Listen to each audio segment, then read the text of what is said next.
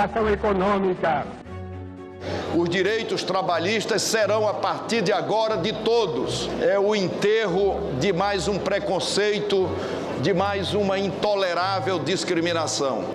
Foram necessários muitos anos para que o direito à previdência, o direito básico ao descanso na velhice, após uma vida inteira de trabalho, se estabelecesse de forma ampla no nosso país. Colegas profissionais da enfermagem, esse é o tempo de vocês, esse é o tempo da valorização da enfermagem do Brasil. Prevalece a sensação de que ainda nos resta muito chão a marchar em nome dos trabalhadores brasileiros. TV Senado. Democracia todo dia.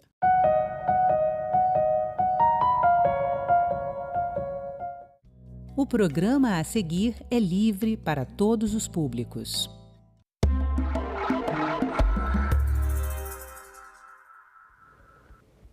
O número de estudantes indígenas nas universidades brasileiras subiu mais de 370% de 2011 a 2024. Mas a permanência desses estudantes nas universidades é cercada de desafios.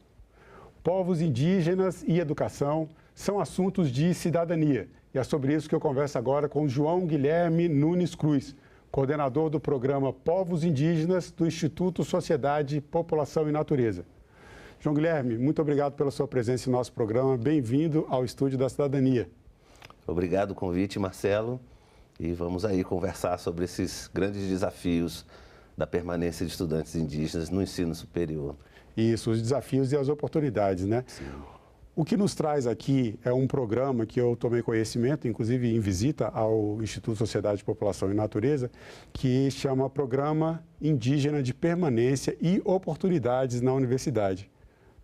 A sigla PIPOU. Eu queria que você falasse sobre esse programa. Quando é que surgiu o PIPOU? O que motivou o Instituto a desenvolver esse projeto?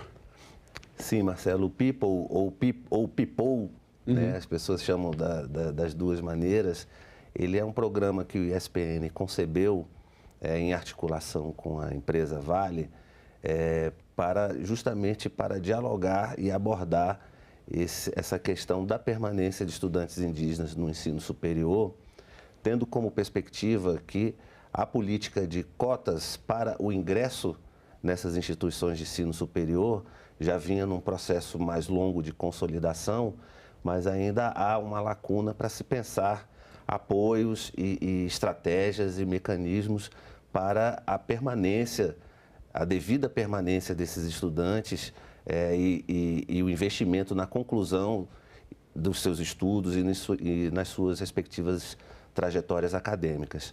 Então, o PIPO ele surge dessa motivação principal de elaborar estratégias de apoio para a permanência. E dentro desse programa, quais são as formas as estratégias e com que meios o programa ele consegue ajudar esses alunos? Principais gargalos desses estudantes no ensino superior. E descobrimos que um dos gargalos, além do financeiro, eram das adaptações a um contexto muito novo e desafiador para esses estudantes. Então, o PIPO ele tenta dialogar com essas várias categorias de desafios. Um, que é o próprio financeiro, então a gente concebe uma bolsa mensal de R$ 1.200, a gente doa para cada estudante indígena selecionado um notebook e associado a isso a gente promove uma série de palestras mensais de formação complementar, em temáticas variadas, mas todas associadas às realidades, aos contextos socioculturais indígenas, seus desafios nas universidades, mas também seus desafios territoriais e de consolidação de seus direitos, e também um sistema de tutoria para aqueles que se interessam para o aprimoramento da escrita acadêmica. Então, nós temos essas três principais frentes a partir do PIPO, que, repetindo, elas são elaboradas a partir desse diagnóstico sobre esses desafios que os estudantes indígenas enfrentam quando saem de seus territórios para ingressar numa instituição de ensino superior. Então é dado um apoio aos estudantes, eles têm esse apoio da bolsa, tem o apoio do equipamento também, que é uma questão bastante importante, né? Um instrumento necessário hoje no desenvolvimento de qualquer estudante. E esse acompanhamento que vocês fazem com palestras, que é até uma forma assim, de assessoria. Existe algum pedido de contrapartida? Quer dizer, os alunos eles precisam demonstrar algum desempenho dentro dos cursos, como a questão de frequência? Esse acompanhamento também é feito com os estudantes para que eles mostrem, né, que estão fazendo jus a essas bolsas? Sim, também é feito. Cada universidade ela tem um critério para definir o rendimento acadêmico. Sim. Então, a gente exige que o estudante tenha um rendimento acadêmico satisfatório a partir dos critérios de cada universidade, que ele cumpra pelo menos 10 horas mensais com essas atividades extra, né? No caso, participar das palestras, participar de alguma das reuniões também que a gente promove para debater o próprio programa, para debater seus rumos e também as frequências satisfatórias durante o semestre. Então, a gente faz uma avaliação a cada semestre, né, desses critérios e, inicialmente, nós comunicamos ao estudante, né, caso ele não esteja atendendo aos critérios e ele ter um tempo para... Vai um alerta ali para ele, olha, opa, calma aí, você está ganhando a bolsa, vamos fazer jus, Exato. Né?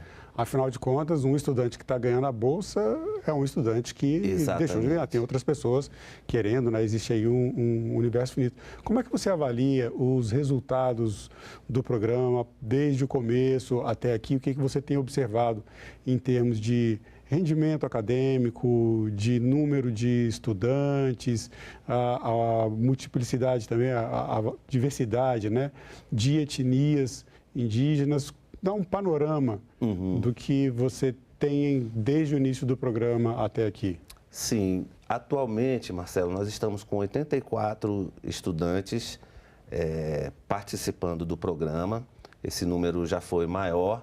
Nós tivemos 14 estudantes já formados, em torno de 32 povos, 32 etnias diferentes, né, ao longo de em todo o país, todas as regiões do país, distribuídos mais ou menos ali também em torno de 30 cursos diferentes e 20 instituições de ensino superior. Nós, para além dos números, nós temos compreendido que o próprio People tem sido assim, um cenário de muita articulação entre esses estudantes, porque às vezes eles é uma oportunidade deles trocarem suas próprias experiências e se fortalecerem enquanto coletivos. Então, nesses encontros, nessas palestras, a gente tem aí a reunião de estudantes indígenas da Amazônia, junto com estudantes indígenas do Sul, do Sudeste, do Centro-Oeste, enfim, com essa heterogeneidade de povos, e nós temos convicção, melhor dizendo, que isso tem dado uma força para um coletivo que às vezes se sente sozinho, né, quando visto em separado nos contextos em que eles estão estudando.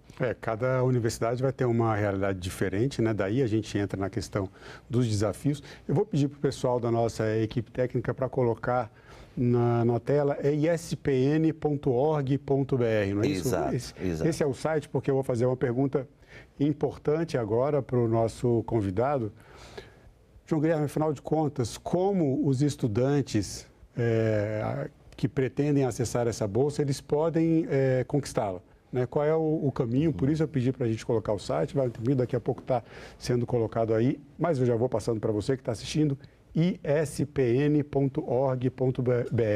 É Instituto Sociedade, População e Natureza. Está na tela para você ver como é esse processo de seleção, João Guilherme, como as pessoas podem acessar a Bolsa de Estudos e o programa People. Inclusive, Marcelo, nós estamos em meio a um novo processo seletivo, que é o nosso terceiro edital do People, e é de ampla concorrência, e não tem delimitação geográfica de povo. A nossa única delimitação é o estudante estar regularmente matriculado num curso de graduação presencial, em uma das 31 universidades que nós elencamos como foco para esse terceiro edital, que é o anexo 1 do nosso edital. Para ele concorrer, ele obviamente precisa ser um estudante indígena, reconhecido por seu povo. Então a gente tem também os critérios de avaliação em relação a esse reconhecimento.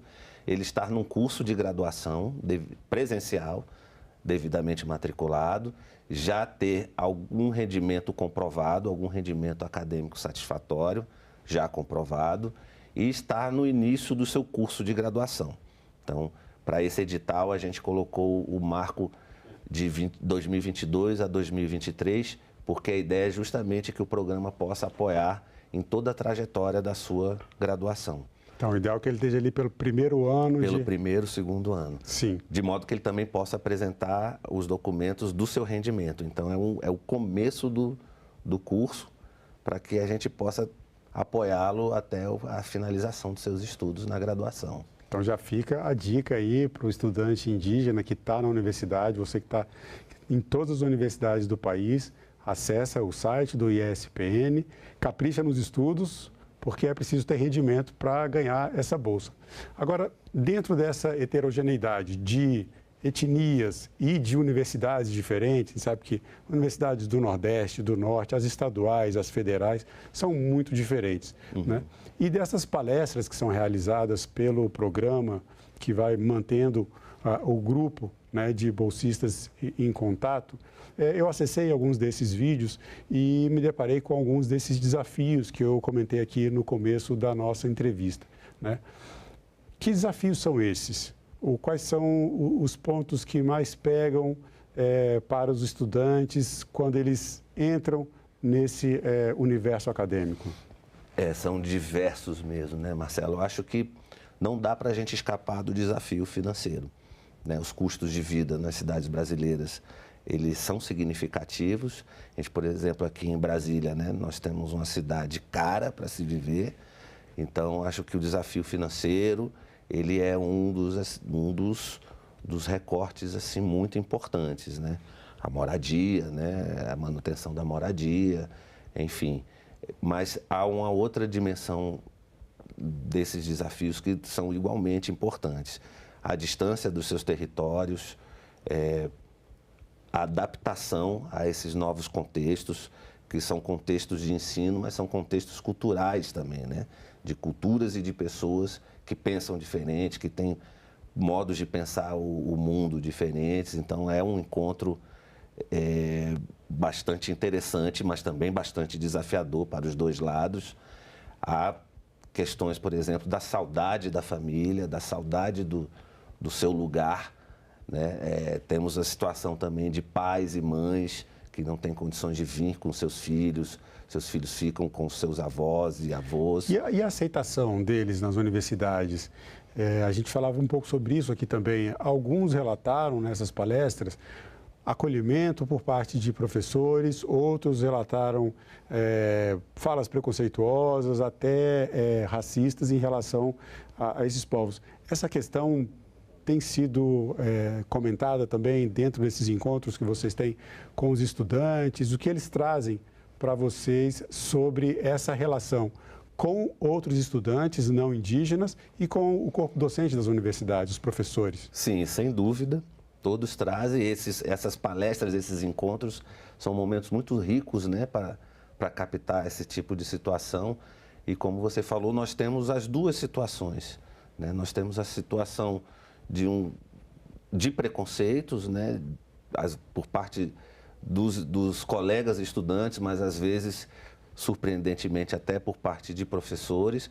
Mas nós temos também histórias de acolhimento, histórias de solidariedade, histórias de compartilhamento, porque no final das contas, assim, nós estamos falando dos desafios dos estudantes indígenas, mas também é o desafio das universidades em perceber a riqueza que é o acolhimento e o recebimento desses estudantes para o seu cotidiano e para tudo aquilo que vem consequente disso, a troca de conhecimentos, a troca de experiências. É uma experimentação da própria diversidade cultural do nosso país. Eu costumo dizer até nesses encontros para o pessoal que eu tenho graduação e tenho mestrado, tenho graduação em Ciências Sociais, mestrado em Antropologia, e durante toda a minha trajetória acadêmica, até então, eu não tive um colega indígena nas minhas salas de aula. E eu me formei em etnologia indígena. Então, eu não tive, na verdade... É um estudo distanciado no final das contas. Exato. Né? Eu que, na verdade, não tive o privilégio e essa oportunidade de uma troca de saberes profunda, sofisticada e em que os dois lados só tendem a crescer. É interessante, em uma dessas palestras que está no YouTube, né, no canal do ESPN no YouTube, a professora Rita Potiguar, que é uma acadêmica com mestrado, doutorado, ela, conversando com os alunos, ela fez uma provocação muito interessante. Ela falou que não basta ir à universidade, é preciso que os indígenas transformem a universidade também. Então, quer dizer, aí a gente tem uma via de mão dupla que vai dentro, né, vai ao encontro do que você estava comentando agora. Quer dizer, os estudantes, eles vão adquirir conhecimentos, isso vai transformar a vida de universitários indígenas, mas eles levam também o conhecimento de suas aldeias, de suas etnias, dos seus modos de viver. Como é que vocês avaliam essa participação deles? A transformação do espaço acadêmico da universidade está acontecendo a partir da atuação desses estudantes? Eu acho que é bem variado, mas é um processo em curso, sem sombra de dúvida. Como você falou no início, né, da nossa conversa, o próprio crescimento, essa própria presença dos estudantes indígenas, ela vai suscitar essa transformação e ela já vem suscitando, em alguns casos, mais do que outros. Aqui na Universidade de Brasília, um exemplo mais próximo nosso, você já tem uma estrutura consolidada ali, um espaço que é a Maloca da UNB, que é um espaço de encontro, um espaço de promoção de debates acadêmicos, interculturais, que já movimenta muitas coisas para além dos próprios estudantes indígenas, mas os estudantes, mas a comunidade acadêmica da universidade como um todo. Isso está variando caso a caso, porque depende muito de um passo adiante que as universidades precisam dar para realmente compreender essa potência e a riqueza que é a presença dos povos indígenas e dos povos também quilombolas, né, e de toda a diversidade cultural, que é o que compõe o nosso país, no final das contas, né? E os sistemas de conhecimento e de saberes que estão associados a esses povos. Então, são encontros aí epistemológicos, intercientíficos, interculturais, que é uma potência para o crescimento das nossas ciências, né, muito promissor. Nós temos, inclusive, Marcelo, dentro do programa, uma outra vertente de atuação, que são parcerias com algumas universidades para que elas desenvolvam projetos de acolhimento desses estudantes, seja criando um regime de tutoria, seja criando um espaço de convivência, um espaço de estudos. Nós estamos atualmente com 6 projetos com universidades diferentes em todo o país, nesse sentido, entendendo que o People não é ele quem vai resolver a situação, né? O People, ele é parte de um conjunto, a gente enxerga o People como uma fonte de inspiração, para que outras instituições também pensem programas semelhantes, adaptados aos seus contextos, para que as universidades também pensem como trabalhar melhor essa questão e, por que não, que a política pública também pense como aprimorar as suas políticas para a permanência de estudantes indígenas e de outros povos nas instituições. Sim, esse é um ponto interessante, porque num recente encontro nacional de estudantes indígenas, uma das reivindicações dos estudantes foi justamente que o Programa Indígena de Permanência e Oportunidades na Universidade se torne uma política pública de Estado. Existe alguma movimentação nesse sentido? Eu penso que o Estado já vem elaborando isso há um certo tempo. Eu lembro que isso era muito pensado lá na Secretaria de que na época chamava SECAD, acho que agora é SECADI, né? Então, existem movimentos dentro do governo em fazer disso uma política pública mais estruturada, menos dependente de programas de governo, mas nós compreendemos que ainda continua muito associada a programas de governo, né? Então, acho que o salto de qualidade vai ser quando começar a se pensar a permanência no mesmo patamar, no mesmo grau de importância do acesso. Então, nós temos a lei de cotas, né, que já garante que as universidades elaborem seus programas, e a gente precisa avançar no sentido de que agora exista uma política para a permanência. E para você que está assistindo o programa, a lei de cotas é a lei 12.711 de 2012, aprovada aqui no Senado Federal. João Guilherme, você está falando sobre essa coletividade, né? Todos esses povos que compõem a coletividade, a população brasileira. E uma dessas palestras também, o líder indígena Ailton Krenak, né, que dispensa apresentações. A Ailton Krenak já foi entrevistado nosso no Cidadania, remotamente, isso foi durante a pandemia, quem sabe a gente vai ter a oportunidade de trazê-lo aqui pessoalmente em algum momento.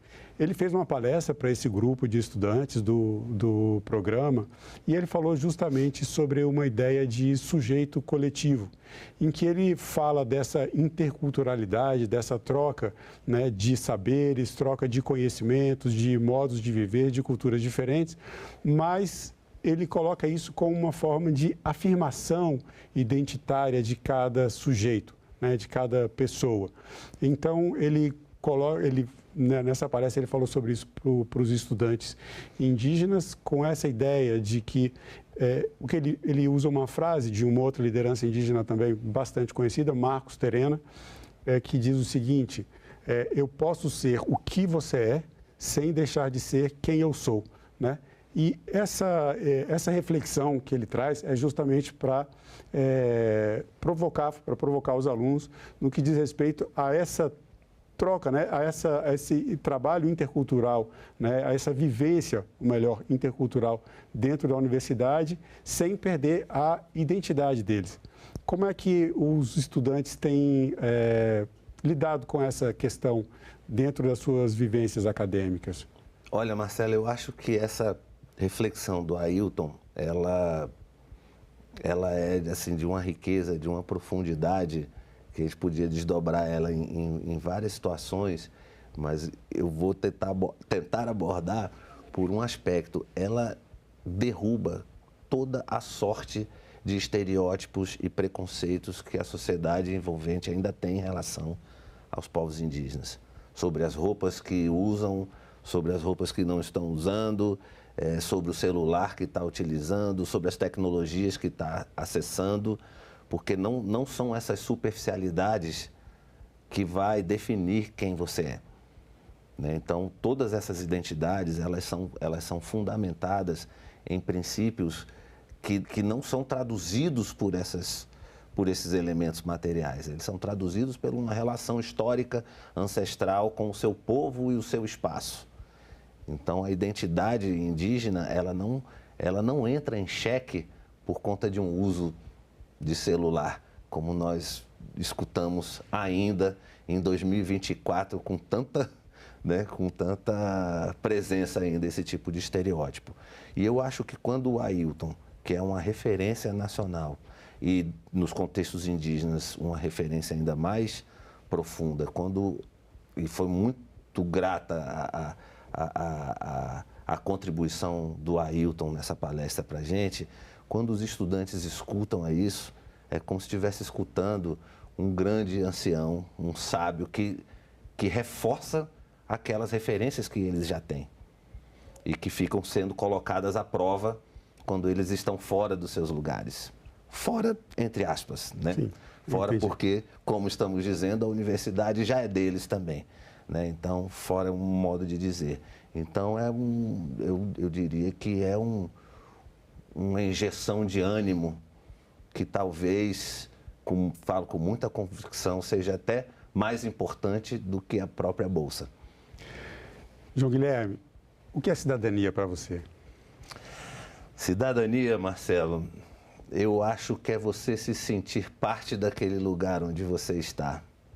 Você se sentir realmente acolhido, olhado, abraçado e acolhido. Eu sou desse lugar e esse lugar me vê como parte dele. Bom, João Guilherme, mais uma vez eu agradeço a sua participação no nosso programa. Obrigado pela entrevista. Muito obrigado, Marcelo. Até a próxima. E eu agradeço também a você que acompanha a programação da TV Senado. Assine o canal da TV Senado no YouTube, ative as notificações e acompanhe toda a produção do Poder Legislativo diretamente da fonte. Na TV Senado, democracia é todo dia.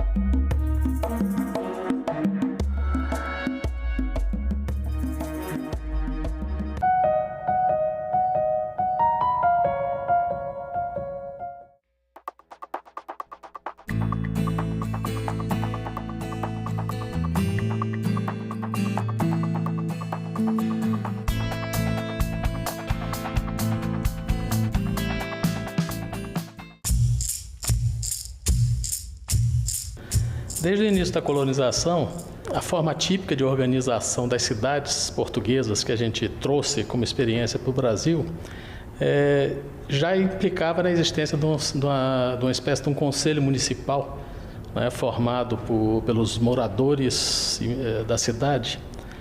Eram chamados durante muito tempo dos homens bons. Homens bons são os eleitores e os eleitos que têm posses. Isso significa dizer que a maioria absoluta da população brasileira estava afastada de todo o processo de escolha dos seus representantes. Com a independência, muito pouca coisa mudou. Era uma monarquia constitucional e isso já era um avanço. A Constituição do Império de 1824 era uma das mais avançadas do mundo, mas a participação política, como sempre, é excludente por definição.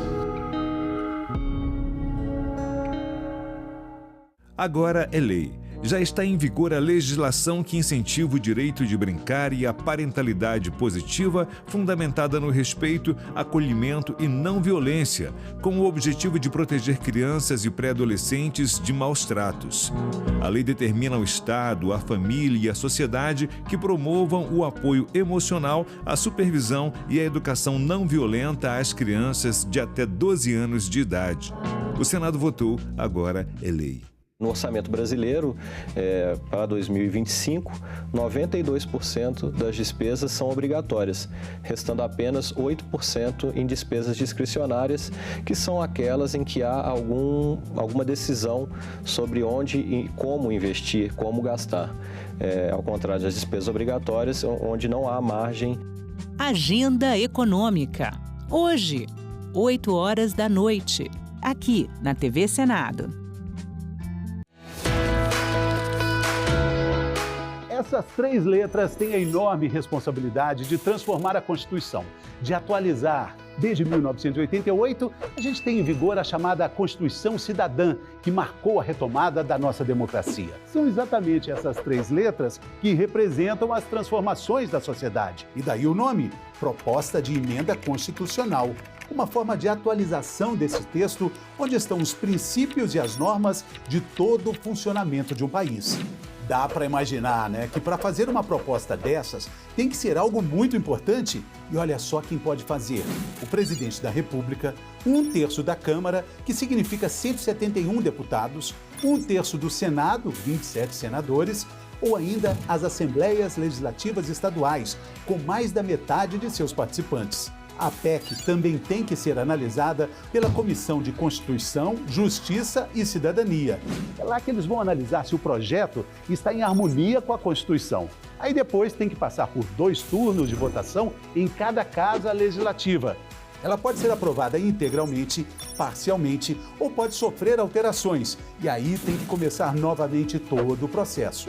Tem alguns assuntos que não podem ser abolidos, são as chamadas cláusulas pétreas. Por exemplo, os direitos e as garantias individuais, a separação dos poderes e o voto direto. Uma PEC pode apenas ampliar e nunca restringir esses assuntos. E dentro do que pode ser alterado, existem alguns exemplos. A reforma da Previdência, o teto de gastos públicos, a PEC que garantiu direitos trabalhistas das domésticas. Uma PEC, ao ser aprovada, vira emenda à Constituição. E a nossa Constituição já tem mais de 100 emendas. Entender o que é uma PEC é perceber também que tudo começa com o nosso direito de escolha, com o nosso voto.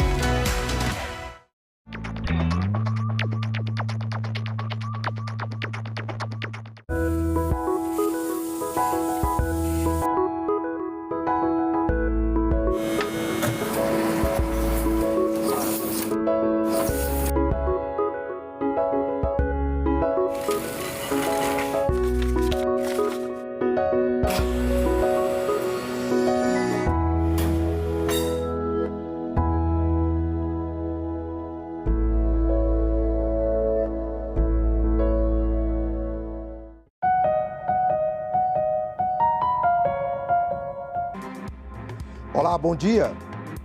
A Comissão de Assuntos Econômicos sabatina hoje o economista Gabriel Galípolo, indicado para presidir o Banco Central em lugar de Roberto Campos Neto. Levantamento do Data Senado mostra que quase 60% da população considera que os incêndios registrados em setembro no Brasil foram criminosos. 15% disseram que tiveram problemas de saúde devido à fumaça. E a campanha eleitoral nas 52 cidades, onde haverá segundo turno, já recomeçou. Hoje é terça-feira, 8 de outubro, e esses são os destaques do Senado Notícias, que começa agora.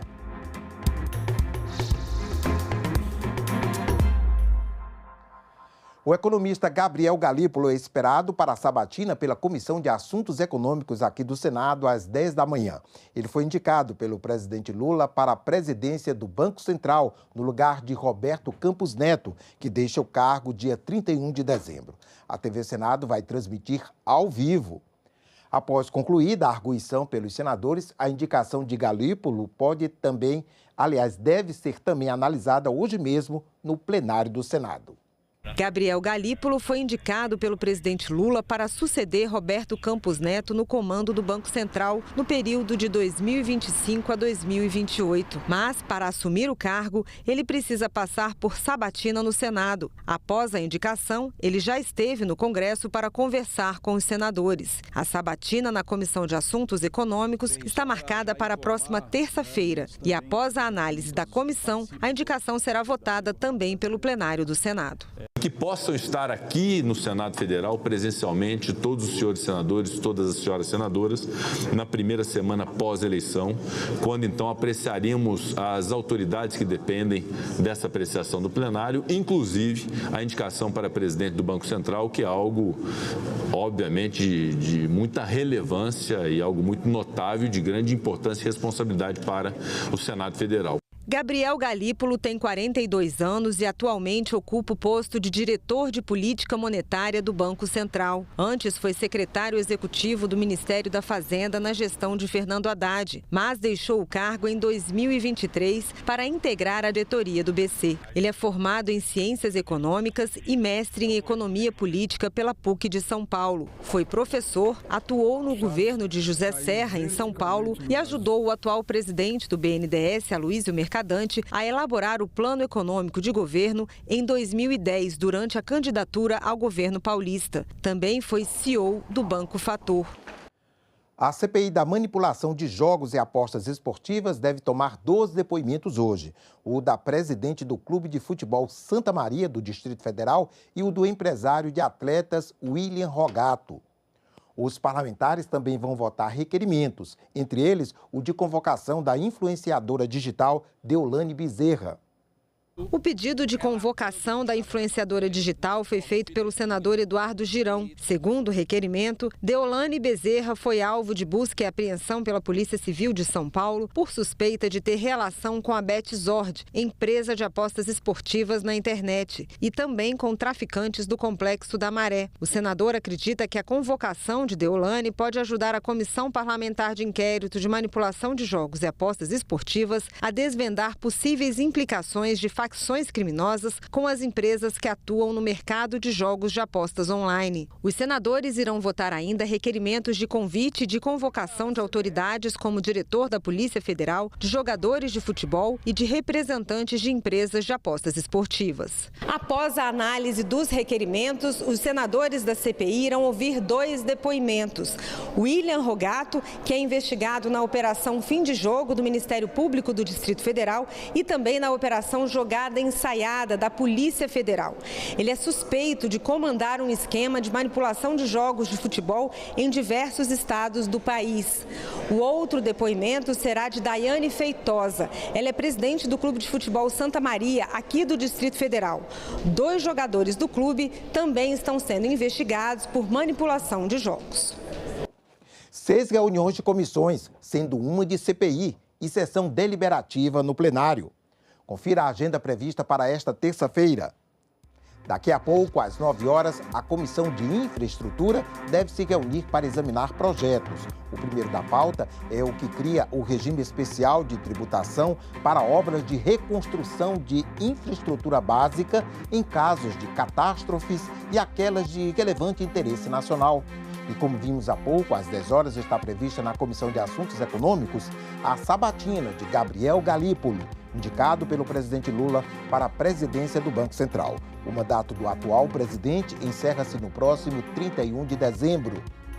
Também às 10 horas, a Comissão de Educação tem reunião marcada. Na pauta, entre outros, o projeto que prevê abatimento no saldo devedor do FIES para todos os estudantes que exercerem suas profissões em serviços públicos. Às 11 horas, a Comissão de Segurança Pública deve se reunir para examinar projetos. Um deles é o que determina que, na prática do crime de transporte de drogas, um dos efeitos da condenação ou de medida cautelar seja a suspensão da permissão ou da habilitação para dirigir veículo automotor, ou ainda a proibição da obtenção de carteira de condutor. E logo mais às 2 da tarde, a Comissão de Assuntos Econômicos deve fazer nova reunião, uma audiência pública para debater os impactos da reforma tributária no imposto seletivo. Também às 14 horas, o plenário do Senado deve realizar a sessão deliberativa. Na ordem do dia, entre outros, está o projeto que trata da condição de segurado especial dos associados em cooperativas. Como vimos há pouco, às 2h30, a CPI da manipulação de jogos e apostas esportivas tem reunião prevista. Além do exame de requerimentos de convite e convocação de novos depoentes, a CPI deve ouvir William Rogato, que é investigado pelo Ministério Público e Polícia Civil do Distrito Federal por suspeita de manipulação de resultados em jogos do Campeonato Brasiliense de Futebol. E também Daiana Nunes, presidente do Santa Maria, clube do Campeonato Brasiliense de Futebol. Mudanças na lei da ficha limpa, seguridade especial para associados de cooperativas e atividades de monitoria no ensino médio. Temas que estão na pauta de votações do plenário de hoje. O plenário do Senado deve retomar nesta quarta-feira a análise do projeto que muda a lei da ficha limpa. O texto fixa em 8 anos o período em que um político fica impedido de se candidatar, contado a partir da data da condenação, e limita em 12 anos o período de inelegibilidade em caso de uma nova condenação. Na terça-feira, o plenário pode votar a extensão do benefício de seguridade especial para associados de cooperativas. O texto inclui ainda os dirigentes, mas permanecem de fora as cooperativas de trabalho. Pela lei atual, só têm direito ao benefício os associados a cooperativas agropecuárias ou de crédito rural. Também está na pauta a previsão de que atividades de monitoria no ensino médio sejam reguladas por normas dos sistemas de ensino. A proposta foi apresentada por estudantes do programa Jovem Senador. Só para esclarecer, esses temas estão na pauta do plenário desta semana, não exatamente de hoje. A Comissão de Educação fez nesta segunda-feira a 7ª audiência pública do ciclo que está promovendo sobre o novo Plano Nacional de Educação, atualmente em análise na Câmara dos Deputados. Os debatedores ressaltaram a importância de traçar estratégias para que as metas definidas no plano sejam cumpridas. Um dos objetivos do ciclo de debates é conseguir que os indicadores e metas do próximo Plano Nacional de Educação sejam colocados em prática. Das 20 metas do PNE atual, apenas 4 foram cumpridas parcialmente. É importante ressaltar isso. Das 4 metas que tem algum cumprimento, não é todo o dispositivo da meta que está cumprido. Esse gráfico mostra bastante isso, então a gente precisa também olhar para essas que se consideram cumpridas e, na verdade, uma parte não está. Então, eu queria também ressaltar que nem tudo a gente vai resolver na elaboração do texto, né? A gente vai precisar algumas coisas melhorar, sim, em relação a isso, mas outras vão ser necessárias para que esse processo de implementação possa ser monitorado e implementado continuamente, né? A representante do Todos pela Educação destacou aspectos positivos da proposta, mas também sugeriu aprimoramentos. O movimento avalia que, para conseguir o cumprimento do PNE, é preciso focar na governança, no monitoramento contínuo e na mensuração com dados. O PNE deve, portanto, estabelecer prioridades claras que considerem os desafios atuais da educação brasileira. O foco deve ser em metas finalísticas que equilibrem ambição e execuibilidade e as estratégias que contribuam para o seu cumprimento. Para a Fundação Maria Cecília Souto Vidigal, é importante criar estratégias para alcançar as metas. A gente olhou para a meta de ampliar para 60% crianças em creche e a gente acha que ela não representa um pouco do desafio e da sofisticação que uma etapa não obrigatória precisaria ter. A gente acha que só aumentar para 10 pontos percentuais para o que foi a última meta não atingida, inclusive, não atende à questão da especificidade da demanda. Então, nossa recomendação seria revisitar essa recomendação de forma para que a meta seja que os municípios atendam à demanda manifesta. O senador Flávio Arnes informou que os depoimentos e apresentações das audiências do ciclo estão disponíveis no site da Comissão de Educação e convidou toda a sociedade a participar da elaboração do novo PNE. É essencial que esses debates, as discussões, sejam levadas a todos os cantos do Brasil, como vem acontecendo pelos meios de comunicação. O governo federal tem uma responsabilidade essencial, né, na educação como prioridade absoluta para o nosso país, mas também os estados, os municípios e a sociedade e as famílias de uma maneira particular. Então, todos nós, no fundo, somos responsáveis e esperamos no Congresso Nacional fazer a versão do Plano Nacional de Educação muito sintonizada com esses anseios de toda a sociedade. O Conselho de Comunicação Social do Congresso Nacional aprovou ontem requerimentos para a realização de audiências públicas para debater a situação da EBC, a regulamentação dos streams e a TV 3.0. Os conselheiros também registraram nota de pesar pela morte de Cid Moreira. O Conselho aprovou a realização de audiências públicas. Uma delas será no dia 4 de novembro e vai tratar da estruturação da Empresa Brasil de Comunicação, a EBC, a precarização do sistema público de comunicação e o movimento grevista dos trabalhadores da empresa. Tem uma questão que é trabalhista, mas eu acho que é importante tratar desse caso aqui, que é uma mudança na forma de remuneração dos trabalhadores da EBC, que vai prejudicar diretamente a categoria dos jornalistas, que tem carga horária diferenciada por lei e que, com essa proposta da empresa, vai perder substancialmente na sua remuneração. Eu acho que é uma situação grave e que o Conselho deveria convidar o governo para discutir a situação da estrutura da EBC. É uma empresa pública que precisa de recurso público, é do povo. No mesmo dia, outra discussão, a regulamentação das plataformas de streaming.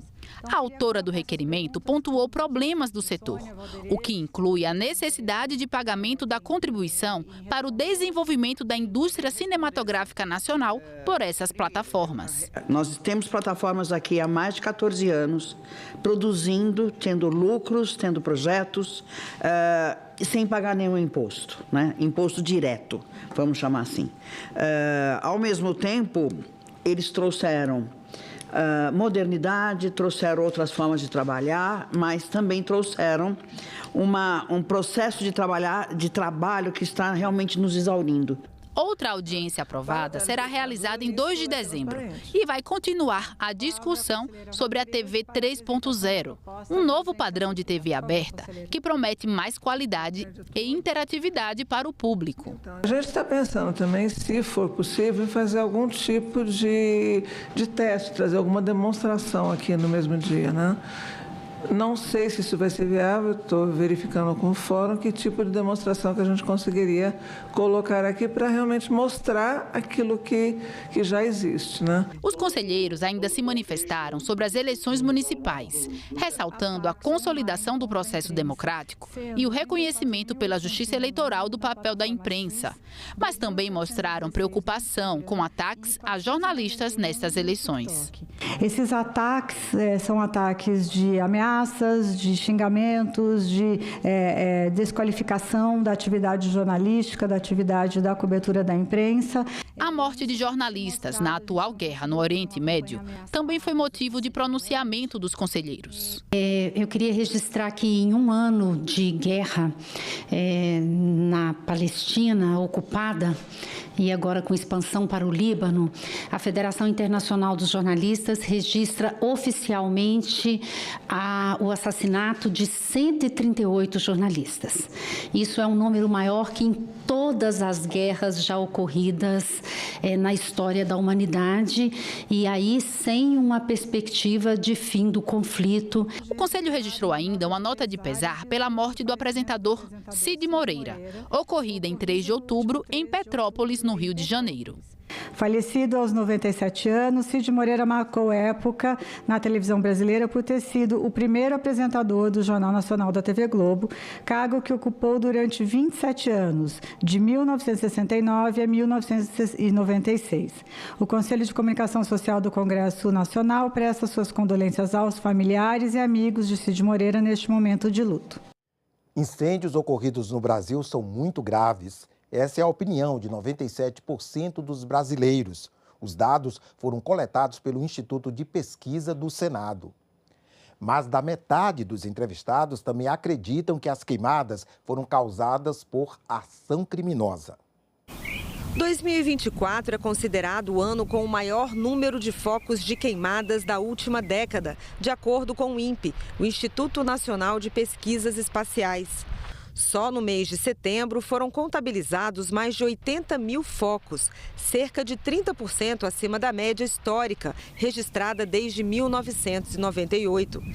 Esses números também assustaram a população brasileira, segundo pesquisa do Data Senado. 97% dos brasileiros consideraram que os incêndios ocorridos no Brasil foram muito graves. 59% acreditam que as queimadas foram causadas por ação criminosa. 24% pelo uso do fogo para limpar terras, extrair madeira ou abrir pastos.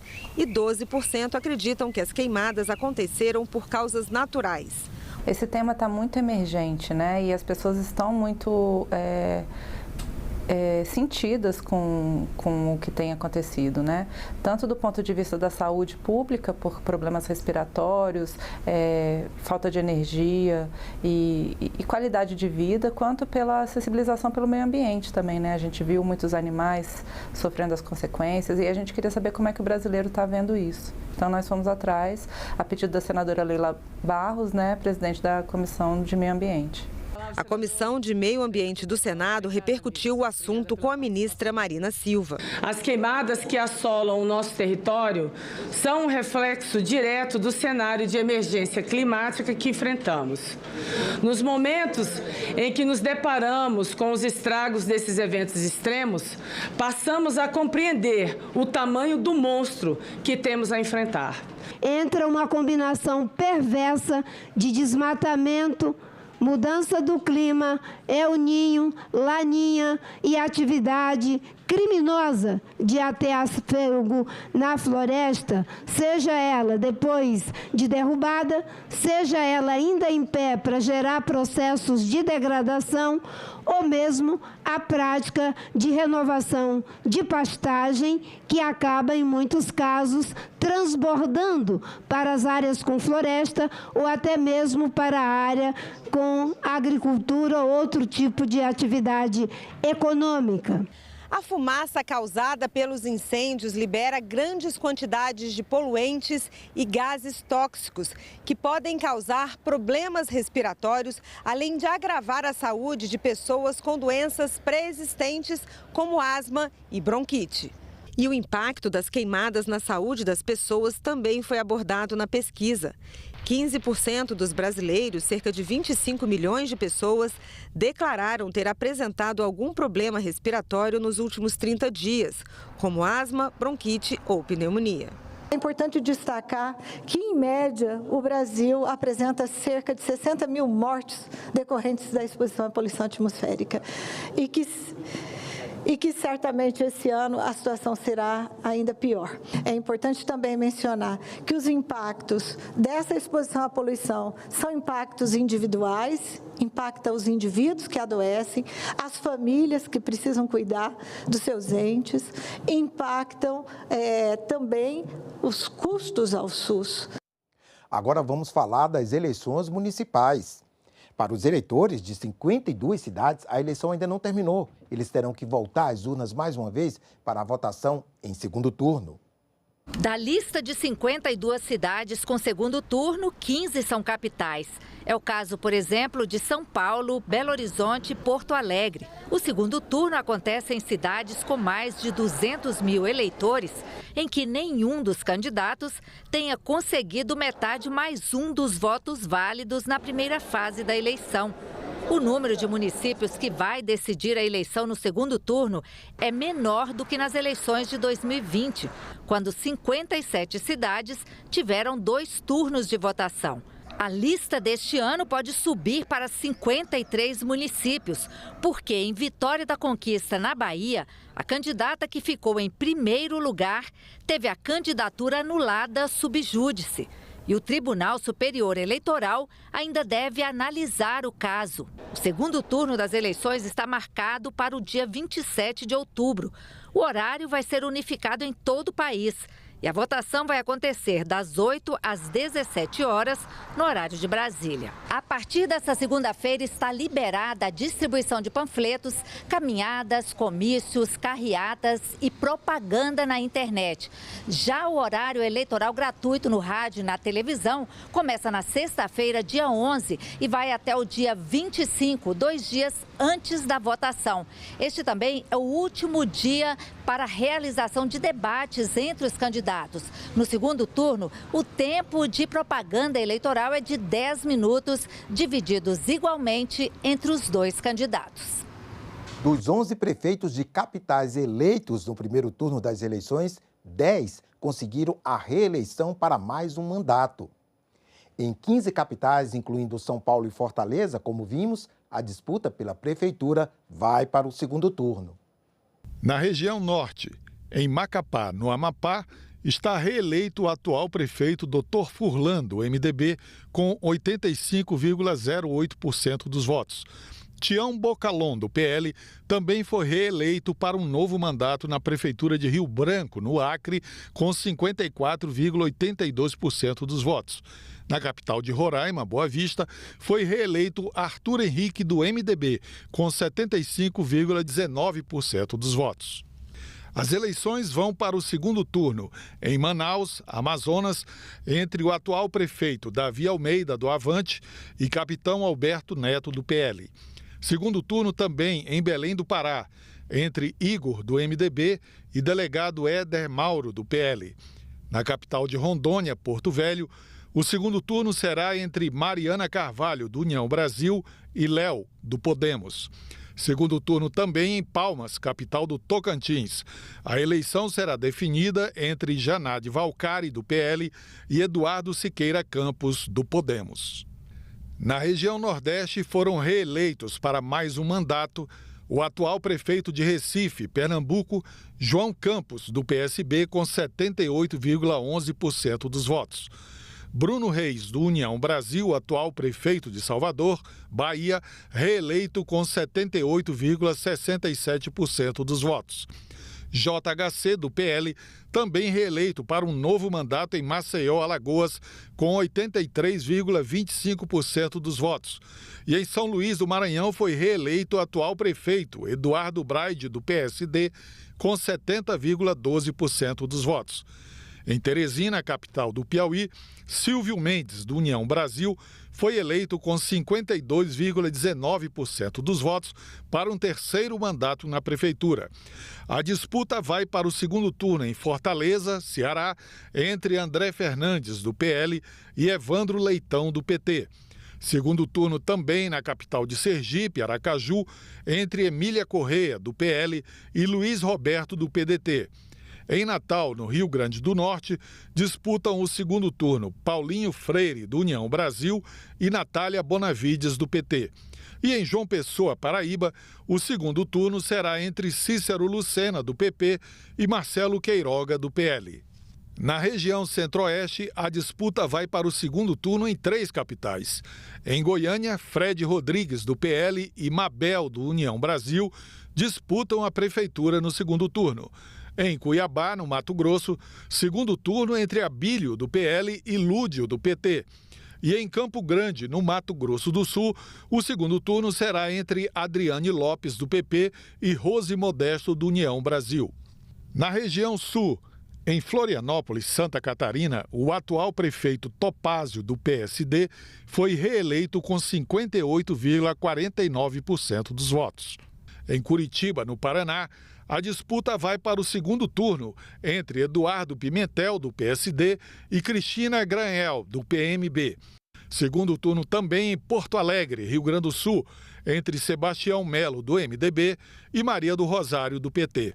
Na região Sudeste, em Vitória, capital do Espírito Santo, foi reeleito o atual prefeito Lorenzo Pasolini, do Republicanos, com 56,22% dos votos. Definida a eleição no Rio de Janeiro, o atual prefeito Eduardo Paes, do PSD, foi reeleito para mais um mandato com 60,47% dos votos. Segundo turno em Belo Horizonte, Minas Gerais, entre Bruno Engler, do PL, e Fuad Nauman, do PSD. Na capital paulista, São Paulo, a disputa mais acirrada levou para o segundo turno o atual prefeito Ricardo Nunes, do MDB, e Guilherme Boulos, do PSOL. E a composição do Senado não vai ser muito alterada com a eleição municipal. Dos 4 titulares de mandato que concorreram, apenas um foi eleito. O senador Vanderlan Cardoso era candidato à prefeitura de Goiânia. Ficou em 5º lugar, com pouco mais de 45 mil votos, cerca de 6,5% do total. Já o senador Eduardo Girão, por sua vez, se candidatou a prefeito de Fortaleza, ficando também em 5º lugar, com mais de 14 mil votos, pouco mais de 1% do total de votos válidos. Em Belo Horizonte, o senador Carlos Viana também não se elegeu, terminando em 7º lugar com pouco mais de 12 mil votos, também cerca de 1% do total de votos válidos. O único senador que deve renunciar ao mandato é Rodrigo Cunha, eleito vice-prefeito de Maceió. A chapa, encabeçada por João Henrique Caldas, teve mais de 378 mil votos, ou 83% do total. Sua cadeira no Senado deve ser assumida pela primeira suplente, a médica pediatra doutora Eudócia. Outros 2 suplentes de senadores foram eleitos prefeitos. Janaína Farias, segunda suplente do senador licenciado e atual ministro da Educação Camilo Santana, foi eleita prefeita da cidade cearense de Crateús, com 26.055 votos, ou 54,36% do total de votos válidos. E Pedro Fernandes Ribeiro, primeiro suplente da senadora Elisiane Gama, foi eleito prefeito da cidade maranhense de Arame, com 11.875 votos, ou 69,44% do total. O PSD foi o partido que mais elegeu prefeitos no primeiro turno em todo o país. Veja a lista completa. Com os resultados do primeiro turno, o PSD foi o partido que mais prefeitos elegeu, 886. Em segundo lugar, ficou o MDB, com 852 prefeitos eleitos. Em terceiro está o PP, com 749 prefeitos. União Brasil vem logo em seguida, com 585. Em quinto lugar está o PL, que elegeu 531 prefeitos. Em sexto, o Republicanos, que conquistou 436 prefeituras. O PSB está em sétimo lugar, com 308 prefeitos. O PSDB em oitavo, com 274. Em nono lugar, vem o PT, que ganhou 260 prefeituras. Em décimo, o PDT, com 150. Em 11º lugar está o Avante, com 136 prefeitos. E o Podemos, em 12º, elegeu 128 prefeitos. Vamos agora conhecer o perfil desses prefeitos eleitos em primeiro turno. 30% dos prefeitos eleitos em primeiro turno declaram-se no registro de candidatura prefeitos como profissão.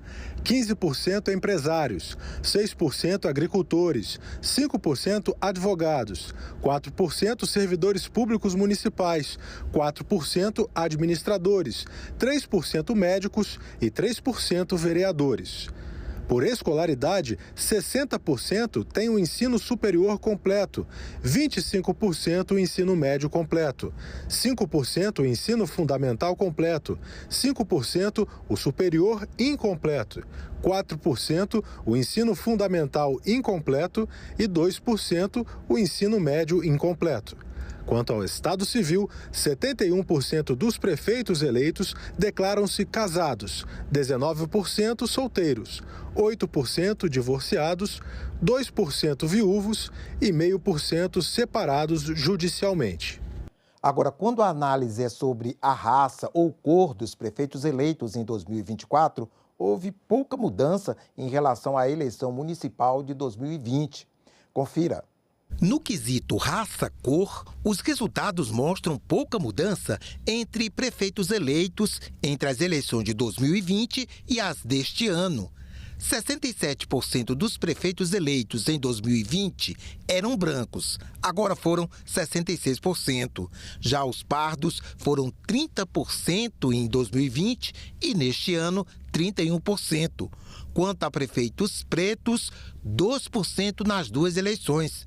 Os amarelos eram 0,38% em 2020 e agora 0,23%.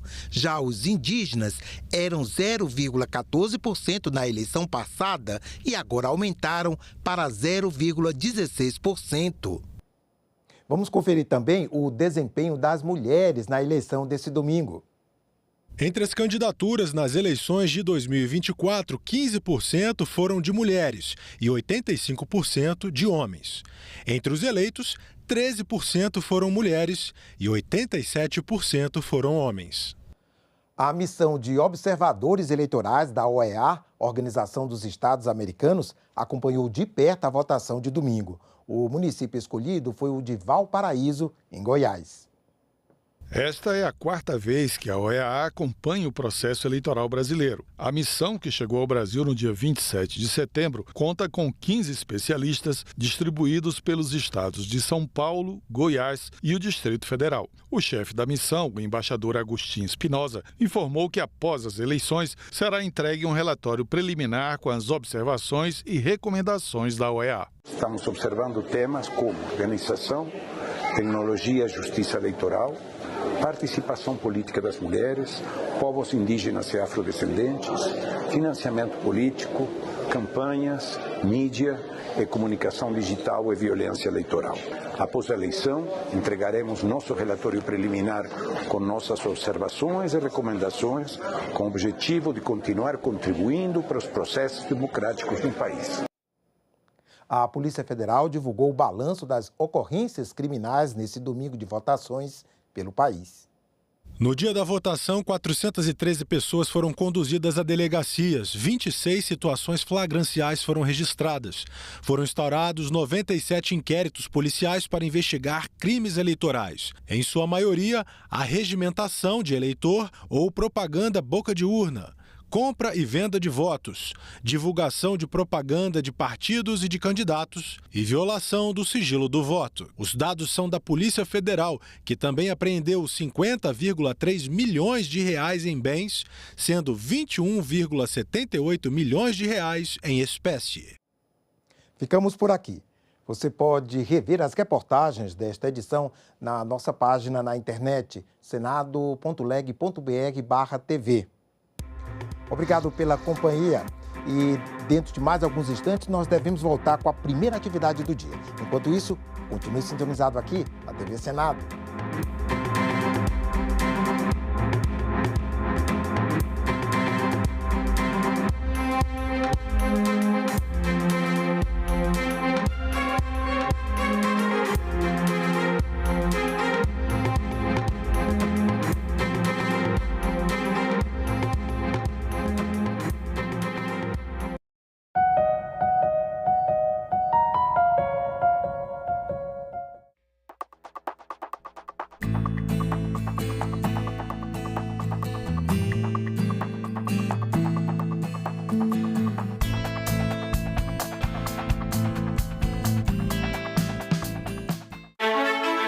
O parlamento é a expressão da democracia. Ele funcionando é a expressão que o Brasil caminha para o destino que se espera.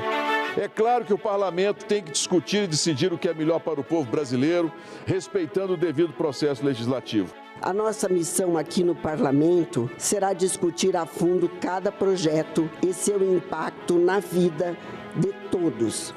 É a essência do parlamento, o acordo, o diálogo para aquilo que é bom para o povo brasileiro. Que possamos juntos buscar soluções modernas e coerentes no âmbito do parlamento, para garantirmos o crescimento, continuando o mais justo para todos os brasileiros. Porque é essa a função do parlamentar, usar a palavra para apresentar o Brasil ao Brasil. O parlamento expressa, o parlamento afirma, o parlamento representa. TV Senado. Democracia todo dia.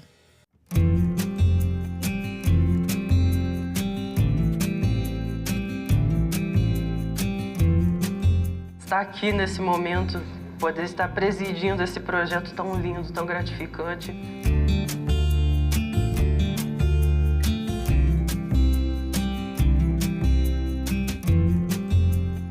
Está sendo algo novo, está sendo algo único e está sendo algo extremamente marcante para mim.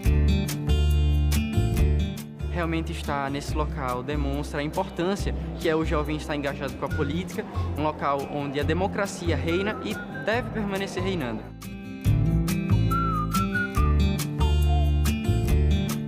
Cada passeio aqui, cada momento é uma janela que abre na nossa mente. Tivemos acesso às constituições, além de o mais interessante, a versão original da Lei Áurea.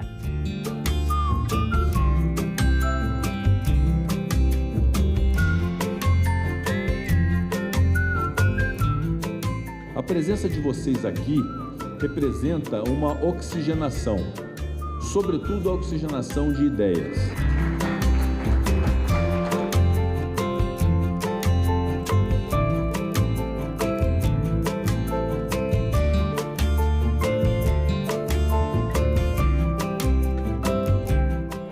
eleições mostraram a importância do diálogo. Todas as ideias foram aprimoradas ali e todo mundo discutindo, concordou até que a gente montou o nosso projeto de lei.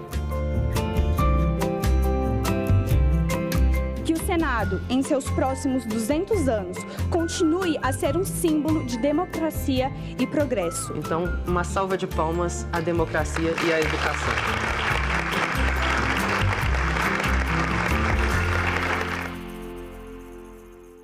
No orçamento brasileiro, para 2025, 92% das despesas são obrigatórias, restando apenas 8% em despesas discricionárias, que são aquelas em que há alguma decisão sobre onde e como investir, como gastar. Ao contrário das despesas obrigatórias, onde não há margem.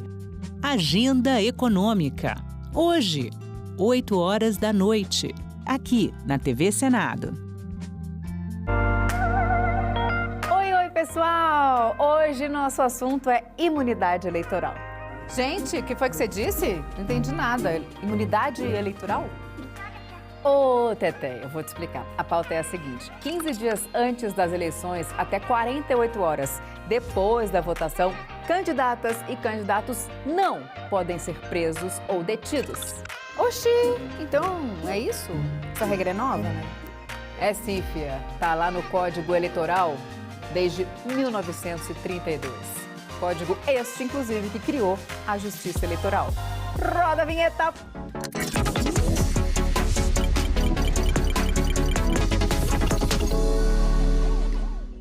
Precisa disso, não. Mas me conta aqui, qual que é o motivo dessa regra?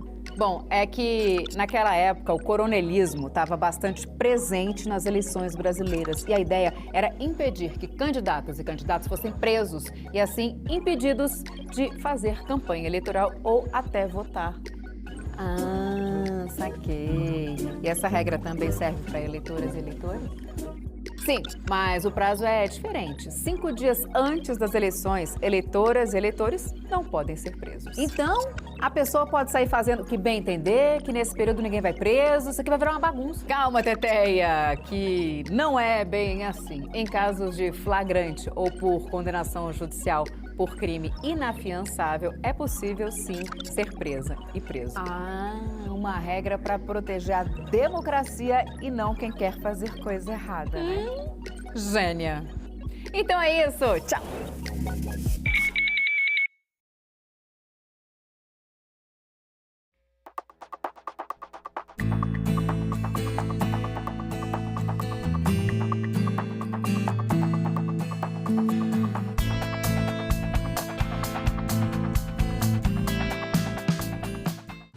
Uma notícia falsa pode vir de quem a gente menos espera, no grupo da família ou nas nossas redes sociais. Mas como saber se uma informação é verdadeira? Agora, as informações sobre o Senado podem ser checadas pelo WhatsApp. Envie texto, link, foto, captura de tela ou vídeo de qualquer notícia duvidosa sobre o Senado Federal. Nossa equipe vai analisar o material e responder se a informação é falsa, verdadeira ou imprecisa. Ficou na dúvida? Senado verifica. Você não reduz a criminalidade apenas com pena, elevando a pena. Senador, o seu projeto prevê o aumento do tempo de internação para 5 anos para os adolescentes em conflito com a lei. Um rapaz de 17 anos entra numa escola, efetuou vários disparos, matando várias pessoas. O máximo hoje que ele vai ficar internado são 3 anos. Salão Nobre, nesta quarta, 20h, aqui na TV Senado. –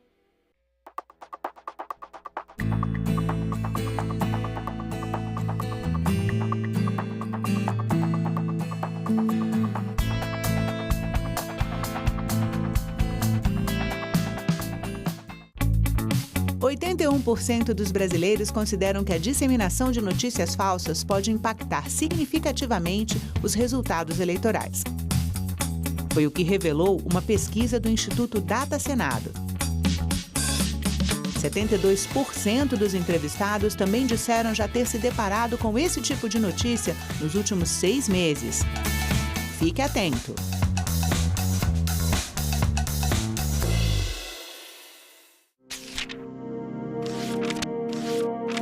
Há 200 anos, o Brasil dava seu primeiro passo na criação do Senado.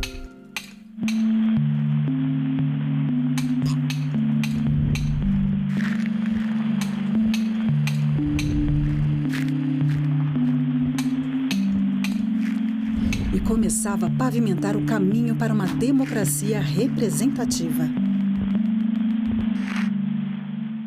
O Senado teve um papel decisivo para a manutenção da estabilidade política da maior parte do período monárquico do Império Brasileiro. O maior desafio do Brasil era a manutenção da integridade territorial do país. Ao longo de 2 séculos, em 3 endereços diferentes, o Senado foi palco de discussões que definiram os rumos do país. O Senado está presente em todas as decisões que culminam com a aprovação de leis que vão ser decisivas para o andamento da vida brasileira ao longo do século XIX. O Senado participou dos debates e da votação das chamadas leis abolicionistas. E o Senado teve muita importância na resolução de conflitos. Ao longo de toda a República, todas as grandes crises políticas que aconteceram no Brasil foram resolvidas no Parlamento. E quando o Parlamento não conseguiu resolvê-las, houve a ruptura. Fundamental para a estabilidade política do Brasil, o Senado promoveu o debate, aprovou leis transformadoras, aboliu injustiças, conquistou direitos, atravessou crises, foi calado, fiscalizou, investigou, julgou, reformou, inovou. O conceito de democracia que nós temos hoje não existia no século XIX. Nas últimas décadas, o Senado começa a se transformar, porque ele passa a contar com pessoas que estão mais diretamente ligadas às condições gerais da população brasileira. Ela não deixa de ser representativa, mas vai tentando ser cada vez mais participativa. Quanto mais o tempo avança e se amplia a participação política da sociedade brasileira, mais o Senado se aproxima da real fisionomia da sociedade brasileira. Casa da Pluralidade Política. Espaço de diálogo. Berço de leis que expandiram os horizontes do Brasil. Guardião da democracia.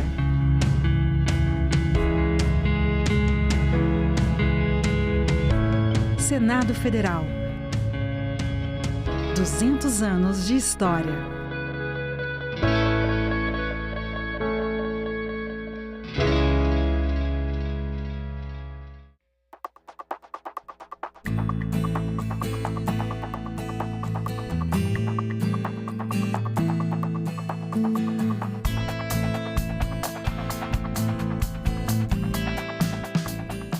Não existia voto secreto. O cara ia até uma mesa eleitoral, geralmente organizada em volta da paróquia, organizada com o padre sendo o que hoje seria o presidente da mesa, e ali declarava seu voto, que era anotado, né? Às vezes. Com a República, o número de eleitores brasileiros na chamada Primeira República diminuiu em relação ao que nós tínhamos no Império. Os analfabetos foram eliminados do processo eleitoral, num país em que quase 90% da população era formada por iletrados. Da mesma forma, as mulheres não votavam, embora não houvesse na Constituição de 1891 uma proibição explícita do voto feminino. Na verdade, a ideia de cidadão era entendida apenas como algo inerente ao homem.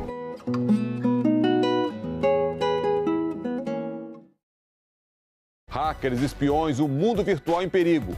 Quem vai cuidar da nossa segurança digital. Ou você me paga aí 2 milhões de reais ou eu vou deletar o seu banco de dados. Afetam não apenas a segurança nacional, mas também a estabilidade econômica e a privacidade individual. A gente tem hoje um déficit de 500 mil pessoas capacitadas em tecnologia. Em discussão, nesta quinta, 20h, aqui na TV Senado. Eu sou o filho mais novo de uma família de 3 irmãos. Bom dia, a gente vai trabalhar muito hoje. Minha mãe me teve aos 42 anos. Meu pai foi deputado estadual, era um comerciante, mas depois foi sequelado por um problema de saúde, um AVC. Portanto, ela foi o carro-chefe da nossa família. E eu digo com muita humildade, mas com muito reconhecimento, que ela nos fez gente. Esse nosso espaço aqui de trabalho...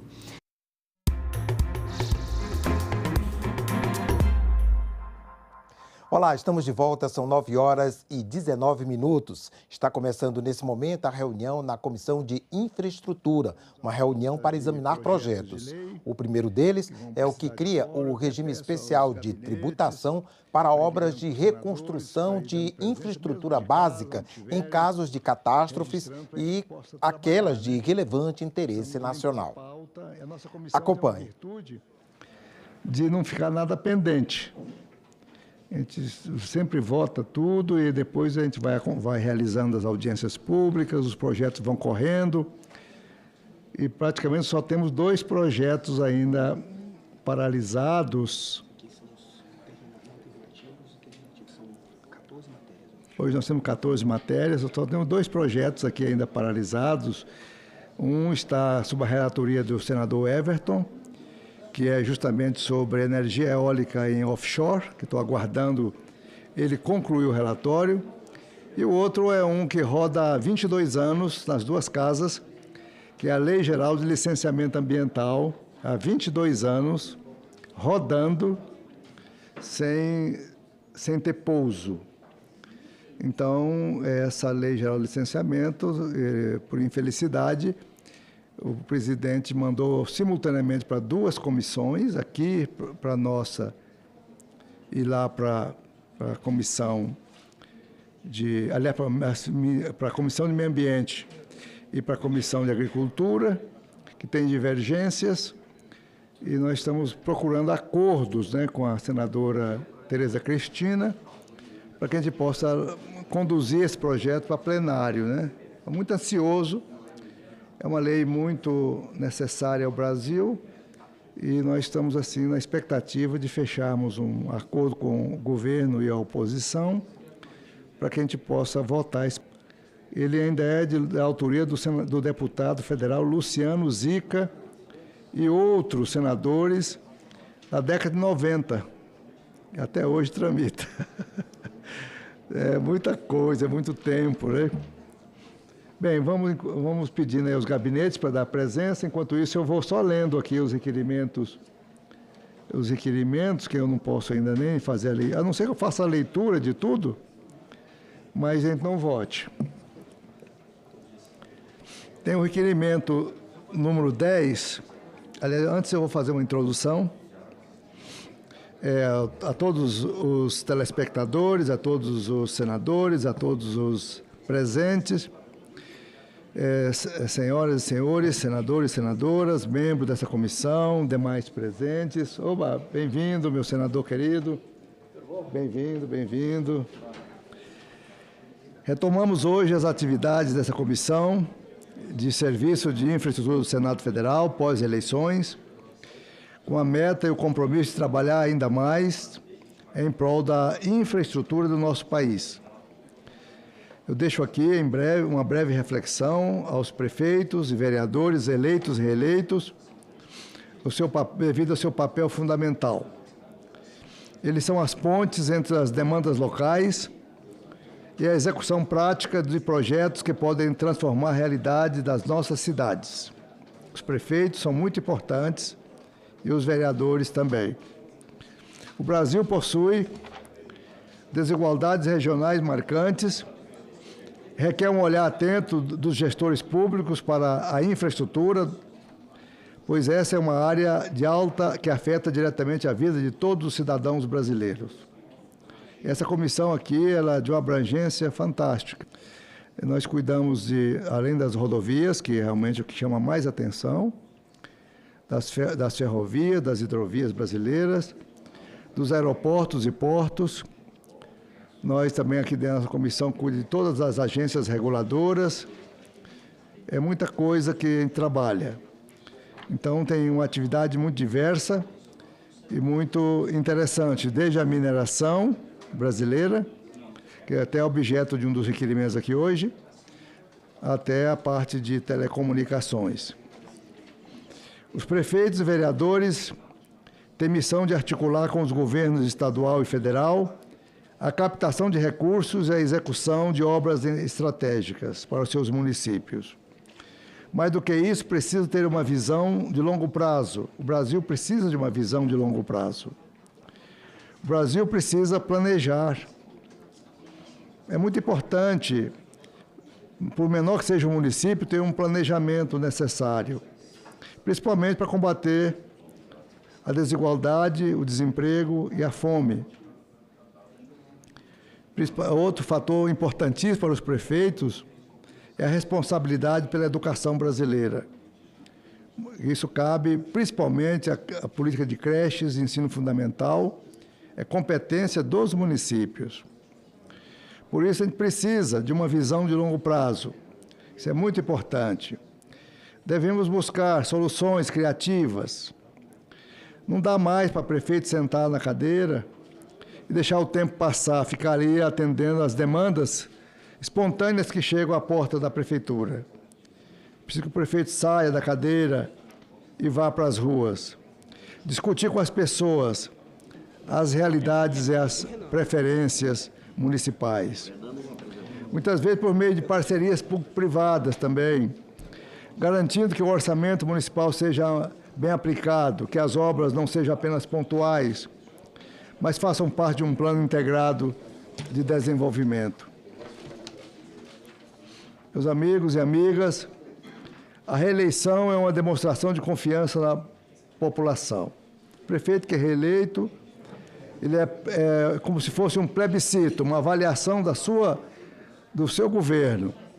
Se ele foi eleito, é porque foi aceito pela maioria da população do seu município. Isso é muito bom, que significa que ele atendeu às expectativas municipais. Aqueles que estão sendo reeleitos devem aprimorar as políticas já iniciadas, não devem se acomodar ou ficar repetindo o que sempre fez.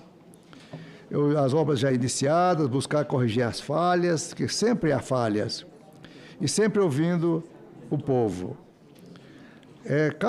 Cada semana, cada ano, a população muda de rumo e ela realmente deseja coisas novas, necessidades novas que vão aparecendo nos seus terreiros. Para os novos eleitos, é essencial que eles comecem seus mandatos com responsabilidade e compromisso. Aqui no Senado e na Câmara, a gente fala muito em ajuste fiscal, equilíbrio de contas públicas. E isso também deve ser uma preocupação das prefeituras. Os prefeitos devem também, os tribunais de contas, exigem também das prefeituras o ajuste de suas contas, não gastar tudo com pessoal, dar aumentos desnecessários. Até alguns anos atrás, Esperidião lembra muito disso, o prefeito ou o governador, ao sair, abria concurso e contratava muita gente e deixava a bomba relógio para o sucessor. Normalmente ele quebrava as prefeituras com a folha de salários elevadíssimas. Isso aconteceu demais no Brasil, numa demonstração viva de muita irresponsabilidade. Era um jogo sujo que existia. Mas, felizmente, as leis foram travando essa irresponsabilidade. Então, nesse caso, a nossa comissão recomenda aos senhores prefeitos e prefeitas do Brasil, também estou muito satisfeito, foram eleitas muitas mulheres, prefeitas brasileiras. Lá na minha cidade, em Ariquemes, a disputa foi 3 mulheres. 3 mulheres. Tudo bem, mestre? Mestre Otto Alencar, poderoso. 3 mulheres disputaram a eleição lá, né? E a diferença de voto das 2 primeiras foi 80 votos. Foi uma disputa muito acirrada. Você vê que as mulheres também fazem campanhas pesadas. Mas também que elas preparem as cidades para o futuro. Investir em infraestrutura não é apenas uma necessidade, é um dever de quem assume a responsabilidade das suas prefeituras. Quando eu falo em infraestrutura aqui, eu falo também em saneamento básico. Não é só, normalmente ele fala em infraestrutura, só pensa em asfalto. Vamos fazer asfalto. Mas esquece que infraestrutura também é saneamento básico, água e esgoto. Essa é a grande carência do centro-oeste, do norte e do nordeste brasileiro, dos municípios pequenos brasileiros. A lei que o Tasso deixou aqui pronta, encaminhada e relatada por ele, brilhantemente, tem fim, a conclusão dela é 2033, em que o Brasil deve oferecer ao povo brasileiro 99% de água tratada para todos os lares e 91% de esgoto sanitário. E está muito longe de acontecer isso. Nós estamos caminhando para 2025. Está muito perto. E a gente está ainda, assim, eu estou muito atormentado. Ano passado eu fiz um relatório aqui de acompanhamento. Foi dramática a situação ainda da inércia de muitos governos com o saneamento básico. Tenho certeza que o Tasso Gereissati, que hoje não é mais senador, infelizmente, deve estar preocupado com a lei que ele deixou aqui, a grande contribuição histórica que ele deixou para todos nós e para o povo brasileiro, que nós devemos perseguir. E os novos prefeitos e os governadores devem ler essa lei da regionalização dos serviços de água e esgoto no Brasil. Isso é muito importante. Os prefeitos e vereadores são peças-chave na transformação de sua cidade. A gente sempre espera, assim, que o presidente resolva tudo. A gente sabe que não resolve tudo, porque a riqueza vem de baixo. A riqueza está lá, por exemplo, no agro. O agro brasileiro está no Brasil Central. São Paulo, a Bahia, a ponta do Maranhão, o Tocantins, e o Brasil Central é a ponta do Amazonas, do estado dos Amazônicos. É que está a riqueza do agronegócio que realmente puxa o PIB brasileiro para cima. Isso é maravilhoso. Mas essa riqueza nós devemos estendê-la, não só para o agronegócio, mas também para a indústria. Porque é a indústria brasileira que é a grande geradora de empregos maciço. A construção civil, ela emprega gente bastante. Embora nós tenhamos melhorado os níveis de emprego no Brasil substancialmente, mas a gente pode melhorar ainda mais, desde que a nossa indústria brasileira retome o seu ritmo de crescimento, que nós paramos no tempo. A nossa indústria padece de investimentos, de inovação, de maquinários novos, de dinheiro, de financiamento, de inovação, de coragem, de assistência, realmente para que a nossa indústria brasileira possa retomar o que foi no passado. Lá nos anos 50, anos 60, quando ela iniciou, botou o nariz para fora, foi uma beleza. E depois, com o tempo, ela vem caindo gradualmente com a competição chinesa e outros países. A indústria brasileira não aguentou o tranco da competição internacional. Mas nós vamos reagir. O empresário brasileiro é valente, corajoso, atrevido, e a gente precisa dar fôlego e energia para essa potência que nós temos aqui na capacidade empreendedora brasileira. Essas palavras de introdução, para poder dar um tempinho antes de chegar ao coro, que está bem próximo. Hein? Eu vou passar a palavra para o senador Amin para me ajudar aqui, complementar um pouquinho, que sabedoria está aí mesmo. Então, com a palavra, o senador Esperidião Amin. Presidente, eu aproveitei. Primeiro, um bom dia para todos os nossos colegas senadores aqui presentes, sob a sua presidência, também a equipe, neste reinício. Eu queria só lhe pedir para que fosse estabelecida uma data, se fosse possível, para um requerimento de uma sessão de debate uma audiência pública sobre um assunto que eu acho que vem ao encontro disso que Vossa Excelência falou, do esforço para competir no mundo.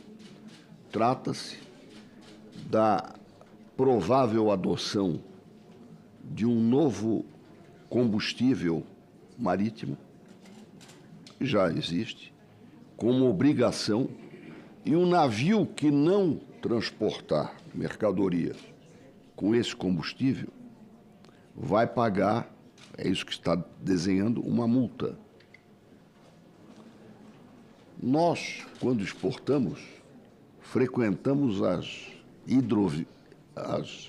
as rotas náuticas mais longas do mundo, porque nós estamos no hemisfério sul, principalmente os países, os estados exportadores. Então, os navios que partem daqui, vamos imaginar Porto de Santos, Espírito Santo, Bahia, Santa Catarina, esses navios já têm a rota mais longa. Se houver algum gravame sob a forma de multa, para o caso de o navio não estar adaptado para esse, e o porto também, para esse combustível, nós vamos perder competitividade. E haverá uma reunião internacional neste mês de outubro, e a reunião decisiva sobre esse assunto ocorrerá em março do ano que vem.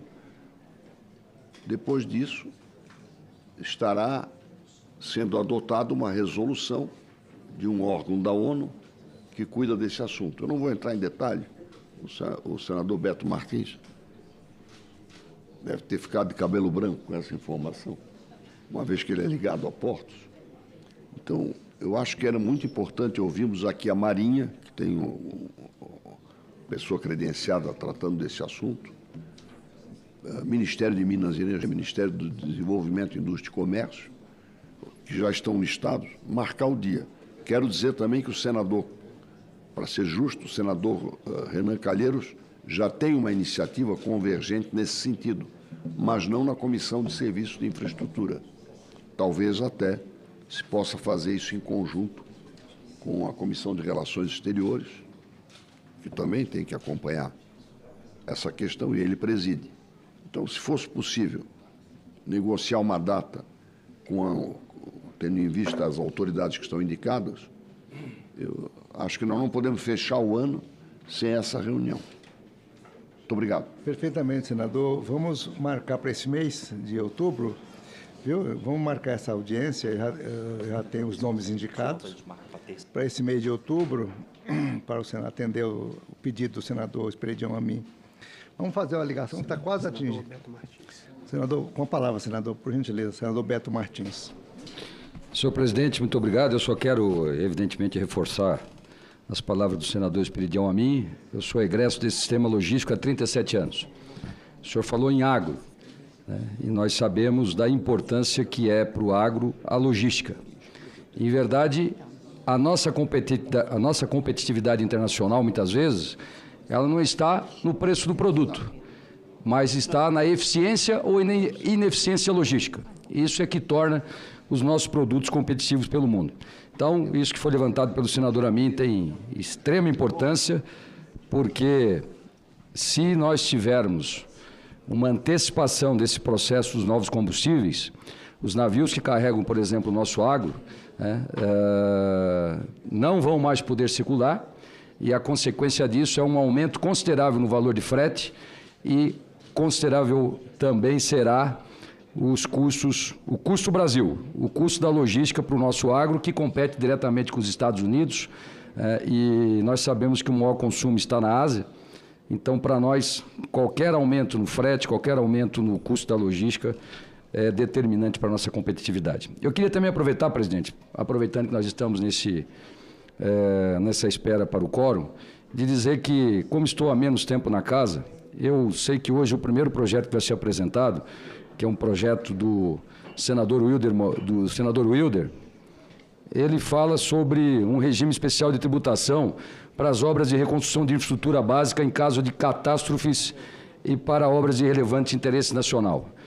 Eu estava vendo que no projeto, aliás, eu quero aqui fazer um elogio ao projeto, mas a proposição do senador Wilder considerou a infraestrutura de estradas e rodovias, considerou pontes e viadutos, considerou sistema de abastecimento de água e saneamento, rede de energia, hospitais e escolas, mas não falou de portos, aeroportos e ferrovias. E se usa muito aqui o exemplo do Rio Grande do Sul. Nós sabemos o quanto fez falta para o Rio Grande do Sul o aeroporto em Porto Alegre durante todo esse processo de catástrofe. Tanto que os aeroportos de Santa Catarina é que tiveram que ser usados para isso, para a entrega de doações, enfim, para toda a logística que envolve esses momentos, a necessidade de se usar o transporte. Então, eu queria pedir aqui, eu sei que fora de prazo, mas pedi que fosse considerado, e considerado pelo relator, uma proposta de emenda que fiz, onde coloco aeroportos, ferrovias, portos e terminais portuários. Eu tenho certeza que isso vai contribuir muito para o sucesso desse projeto. Muito obrigado.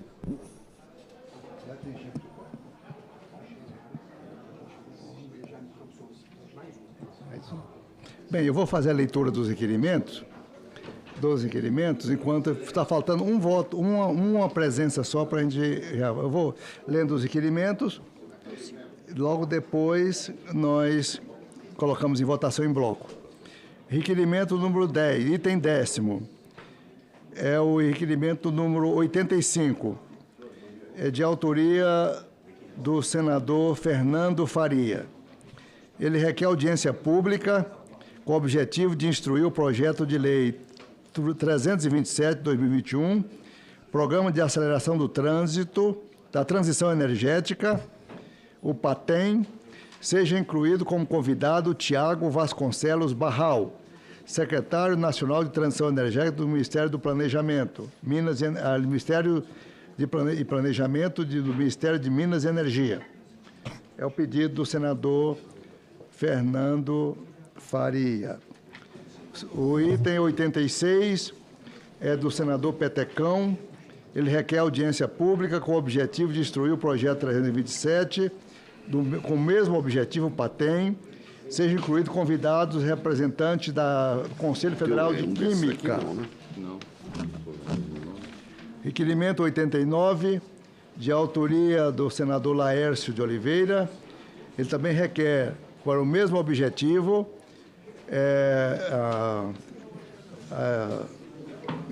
incluído convidado diretor de novos negócios, Associação Brasileira de Energia Eólica, Marcelo Cabral. Todos os três requerimentos, o mesmo objetivo. A gente vota depois em separado. O requerimento número 90 é de autoria do senador Sérgio Petecão. Ele requer inclusão em audiência pública, que debaterá a descarbonização do transporte marítimo do mundo, dos seguintes convidados: Luiz Fernando Rosano, Associação Brasileira de Armadores e Cabotagem, Jaqueline Venpap, CEO da Instituto de Praticagem, Cláudio Loureiro, Centro de Navegação Transatlântico, Fernanda Pires,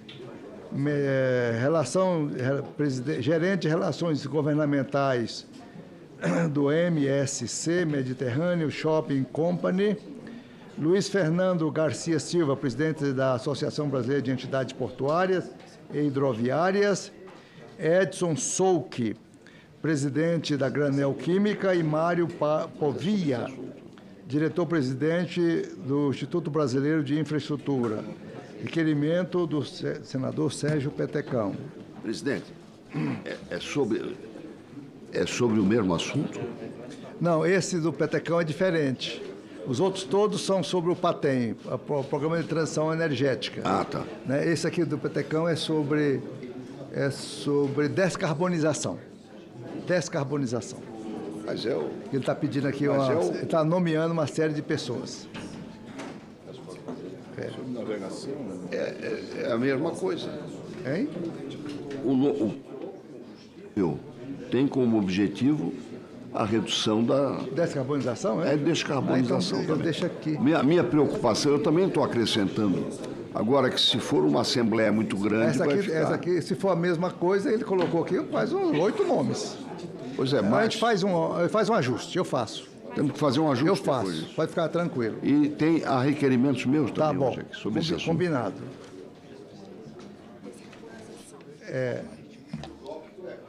A chuva é descarbonização. Descarbonização. Combustível e transporte. Perfeito. Pois não, senador. Presidente, só rapidamente eu queria também pedir a inclusão extra-pauta do requerimento 93, onde eu peço que seja incluído também o convite para a Associação Brasileira dos Terminais Portuários, a BTP, e a Federação Nacional dos Operadores Portuários, para participar dessa discussão, que é fundamental. Isso é um pedido é um requerimento em relação ao pedido do senador Esperidião Amin, por favor. Tá bom, já está aqui o requerimento, já vou fazer a leitura. Perfeito, vou fazer. O item, o 91, é de minha autoria, ele é sobre debater o marco regulatório da mineração. Um assunto muito discutido, mas precisa ser debatido mais aqui. Vamos colocar aqui três debatedores a favor e 3 contrários, para fazer um debate bem quente.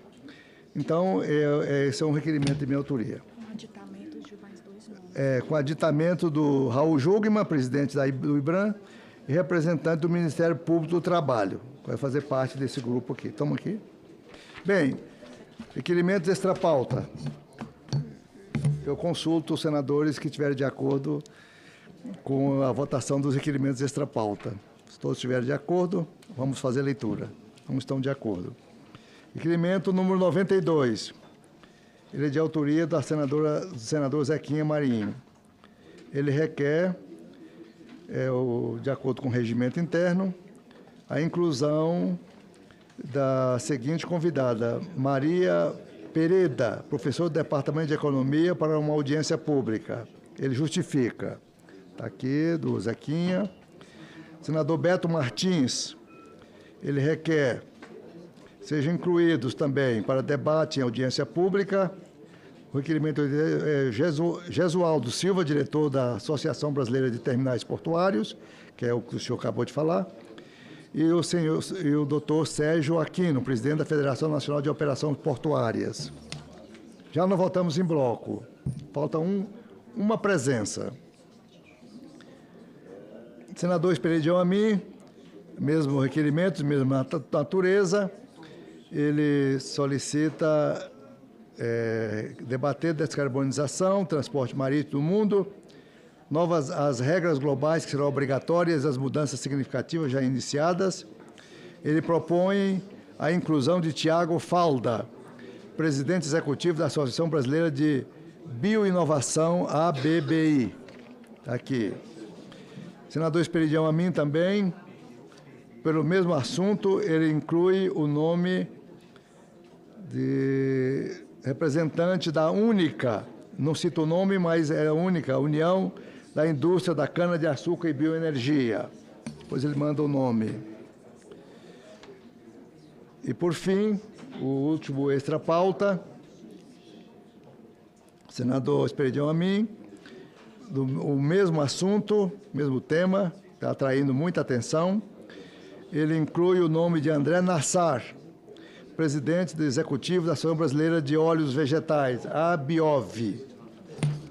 Esses são os requerimentos para a votação daqui a pouquinho. Vamos ver se a gente consegue mais uma presença, gente, aí para nós conseguimos iniciar as votações. Eu posso agora fazer a leitura dos requerimentos? Pode. Se tem um aqui, é aquela questão. Que tem a emenda que foi apresentada e o relator ainda não falou. Talvez a gente... Bem, esse primeiro item da pauta aqui hoje é o projeto de lei 1649, de autoria do senador Wilder de Moraes. Mas como recebe a emenda, hoje emenda do senador Beto, e também o relator, que é o senador Messias, não está presente, se ele chegar, a gente volta a discutir, mas como ele não está presente, eu acho melhor a gente adiar para a próxima sessão, né? Porque não está o relator, não está assim o próprio autor. Então fica a discussão prejudicada. Então vamos deixar este requerimento sobre Estado Caso eles compareçam, a gente volta com ele, mas se não, fica para a próxima reunião ordinária da nossa sessão. O senador Chico Rodrigues, que é o relator, não veio e pediu para a gente designar um ad hoc. O projeto de lei, o item 2, é do senador Rodrigo Cunha e relatado por senador Chico Rodrigues. Esse requerimento, esse projeto de lei, o Chico não vai estar presente, mas eu vou nomear um senador ad hoc para sua leitura. Ele é não terminativo. Vou deixar ele aqui de lado. Onde é que eu coloco isso aqui? Aqui.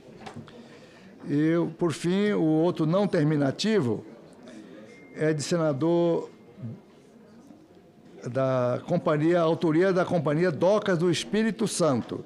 E o senador é o Beto Faro. O Beto também não está presente. Eu vou redesignar a DOC aqui para não ficar parado. Não é? Esse requerimento é sobre atendimento de meta e resultado de execução do plano de negócio e estratégia de longo prazo da CODESA.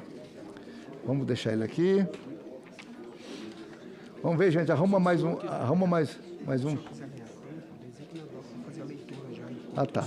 A minha sugeriu ele ser o relator do item 2. Tá. Aqui eu paro. Então paro nos terminativos aqui. Tá.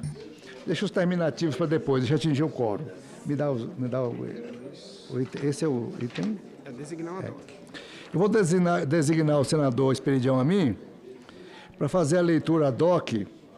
A leitura, enquanto ele faz só a leitura, as duas, essa e mais uma, até que a gente atinja as 12 presenças, né? Falta uma.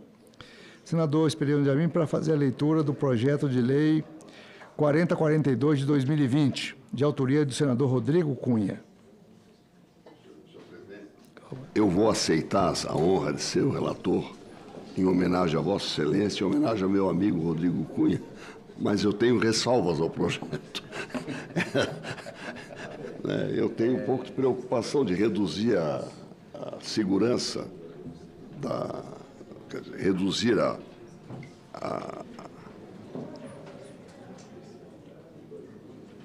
a faixa de domínio, né, de 15 para 5 metros. Então, mas eu sou obrigado a disciplinadamente ler o que está escrito. Como dizia um profeta carioca, vale o escrito. Está pela rejeição. Reduz de 15 Bom, para 5? Em síntese, a relatoria é do senador Chico Rodrigues. O que o projeto pretende? Ele dispõe no sentido... O principal artigo é o artigo 2º, que promove a alteração do artigo 4º da Lei 6766, que é a lei que dispõe sobre parcelamento de uso do solo, parcelamento do solo urbano, para reduzir a reserva da faixa não edificável de, no mínimo, 15 metros de cada lado da ferrovia para 5 metros. Desde que a lei municipal ou distrital, no caso de Brasília, que aprovar o instrumento do planejamento territorial assim estabeleça. O artigo 3º estabelece que, em caso de longeva e manifesta inativação da malha ferroviária e considerável desenvolvimento territorial que afete a sua reestruturação, ambas, faixa de domínio e área não edificável das ferrovias, poderão ser prescindidas, ou seja, dispensadas, desde que por autorização legal de lei municipal ou distrital, que aprove o instrumento de planejamento territorial. O 4º e último artigo dispõe sobre a cláusula de vigência. A análise do senador Chico Rodrigues considera basicamente o seguinte: neste sentido se posicionam a Agência Nacional de Transportes Terrestres e a Associação Nacional de Transportadores Ferroviários. A ANTT apresenta diversos argumentos para sugerir a rejeição do PL.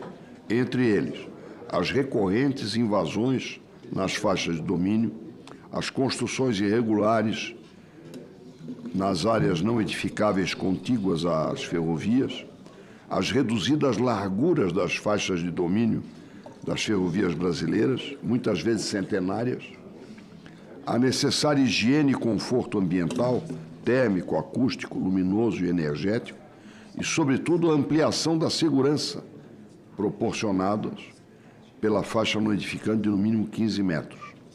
A ANTF, de Transportes Ferroviários, por sua vez, entende que a premissa de que faixa de domínio possui área e condições suficientes para garantir por si só a plena segurança da operação e de terceiros não se confirma no setor ferroviário nas mesmas condições do que se poderia aplicar ao setor rodoviário.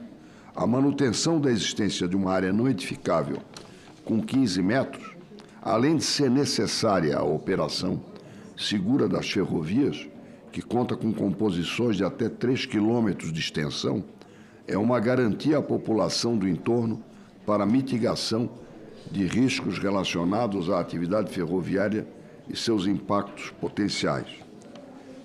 Eu, para abreviar, vou ao final do relatório.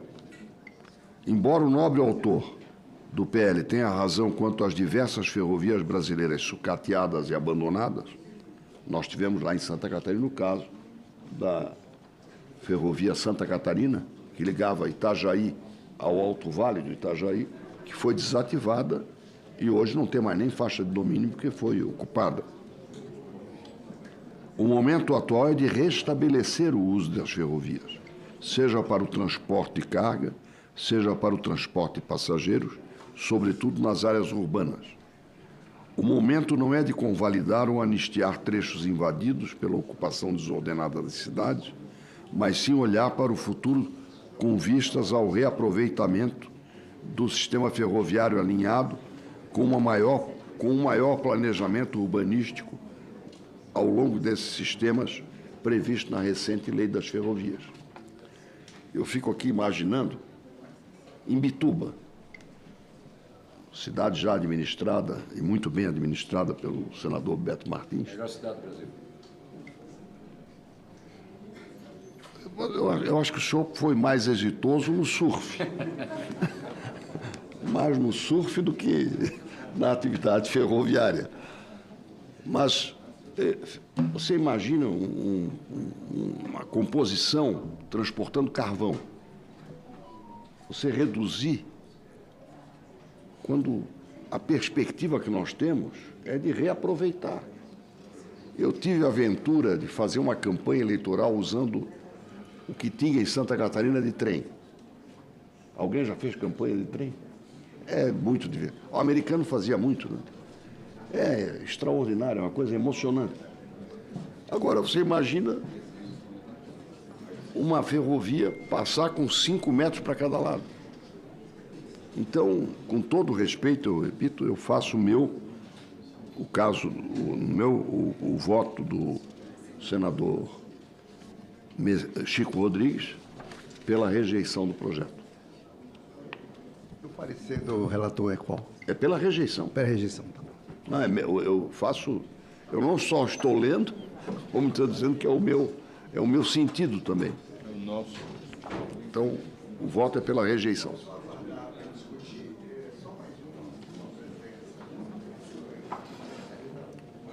Minas.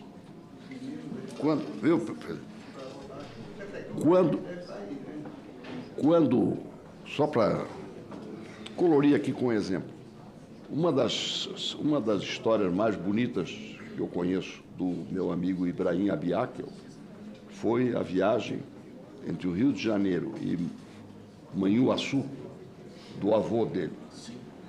Até que ele chegou na final da linha, no último, 17 anos de idade, vindo do Líbano, só sabia falar santo da Terra Santa e abria a malinha para vender o santinho. Até que chegou no final da linha e recebeu o conselho de um patrício que estava lá. Pode ficar aqui, que aqui é gente boa. Então, você imagina aquela composição férrea que iluminou o destino de muitos estados, e de Minas em particular, se não tiver um mínimo de segurança na sua atualização. Eu acho que 15 metros. Você imagina se nós conseguimos aumentar a velocidade do trem? Tem que aumentar. E tem que aumentar. Lá em Santa Catarina. Não, e a bitola, a nossa bitola dessa estrada de ferro Santa Catarina era 66, 66 centímetros. A bitola na Rússia é 2 metros. É um país grande. E a universal é de 1,60. Perfeito. Vamos então virar o segundo projeto para... Vou pedir aqui, Jaime, faça a relatoria ad hoc desse projeto para mim, a leitura, senador Jaime Campos.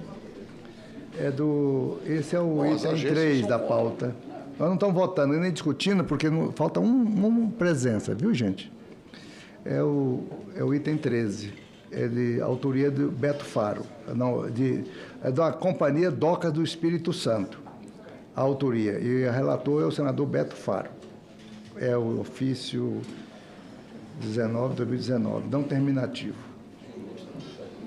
Senhor presidente, senador Confúcio, agradeço a vossa designação para ser redator ad hoc.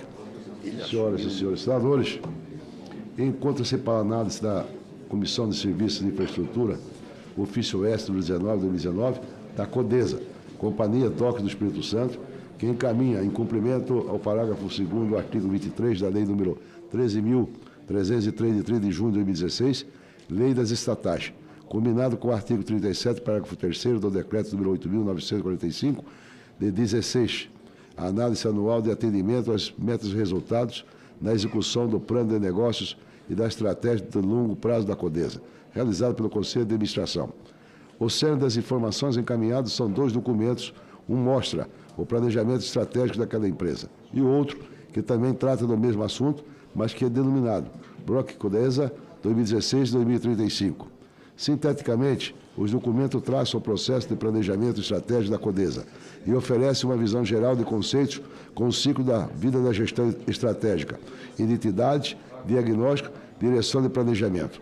Os documentos também incluem uma análise workshop, um mapa estratégico com objetivo e iniciativas da visão de futuro da empresa.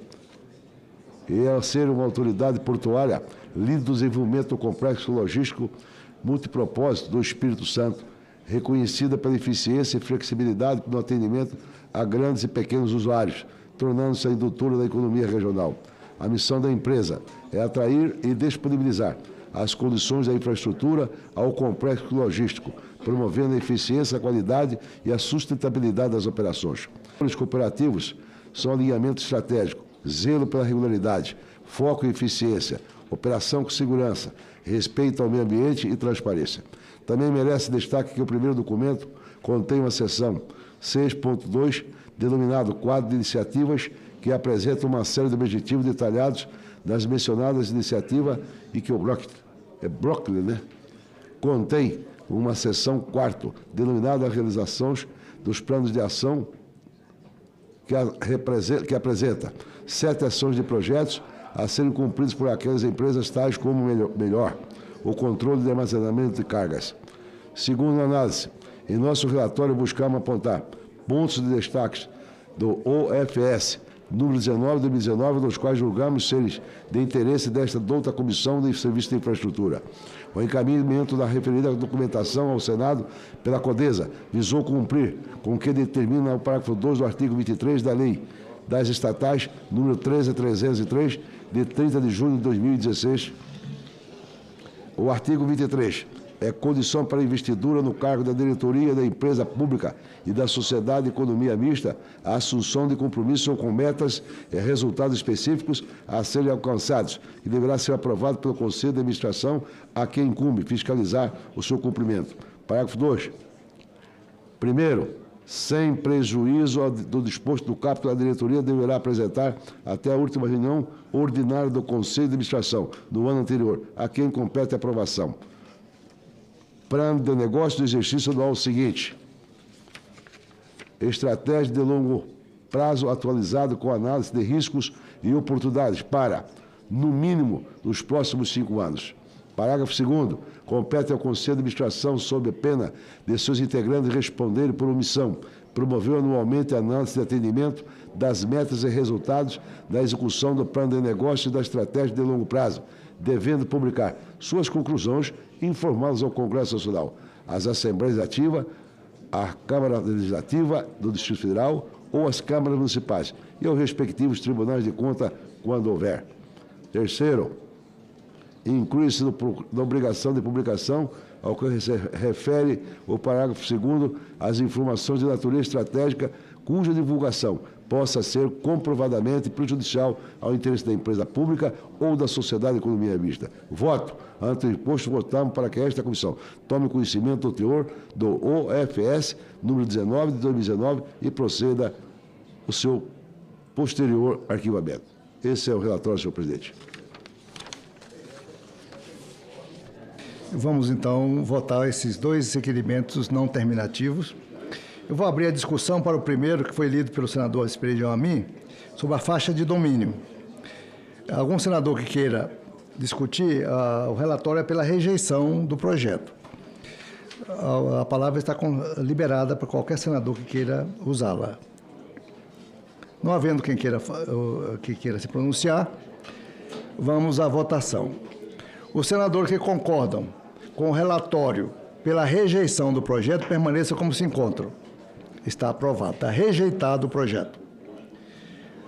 Vamos discutir o projeto que acaba de ser lido pelo senador Jaime Campos, que é sobre a CODESA, que apresenta e foi relatado pelo Beto Faro. O relatório é favorável ou é contrário, senador?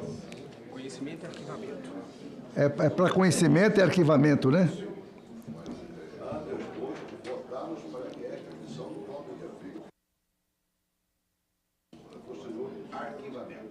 Perfeito. Perfeito. Então, praticamente não tem o que votar, né? Já está decidido, mas se alguém quiser discutir... Eu só quero... Pois não, senador. Senador presidente, só quero contribuir, porque, em verdade, a CODESA foi privatizada, né? Esse porto é o único porto que acabou sendo privatizado, né? Portanto, a gente sai do contexto da lei das estatais para o contexto da lei das SAs, né? Enfim, acredito que é isso que torna o projeto inócuo, né? Perfeito. Bem, os senadores que concordam com o parecer do relator permaneçam como se encontram. Está aprovado. Vamos votar em bloco todos os requerimentos que acabam de ser lidos. Tem o seguinte, os requerimentos, tem vários requerimentos com o mesmo teor, que é sobre a descarbonização que foi apresentado. O senador Beto apresenta 2 nomes novos para a audiência pública.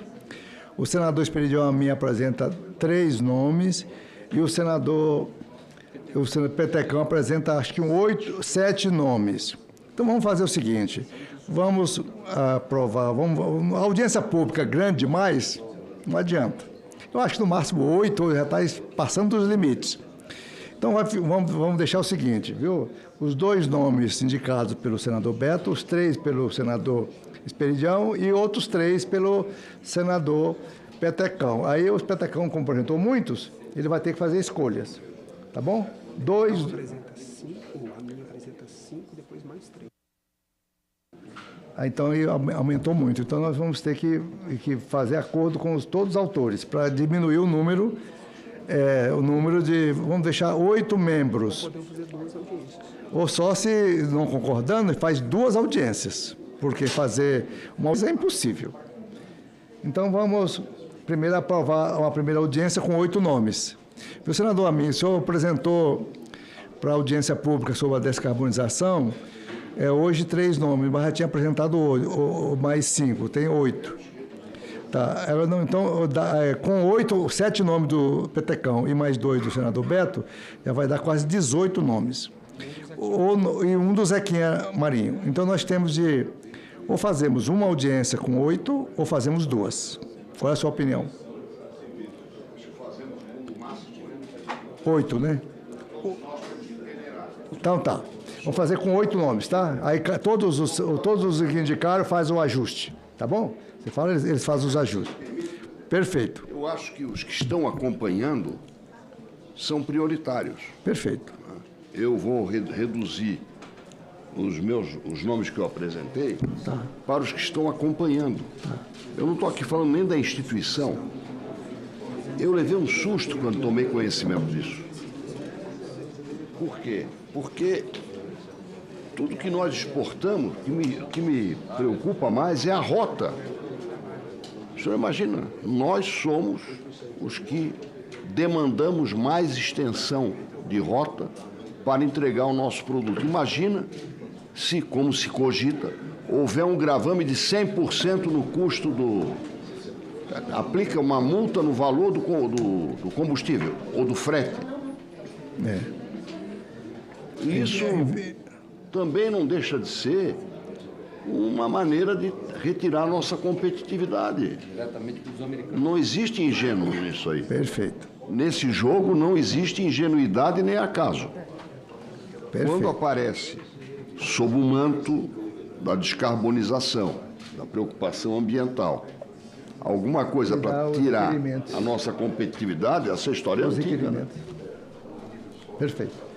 Então tá bom, a gente vai ajustar. Agora já estão aprovados os 2 projetos. Os requerimentos que eu acabei de ler são esses que eu falei, que estava mais em dúvida. Os senadores que estiverem de acordo com a aprovação de todos os requerimentos, com as restrições de nomes que eu acabei de expor, permaneçam como se encontram. Estão aprovados. Agora vamos para os projetos terminativos. Eles precisam de voto, até temos quórum tranquilo. Vamos em frente.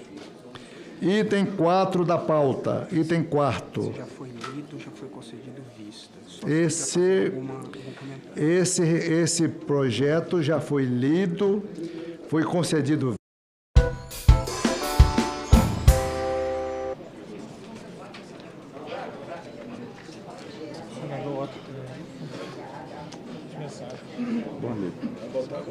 Quer botar agora?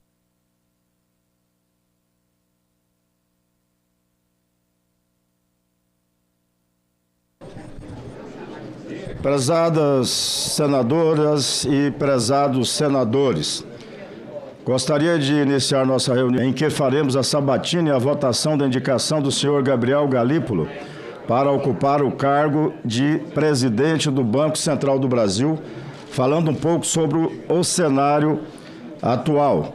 Segundo as últimas pesquisas de opinião, a economia nacional continua sendo o maior problema do país para 1/4 da população. Daí a importância do trabalho desta Comissão de Assuntos Econômicos, que nos últimos anos tem procurado contribuir para que o país permaneça nos trilhos, com a econômica e com desenvolvimento sólido e sustentável.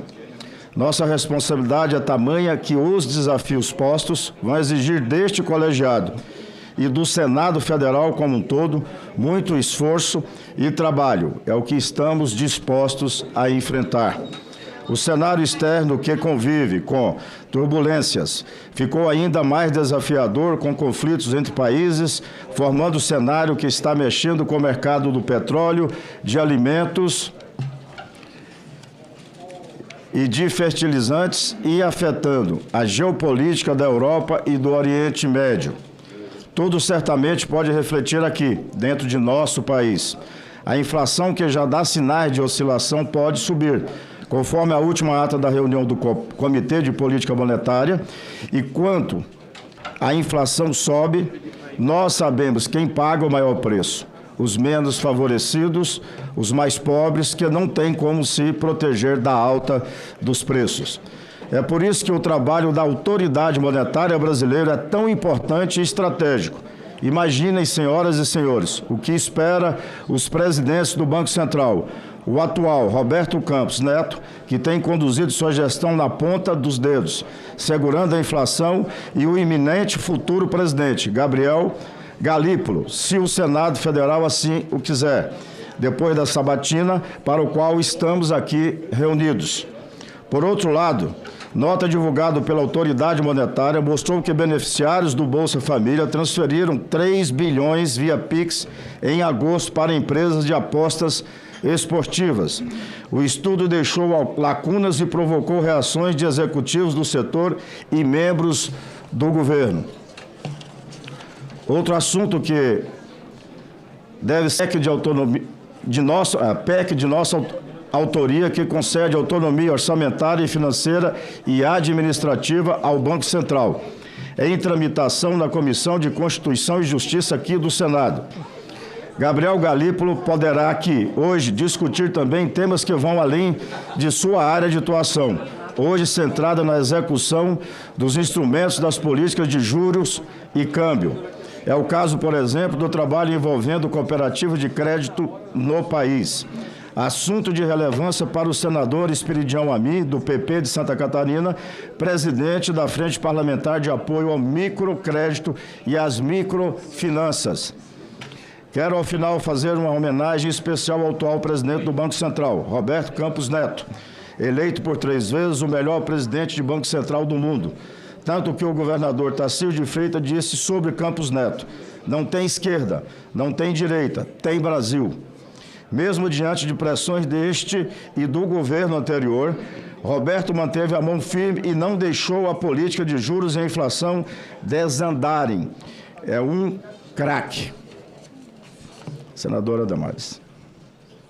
Encerro com uma das dezenas de frases memoráveis de seu avô, o ex-senador e ministro Roberto Campos, refletindo sobre as dificuldades da gestão pública, especialmente das políticas econômicas. Estamos longe demais da riqueza atingível e perto demais da pobreza corrigível. Minha geração falhou. Temos, então, a obrigação de fazer nossa parte e não falhar. Era o que tinha a dizer. Boa reunião a todos nós. Eu convido aqui o senador Jacques.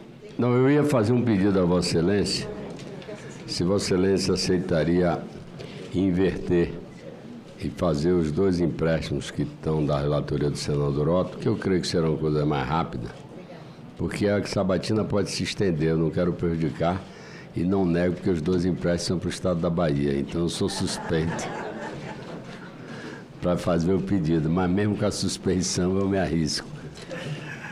Senadores e as senadoras, eu consulto. Concordam com a inversão de pauta? Então está concedido, senador. Presidente, só uma sugestão. Eu também concordo com a inversão de pauta. O senador Jacques tem um crédito conosco aqui, mas sugeriria a Vossa Excelência que nós pudéssemos fazer as inscrições para as perguntas, porque daqui a pouco vai ter muita gente, ninguém sabe mais quem chegou primeiro, quem chegou depois, então que a gente pudesse fazer as inscrições para as perguntas do Gabriel Galípolo já agora, antes dessa votação. Obrigado. Quem quiser fazer já inscrições, só aí, todos. Por favor, vai, já está anotando. Aqui é a eficiência aqui, a equipe aqui é muito eficiente. O senador Jacques Wagner, o senhor acha melhor já trazer o nosso... Esperar votar, né?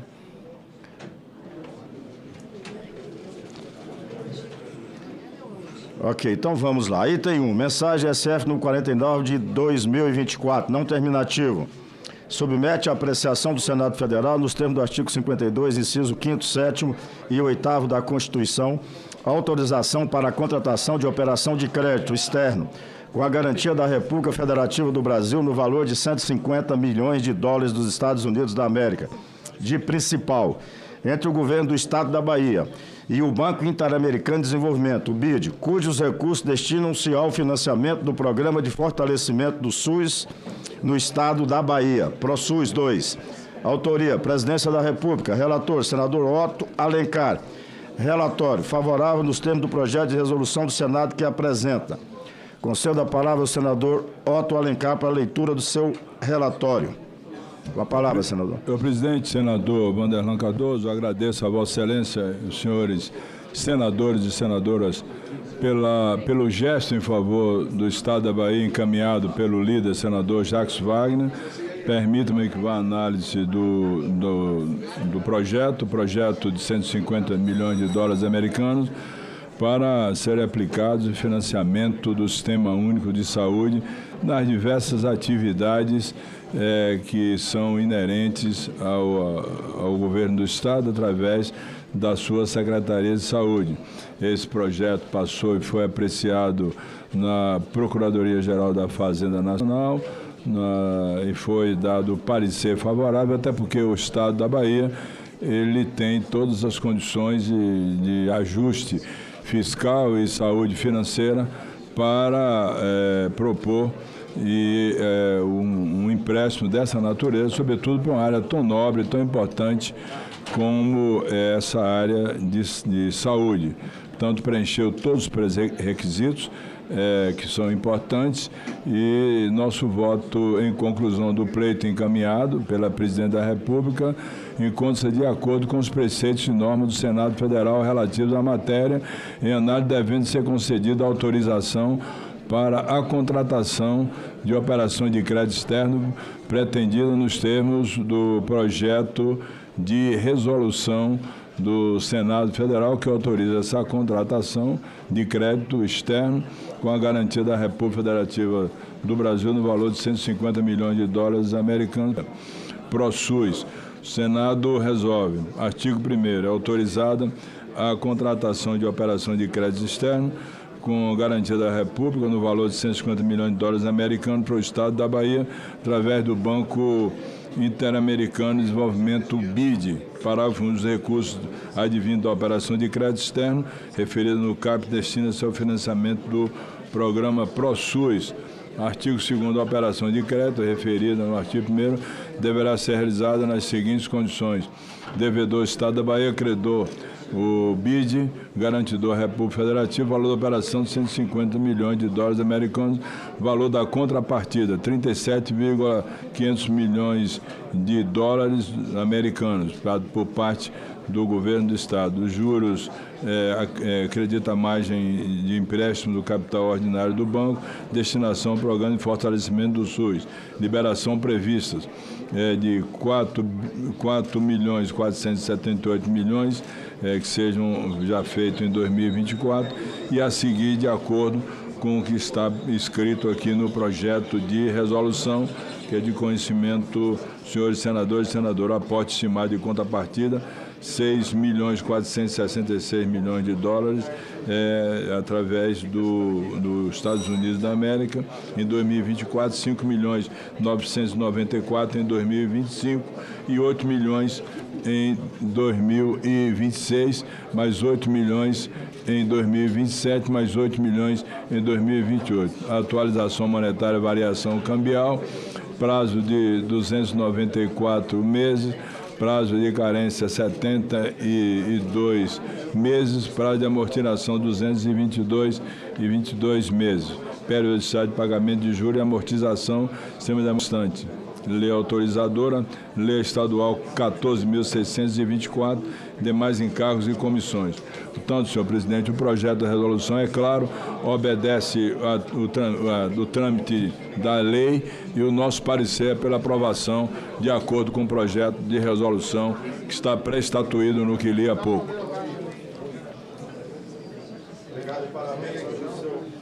Relatório, senador Otto Alencar. A matéria está em discussão, não havendo mais quem queira discutir, encerro a discussão. A votação será simbólica. Em votação, o relatório apresentado. Os senadores que concordam com o relatório permaneçam como se encontram. Aprovado o relatório, que passa a constituir o parecer da comissão favorável ao projeto nos termos do projeto de resolução do Senado que apresenta. A matéria vai ao plenário. Senador Otto. Há um requerimento de urgência para que ela possa ir ao plenário em regime de urgência, senhor presidente. Em votação, pedido de urgência do item 1 da pauta, mensagem SF 49/2024. Senadores e senadoras que concordam permaneçam como se encontram. Aprovado. Vai a plenário com pedido de urgência. Tá aqui. Item 2. Mensagem SF número 50 de 2024, não terminativo. Submete à apreciação do Senado Federal nos termos do artigo 52, inciso 5º, 7º e 8º da Constituição. A autorização para a contratação de operação de crédito externo com a garantia da República Federativa do Brasil, no valor de 150 milhões de dólares dos Estados Unidos da América, de principal, entre o governo do Estado da Bahia e a Corporação Andina de Fomento, CAF, cujos recursos destinam-se ao financiamento do projeto Sistema Viário Integrado do Estado da Bahia, Ponte Salvador-Ilha de Itaparica. Autoria, Presidência da República. Relatoria, senador Otto Alencar. Relatório, favorável nos termos do projeto de resolução do Senado que apresenta. Concedo a palavra ao senador Otto Alencar para a leitura do seu relatório. Com a palavra, senador. Agradeço a Vossa Excelência, senador Vanderlan Cardoso. E esse projeto é um projeto importante para o meu estado, com empréstimo de 150 milhões de dólares americanos, exatamente para uma ponte de infraestrutura fundamental para o meu estado, que seria outra saída, chamada Vetor Oeste, que começou no governo do nosso senador Jacques Wagner. Ele idealizou esse projeto da ponte Salvador-Itaparica. O projeto avançou bastante, já está numa fase de prospecção, de sondagem. Já foi feita sondagem em águas rasas, em águas profundas, em terra. Portanto, vai de alguma forma ser talvez o projeto mais importante de infraestrutura do estado da Bahia, que será a ponte Salvador-Itaparica. Na análise do projeto, o projeto preenche todos os pré-requisitos de ordem legal, de análise inclusive pela Procuradoria-Geral da Fazenda. É um projeto que também tem toda a condição de garantia pelo nosso estado. O estado da Bahia tem uma saúde financeira muito boa, um ajuste fiscal que já vem de muito tempo, portanto com capacidade total de garantir o pagamento desse empréstimo que vai para essa finalidade. Então, diante do exposto, o nosso voto é favorável à autorização pleiteada na mensagem do Senado Federal número 50 de 2024, nos termos do projeto de resolução seguinte: autoriza o Estado da Bahia a contratar a operação de crédito externo com garantia da República Federativa do Brasil, junto à Corporação Andina do Fomento, o CAF, cujos recursos destinam ao financiamento do Programa Viário de Integração do Estado da Bahia, Ponte Salvador-Itaparica, o Vetor Oeste, Leste, né, o vetor importante. Salvador, a nossa capital, só tem uma saída, que é a BR-324, e com essa ponte Salvador-Itaparica certamente vai dar uma integração muito grande, sobretudo com o recôncavo da Bahia, com os municípios do recôncavo da Bahia, que tem como capital o município de Santo Antônio de Jesus. Portanto, importante para o nosso estado. Eu quero, inclusive, comemorar essa ideia que foi do nosso senador Jacques Wagner, quando governador da Bahia, que idealizou isso. E as coisas que a gente sonha no nosso estado normalmente terminam em grandes resoluções. Quero parabenizar o senador Jacques Wagner. Tanto ele idealizou a ferrovia Oeste e Leste e esse projeto também da ponte Salvador-Itaparica, e esse empréstimo vai nessa finalidade. Esse projeto de resolução que está aqui pré-escrito, pré-estatuído, preenche todos os pré-requisitos, inclusive modalidade de pagamento, desembolso. Portanto, o nosso voto é pela aprovação, para que possamos realizar esse grande sonho de todos nós, que é a ponte Salvador-Itaparica, com 12 quilômetros de extensão. Senhor presidente, o nosso voto é pela aprovação. Otto, parabéns pelo seu relatório. Senador Otto, eu frequento ali a Bahia há mais de 30 anos, e nesse período todo eu vejo o quanto a população, e principalmente vocês políticos ali, da Bahia, trabalharam muito para que aquela ponte saísse, né? E agora está se tornando realidade. E esse empréstimo eu tenho certeza que vai ser o complemento para a construção dessa ponte. Parabéns, senador Jacques Wagner, parabéns, Otto, a todos vocês da nossa querida cidade da Bahia. A matéria está em discussão. Não havendo mais quem queira discutir, encerro a discussão. A votação será simbólica. Em votação, o relatório apresentado. Os senadores e as senadoras que concordam com o relatório permaneçam como se encontram. Aprovado o relatório, que passa a constituir o parecer da comissão favorável ao projeto, nos termos do projeto de resolução do Senado que apresenta. A matéria vai ao plenário. Senhor presidente, permita-me solicitar a Vossa Excelência que, de igual forma, se aprove um requerimento de urgência para apreciação no Senado, no plenário do Senado Federal, ainda hoje. Sim. Em votação, pedido de urgência do item 2 da pauta, mensagem SF número 50 de 2024.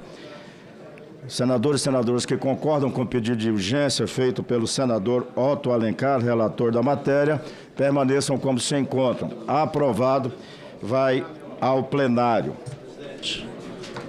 Sim, senador Exalci. Presidente Vanderlan, gostaria de pedir a Vossa Excelência e também os colegas aqui da comissão, todos sabem que o governo retirou o pedido de urgência do projeto da reforma tributária e fez isso com muita propriedade, porque de fato não tem sentido a gente votar uma matéria tão complexa em 45 dias.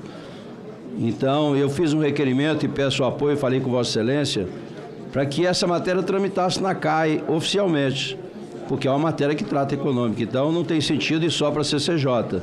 Então eu fiz um requerimento, vou levar a plenário, para que essa matéria venha para cá.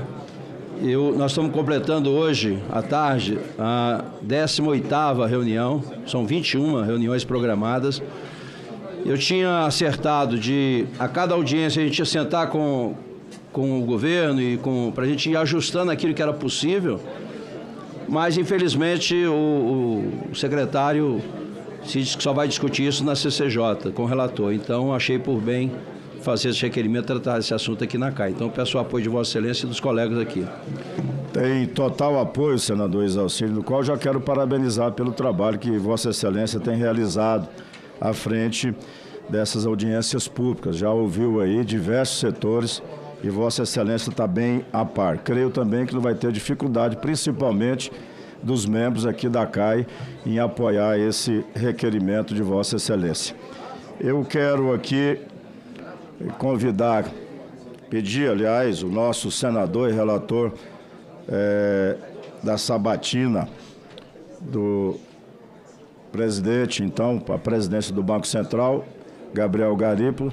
Quero convidar o relator, senador Jacques Wagner, e a senadora Tereza Cristina, para ir trazer em condução, acompanhar aqui o Gabriel até a mesa de trabalho.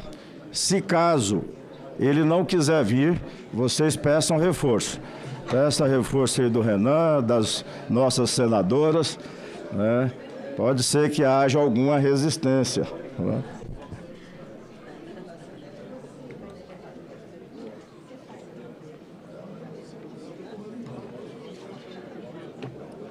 Senadora Tereza. Tereza, venha buscar a noiva, depois você conversa.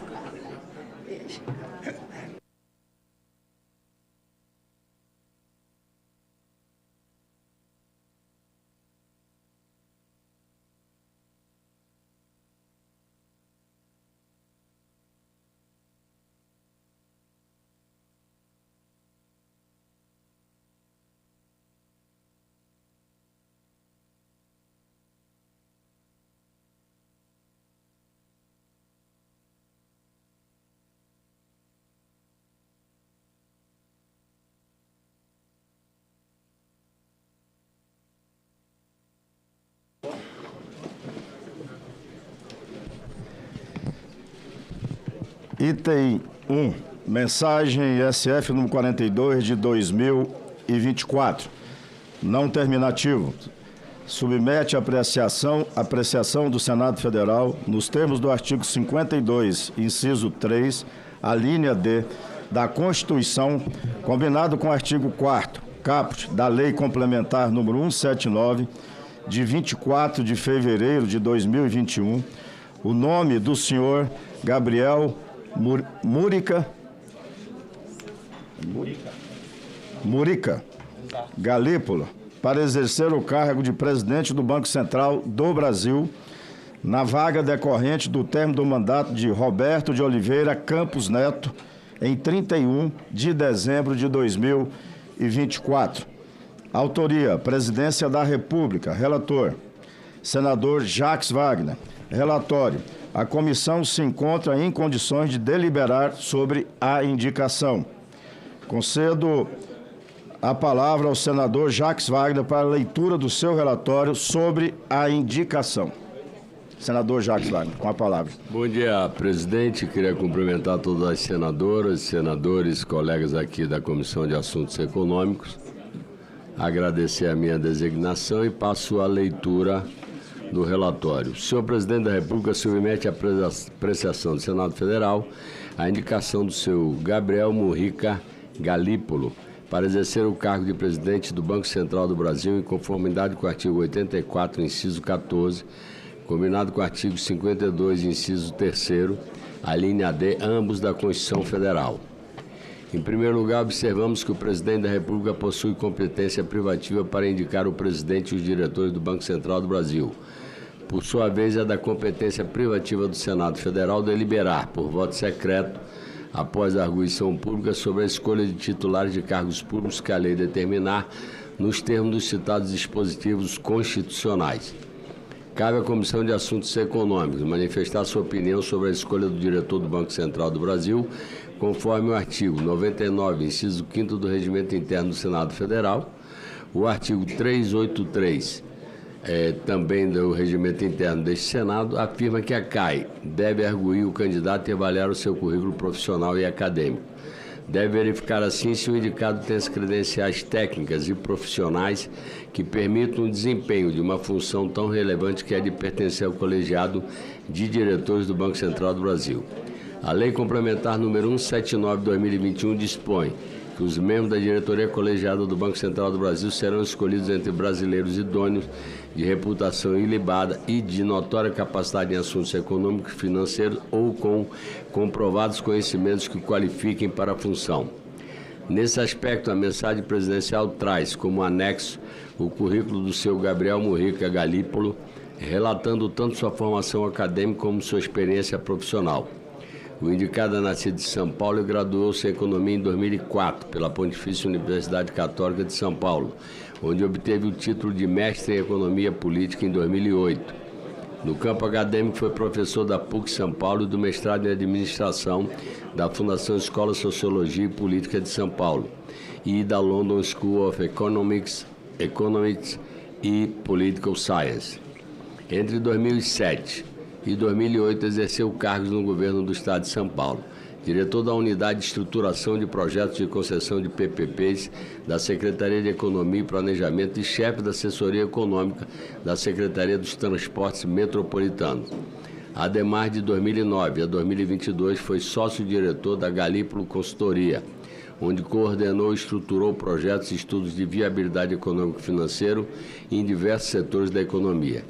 De 2017 a 21, de 2017 a 21, foi presidente do Banco Fator. Dessa forma, foi responsável por fusões e aquisições, coordenação de projetos de infraestrutura, obtenção de recursos no mercado de capitais, concessão de crédito e operações da tesouraria do banco. Nesse último campo, mais relacionado ao trabalho no Banco Central do Brasil, acompanhou negociação e precificação de títulos públicos, títulos privados, debêntures e recebíveis, derivativos e swaps de taxas de juros de inflação, bem como operações de renda variável. Foi pesquisador sênior do Centro Brasileiro de Relações Internacionais e conselheiro da Federação das Indústrias do Estado de São Paulo no ano 2022. Foi secretário executivo do Ministério da Fazenda entre janeiro e junho de 2023. Desde julho de 2023, após sabatina nessa casa, exerce o cargo de diretor de política monetária do Banco Central do Brasil. A mensagem contém, conforme a linha B do inciso 1º do artigo 383 do Regimento Interno, declaração do indicado em que afirma que não possui parentes que exerçam ou exerceram atividades públicas ou privadas vinculadas à sua atividade profissional. No mais, o indicado declarou ainda que não é sócio de qualquer empresa e apresentou certidões de regularidade fiscais nos âmbitos federal, estadual e municipal. Também declarou que não figura como autor ou réu de nenhuma ação judicial. Por fim, declarou que, nos últimos 5 anos, não atuou em juízos ou tribunais e que tomou posse como conselheiro de administração do Banco do Brasil em 28 de abril de 2023, cargo do qual desligou-se em 3 de julho do mesmo ano. O seu currículo, que se encontra à disposição dos eminentes integrantes desta comissão, revela o alto nível de qualificação profissional, a sua larga experiência em cargos públicos e a sua sólida formação acadêmica com a devida capacitação em assuntos econômicos e financeiros. Esta comissão fica, desta forma, em condições de deliberar sobre a indicação do senhor Gabriel Murica Galípolo para ser conduzido ao cargo de presidente do Banco Central do Brasil. É esse o relatório, senhor presidente.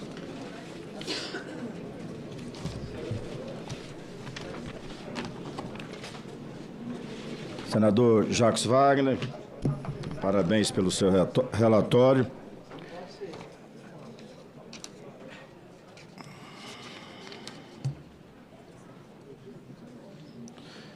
Concedo a palavra ao senhor Gabriel Murica Galípolo, indicado para o cargo de presidente do Banco Central do Brasil.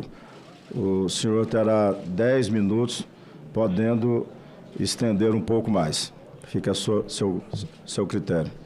Com a palavra.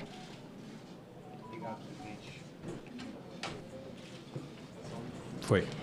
Obrigado, presidente. Obrigado, senador Jacques Wagner. Queria agradecer aqui todas as senadoras e senadores, agradecer a todos os colegas que estão aqui também, agradecer também a imprensa que tem sempre esse trabalho de me acompanhar. O senhor sabe, senador, que lá nos Estados Unidos tem um ditado que dizem que quando a autoridade monetária fala ou algum diretor do Banco Central fala, ele nunca é a pessoa mais importante da mesa ou da sala. A pessoa mais importante é quem escreve a manchete, porque é aquilo ali que o pessoal vai ver e vai fazer preço.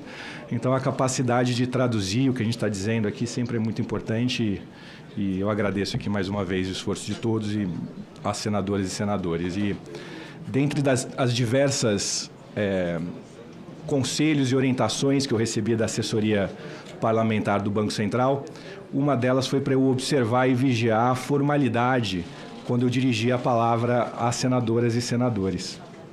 Mas chegando aqui e encontrando e lembrando e tendo o sentimento da forma como eu fui recebido por essa casa, o meu sentimento de gratidão por essa casa aqui, da forma como eu fui recebido, eu achei que era prudente eu já começar pedindo desculpas por um eventual deslize que eu possa ter aqui na liturgia exigida no trato com as senadoras e senadores.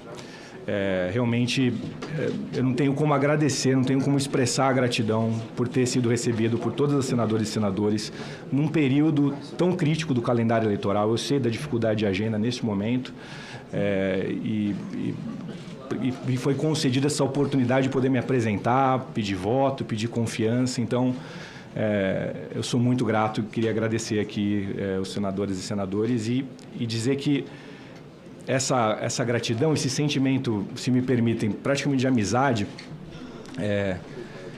e eventual escorregão na liturgia e na formalidade não se identifica com o conceito magistralmente apresentado e criticado de cordialidade pelo genial Sérgio Buarque de Holanda, que fala muito sobre as questões entre público e privado e sobre formalidade e cordialidade. Na verdade, é um sentimento de gratidão enquanto cidadão. Cidadão entendido como essa dimensão da vida em sociedade capaz de sublimar os interesses privados e particulares que a gente pode ter. Porque eu faço questão aqui de registrar publicamente todas as conversas que eu tive com todas as senadoras e senadores. Cada questionamento, cada conselho, cada pergunta foram sempre no sentido da preocupação, da demanda com o destino do nosso povo e do nosso país. Todos os questionamentos, todos os conselhos de quem conhece muito o Brasil, conhece profundamente o Brasil, que eu tive a oportunidade de ouvir, estavam encharcados da preocupação com o destino do nosso país. Então, é um sentimento de uma gratidão por um interesse e uma preocupação genuína com o nosso povo. E nesse sentido que eu apresento aqui a minha gratidão. Então, estar aqui hoje nessa casa como indicado pelo presidente Lula e ter nessa oportunidade de me apresentar aqui é uma grande honra, mas, acima de tudo, por tudo que a gente acabou de comentar, uma enorme responsabilidade que eu tenho, uma enorme responsabilidade. Primeiro, pela atribuição que compete à autoridade monetária, né, de ser o guardião da moeda, uma instituição cuja a confiança depositada é um dos pilares centrais da sociedade civil organizada como nós conhecemos. Então, isso por si só já é uma enorme responsabilidade. Essa responsabilidade ela é amplificada pelos desafios impostos pela quadra histórica em que a gente vive, mas também pela confiança que é depositada em mim e em toda a diretoria do Banco Central. Toda vez que me foi concedida a oportunidade de encontrar o presidente Lula, eu escutei de forma enfática e clara a garantia da liberdade na tomada de decisões e que o desempenho da função deve ser orientado exclusivamente pelo compromisso com o povo brasileiro. Que cada ação e decisão deve unicamente ao interesse do bem-estar de cada brasileiro. Eu sei que hoje em dia talvez esteja meio fora de moda a gente tentar aplacar antagonismos e cisânias para tentar construir e exaltar a convergência e o diálogo, mas eu faço questão de reafirmar todas as conversas com as senadoras e senadores, independente de partido, se oposição ou situação, também foram todas no sentido de me assegurar a liberdade na gestão e demandar o compromisso com o nosso povo e com o nosso país. Além de renovar aqui publicamente o compromisso com essas diretrizes, eu quero dizer que o privilégio de ser indicado para presidir o Banco Central do Brasil exorbita diante da possibilidade de exercer essa função, se as senadoras e senadores me aprovarem, em condições coerentes com as convicções que me inclinaram há mais de 25 anos a estudar economia. Eu sempre encontrei sentido e motivação para estudar economia na afirmação de um economista inglês do começo do século passado, que dizia: a economia é a ciência que cuida de melhorar a vida da mulher e do homem comuns. Essa é a função, esse é o sentido da economia. Eu vou aproveitar esse ensejo de falar sobre as inclinações que me levaram a estudar economia para fazer a transição para um tema que eu também fui orientado a abordar, que é a minha trajetória profissional. A vida me concedeu a oportunidade de vivenciar intensamente quase todas as carreiras possíveis a um economista. Eu comecei a dar aula com 22 anos de idade no Departamento de Economia da PUC de São Paulo. Depois tive a oportunidade de trabalhar no setor público, no Governo do Estado de São Paulo. Posteriormente eu empreendi, abri minha própria consultoria. Depois migrei para o mercado financeiro, onde tive a oportunidade de ser diretor e presidente de uma instituição financeira com mais de 50 anos de atuação no mercado. Ao final de 22, eu recebi a grande oportunidade, a convite do meu amigo ministro Fernando Haddad, de ser secretário executivo do Ministério da Fazenda. Há pouco mais de um ano, fui indicado para assumir a diretoria de política monetária do Banco Central, quando a honra de ser aprovado por essa comissão e por essa casa me permitiu conviver e ser acolhido pelos meus atuais colegas, técnicos da mais elevada excelência, que compõem o quadro de servidores do Banco Central do Brasil, instituição que agora tem o privilégio de ser indicado à presidência. Durante esses mais de 20 anos de atuação profissional, eu assisti ao crescimento e à proliferação de narrativas sobre a carreira pessoal, onde a vitória era quase sempre atribuída a seus próprios méritos. Ou seja, que a gente conseguia as coisas apesar de todas as circunstâncias e que toda derrota configurava sempre responsabilidade do outro e da circunstância. Me parece que são cada vez mais poucas narrativas e capazes de gerar engajamento os discursos com relatos biográficos que constam frases como "nunca ninguém me ajudou" e "tive de fazer tudo sozinho". No meu caso, todas as oportunidades e eventuais êxitos que eu experimentei são devidos aos meus amigos, aos meus colegas, aos meus professores e familiares que me suportam e suportaram. Aproveito a oportunidade para publicamente dizer-lhes muito obrigado. Apesar de pretensiosamente sentir que estão contemplados nas categorias de amigos, colegas e professores. Eu quero aproveitar a oportunidade para publicamente agradecer ao presidente Lula pela indicação, às senadoras e senadores que me receberam tão bem, ao ministro Fernando Haddad e aos meus colegas diretores, em nome do presidente Roberto Campos e todos os servidores do Banco Central. Mas eu sei também que eu devo agradecer também a muitas pessoas com quem eu não tive a oportunidade de conviver nem conhecer. Eu tenho consciência que sou filho e herdeiro dos avanços e conquistas dos brasileiros nas últimas 4 décadas. E que esses avanços e conquistas são fruto da luta e trabalho de gerações muito anteriores à minha. Nasci em 82, quando os brasileiros ainda lutavam pelo direito de votar. Hoje eu tenho o privilégio de viver em um país reconhecido como uma das principais democracias do mundo. Após décadas de elevado crescimento e industrialização, o Brasil enfrentou durante os anos 80 uma crise profunda, levando à moratória da dívida externa e à exclusão do circuito financeiro internacional. Hoje o Brasil é credor líquido internacional com mais de 350 bilhões de reservas de dólares. O Brasil apresenta hoje um superávit comercial sólido e estrutural, graças à produtividade e competência dos seus empresários, com destaque à competitividade do setor agro brasileiro. Além disso, o Brasil se solidificou como exportador líquido de petróleo combinado com uma matriz energética limpa e diversificada.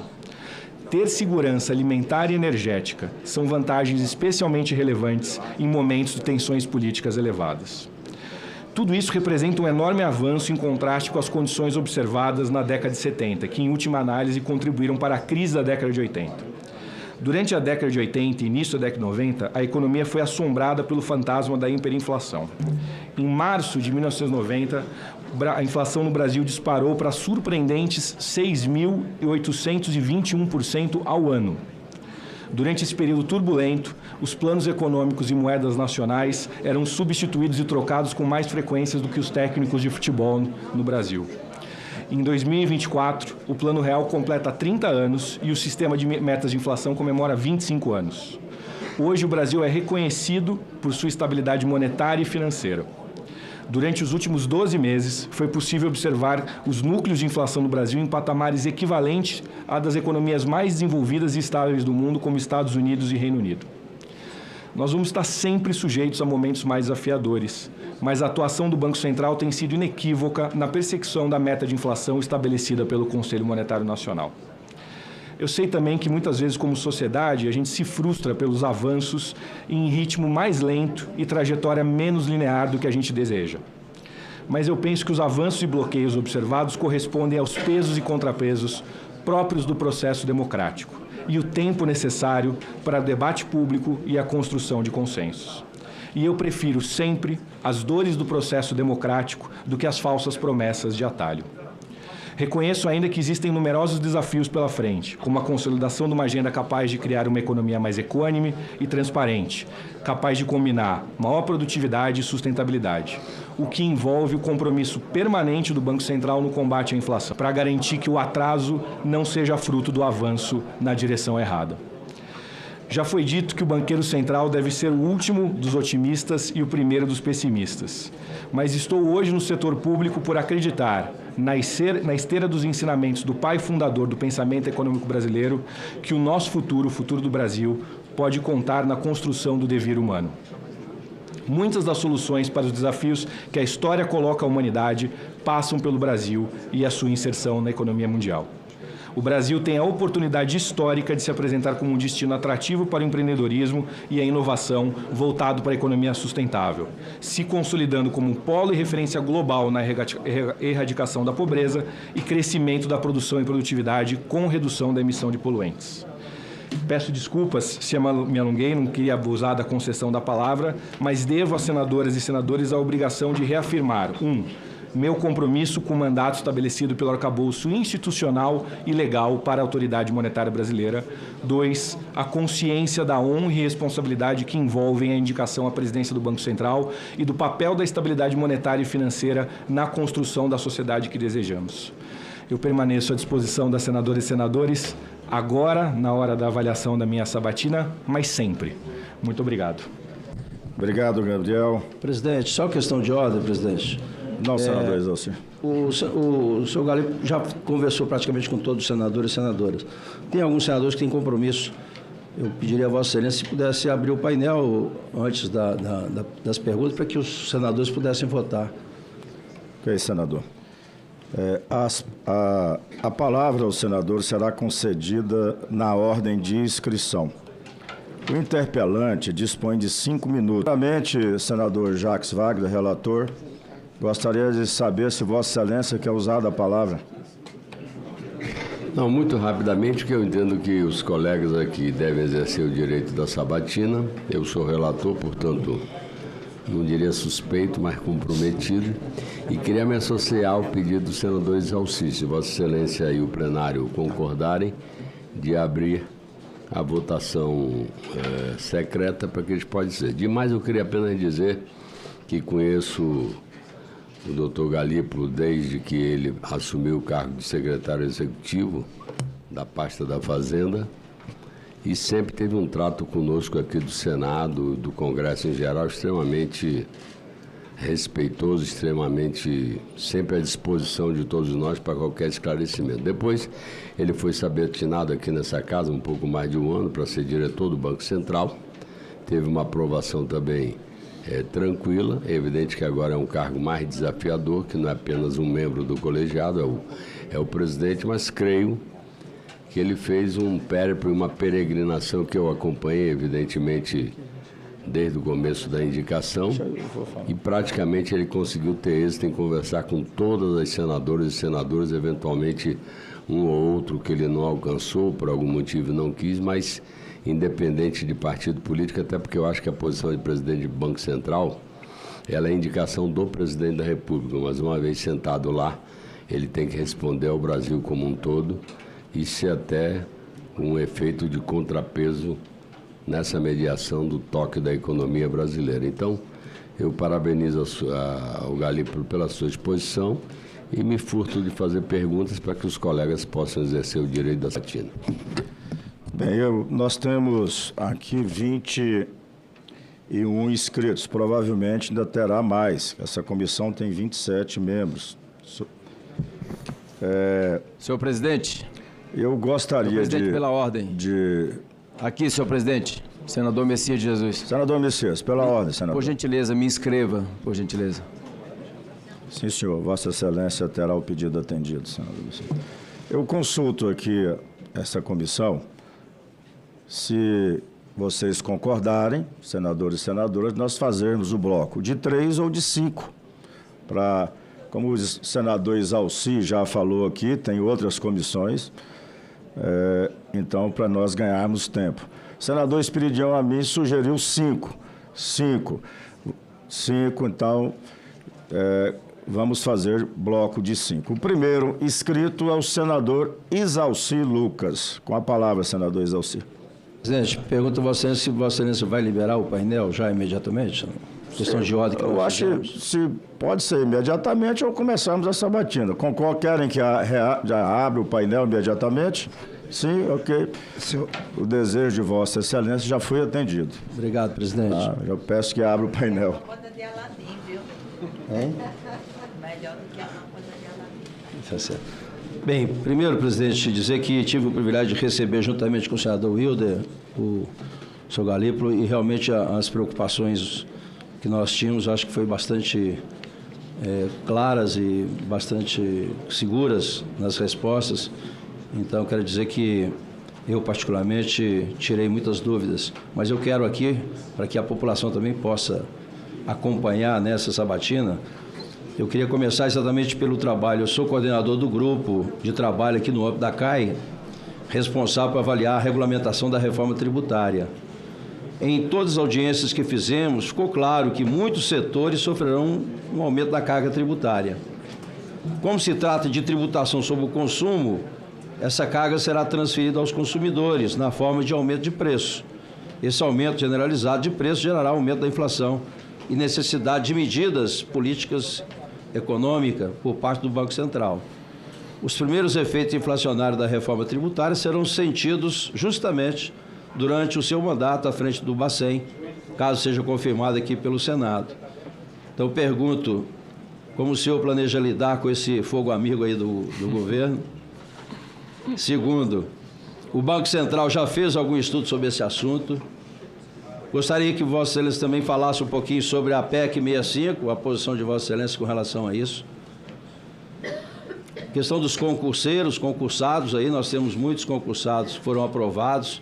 Eu sei que o Banco Central, inclusive, está tendo dificuldade em manter seus profissionais em função da remuneração, né? São profissionais altamente qualificados e o mercado hoje, né, é bastante concorrido, então há uma perspectiva de perda de profissionais. Então, nesse caso específico, se vocês vai trabalhar no sentido de chamar esses concursados, do déficit de pessoas, e também como lidar com essa questão remuneratória, se é um dos temas, inclusive da 65, que está sendo discutido, da questão da empresa pública ou não, exatamente com relação a essa questão salarial. E por último, bem, estando no Banco Central como diretor há mais de um ano e agora como indicado à presidência, o senhor viu dentro do Banco Central o atual presidente Roberto Campos Neto ser atacado por quadros históricos do PT e pelo próprio presidente Lula. Olhando para trás, o senhor acredita que as críticas direcionadas ao presidente do Roberto Campos foram justas? Pesando esses ataques, o senhor avalia que a permanência do presidente foi o melhor para a economia brasileira? Esse cenário é melhor do que sem autonomia do Banco Central? Considerando que os indicados de Lula serão maioria no Copom a partir do ano que vem, como o senhor avalia a capacidade da instituição em resistir a esses ataques nos próximos anos, sabendo que todo governante quer taxa de juros menores e que isso nem sempre é possível? Então, essas são as minhas perguntas, presidente. Eu acho que não sobrou nenhuma pergunta para os outros, não, Zé.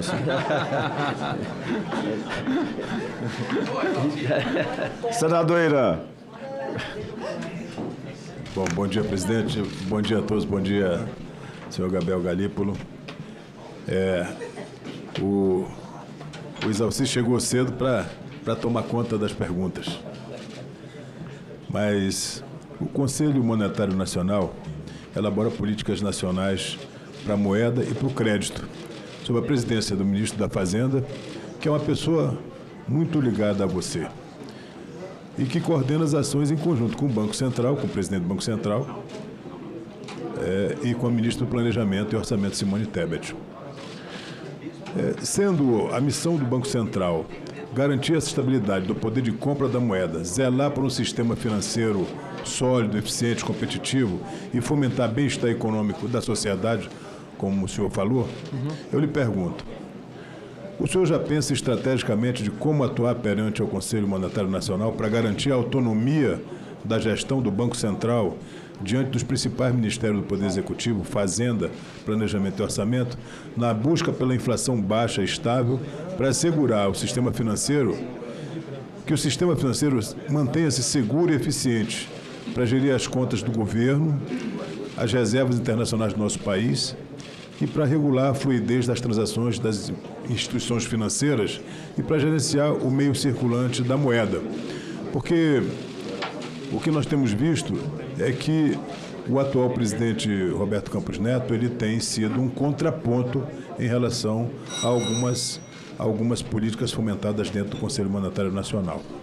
E segunda pergunta seria se o senhor já identifica diretrizes, instrumentos, medidas que estariam ao alcance do Banco Central, considerando que o Poder Executivo vem enfrentando dificuldades para alcançar as metas estabelecidas no novo arcabouço fiscal do país. Os ajustes do Ministério da Fazenda não têm sido suficientes para controlar as contas públicas da União. Então eu pergunto ao senhor, quais seriam os instrumentos e medidas que estariam ao alcance do Banco Central para que as metas estabelecidas no novo arcabouço sejam cumpridas pelo Poder Executivo sem interferência política sobre as ações e atribuições do Banco Central? E quais seriam as projeções que podem ser oferecidas pelo Banco Central para que as ações e decisões relativas às taxas de juros não sejam contaminadas pelos cenários fiscais e políticos que venham a ocorrer a partir de 2025? Muito obrigado. Eu queria também fazer uma referência ao presidente Vanderlan à visita do senhor Gabriel Galípolo ao nosso gabinete, que foi uma conversa muito proveitosa É um homem muito inteligente, muito preparado, mas é importante que a população brasileira e a imprensa brasileira saiba o que ele pensa exatamente para nortear a credibilidade do mercado financeiro do país. Parabéns aí pela sua participação aqui. Obrigado. Com certeza, senador Irã. Obrigado. Senadora Rosana Martinelli, do nosso Mato Grosso. A palavra. Obrigada, presidente. Quero parabenizar o senhor Gabriel pela indicação e nós temos a certeza que o senhor está qualificado e nós acreditamos, que realmente o senhor vai fazer o melhor para o Brasil. Tecnicamente, é o que nós esperamos. Então, nós desejamos desde já, uma muito boa sorte e que Deus acompanhe nas suas decisões, juntamente com toda a sua equipe. Mas o Boletim Focus divulgado ontem, 7 de outubro, pelo Banco Central, estimou mais uma vez um aumento de inflação projetada para este ano. No começo do ano, o Boletim Focus previa que terminaríamos 2024 com a inflação de 3,9% ao ano e agora já se estima uma inflação final de 4,38%. A meta da inflação para 2024 está estabelecida desde 2021, é de 3% ao ano, com limite superior de 4,5%, Ao mesmo tempo, o resultado nominal do governo, cuja estimativa era de déficit 6,8% do PIB no começo do ano. Hoje, já é previsto em terminar em um déficit de 7,75% do PIB. Em razão disso, Calípolo, eu pergunto, como a inflação e o déficit do governo estão relacionados? Por que os dois subiram juntos este ano?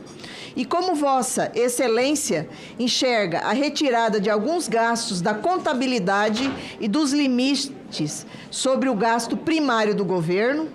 Esses gastos não possuem uma força inflacionária, mesmo não estando abrangidos pelos limites do arcabouço fiscal?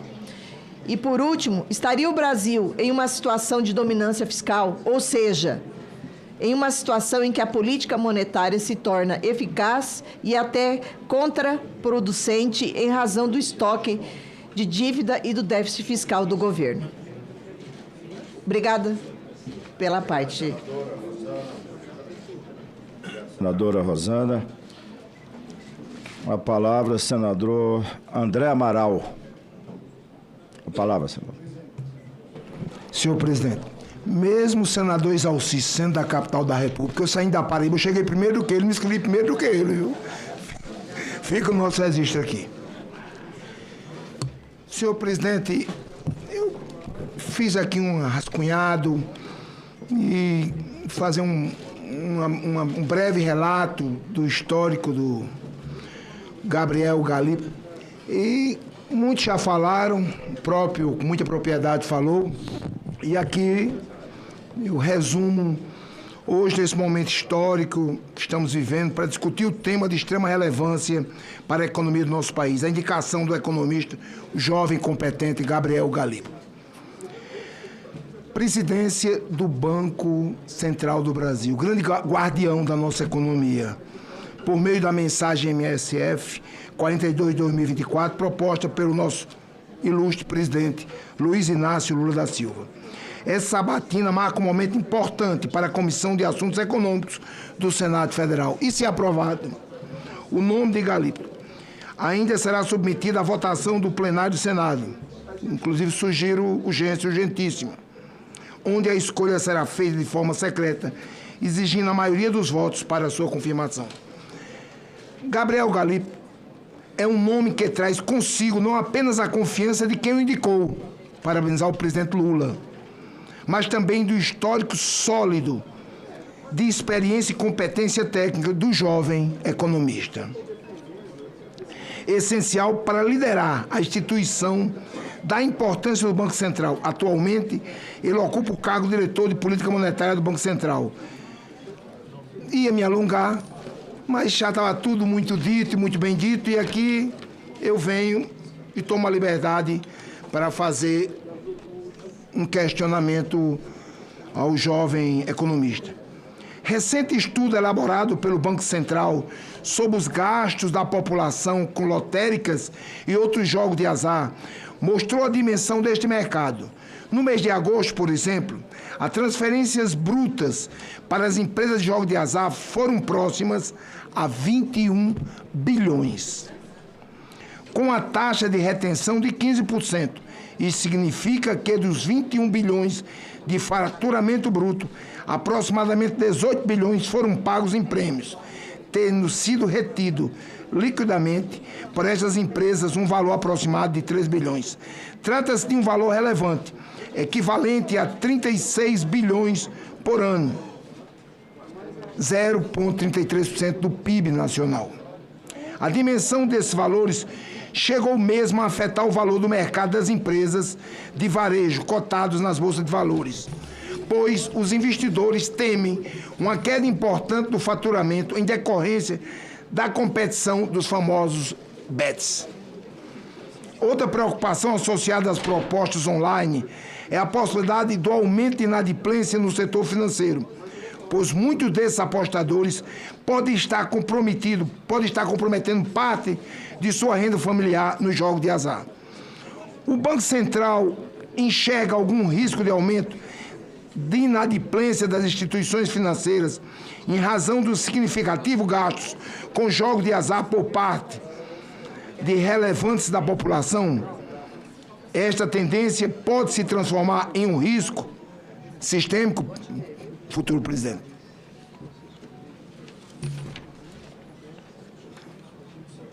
Não sei, não tem... Já... Senador André Amaral. Oi. Encerrando esse bloco, senadora Tereza Cristina. Com a palavra, senadora.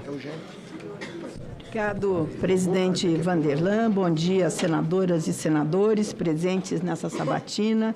Bom dia, senhor Dr. Gabriel Galípolo. Inicialmente, eu gostaria de desejar muito sucesso ao senhor, caso o senhor tenha seu nome aprovado, hoje pelo plenário do Senado Federal, pois a missão de comandar o Banco Central do Brasil é muito importante.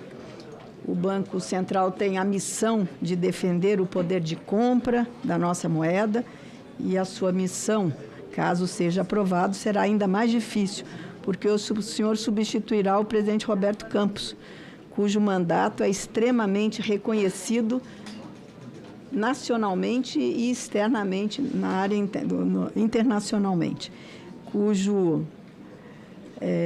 e como um dos melhores presidentes que nós tivemos no Brasil.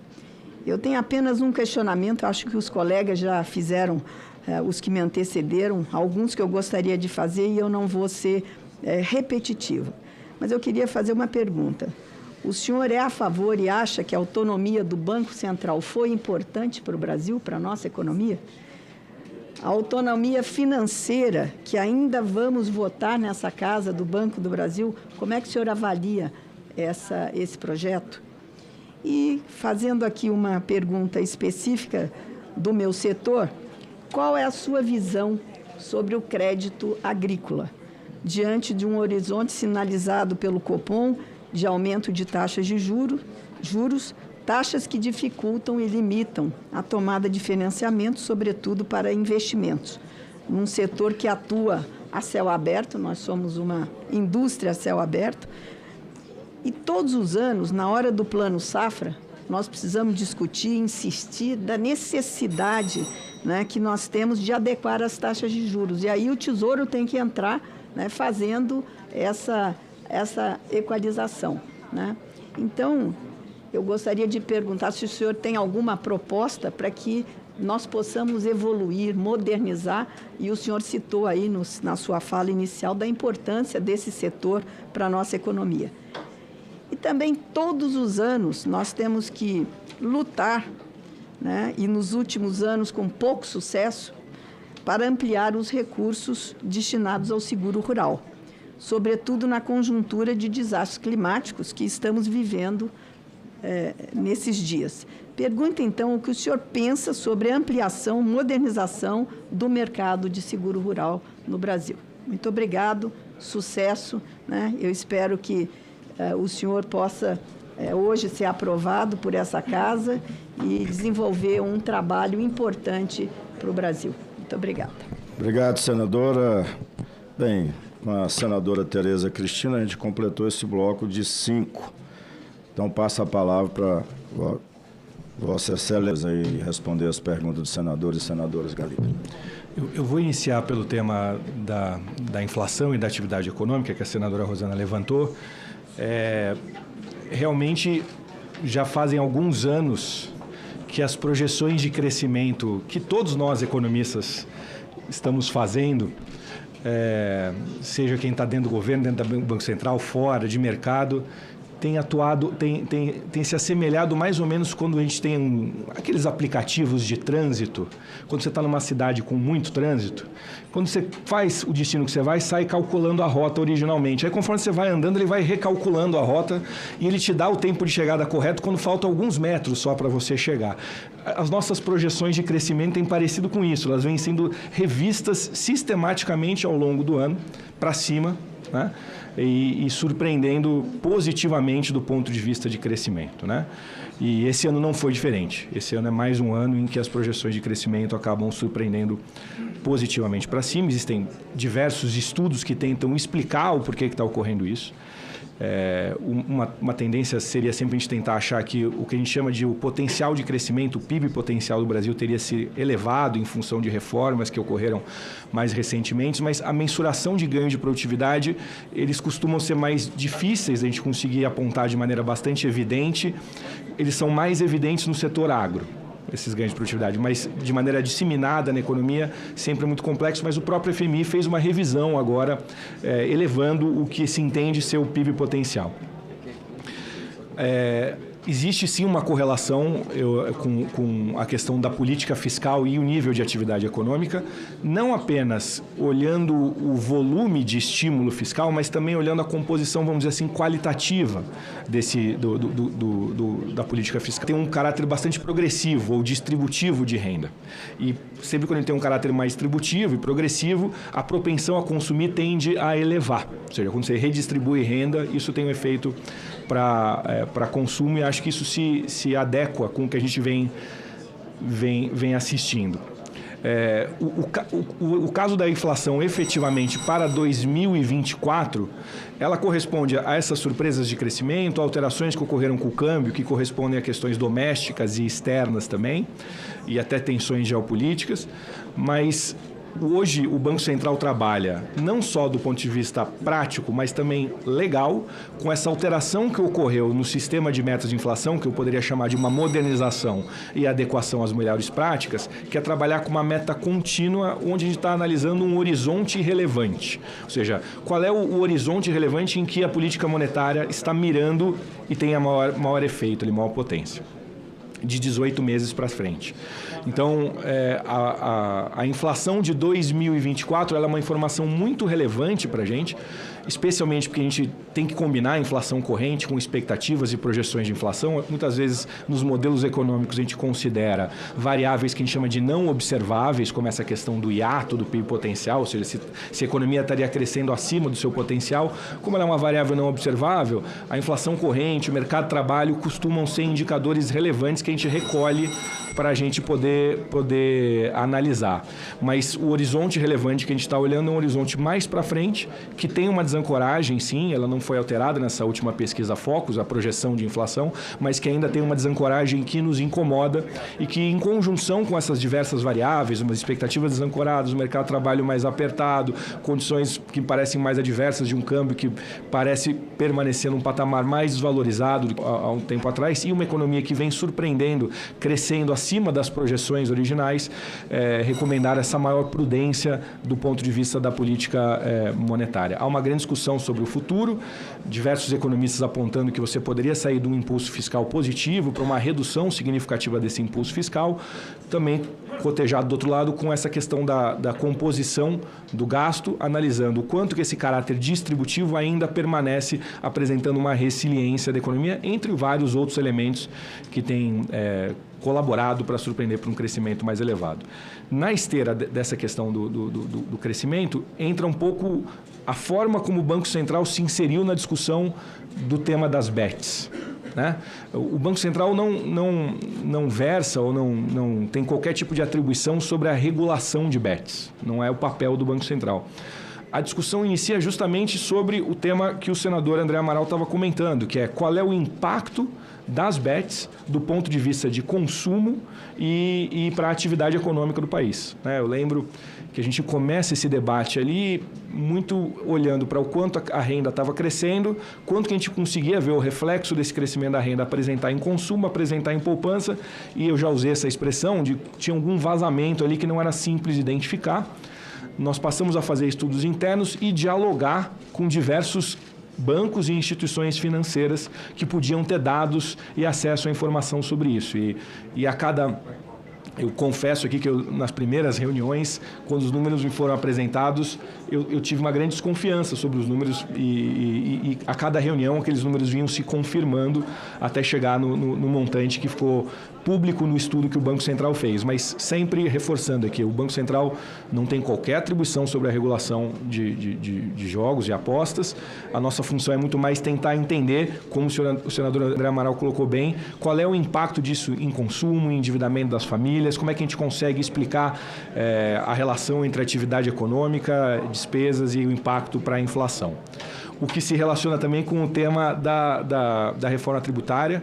O senador Isalci colocou um tema que tem sido debatido constantemente ali pelos diretores do Banco Central, que é a necessidade de a gente aprofundar em estudos para saber qual é o impacto da reforma tributária nos preços de mercado, especialmente pelo tema que o senhor comentou de como vão se dar essas distribuições entre setores, por exemplo, serviço e indústria, e também entre consumo e investimento. Então, não é simples, até porque a gente não tem a redação final, a gente não sabe qual é a solução final, e mesmo com a solução final, fazer, como disse já um físico, fazer projeções são sempre muito difíceis, especialmente sobre o futuro.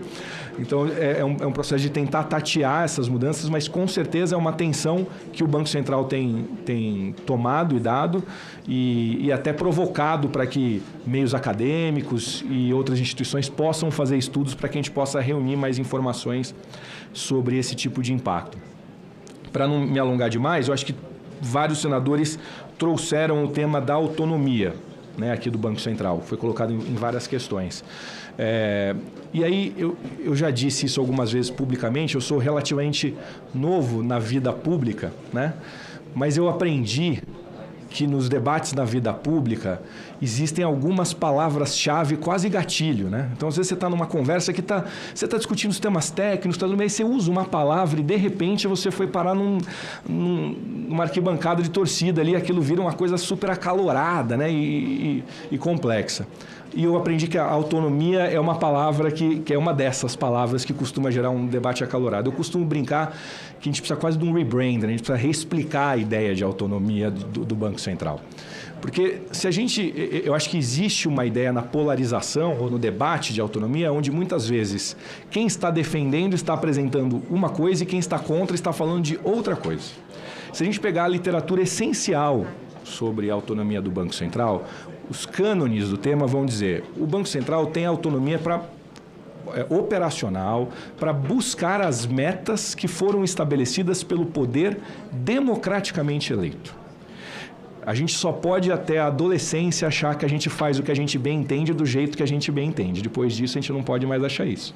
Então, a autonomia do Banco Central funciona da seguinte maneira, e esse é o arcabouço institucional que existe hoje. As metas estabelecidas e os objetivos estabelecidos ao Banco Central são estabelecidos pelo poder democraticamente eleito. Uma vez estabelecido pelo poder democraticamente eleito, cabe ao Banco Central e à sua diretoria perseguir esta meta. Essa é a definição que existe. E é curioso, porque muitas vezes polos que são críticos da ideia da autonomia são aqueles que gostariam, inclusive, que você tivesse uma maior liberdade ou elasticidade por parte da diretoria do Banco Central de perseguir uma meta fora daquela que foi estabelecida. Não se trata disso. Se trata de você obedecer o arcabouço institucional e legal, onde... E eu sou daqueles que defende que o Banco Central não deveria nem votar na meta de inflação dentro do CMNE. Eu acho, pensando numa corporação, numa empresa, é muito estranho que quem vai ter que perseguir a meta seja responsável por estabelecer a meta que vai ter que perseguir, né? Hoje nós temos uma meta estabelecida através do decreto de 3%, como foi bem colocado aqui.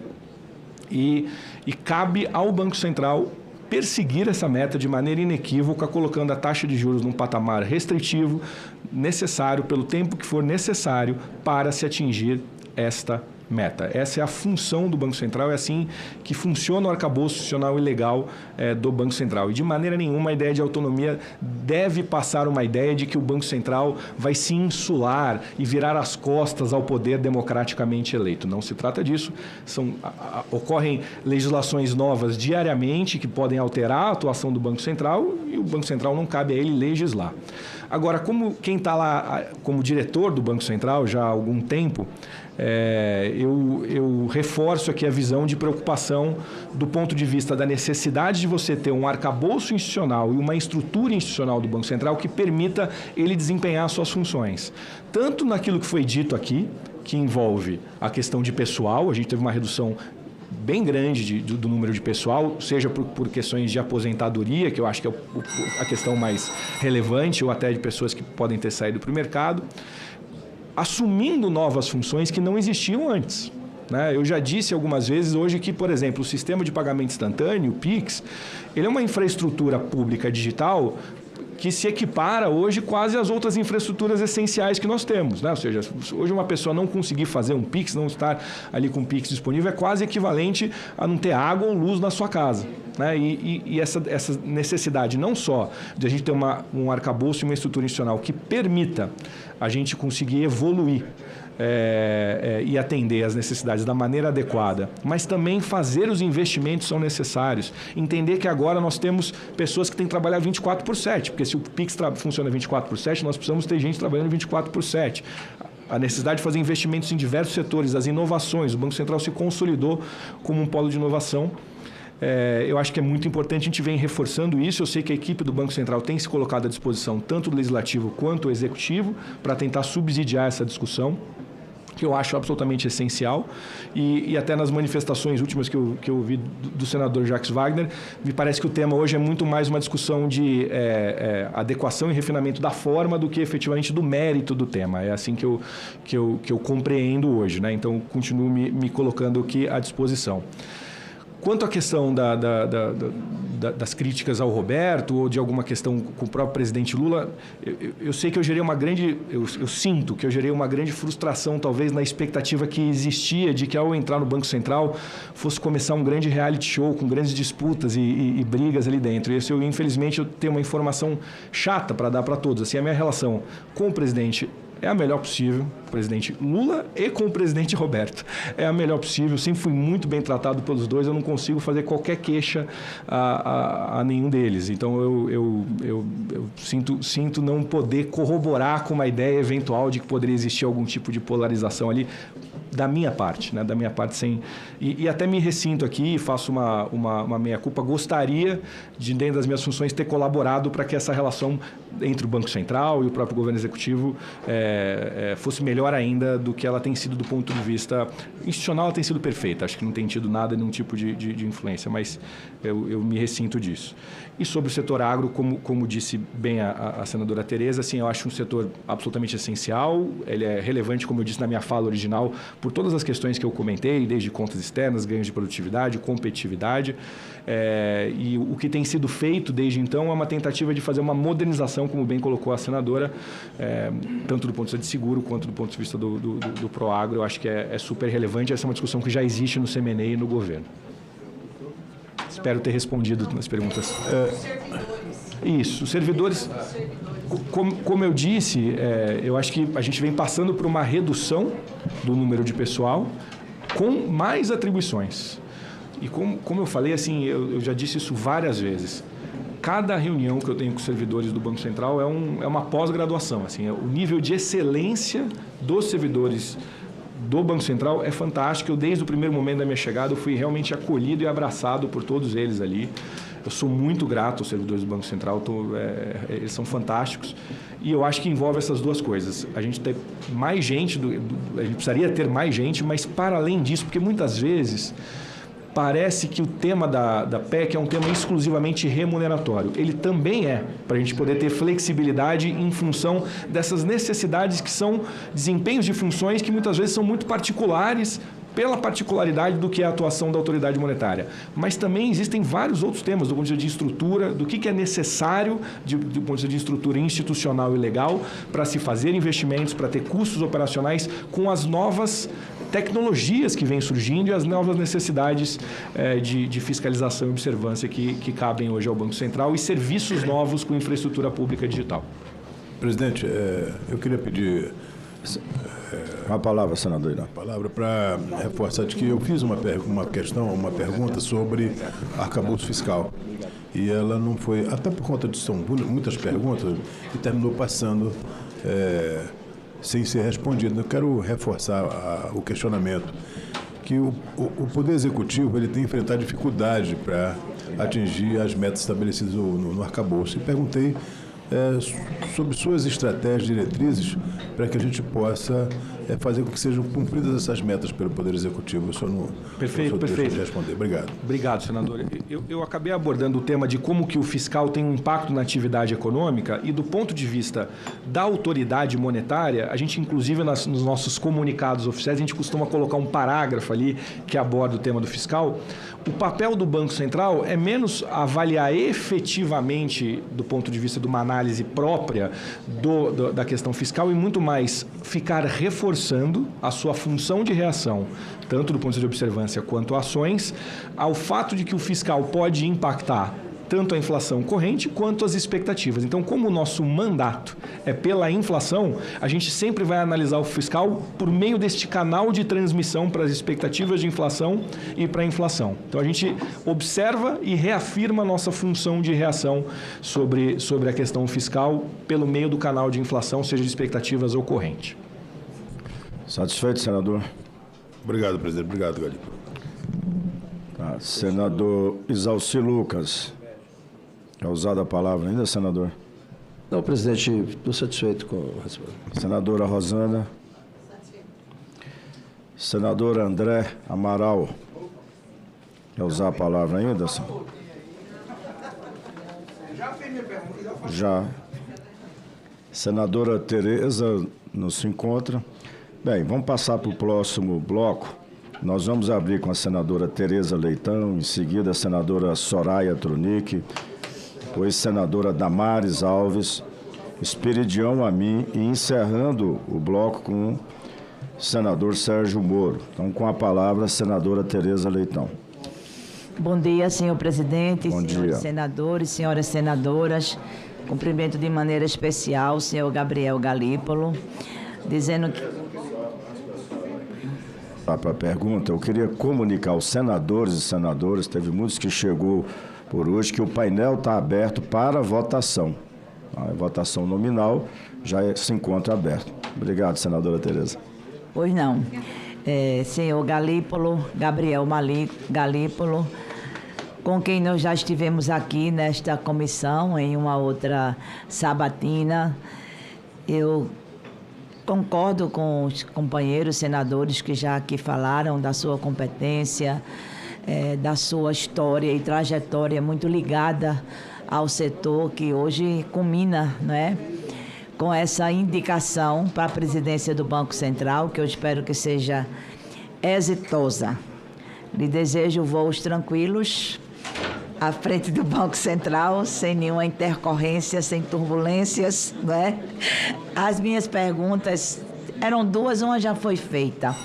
Se referem ao item desenvolvimento sustentável e como o Banco Central a isso se alia. A primeira pergunta, a senadora Rosana já fez, a relação desenvolvimento econômico com desenvolvimento sustentável e a taxa de inflação. Acho que isso é uma questão bastante focada, né, nas atuações e requerida pela sociedade, pela política econômica. E a segunda pergunta, a primeira já considero respondida, é sobre a transição climática. Em um cenário global, onde a sustentabilidade se tornou um princípio orientador das políticas econômicas e sociais, o papel das instituições financeiras, em especial de bancos centrais, vem sendo reavaliado, redirecionado.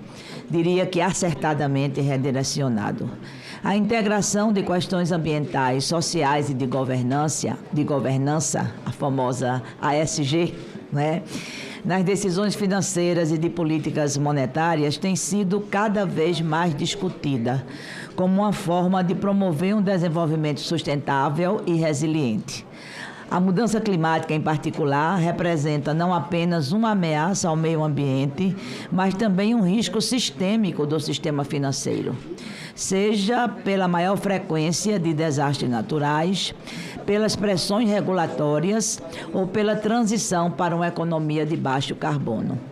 O Banco Central, como regulador do sistema financeiro, tem um papel estratégico na promoção de políticas que incentivem práticas sustentáveis no mercado financeiro e, ao mesmo tempo, no controle de riscos financeiros associados a tais mudanças climáticas.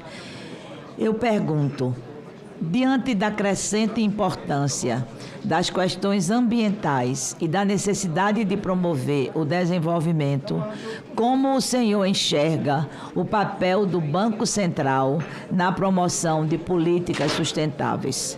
Quais são suas propostas concretas para integrar as questões ambientais nas decisões de políticas monetárias e no controle dos riscos financeiros associados às mudanças climáticas, garantindo que o sistema financeiro brasileiro seja preparado para enfrentar esses desafios e, ao mesmo tempo, contribuir para uma economia mais verde e mais resiliente? Encerrei, presidente. Muito obrigada. Senadora Soraya Tronic, com a palavra. Senhor presidente, caras colegas, senadoras, senadores, caro sabatinando, senhor Gabriel Galípolo, vamos tentar falar sem falar no economês, para que as pessoas possam me entender. Eu não sou da área econômica, mas mesmo assim é importante a preocupação da população brasileira que está nos assistindo em relação ao seu futuro, porque tudo é economia, né? Se a economia vai bem, tudo vai bem. Então, essa é a nossa maior preocupação. E esse assunto é um assunto que une todos os brasileiros. Senhor Galípolo, aqui não tem ideologia, aqui não tem polarização, aqui não tem briga, porque todos nós queremos prosperar e todos nós nos preocupamos com os rumos econômicos. Então, vou fazer algumas perguntas assim objetivas. Primeiro, apesar da autonomia do Banco Central, como é que o senhor planeja lidar com possíveis pressões políticas, especialmente em momentos de instabilidade econômica?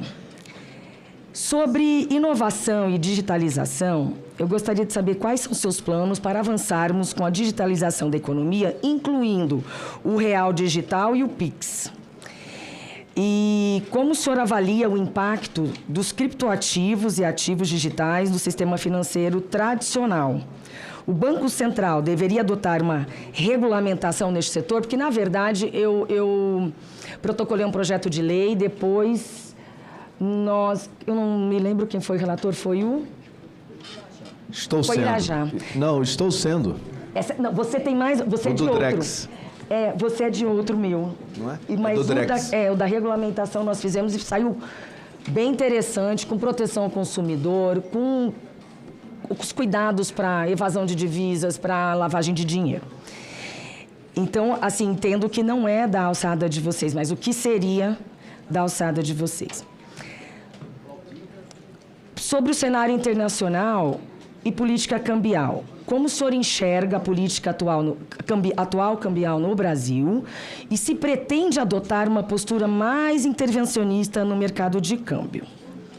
E agora, por fim, foi a pergunta que eu lhe fiz lá no gabinete, e eu confesso que no seu Eu fiquei assim, para mim foi um banho de água fria na minha expectativa, porque mesmo o senhor sendo indicado pelo presidente Lula, o presidente Lula também passou momentos de crítica em relação às decisões do Banco Central que foram tomadas por unanimidade, inclusive com o voto do senhor. Mas nós não somos técnicos no assunto e precisamos respeitar, né, a ciência. E, então, para que as pessoas entendam, hoje nós somos a 9ª maior economia do mundo por conta do PIB. Mas isso não reflete, nós brasileiros no dia a dia, o brasileiro que está lá trabalhando, ele não se sente dentro do país, do 9º país mais rico do mundo. Porque as contas do PIB, que colocam a gente em 9º lugar, não são a renda per capita.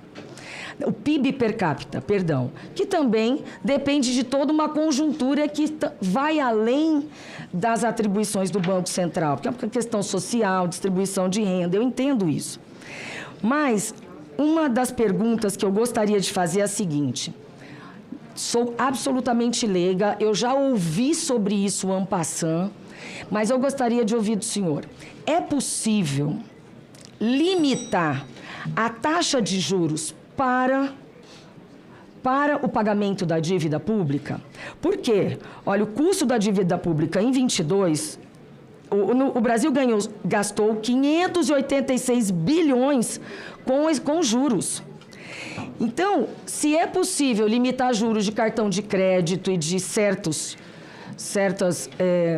questões que nos preocupam muito, seria possível limitar para pagamento da dívida, porque mais de 46% de todo o orçamento brasileiro vai para pagar juros da dívida pública. E 53,6% desse valor, eles vão para as instituições financeiras. Quem é que ganha com isso? Então, é uma pergunta, a gente poderia estudar, não sei se é possível, se é absolutamente impossível, mas não há ninguém melhor para a gente perguntar do que o senhor. Então, outra coisa na questão de juros, disse que a taxa de juros alta, ela vem para combater a inflação. Porém, esse mecanismo de combater a inflação, ele é causado, usa-se esse mecanismo quando a inflação é causada pela demanda, a lei da oferta e da procura. E foi Mônica de Bolle, se não me engano, da Universidade de Johns Hopkins, que disse o seguinte, se não foi, peço perdão para quem falou isso aqui, olha, diz que este não é o caso do Brasil atual, porque nenhum dos países dotados de recursos e economias estruturadas possui uma taxa de juros sequer próxima da que prevalece no Brasil. E todos esses países reconheceram o caráter excepcionalismo do surto inflacionário recente, explicado pela pandemia e pelos conflitos bélicos, e não pelo excesso de demanda. Portanto, como controlar uma inflação que tem uma outra causa? Vocês têm essa noção? Não têm? Então, por quê? Porque nós queremos, sim, prosperar. Se a gente também não tem compra, também o mercado não cresce. É uma equação, Galípolo, muito difícil para a gente entender. Então, por isso que eu gostaria, assim, que você fosse bem didático para que leigos como eu na economia possamos compreender, mas acima de tudo, traduzido economês para a população brasileira. E lhe desejo, Tereza, voos altos, seguros e de grande sucesso, com pousos e decolagens seguras, tá bom? Obrigada, boa sorte, conte comigo. Obrigado, senadora. Senadora Damares Alves, com a palavra. Doutor Gabriel, bem-vindo à comissão. Eu fico aqui olhando a sua simpatia e lamentando que o senhor vai ser presidente do Banco Central num governo de esquerda. Que Deus lhe dê muita sabedoria, discernimento. Ele vai ter mais 2 anos ainda, senadora Damares, no próximo. Então, o senhor vai ser um homem sortudo. Doutor Gabriel, eu gostaria de começar com um conselho. Se me permite, eu acho que eu tenho idade para isso. Primeiro, foi uma alegria lhe conhecer pessoalmente, mas o conselho que eu queria lhe dar é o seguinte: presidente, já vou lhe chamar de presidente, eu tenho certeza que será presidente. O governo Bolsonaro, ele se destacou na economia e foi um governo em momento de uma crise absurda que foi a pandemia. Mas eu acredito muito que a participação, presença e o respeito que o governo teve ao presidente do Banco Central foi fator decisivo para que a nossa economia ela ficasse num patamar interessante no momento de crise mundial. E aqui eu tenho um ex-colega ministro que está aqui comigo, ele vai concordar. O nosso presidente do Banco Central participava de nossas reuniões com os ministros. E por muitos momentos, foi ele que trouxe o tom. Nós temos no governo, e o senhor vai viver muito isso, o governo vive sob pressão de entregas, sob pressão de apoiadores, o governo vive sob uma pressão da população também, e às vezes o governo quer tomar decisões muito populistas, quer tomar decisões para agradar parceiros, e o Banco Central, neste momento, tem um papel muito importante. Por muitas vezes, na hora das nossas reuniões, às vezes muito tensa, era para o presidente do Banco Central que a gente olhava. E ele tinha a obrigação de ser equilibrado, isento e muitas vezes nos levar à condução certa. Não era fácil, a lua de mel entre Paulo Guedes e Roberto nem sempre foi de verdade. A sua lua de mel com Haddad vai acabar, eu vou lhe informar isso, se prepare. A sua lua de mel com Lula vai acabar, se prepare para isso. Mas é nesse momento que um presidente de Banco Central vai ter um papel muito importante para o Brasil. Então, o que eu quero lhe dizer, nunca perca a sua identidade, a sua autonomia para agradar lado A, lado B. Mantenha-se como presidente de Banco Central. Esse foi um dos sucessos do governo Bolsonaro, o respeito à autonomia e à posição do Banco Central. Quando eu falei que lamento que você vai ser presidente de um Banco Central num governo de esquerda, a gente vem de um governo anterior com grandes conquistas como a autonomia do Banco Central, lei das estatais, lei da liberdade econômica, governo digital, um dos maiores do mundo, o PIX, reforma tributária. E o senhor vai encontrar um governo com uma política de gastos que só aumenta. A minha pergunta é, o senhor pensa que a elevação do patamar da dívida pública nesse governo, o que o senhor pensa se em 2022 ela já estava em queda? O senhor concorda a respeito da avaliação sobre a piora da composição da dívida? Essa é a minha pergunta. Não vai ser fácil para o senhor lidar com isso. E a outra pergunta vai lá. A esquerda, quando quer ser cruel, sabe ser cruel com maestria. Os ataques ao atual presidente do Banco Central, eu considero que foram ataques injustos. Mas, olhando para trás, eu vejo que eles começam a reconhecer que eles foram injustos. A permanência do Roberto foi necessária. Mas eu entendo que agora o Copom, o Lula terá a maioria lá na indicação do Copom. E eu não sei como é que o senhor vai lidar com as pressões. O senhor tem se mostrado um homem equilibrado. Foi a mesma pergunta que a Soraya fez ali. O senhor é um homem equilibrado, mas como o senhor vai lidar quando figuras históricas do PT não mediu palavras para atacar o atual presidente do Banco Central de formas indevidas e injustas? Como o senhor vai lidar com isso? As pressões do atual governo, um governo que a política econômica dele é gastar. Que Deus te dê sabedoria. Só mais um conselho. Quando os ministros da área social te procurar, eu fui ministra dessa área, escute eles com carinho, atenda, porque nós estamos lá na ponta. E, às vezes, a ministra da Mulher tem uma informação que o senhor de trás de um computador ou no gabinete não consegue enxergar. Os ministros da área social, respeite eles e ouça esses homens e mulheres que estão lá na ponta com o povo, ok? Esperidião a mim, com a palavra, senador. Obrigado, senadora Damares.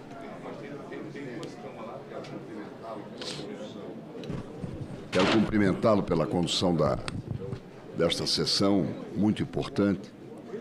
Quero dizer ao Dr. Gabriel Galípolo que nós já o conhecemos tanto pela sua sabatina como diretor, para ser diretor de política monetária, quanto pela sua conduta ao longo do exercício deste mandato.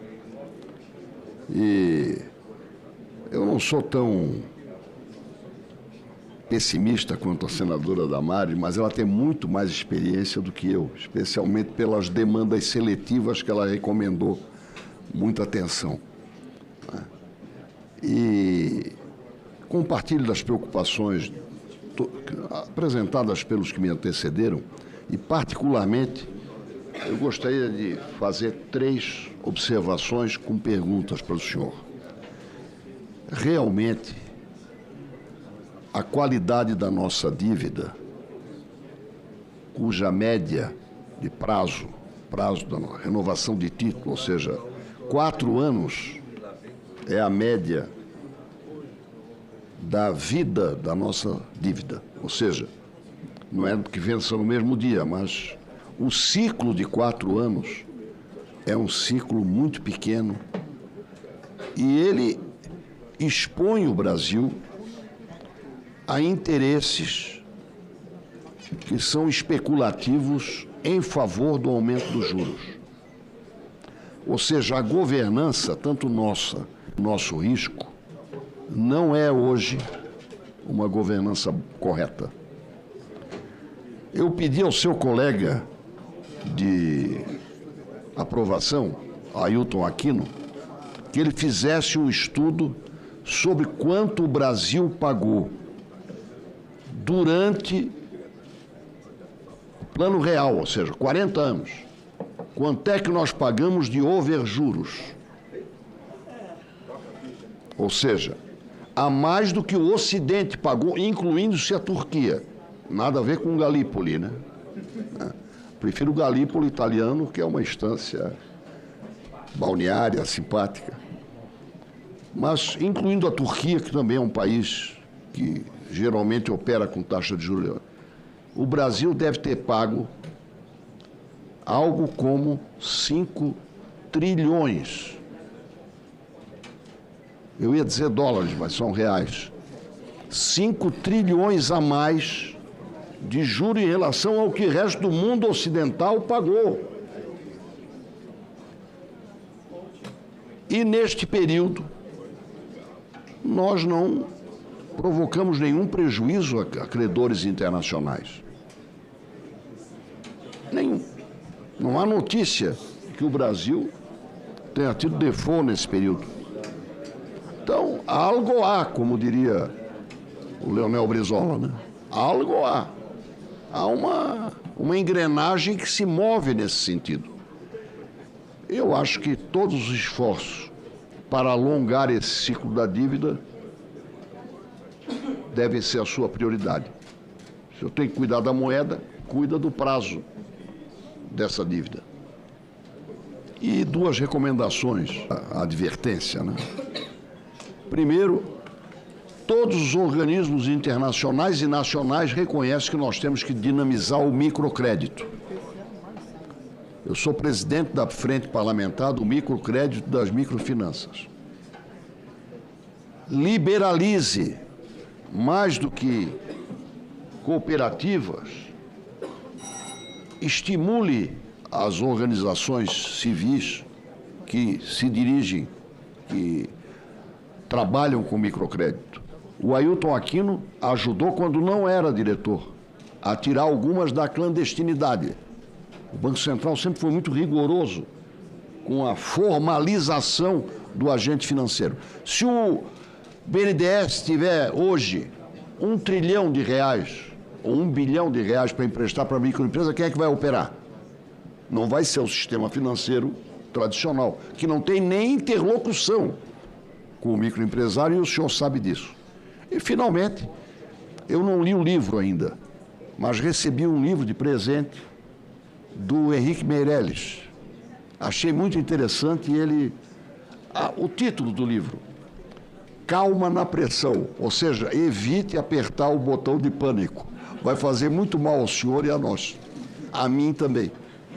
Obrigado. Obrigado, Ami. Próximo, senador Sérgio Moro. Com a palavra, senador. Obrigado, senador Vanderlan. Cumprimento o senhor Galípolo, parabenizo pela indicação.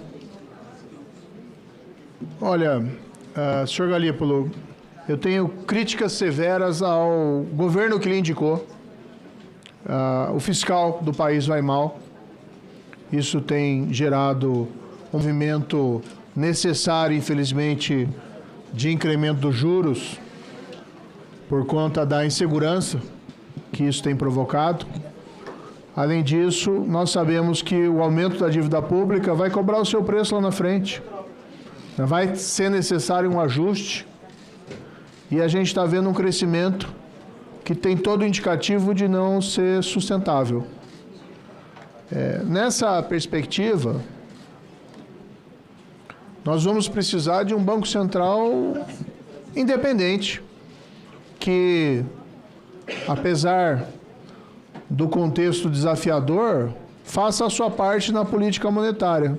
Porque se nós tivéssemos um Banco Central também com uma política monetária frouxa, a economia já teria se desgringolado com o incremento da inflação, que nós sabemos que atinge os mais pobres. Já vivenciamos no passado aquele período terrível da hiperinflação, e nós não queremos nada nem de perto, né? Ainda que não imaginemos a hiperinflação voltando, mas nem de perto níveis de inflação que se aproximem dos 10 pontos. Mas essas críticas não são dirigidas à Vossa Senhoria, são dirigidas ao governo, mas eu quero registrar aqui a minha preocupação. Nós conversamos ontem, Vossa Senhoria mencionou a sua intenção de ser independente, o que significa dizer não ao presidente Lula. E creio que o seu predecessor, o atual ocupante, o Roberto Campos Neto, fez um excelente trabalho como presidente do Banco Central, técnico, inovador, e manteve a firmeza, mesmo diante de ataques vis que foram formulados por esse governo federal.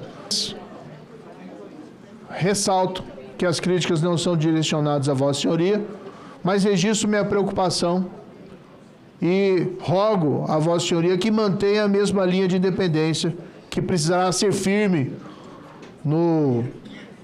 para conduzir a política monetária do Brasil, sem ceder ao canto da sereia do crescimento rápido, descontrolado, com a volta da inflação, e para colocar o Brasil no rumo de novo, vai ser muito difícil.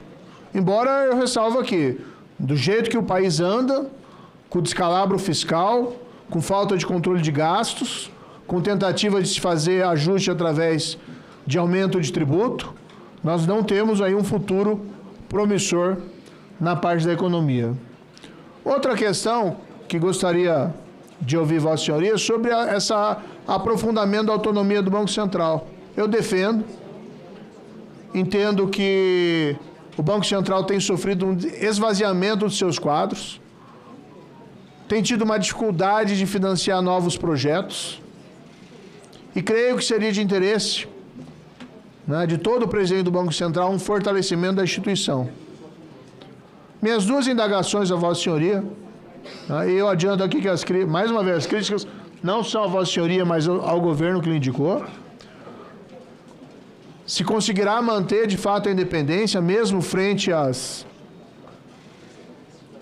intenções do presidente Lula, sua posição sobre o projeto. Em terceiro lugar, um outro ponto que não foi objeto de indagação até o momento, mas que me traz uma preocupação próxima, é a sua posição relacionada ao COAF. O COAF hoje está vinculado ao Banco Central, tem um importantíssimo papel de prevenção à lavagem de dinheiro, tem, a meu ver, até o momento, realizado um trabalho técnico, mas, assim como o Banco Central, sofre de uma carência de servidores e de uma falta de recursos para realizar essa grande tarefa. E não é combate única e exclusivamente à criminalidade, embora isso por si só já seria extremamente válido, mas para garantir a incolumidade do nosso sistema financeiro. Se nós formos vistos pelo exterior como um país leniente, favorável, que permita lavagem de dinheiro, nós começamos a perder a confiabilidade e a credibilidade para atrair investimentos. Né? Então, essas são as minhas 3 indagações a Vossa Senhoria, né, muito rapidamente, e espero que Vossa Senhoria seja bem sucedido em manter a posição firme do Banco Central em relação aos descalabros da política, do restante da política econômica do governo Lula. Obrigado, senador Sérgio Moro. Passa a palavra agora ao senhor Gabriel para tirar as dúvidas dos senadores e senadoras.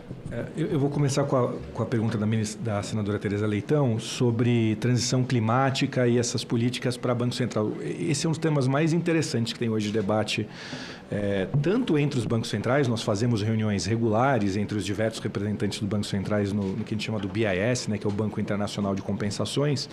E, curioso, esse é um tema que mesmo os maiores bancos centrais do mundo têm bastante divergência sobre o quanto isso deveria ser incorporado no mandato do Banco Central ou não. Né? O quanto isso... Porque existe um lado que é um lado que todo Banco Central vai ter que lidar. A transição climática tem impacto na economia, tem impacto nos preços. Basta dizer que a política que está sendo feita hoje nos Estados Unidos, o principal programa econômico nos Estados Unidos, que envolve um projeto de, dentro do país, com menor emissão de poluentes, tem o nome de ato de redução de inflação, numa tradução livre aqui. Ou seja, sabendo que você migrar para uma matriz energética ou para um consumo de fontes de energia que são menos poluentes, de início vai ter um custo financeiro maior, ainda que do ponto de vista econômico e social seja menor, porque esse financeiro menor gera uma externalidade que a sociedade, muitas vezes como um todo, é quem paga.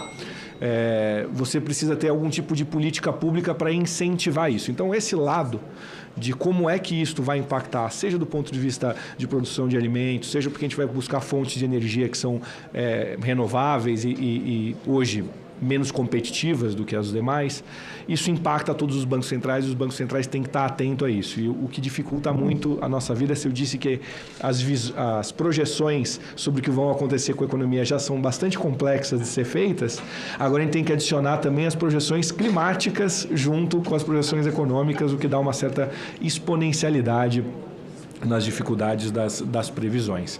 Mas o Banco Central do Brasil é dos bancos centrais mais atentos ao tema, tem tentado colaborar tanto com outros bancos centrais quanto o próprio governo a esse tema. É um tema recorrente na participação que existe no G20 do Brasil, né? Então é um tema muito caro para todos nós.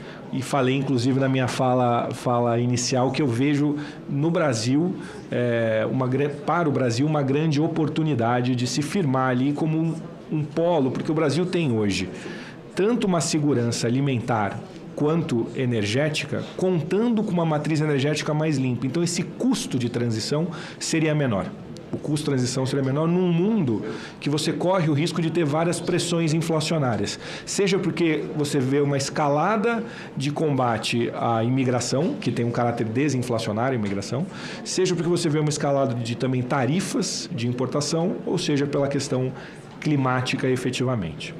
Juntando esse tema com o tema que a senadora, a Soraya colocou, sobre a questão da pandemia, existe uma correlação com o tema climático e a pandemia que eu acho que vale a pena a gente dizer, e com o custo da dívida, que é, durante o período da pandemia, se a gente olhar os países, o Roberto tem dito isso em vários fóruns internacionais, eu vou reproduzir a fala dele porque eu concordo integralmente, o presidente Roberto Campos.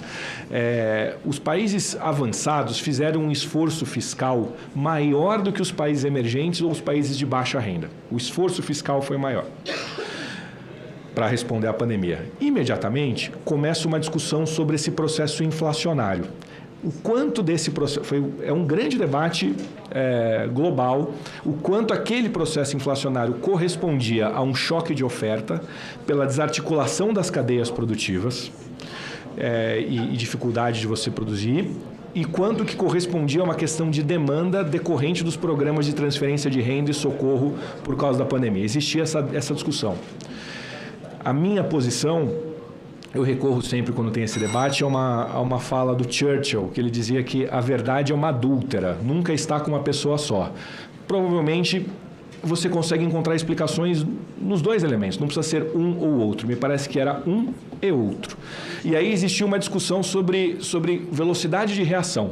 O Banco Central brasileiro, por exemplo, foi muito bem reconhecido globalmente por ter sido um dos primeiros a reagir com política monetária, entendendo que existiria um impacto e repercussões que afetariam pelo lado da demanda, o que demandaria justamente a reação da política monetária. Mas para encerrar esse capítulo e entrar na reação da política monetária, quando os países avançados que aumentaram a sua dívida com esforço fiscal maior iniciam uma elevação da taxa de juros, você vai ter um montante de dívida maior com um custo maior, o que demanda uma rolagem de dívida no montante superior.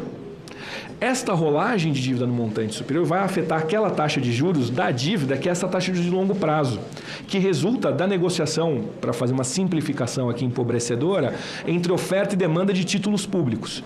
Por isso que os títulos públicos dos países avançados começaram a pagar juros cada vez maiores.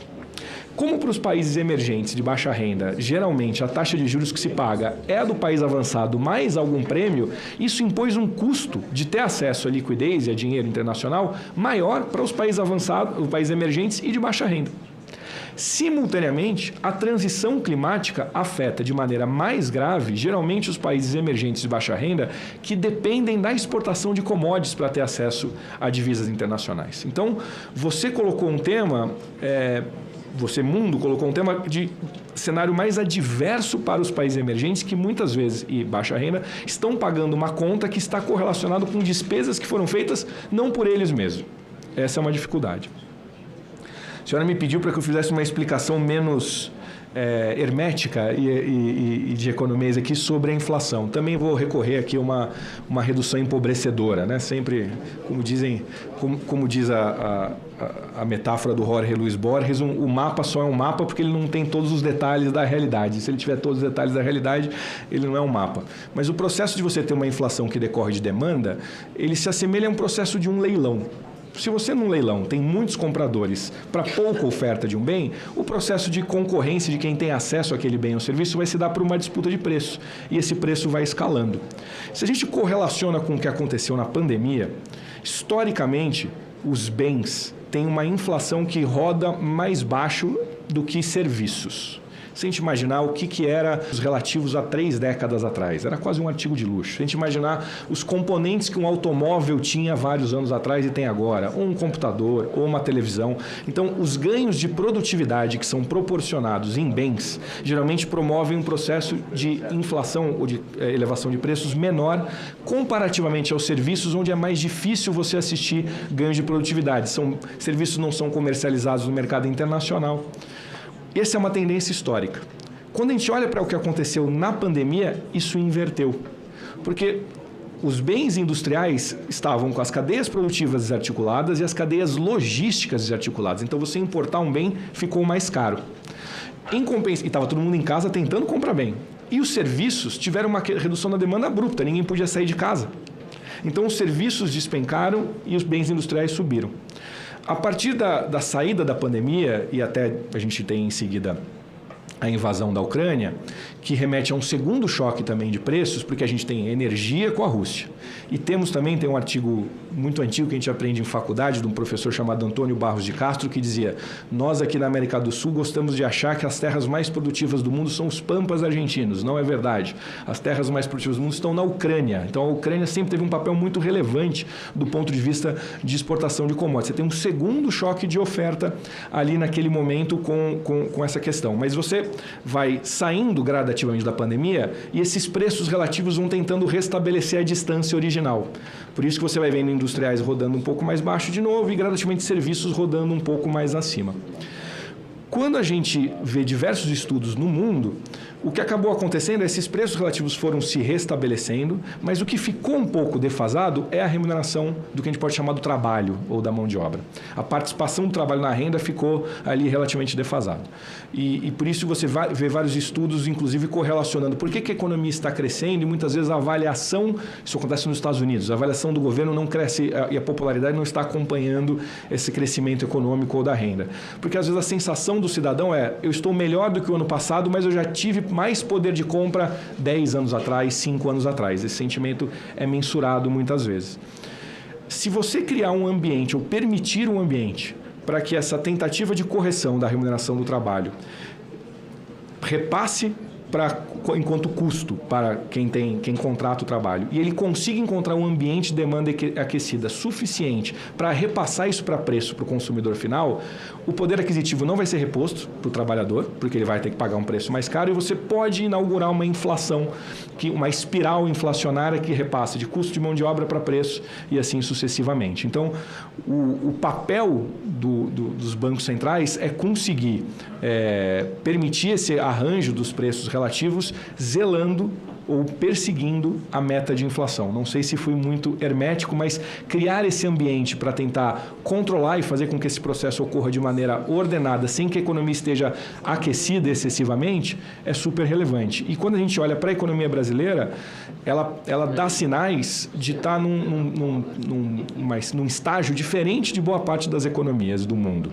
Se a gente pegar, por exemplo, o início dos anos 2000, a gente tinha ali uma série de fatores que colaboravam. China crescendo, exportando desinflação, porque ela tinha ganhos de produtividade com bens industriais, e importando commodities. Estados Unidos e Europa com taxas de juros baixas, jogando liquidez no mundo. Hoje, se a gente vai olhar, o Japão está começando a subir juros depois de muito tempo. A China num processo de desaceleração econômica. Os Estados Unidos um pouco nessa discussão se ele vai fazer, para usar a metáfora da aterrissagem, se ele vai fazer uma aterrissagem suave ou uma aterrissagem mais abrupta. A Europa também num processo de desaceleração. Os dados que a gente vê do Brasil o desemprego na cima da série histórica. A gente vê a renda com um crescimento de acima de 12% desde o início de 2023 e provavelmente uma combinação entre inflação e desemprego que vai estar entre as melhores desde o início do Plano Real. A indústria no máximo da capacidade instalada nos últimos 11 anos, o serviço no máximo dos últimos 2, e assim sucessivamente a gente vai encontrar diversos dados que sugerem uma economia que não está num processo de desaceleração. É uma economia que parece apresentar pujante, né? Isso não é ruim, mas cabe ao Banco Central, a bola que o Banco Central tem que estar com o olho é na inflação. Como que isso o que isso sugere ao Banco Central? Que a gente deve assistir um processo de desinflação mais lento e mais custoso. Como o Banco Central não cabe a ele correr risco, a função dele é ser mais conservador para garantir que a taxa de juros está no patamar necessário para se atingir a meta que foi definida. Para voltar para o tema da dívida, quem faz a gestão da dívida pública efetivamente é o Tesouro Nacional. E aí o Tesouro Nacional vai ter instrumentos de títulos públicos ali, onde ele vai poder recorrer a depender do que ele entender que é a demanda, ou que vai ter melhor aceitação pelo mercado, ou faz mais sentido para o perfil da dívida dele, títulos que são indexados à inflação, um IPCA mais alguma coisa, títulos pré-fixados, como pagar uma taxa de juros, títulos pós-fixados, títulos atrelados à taxa básica de juros. Você vai ter uma série de opções e o que a gente chama de duration da dívida, que é esse período, prazo médio, para fazer uma tradução aqui equivocada, da dívida, vai ficar muito condicionada a esse apetite que existe. Eu não acho recomendável fazer qualquer tipo de tabelamento ou limitação nesse sentido. Acho que isso corresponde muito mais ao quem são os... De novo, para tentar usar oferta e demanda e simplificar, qual é o apetite que existe para comprar dívida pública de longo prazo, indexada à inflação, não indexada à inflação. O Brasil, quando tinha o grau de investimento, por exemplo, tinha ali praticamente 100% da sua dívida detida por investidores estrangeiros, muitas vezes investidores institucionais, fundos de pensão, que tinham uma tendência mais de carregar o título por mais tempo. Isso tirava a volatilidade, por exemplo, né? Mas essa é uma gestão que é feita por uma equipe fantástica também ali do Tesouro, do que é a duration da dívida. Quanto à política cambial, nosso câmbio é flutuante, ele está ali e ele é uma linha de defesa para amortecer as flutuações que existem na economia. É curioso, a senadora sabe que as opiniões às vezes oscilam bastante rápido, né? Então, eu lembro que a gente migrou dessa, talvez, uma preocupação, porque como a política cambial fica dentro da diretoria de política monetária, de eventualmente, quando eu fui indicado no meio do ano, vai mudar, vai ter mais intervenção, não vai ter mais intervenção. Aí no ano de 2023 foi o primeiro ano que a gente não fez nenhuma intervenção extraordinária no final do ano. Aí eu passei a ser acusado de ser mão fraca, ele não intervém, ele deixa correr, não sei o quê. Então essas coisas às vezes oscilam muito, mas a verdade é que o Banco Central tem uma institucionalidade muito bem consolidada, tanto para a política monetária quanto para essa parte da política cambial, que sabe reagir, mensurar e agregar informação. E o bom convívio que a gente tem tido dentro da diretoria, eu tenho tentado o máximo possível trazer essas conversas e diálogos para colegiado, Primeiro, porque eu acho que é mais difícil você errar em 9 pessoas do que sozinho. Segundo, que com pessoas da qualidade técnica e experiência que tem lá, eu só tenho ganhos em trocar informações com essas pessoas. O tema do microcrédito e o tema das inovações que a senadora Soraya colocou, eu acho que existiram 4 revoluções, vamos dizer assim, que o Banco Central produziu ou vem produzindo no mercado financeiro. A primeira é nos meios de pagamento. Os meios de pagamento a gente teve desde dos arranjos que envolviam cartões e as chamadas maquininhas, que foram coisas que até alguns anos atrás a gente não via e passamos a ver nos comércios com grande profusão ali, né? Isso mudou bastante a maneira de se fazer negócios e o custo transacional. Depois o próprio Pix, que é um caso de sucesso de uma infraestrutura pública digital.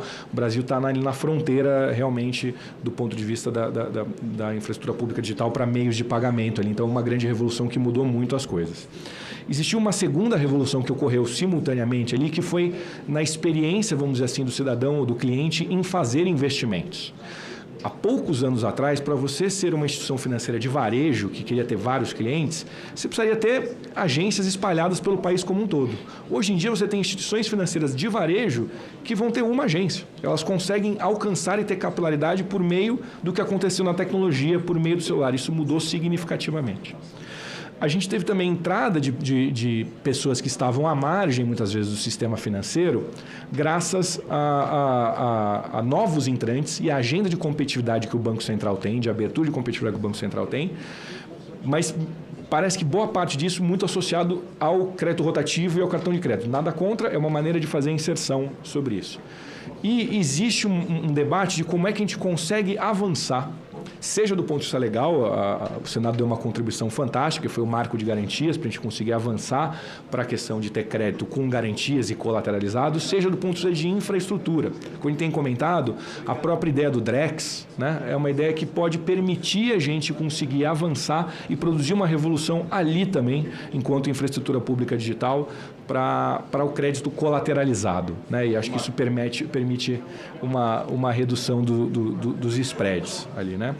Agradecer todos os conselhos da senadora Damares e do ponto de vista da composição da dívida, eu repito aquilo que eu disse, ela é uma gestão muito mais do tesouro. Existe sempre a preocupação, a gente acompanha como se dão os reflexos para taxas de juros de longo prazo, a gente usa inclusive essas diferenciações que existem nesses títulos, que são esses títulos que são às vezes indexados à inflação e os que são com uma taxa de juros nominal fechada, para a gente ter a inflação que a gente chama de implícita como uma referência sobre as expectativas de inflação, mas hoje a gente reage, como te diz na comunicação oficial ali, em função de como é que esse canal se transmite para as expectativas de inflação e para a inflação corrente. E as questões que foram colocadas pelo senador Moro, como eu disse, eu realmente acho que é super importante que o Banco Central esteja disponível e toda instituição esteja disponível a discutir seu avanço institucional. Acho um avanço institucional relevante o que está sendo discutido hoje no Banco Central.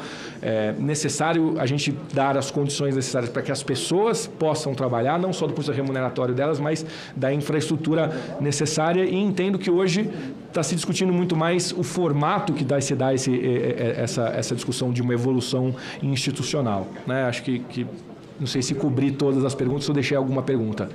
O COAF, perfeito. Concordo que o COAF entra nessa lógica, senador, de também ter uma necessidade, é sempre bom que ele possa ter um arcabouço nacional que permita ele estar com os recursos necessários e a estrutura necessária, dada a relevância que ele tem, como o senador colocou bem, não só para as questões de lavagem de dinheiro, mas para a função que ele desempenha ali. Presidente, eu gostaria de... Senador Esperidion, com a palavra. Eu gostaria de relembrar ao doutor Galípolo as questões que eu levantei a respeito de microcrédito e a propósito dessa questão da governança do regime de juros no mundo.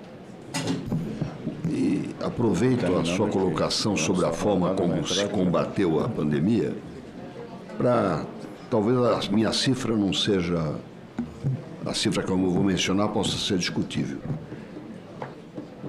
Do período de 2020 para cá, para combater a pandemia e suas consequências, o governo dos Estados Unidos deve ter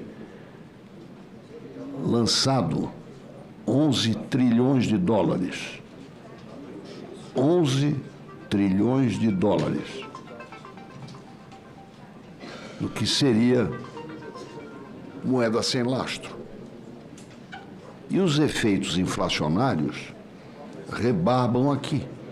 Aqui, nos países, de acordo com aquela hierarquia que o senhor apresentou, os mais desenvolvidos e ricos foram os que mais gastaram. Os medianos, médio e os mais pobres se contiveram. Mas a distribuição dos encargos financeiros é exatamente a inversa. Exatamente a inversa. Então, esse sistema de governança, como os presidentes de bancos centrais se reúnem, seria interessante fazer um comparativo naquele padrão que eu mencionei, que o Ailton Aquino fez. O tema do microcrédito, peço desculpas, eu não usei a expressão microcrédito, mas estava comentando sobre a necessidade dessa avançar nessa quarta revolução, que é como vai ser possível reduzir o custo de capital a partir de crédito colateralizado, ou seja, crédito com garantias. Eu acho que esse é o ponto muito importante e que isso envolve desde a questão do marco legal, que foi uma contribuição muito relevante desta casa aqui para poder se avançar, mas também de infraestrutura e do cliente ter acesso, seja PJ, seja pessoa física, a essas linhas de crédito com mais facilidade, que vão ter uma taxa de juros menor, porque há uma percepção de maneira estrutural, ou seja, porque há uma percepção de risco menor por parte de quem está concedendo o crédito. Esse tema que o senador Esperidião me coloca sobre a hierarquia de moedas e é dos temas talvez mais interessantes e mais longevos no debate econômico. Eu comentei sobre fiz uma citação do Churchill, mas o Churchill também, no imediato pós-Primeira Guerra, sofre uma grande crítica, talvez, do economista mais conhecido e relevante do século XX, pela tentativa de voltar a uma apreciação cambial da Libra no imediato pós-Primeira Guerra Mundial. E sempre existe esse dilema, né? A moeda que é a moeda reserva de valor internacional, meio de pagamento, unidade de conta internacional, tem algumas vantagens, que um outro autor chamou de poder exorbitante, mas também demanda que você tenha alguma perda de controle sobre sua taxa de câmbio, por exemplo, né? O que eu acho que remete, para ficar quem fez a crítica ao Churchill ali naquele momento, que foi o Keynes, sobre a discussão no imediato pós-Segunda Guerra Mundial e os organismos multilaterais. Porque naquele momento a discussão que estava sendo feita sobre a composição do FMI e Banco Mundial remetia aos pontos que o senador está colocando. Ou seja, como é que a gente permite ter um sistema de compensações e de uma arquitetura financeira internacional para que nenhum país sofra com o problema de transferência de recursos de moeda forte e, a partir dessa escassez de moeda forte e de divisa internacional, não fique excluído ou marginalizado do comércio internacional ou do sistema financeiro internacional. Eu concordo plenamente com o senador que esse é um tema que se recoloca hoje à luz dos temas que a senadora Tereza Leitão colocou, ou seja, de entender como que muitas vezes os países de baixa renda, que dependem mais da exportação de commodities, podem estar sofrendo ainda mais em função de políticas que não foram eles mesmos que praticaram. Mas esse é um tema global do mais interessante. É isso, amém. Senadora Tereza Leitão já saiu, Soraya Tronic também. Senadora Damares Alves, quer usar a réplica. Esperidião já usou. Sérgio Moro já saiu também. Bom, próximo bloco. Senador Carlos Postinho, Rogério Carvalho, senador Rodrigo Cunha, senador Renan Calheiros e senador Omar Aziz, no qual já convido para assumir essa presidência aqui. Com a palavra, senador Carlos Postinho. Muito obrigado, presidente Vanderlan. Quero saudar o nosso abatinado Galípolo, uma pessoa de excelente trato, belo currículo, com a experiência que já possui por ter assento no Conselho do Banco Central. Divergências políticas de governo à parte, eu quero desejar a você a melhor gestão à frente do Banco Central, sabendo de um grande desafio mas isso é estimulante, eu imagino. É suceder aquele reconhecidamente no mundo o melhor Banco Central que nos honra por ser o melhor Banco Central do Brasil. Mas eu acredito que as suas credenciais lhe permitirão seguir o mesmo trabalho e até mesmo poder ir além. Eu tenho 2 temas que eu trago com alguma preocupação, agradecendo a oportunidade de ter conversamos por videoconferência. O senador Jacques Wagner sabe, eu costumo conversar com todos e eu tenho aqui a defesa que fiz quando da indicação do ministro André Mendonça, de que é uma prerrogativa do presidente da República, né? E o nosso papel aqui no Legislativo é respeitar, seja nesse governo, no anterior ou no próximo, desde que sejam mantidos esse comando legal. Eu não vejo como, a não ser que a pessoa tenha algo que desabone. Quero deixar claro, além de ser uma excelente pessoa, não tem absolutamente rastro algum, nada que o desabone. E falo aqui como líder, inclusive, do Partido Liberal aqui no Senado Federal. 2 temas que me preocupam, eu quero jogar luz sobre eles. Aí eu parto, sim, no primeiro, de uma crítica ao governo. O governo, ele é 4 temático, né? Aqui no Congresso a gente tratou até agora de 4 temas, fundamentalmente, que é jogo, droga, aborto e imposto. Imposto e jogo endividam a sociedade. E hoje eu amanheci olhando uma matéria, acredito que seja verdadeira, que o governo, que já vinha estudando, vai encaminhar aqui para o Congresso uma proposta, um projeto, para acabar com o saque aniversário do FGTS e para verter os 40% de multa do FGTS para empréstimo consignado. Ou seja, o sinal de alerta que eu trago aqui na primeira pergunta, falando de imposto, de jogo e de dinheiro para banco dar consignado, dinheiro que é direito do trabalhador e está indo para banco dar consignado, se o endividamento, embora a economia, alguns números sejam positivos, mas me parece que a política de Estado, né, do governo, é sobre endividamento da população. E eu queria saber se o Banco Central acompanha o endividamento da população como uma questão a se preocupar, né? Até porque a gente sabe que o inadimplemento do cidadão, mais juros no banco, alguns bancos desses também, não sei se tem a vida saudável para um momento de endividamento da população que a gente encaminha. Então, eu queria saber se a questão do endividamento é uma preocupação, né? E se o mercado financeiro ele está robusto, ele está solidificado, ele aguenta esse endividamento ou se a gente poderá ter surpresas. Primeira pergunta. A segunda pergunta, na mesma linha do endividamento, mas é o tema aqui, e esse tema eu sei que o senador Omar Aziz joga do lado, que é a questão das bets. E eu quero reforçar uma pergunta que lhe fiz, até para que fique registrado a todos. A minha grande preocupação, senador Omar, é que com o atraso do governo na implementação das portarias, né, e na regulamentação que lhe é própria, depois do que aprovamos aqui, eu não votei contra, mas o que o Congresso aprovou das bets, o que a gente tem visto nesse ano é uma fuga fiscal. E eu quero alertar o Banco Central disso, mais uma vez, é tema da nossa CPI da manipulação. As empresas de meio de pagamento, elas estão retendo no Brasil valores que, como essas bets estão todas além da nossa fronteira, esses valores da aposta, eles tinham que ir para fora, pagar IOF, pagar taxa cambial, voltar para dentro do país para pagar o apostador. Só que as empresas de meio de pagamento, isso já está confirmado, elas estão rodando esse dinheiro dentro do Brasil. O Brasil está perdendo taxação de imposto de IOF e está perdendo na questão cambial, porque esse dinheiro teria que ir para fora, já que elas não têm sede no Brasil, e teria que voltar. Então, só aí já há uma elisão fiscal ou algo parecido. Como a regulamentação vai vir em janeiro, a pergunta é, o Banco Central, que tem 5 anos para fazer as cobranças, ele vai entrar nesse assunto e vai olhar para trás e ir em cima dessas empresas que estão faturando bilhões à custa da população endividada por causa de jogo, ou a partir da portaria a gente vai fazer a regulamentação, a gente vai acompanhar essas transações, mas o que ficou para trás é lucro das bets, porque saiu barato, hein? Falavam que 30 milhões de outorga era caro. Uma bet grande fatura 500 milhões, fatura não, ela tem 500 milhões de lucro.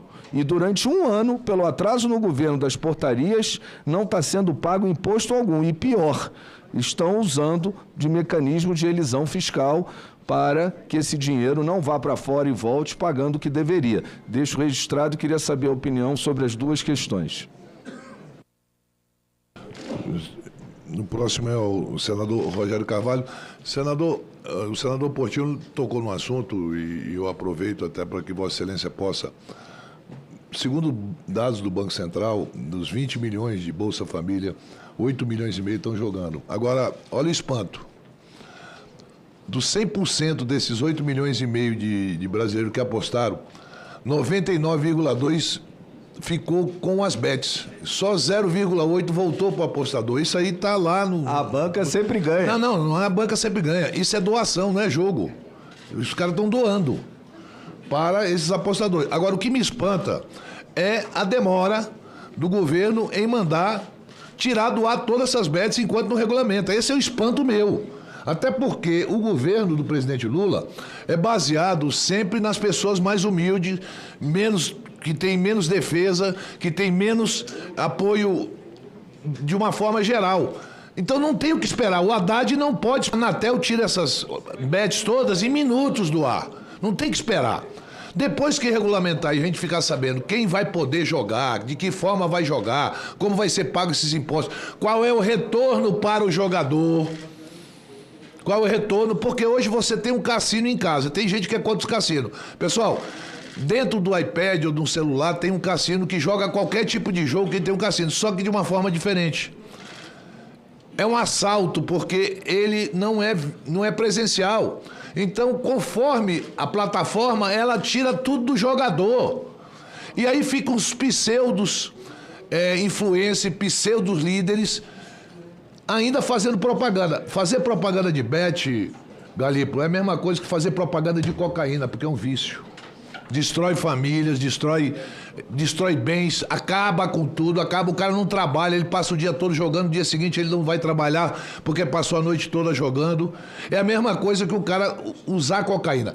Todos os influencers, todos os jogadores de futebol, todos os jornalistas, seja lá quem for, que está fazendo propaganda de bet, está fazendo propaganda de cocaína para as famílias brasileiras. Então não é outra coisa. O governo está demorando. Eu não sei por que não tira do ar as bets. Agora mesmo estão querendo convocar o jogador Luiz Henrique do Botafogo. Ora, querem tirar de novo o título do Botafogo? Não, o ano passado, senador Renan, no início do campeonato, tinha 6 times da Série A do Campeonato Brasileiro envolvidos com manipulação de resultado. Eu fiz um discurso, pedi para que se parasse o campeonato naquele momento, se declarasse o Botafogo campeão. Levaram na gozação. Está aí o que está dando hoje. É famílias endividadas. Só a Confederação Nacional do Comércio, senador Eovisto, diz que do ano passado para esse ano, 11% a menos se comprou nesse país. Num total de 111 bilhões a menos na economia, que é uma economia que o dinheiro fica aqui no Brasil e circula. Então, essas são questões seríssimas que até agora o governo brasileiro, infelizmente, não tomou. Presidente Lula, ministro Haddad, deu uma ordem para tirar do ar. Elas não estão reguladas, elas estão inscritas só, mas não tem regulamentação. Aquilo que não tem regulamentação no país não pode funcionar. Isso não é um país de banana, não. Isso é o Brasil, com 200 e poucos milhões de brasileiros hoje jogando e doando dinheiro. Senador Rogério Carvalho, por favor. Obrigado, senhor presidente. Queria cumprimentar o senhor Gabriel Galípolo, que indicado a ser o novo presidente do Banco Central. Eu tenho 2 preocupações. Uma, que nós tivemos a pandemia, tivemos depois um aumento da demanda, mas nós tivemos um problema no Brasil que foram alguns preços administrados e a reindexação da economia do Brasil no governo passado, que nós levamos quase 30 anos para desconstruir a indexação da nossa economia e houve uma reindexação com a dolarização de vários preços, o que impactou diretamente e gerando uma inflação estrutural, não uma inflação por demanda ou uma inflação por crises momentâneas ou eventos isolados no mundo, certo? Que gera problema de oferta e de demanda.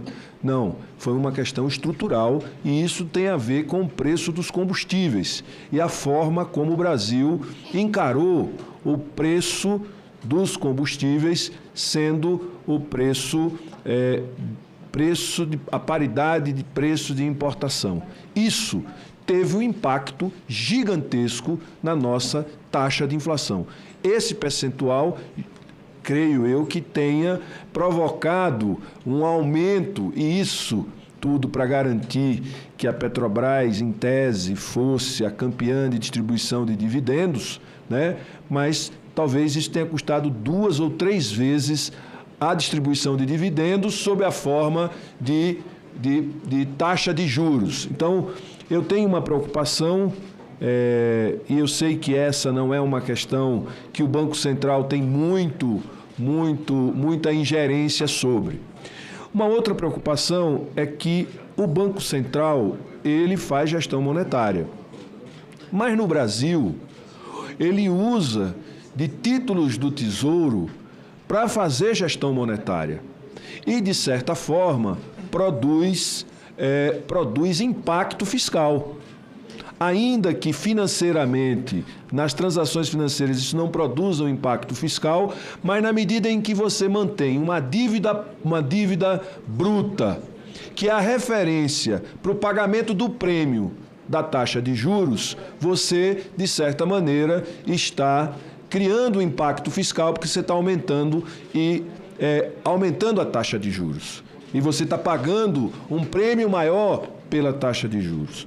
Nós aprovamos uma lei que permite ou que dá ao Banco Central um instrumento para substituir a emissão de títulos de curto prazo, que são as operações. São títulos do Tesouro, portanto, dívida pública, certo?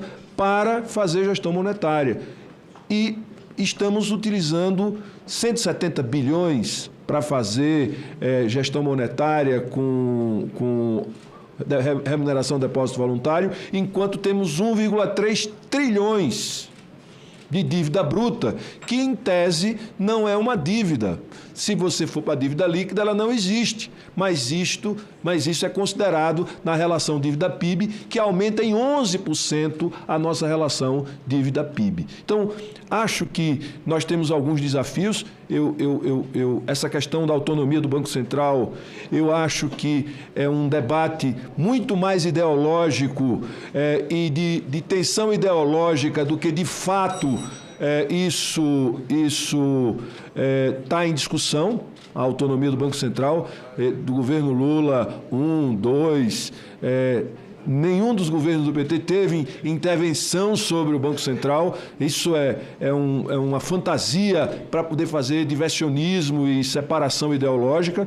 Acho que é preciso melhorar, sim, a capacidade operacional do banco, porque ele ampliou as suas funções, mas nós não podemos tirar dele o lugar de autarquia especial, porque senão a gente desmonta a nossa estrutura institucional, de personalidades jurídicas, de modelos jurídicos que se aplicam para a atividade que é de regulação, a atividade que é fiscalizadora, a atividade de Estado, exclusiva de Estado, e que tem que ser do Estado. Se quiser, por conta do PIX, por conta de outros serviços, criar uma empresa vinculada à autarquia, maravilha. Se quer dar autonomia financeira e administrativa ao Banco Central, excelente, não vejo isso como um problema, mas isso não é o centro da autonomia do Banco Central, que, na minha opinião, está consolidado. O Banco Central tem autonomia consolidada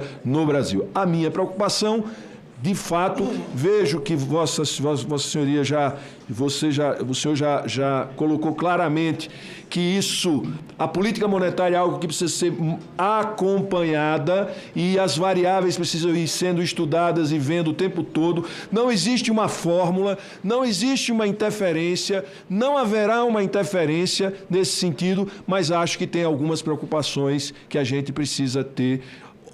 A autoridade monetária e a autoridade fiscal precisam olhar juntos, que são os elementos estruturais que produzem inflação e que nenhuma política monetária vai impedir de que isso aconteça, como foi o aumento dos combustíveis e como é a utilização de operações compromissadas e não remuneração do depósito voluntário, porque é a interferência do campo monetário, da gestão monetária, gerando dívida pública, gerando passivo fiscal. Isso ninguém fala, ninguém diz, ninguém está disposto a ver, inclusive porque o dinheiro que circula está tudo empacotado.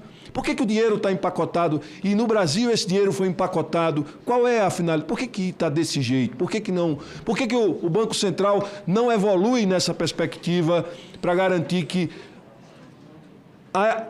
na verdade, enxugar a liquidez não precise gerar dívida pública? Então, eu acho que essas questões são fundamentais. Obrigado, presidente. Do Rodrigo Cunha. Senhor presidente Omar Aziz, senhoras senadoras, senadores, boa tarde. Quero cumprimentar o senhor Gabriel Galípolo, que está sendo agora sabatinado, indicado para presidir o Banco Central. Aqui eu observei atentamente cada depoimento, cada pergunta, e sempre com foco nos juros, quando se fala em taxa de juros, os juros da taxa Selic. Claro, por ser uma variante da macroeconomia, mas eu gostaria de fazer uma pergunta direcionada a Vossa Senhoria em uma outra taxa de juros, naquela que o cidadão, todos os meses, recebe o boleto da sua casa e que, desde janeiro desse ano, por força de lei, foi tabelado os juros do cartão de crédito, que aqui no país não pode passar de 100% ao ano. Então, é algo recente e gostaria de saber se tem um balanço desses quase 10 meses, porque desde a sua propositura até a sua conclusão, o próprio Banco Central, através do presidente Roberto Campos Neto, participou ativamente, de um lado, entendeu também que a área econômica do governo abraçou essa ideia, e do outro lado tinha os bancos dizendo que iriam deixar de parcelar as compras do varejo para o brasileiro, ou então que iriam quebrar. E não é isso que a gente viu. Então, é algo que tem que se tornar cada vez mais palpável para as pessoas. Lógico que aqui eu repito, a taxa Selic, ela direciona, por exemplo, a nossa inflação, mas a taxa de juros do cartão de crédito é o principal motivo que faz com que o cidadão brasileiro fique endividado. E a falar sobre isso, a gente não está falando aqui mais de um problema individual, é um problema coletivo que afeta a sociedade e afeta a economia. Por isso que o direcionamento e se tornar uma política pública, a renegociação de dívidas, reintroduzir essas pessoas ao mercado e diminuir a usura que existia e existe ainda dos bancos e das financeiras, com a participação direta desse Congresso, eu fui relator dessa lei, que permitiu tabelar, muitos se questionou, inclusive dizendo que iria afetar o nosso papel aqui, não seria esse, afetar a economia diretamente, mas isso já é esperado. Então, repito mais uma vez ao senhor Galípolo, que está também acompanhando diretamente, tanto pela parte do governo em um momento e agora também através do Banco Central, se esses 10 meses, feita uma avaliação, foi algo positivo para o cidadão, para o consumidor brasileiro. Repito, temos 70 milhões de pessoas ainda endividadas e se os bancos hoje ainda sustentam essa possibilidade de deixar de fazer parcelamento das compras de varejo. Obrigado, senador Rodrigo Cunha. Senador Renan Calheiros.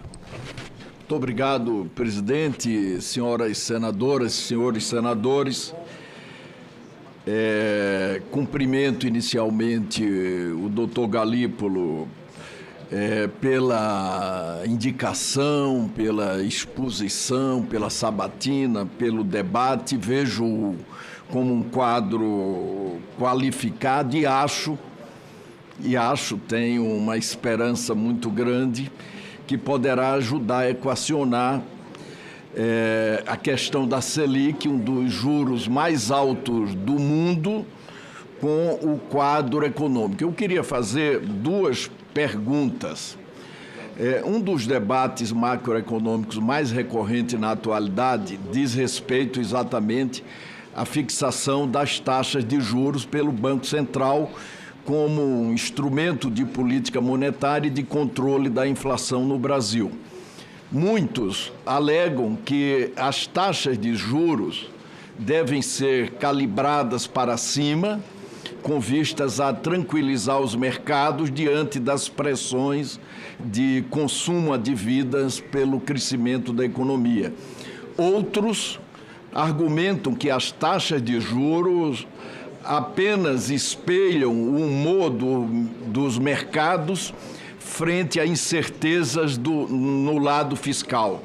Há ainda uma terceira categoria que entendem que as taxas de juros mais elevadas são um tiro no pé pelo impacto ruim no crescimento da dívida pública. Levando em conta esses aspectos todos, qual a sua percepção sobre o papel concreto das taxas de juros no controle da inflação face aos seus impactos no lado real da economia e na dívida pública? E uma segunda pergunta, a senadora Tereza Cristina já fez aqui com relação ao agronegócio e o senador Esperdião a mim com relação ao microcrédito. O Banco Central, como todos sabem, tem um papel fundamental na regulação do crédito da economia e da política creditícia de uma forma mais geral. Eu mesmo, quando da discussão da medida provisória do Bolsa Família, eu aprovei a inclusão produtiva dos beneficiários do Bolsa Família. Quer dizer, e cobrei muito do Ministério da Fazenda, do Banco Central, em todos os momentos, a especificação de um projeto de crédito para essa inclusão produtiva dos beneficiários do Bolsa Família. Meses depois, o governo lançou o Acredita, que é geral, mas não tem o fim específico do que foi aprovada, da autorização aprovada por ocasião da discussão da medida provisória. Isso é uma coisa fundamental, essa inclusão produtiva, e agora, mais do que nunca, ameaçada pelas bets, há pouco falado aqui pelo nosso querido senador Omar Aziz. Diante dos atuais desafios do crescimento econômico no Brasil, que demanda investimentos em setores estratégicos como tecnologia e infraestrutura, o que é que o senhor entende sobre essa regulação de crédito do Banco Central e como essas questões poderiam ser melhor equacionadas? Eu seria o próximo, mas eu vou... Acho que as perguntas todas que nos interessavam eu já ouvi falar. Eu passo a palavra ao senador, por favor.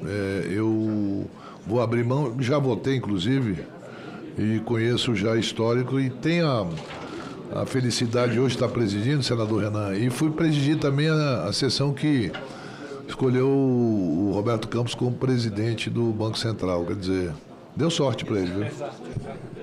Presidente, primeiro, agradecer pela aula, né, didática. O Gabriel, permita-me, desfila com muita segurança nas palavras e que nos passa muita segurança. Parabéns ao presidente Lula, como homem que tem uma agilidade de percepção muito grande e que está colocando no lugar certo a pessoa certa. O presidente falava agora há pouco do futebol, falou até do Botafogo.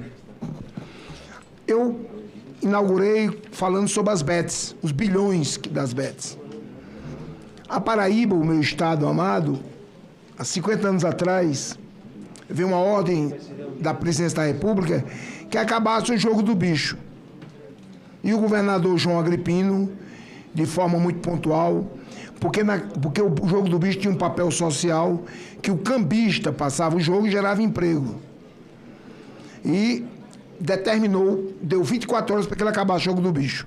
E o saudoso João Agripino Neto, pai do ex-deputado federal João Neto, tio, avô de nosso deputado federal Gervásio Maia, ele foi pontual e disse: se o governo me criar 50 mil postos de emprego, eu acabo. A grande preocupação das bets que eu vejo, além desse volume de dinheiro que precisa ser regulamentado, é a contrapartida social.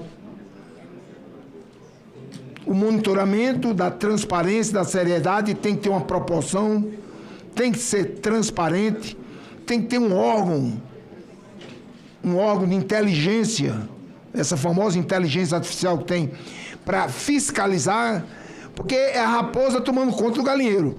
Então, se tiver um órgão que possa acontecer, de fiscalizar como o jogo acontece, tendo uma regra dos percentuais, sobretudo, recolhendo aos cofres do governo os impostos devidos. Vício, todos os bares estão abertos, tem placa de Coca-Cola e tem placa, nem tem placa de cerveja, mas quando o camarada quer ir lá buscar cerveja, ele pega cerveja. O que precisa, na verdade, é regulamentar para que as bets recolham os impostos devidos e que tenha uma contrapartida social. Agora há pouco o presidente falava sobre os times de futebol. O Brasil só tem 1.200 times, e eu falo isso para todos os senadores, todos os estados, federalizados. Quantos mil times não têm a oportunidade de participar de um campeonato? Por quê? Porque custa R$1 milhão na CBF para regulamentar. Por que as bets, que tem que ter uma relevância social, tirar uma contrapartida para regulamentar boa parte desse time de futebol? Mas, presidente, por encerrar, a competência do Banco Central, o rendismo, a Faria Lima não gosta que eu fale isso, mas o rendismo no Brasil, eu venho do setor produtivo, da agroindústria, é necessário que esse país seja revisto os juros. Se fala com naturalidade 100% de juros ao ano do cartão de crédito. Para não dizer que isso é uma excrescência, eu vou dizer que isso é lamentável. Um pai de família que se agarra num cartão de crédito para completar a sua feira, vai para o supermercado e se submete a um atraso, e depois para se reorganizar leva muito tempo. E o final dele nós sabemos, vai ser negativado, depois de fazer um acordo lá no final, 100% de juros. E nós regularizamos isso. Isso é excrescência. Esse país tem que rever os juros, presidente. Esse país tem que rever os juros e tem que reorganizar a indústria brasileira. Menos juros, mais salário, mais empregos. E a competência do Banco Central para garantir a estabilidade do poder de compra da moeda é zelar pelo sistema financeiro sólido, eficiente e competitivo, e fomentar o bem-estar econômico da sociedade. Sabemos que, em caso de taxa de juros elevados, as empresas têm menos incentivos a tomar empréstimos para realizar novos investimentos. Nós estamos na revisão tributária. A grande carga, além dos impostos que faz o Estado rodar, são os juros. São os juros que são exorbitantes. O empresário, muitas das vezes, não consegue pagar a folha de pagamento e se socorre de um banco, se submetendo a taxa de juros exorbitantes, especialmente os investimentos produtivos. E que, por isso, a taxa de juros acaba sendo um fator que pode impactar o ritmo de desenvolvimento da economia. Senhor presidente, o senhor acredita que as medidas tomadas recentemente pelo Banco Central o fazem cumprir a sua função de fomentar o bem-estar econômico da sociedade brasileira? E, por concluir, senhor presidente, por concluir, está perdoado, senador Exalci, sempre muito pontual. E o senhor, muito gentil, foi cumprimentá-lo. Por concluir, Bolsa Família. O que é que tem a ver com o Banco Central? Tem. A Caixa Econômica é o único, e eu liguei para Carlos Vieira, meu conterrâneo, muito competente. Primeiro eu perguntei a ele quanto era a remuneração, senhores senadores. Grande Renan, esse decano não por idade, mas por merecimento desta casa. A Caixa Econômica é quem paga o Bolsa Família. Lá nos cantos e recantos de um país continental, não tem Caixa Econômica, não. O pai de família que recebe um auxílio social, ele tem que ou vender para o comerciante, que cobra um ágio a ele, ou se deslocar para 50, 60, 70 quilômetros para receber. A Caixa Econômica, o papel dela é habitacional. Para isso que ela foi criada. Nós temos os Correios, em todos os cantos e recantos do Brasil, que está aí padecendo. Por que não delegar essa atribuição aos Correios? Há uma concentração de riqueza nos grandes centros, quando eu falo para os municípios longínquos desse país, que não tem uma agência da Caixa Econômica. E isso, há uma deficiência nesse atendimento social. Isso vem também, presidente, o camarada pega o Bolsa Família e tem uma facilidade de também jogar. Isso é ruim. Se tirasse essa função da Caixa Econômica e passasse para os Correios, que tem todos os cantos e recantos do país, além de dar vida, drenar os Correios que está aí padecendo, nós estamos vendo aí como vai fechar o balanço anual dos Correios, dar uma vida, teria um atendimento social relevante, fazendo valer o programa do governo, que é atender o mais sacrificado. Mas, concluindo, como eu falei para o senhor, comecei a falar muito, Exalci o convidou para abraçá-lo, o que o senhor acha da taxa de juros para impactar o desenvolvimento econômico do país? Aonde o Banco Central poderá ser pontual com a política de juros menores, salários maiores, desenvolvimento e reorganização, porque a indústria brasileira está sucateada. Nós estamos vivendo hoje do que vem de fora. É triste isso. O empresariado brasileiro hoje, ele está recorrendo a um instituto jurídico, recuperação judicial, para não ver padecer. Empresários seríssimos nesse país, que tem uma função social importantíssima, se submetendo a essa carga de juros inaceitáveis. Obrigado. Senador, obrigado. Senador Oriovisto. Depois do senador Oriovisto, o Galípolo vai responder as perguntas que foram feitas. Aí tem o senador Marco Rogério. Chico Rodrigues está aí? Vem aqui ainda? Vem. Paulo Paim está aqui. Marcos Pontes. Alessandro Vieira. Randolph e Zenaide Reise, que são os últimos a falarem. O senhor vai escrever? Tá bom, então. Senador Oriovisto, e eu passo a presidência ao titular, lógico, né? Meu amigo, companheiro de partido, Vanderlan.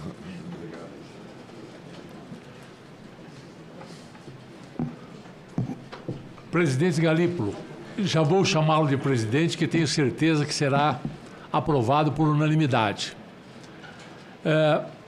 Mas eu tenho uma pergunta muito simples, até porque os meus antecessores já fizeram todas as perguntas. A minha pergunta é sobre a sua coragem. Me perdoe, é uma pergunta até pessoal, mas eu tenho que lhe perguntar sobre a sua coragem. Eu tenho em mãos um livro do Henrique Meirelles, que ele publicou agora, cujo título é Calma. Nesse livro, o Henrique Meirelles relata vários episódios da sua vida como presidente do Banco de Boston, como ministro da Fazenda e como presidente do Banco Central. Eu queria pedir a sua permissão para ler 3 linhas São palavras do Henrique Meirelles que eu vou reproduzir, relatando quando era presidente do Banco Central um episódio o qual provavelmente só vai passar por algo igual, não sei se nesse governo ou no próximo. Diz ele, citando Henrique Meirelles, um dia em 2007, véspera da reunião do Copom, Lula me ligou. Meirelles, eu nunca te pedi nada, ele começou. É verdade, eu respondi, pois hoje eu vou te pedir. Vou te pedir que corte os juros, porque senão nós não vamos crescer os 5% da nossa meta. Você precisa colaborar e baixar as taxas de juro. Meirelles respondeu, não, presidente, não preciso. Nós vamos fazer a política monetária correta e o Brasil vai crescer mais que 5%. Eu contra-argumentei. Lula, então, passou a repetir as opiniões de várias pessoas que estavam buzinando no seu ouvido, que o único entrave para o Brasil crescer era eu. Ouvi tudo em silêncio e encerrei a conversa da forma mais polida possível. Fique tranquilo, presidente, que vamos fazer o melhor para o Brasil. O Copom manteve os juros no mesmo patamar porque não havia motivo factual para tomar qualquer outra decisão. Porém, sei que o presidente ficou zangado comigo e por algumas semanas paramos de conversar. Até que meses depois, na coluna Panorama Político do jornal O Globo, o jornalista Elimar Franco publicou uma nota cifrada com o seguinte título: A raiva passou. Um diretor do Banco Central me perguntou o que era e eu disse, é um recado, está tudo certo. Aí retomamos as audiências e a vida continuou. E como eu havia dito, o PIB de 2007 foi de 6,1%, acima dos 5% do objetivo da turma do Palácio do Planalto. Henrique Meirelles era presidente do Banco Central numa época em que não havia autonomia do Banco Central. Olha a coragem desse homem. É por isso que tem a biografia que tem. Colocou a técnica, colocou o seu conhecimento, se impôs e fez um bem enorme ao Brasil. A minha pergunta é sobre a sua coragem. Sim ou não? O senhor teria a mesma coragem?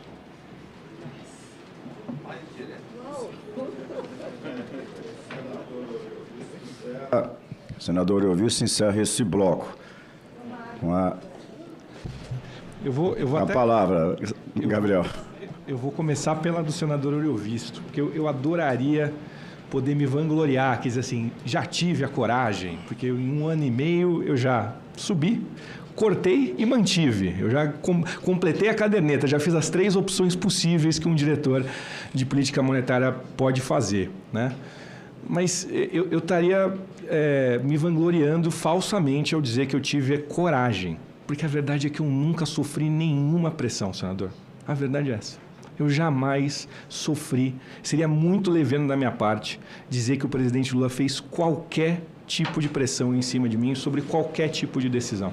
Na hipótese de um dia isso acontecer? Eu terei a coragem, obviamente, que o pedido que sempre foi feito, primeiro, né? Vamos lá, o mandato legal do Banco Central é este, primeiro ponto. Segundo, todos os pedidos e recomendações que eu recebi dos senhores, inclusive do senhor quando me recebeu e me assegurando, me asseverando essa liberdade, é para tomar as decisões de acordo com a nossa consciência. O dia que você começa a tomar decisões fora da sua consciência, você vai começar a empilhar equívocos e vai ter muita dificuldade para explicar para si mesmo as decisões que você tomou. Então, a todo momento, todas as decisões que eu tomei na minha vida, e inclusive no Banco Central, eu durmo muito bem graças a isso. São sempre decisões de acordo com a minha consciência e a minha obrigação aqui é tomar essas decisões de acordo com o que é melhor para a população brasileira. E eu tenho certeza que, na minha consciência, as decisões que eu tomei quando eu tive que cortar, quando eu tive que manter ou quando eu tive que subir, são as decisões que, ao meu julgamento, ao meu juízo, são as mais acertadas. Então, agora e no futuro, eu assumo aqui o compromisso de continuar nesta posição, mas não quero passar uma ideia leviana de que, de alguma maneira, às vezes as pessoas me encontram, você está muito calmo para um diretor de política monetária, eu realmente jamais sofri. Todas as vezes que o presidente me encontrou ou me ligou foi para dizer, comigo você terá toda a tranquilidade. Eu jamais vou lhe perguntar antes, eu jamais vou fazer qualquer tipo de interferência. Você vai ter toda a liberdade para tomar a decisão de acordo com o seu juízo. Eu vou respeitar sempre e assim, eu só posso ser grato. Desde o primeiro momento, antes de eu vir aqui para o Banco Central, eu vim para a Fazenda, a forma como o presidente sempre me tratou e me escutou. Assim. Então, é um testemunho que eu preciso dar para não parecer que eu sou mais corajoso do que eu poderia fazer parecer aqui. Mas eu nem acho que é uma questão... Eu entendo perfeitamente a colocação do senador, mas é uma questão de você atender o que é o arcabouço institucional e legal do Banco Central, o que é a função do diretor do Banco Central ou do presidente do Banco Central, e tomar a decisão de acordo com a sua consciência. Mas agradeço a oportunidade de eu poder esclarecer isso aqui, senador. Obrigado.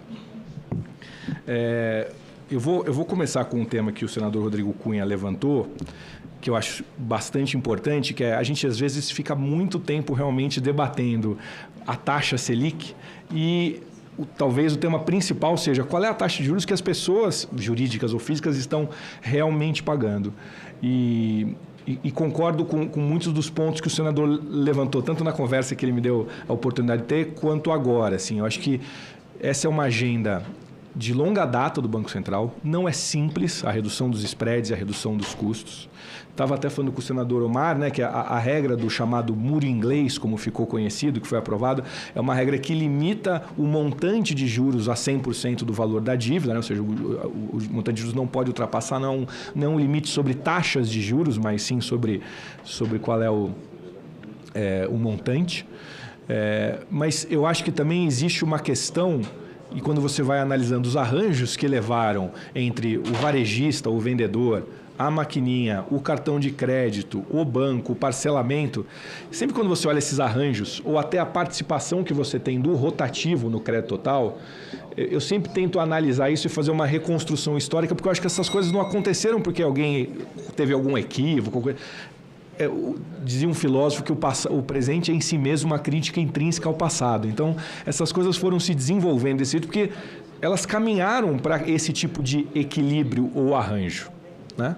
Então, eu entendo e gostaria de que a superação dessas limitações passassem pela criação de alternativas que são mais competitivas e mais interessantes para os clientes, para que eles possam ter acesso a um crédito mais barato. E aí entra aquela agenda que nós conversamos sobre como é possível legal e do ponto de vista de criação de inovações, inclusive de uma infraestrutura pública digital, para que o crédito com garantia possa avançar. Como a gente vê em vários outros países, as pessoas têm a tendência a usar imóveis, a usar ativos que têm, como garantia para conseguir ter acesso a crédito mais barato. E aqui, muitas vezes, me parece que as pessoas, por acesso mais simples ao rotativo, que não é exatamente o tipo de crédito desenhado para você usá-lo, muitas vezes da maneira que está sendo usando, e isso acaba acelerando ou aumentando o custo de capital para as pessoas. O Banco Central publica no seu relatório de crédito ali como que está sendo o impacto das medidas que foram tomadas, e já publicava, antes já existia uma certa, vamos dizer assim, polêmica sobre a forma como você publica esses dados, porque muitas vezes você ouviu os bancos dizer, então, está ali uma taxa de juros de tanto, mas não é este valor. A melhor resposta que eu vi foi de um técnico do Banco Central, que eu achei muito boa, que ele falou, bom, o policial está ali medindo a velocidade de um automóvel. O automóvel passou a 150 km por hora, ele vai medir ali que passou a 150 km por hora. Se o automóvel andou 150 km ou não, é uma outra discussão. Mas ele passou naquela velocidade, é a maneira que a gente mensura. E é sempre muito complexo, você tem médias de spreads, né? E você conseguir medir, quase sempre quando você relata qual é o spread médio, eu até ao longo das visitas que eu fiz aos senadores, eu fui trocando a informação, porque quando você dá a média do spread, ela é uma média. E aí você tem nessa média produtos distintos, pessoas distintas, e quase sempre a pessoa tem uma evidência, vamos dizer assim, anedótica de si mesmo, ou de algum colega que fala assim, mas essa não é a taxa que a pessoa está pagando. O fato a gente precisa avançar nesta agenda, e eu concordo plenamente com o senador que é uma das agendas prioritárias para os próximos ciclos do Banco Central. Tem duas perguntas, a do senador Rogério Carvalho e do senador Renan, que remetem a como funciona a política monetária ali, né? Esse talvez seja um tema mais árido, eu vou tentar não ser muito abstrato aqui, né? O Alan Blinder, que talvez seja um dos grandes cânones sobre política monetária, ele falou assim, não fui eu que abandonei o monetarismo, foi o monetarismo que nos abandonou. Ele está dizendo isso porque em algum momento os bancos centrais, algumas décadas atrás, deixaram gradativamente de ir acompanhando, para não usar um jargão aqui de agregado monetário, mas acompanhar a quantidade de moeda, partindo da concepção de que a moeda ela é endógena. O que significa isso? Quem decide colocar moeda em circulação na economia são as instituições bancárias que concedem crédito. Então, ao final do dia, por isso que se chama de intermediação bancária. Os bancos são quase que um concessionário para a gestão de um bem público/privado, que é o dinheiro. Por isso que o que o Banco Central controla é a taxa básica de juros para criar um estímulo ou um desestímulo para que, no caso do desestímulo, abaixo daquela taxa de remuneração, se prefira receber uma remuneração livre de risco, que vem do próprio governo, ao invés de você correr risco concedendo crédito para alguém. No caso do Brasil, essa operação de enxugar a liquidez, como bem colocou o senador, ele é realizado por operações compromissadas que se valem de títulos públicos. A figura do depósito voluntário remunerado, ele é utilizado no mundo inteiro realmente. Aqui no Brasil, a gente tem uma questão de arquitetura financeira onde os maiores provedores de liquidez, ou seja, a liquidez que tem de ser enxugada, ela está concentrada nos fundos. O que eu quero dizer nos fundos? Aqueles fundos que a gente costuma aplicar, muitas vezes você recebe a ligação do seu gerente, diz assim, olha, seu dinheiro na conta, tem um fundo aqui de renda fixa, de renda variável, de multimercado. Esses fundos é que concentram a maior parte da liquidez.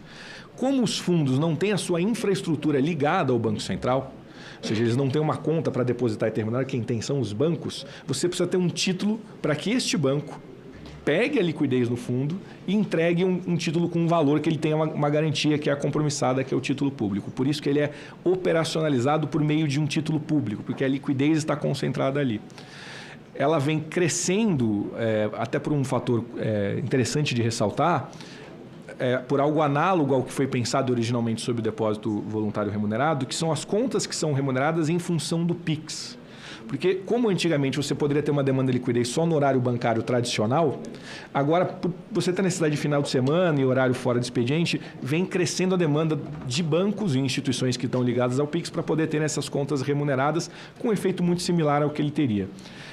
Esta discussão de você eventualmente ter um outro instrumento, ou seja, se você teria um outro título que não do Tesouro para você enxugar a liquidez, ou até a discussão que o Banco Central da Inglaterra vem fazendo, que é em função da crise que aconteceu no período da Liz Truss, que era de você conseguir passar e direto na infraestrutura ligar fundos de pensão, seguradoras e outras assets, terem a sua infraestrutura diretamente ligado ao Banco Central, é uma discussão mais disruptiva, vamos dizer assim, que afeta a questão da intermediação bancária, né? Mas é uma discussão que está sendo feita do BIS em vários lugares do mundo, mas é esta configuração que remete hoje a esse fato de que você acaba os doadores de liquidez principais são os fundos, enquanto os bancos, em grande número, são tomadores de liquidez por esta arquitetura nossa financeira. Foram levantados aqui vários temas. O tema das bets, por exemplo, como eu disse inicialmente, a posição do Banco Central é muito mais uma posição de acompanhamento para entender os aspectos de endividamento das famílias, como o senador Portinho comentou aqui, de como é que isso afeta o consumo.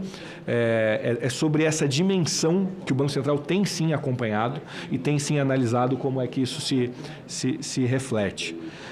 Do ponto de vista regulatório, tanto o tema que é relativo a pagamento de imposto ou não, que é com a Receita, o tema que o senador Rogério Carvalho comentou, que é o tema da indexação. Se você pegar na literatura econômica brasileira, você tem períodos muito claros ali de debate sobre temas específicos. Inicialmente ali sobre industrialização, crescimento, você virar um país desenvolvido. Depois você tem um longo período de literatura sobre combate à inflação, né? E agora o tema da taxa de juros mais elevado e até o tema da indexação da economia é um dos temas mais relevantes aqui que a gente vê no debate na literatura. Mas o tema da indexação que foi levantado até sobre a questão da política da Petrobras e de combustível, né? Tema de políticas de crédito, como foi levantado, Bolsa Família ou até política industrial. Eu vou tentar responder todas elas com uma única, tudo bem, senador? Com um único tema, que é, eu acho que nesse ambiente que a gente tem relativamente conflagrado da sociedade, o Banco Central está conseguindo passar por este processo primeiro da sua autonomia de uma maneira bastante estável, se consolidando com decisões que não se deixam invadir por questões externas, mas também que não evade as suas atribuições. O Banco Central está ali se consolidando naquilo que é o seu mandato e o que é a sua função. E por isso eu aqui vou me furtar a fazer qualquer tipo de comentário sobre o que é a atribuição da Receita, da Petrobras ou de regulação de Bolsa Família ou BET, porque eu acho que isso tem sido boa parte desse êxito e desse bom convívio que a gente tem ali numa diretoria que tem indicados de governos distintos, mas que tem conseguido um elevado grau de coesão ali dentro. Só acrescentando a minha, especificamente quanto a essa questão da movimentação financeira desse recurso que não está indo para fora, não está pagando IOF, não está pagando taxa cambial, me refiro ao recurso das BETs. Ele tinha que ir para fora e voltar. Minha pergunta é se o Banco Central, quando houver a regulamentação a partir do ano que vem das BETs, ele também vai olhar não só para o futuro, mas para trás. Então, a tributação não cabe a gente, a tributação cabe à Receita para ir atrás. A gente vai sempre... Mas são operações de câmbio, né, que não foram feitas. Isso. O que você vai analisar ali simplesmente você vai reunir as informações, a gente até, por exemplo, tema de cripto. O tema de cripto, o FMI acabou de mudar e nós acompanhamos, como é que você faz esse tipo de contabilidade. Muitas vezes porque existe uma dúvida, uma opacidade sobre a motivação por trás. Se o sujeito está comprando aquele cripto que ele quer fazer, usar para fazer bet, usar para fazer aquisição de alguma coisa que ele está importando, ou eventualmente porque ele compra como um ativo para carregar valor no tempo. A motivação, inclusive, levou a mudança, se você classifica aquilo como que está entrando num processo de importação ou de investimento, né? Esse tipo de dificuldade de você ter a observância com as inovações que estão acontecendo remete, inclusive, à discussão de ter um arcabouço institucional e legal para o Banco Central que dê mais possibilidade e potência para o Banco Central acompanhar. O Banco Central vai acompanhar, sempre monitorar e tem essa troca de informação dentro daquilo que é o sigilo que o Banco Central tem de manter. A tributação segue com a Receita Federal ali, qual que vai ser a decisão da Receita ou não. Presidente Vanderlan, eu vou pedir licença, eu não faço parte da CAI, falei como líder, espero que terá os votos necessários e o meu voto estará lá no plenário. Muito obrigado, Galípolo, todo sucesso à frente do Banco Central.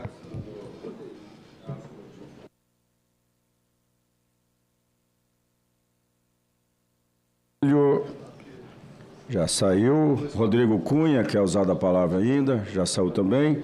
Renan Calheiros, ok. Omar Aziz, também já saiu. Ariel Visto. Tá, saiu. Bom, próxima rodada, nós vamos começar com Marcos Rogério, se encontra? Marcos Rogério. Chico Rodrigues. Chico. Paulo Paim. Marcos Pontes. E Alessandro Vieira. Alessandro se encontra? Se ele não chegar, Randolfo Rodrigues. Ok? Com a palavra, Marcos Rogério. Senhor presidente, senhoras e senhores senadores, eu quero cumprimentar o indicado à presidência do Banco Central, que hoje participa dessa sabatina aqui no âmbito da Comissão de Assuntos Econômicos. E eu começo até pegando aqui carona no que trouxe o senador Iovisto, a par das digressões apresentadas pelo ex-presidente do Banco Central, cunhando uma frase ou uma sentença de duplo efeito. Gabriel, Vossa Senhoria sabe como está entrando nessa função de presidente do Banco Central. Como vai sair de lá, isso será determinado pelas escolhas decisórias que Vossa Senhoria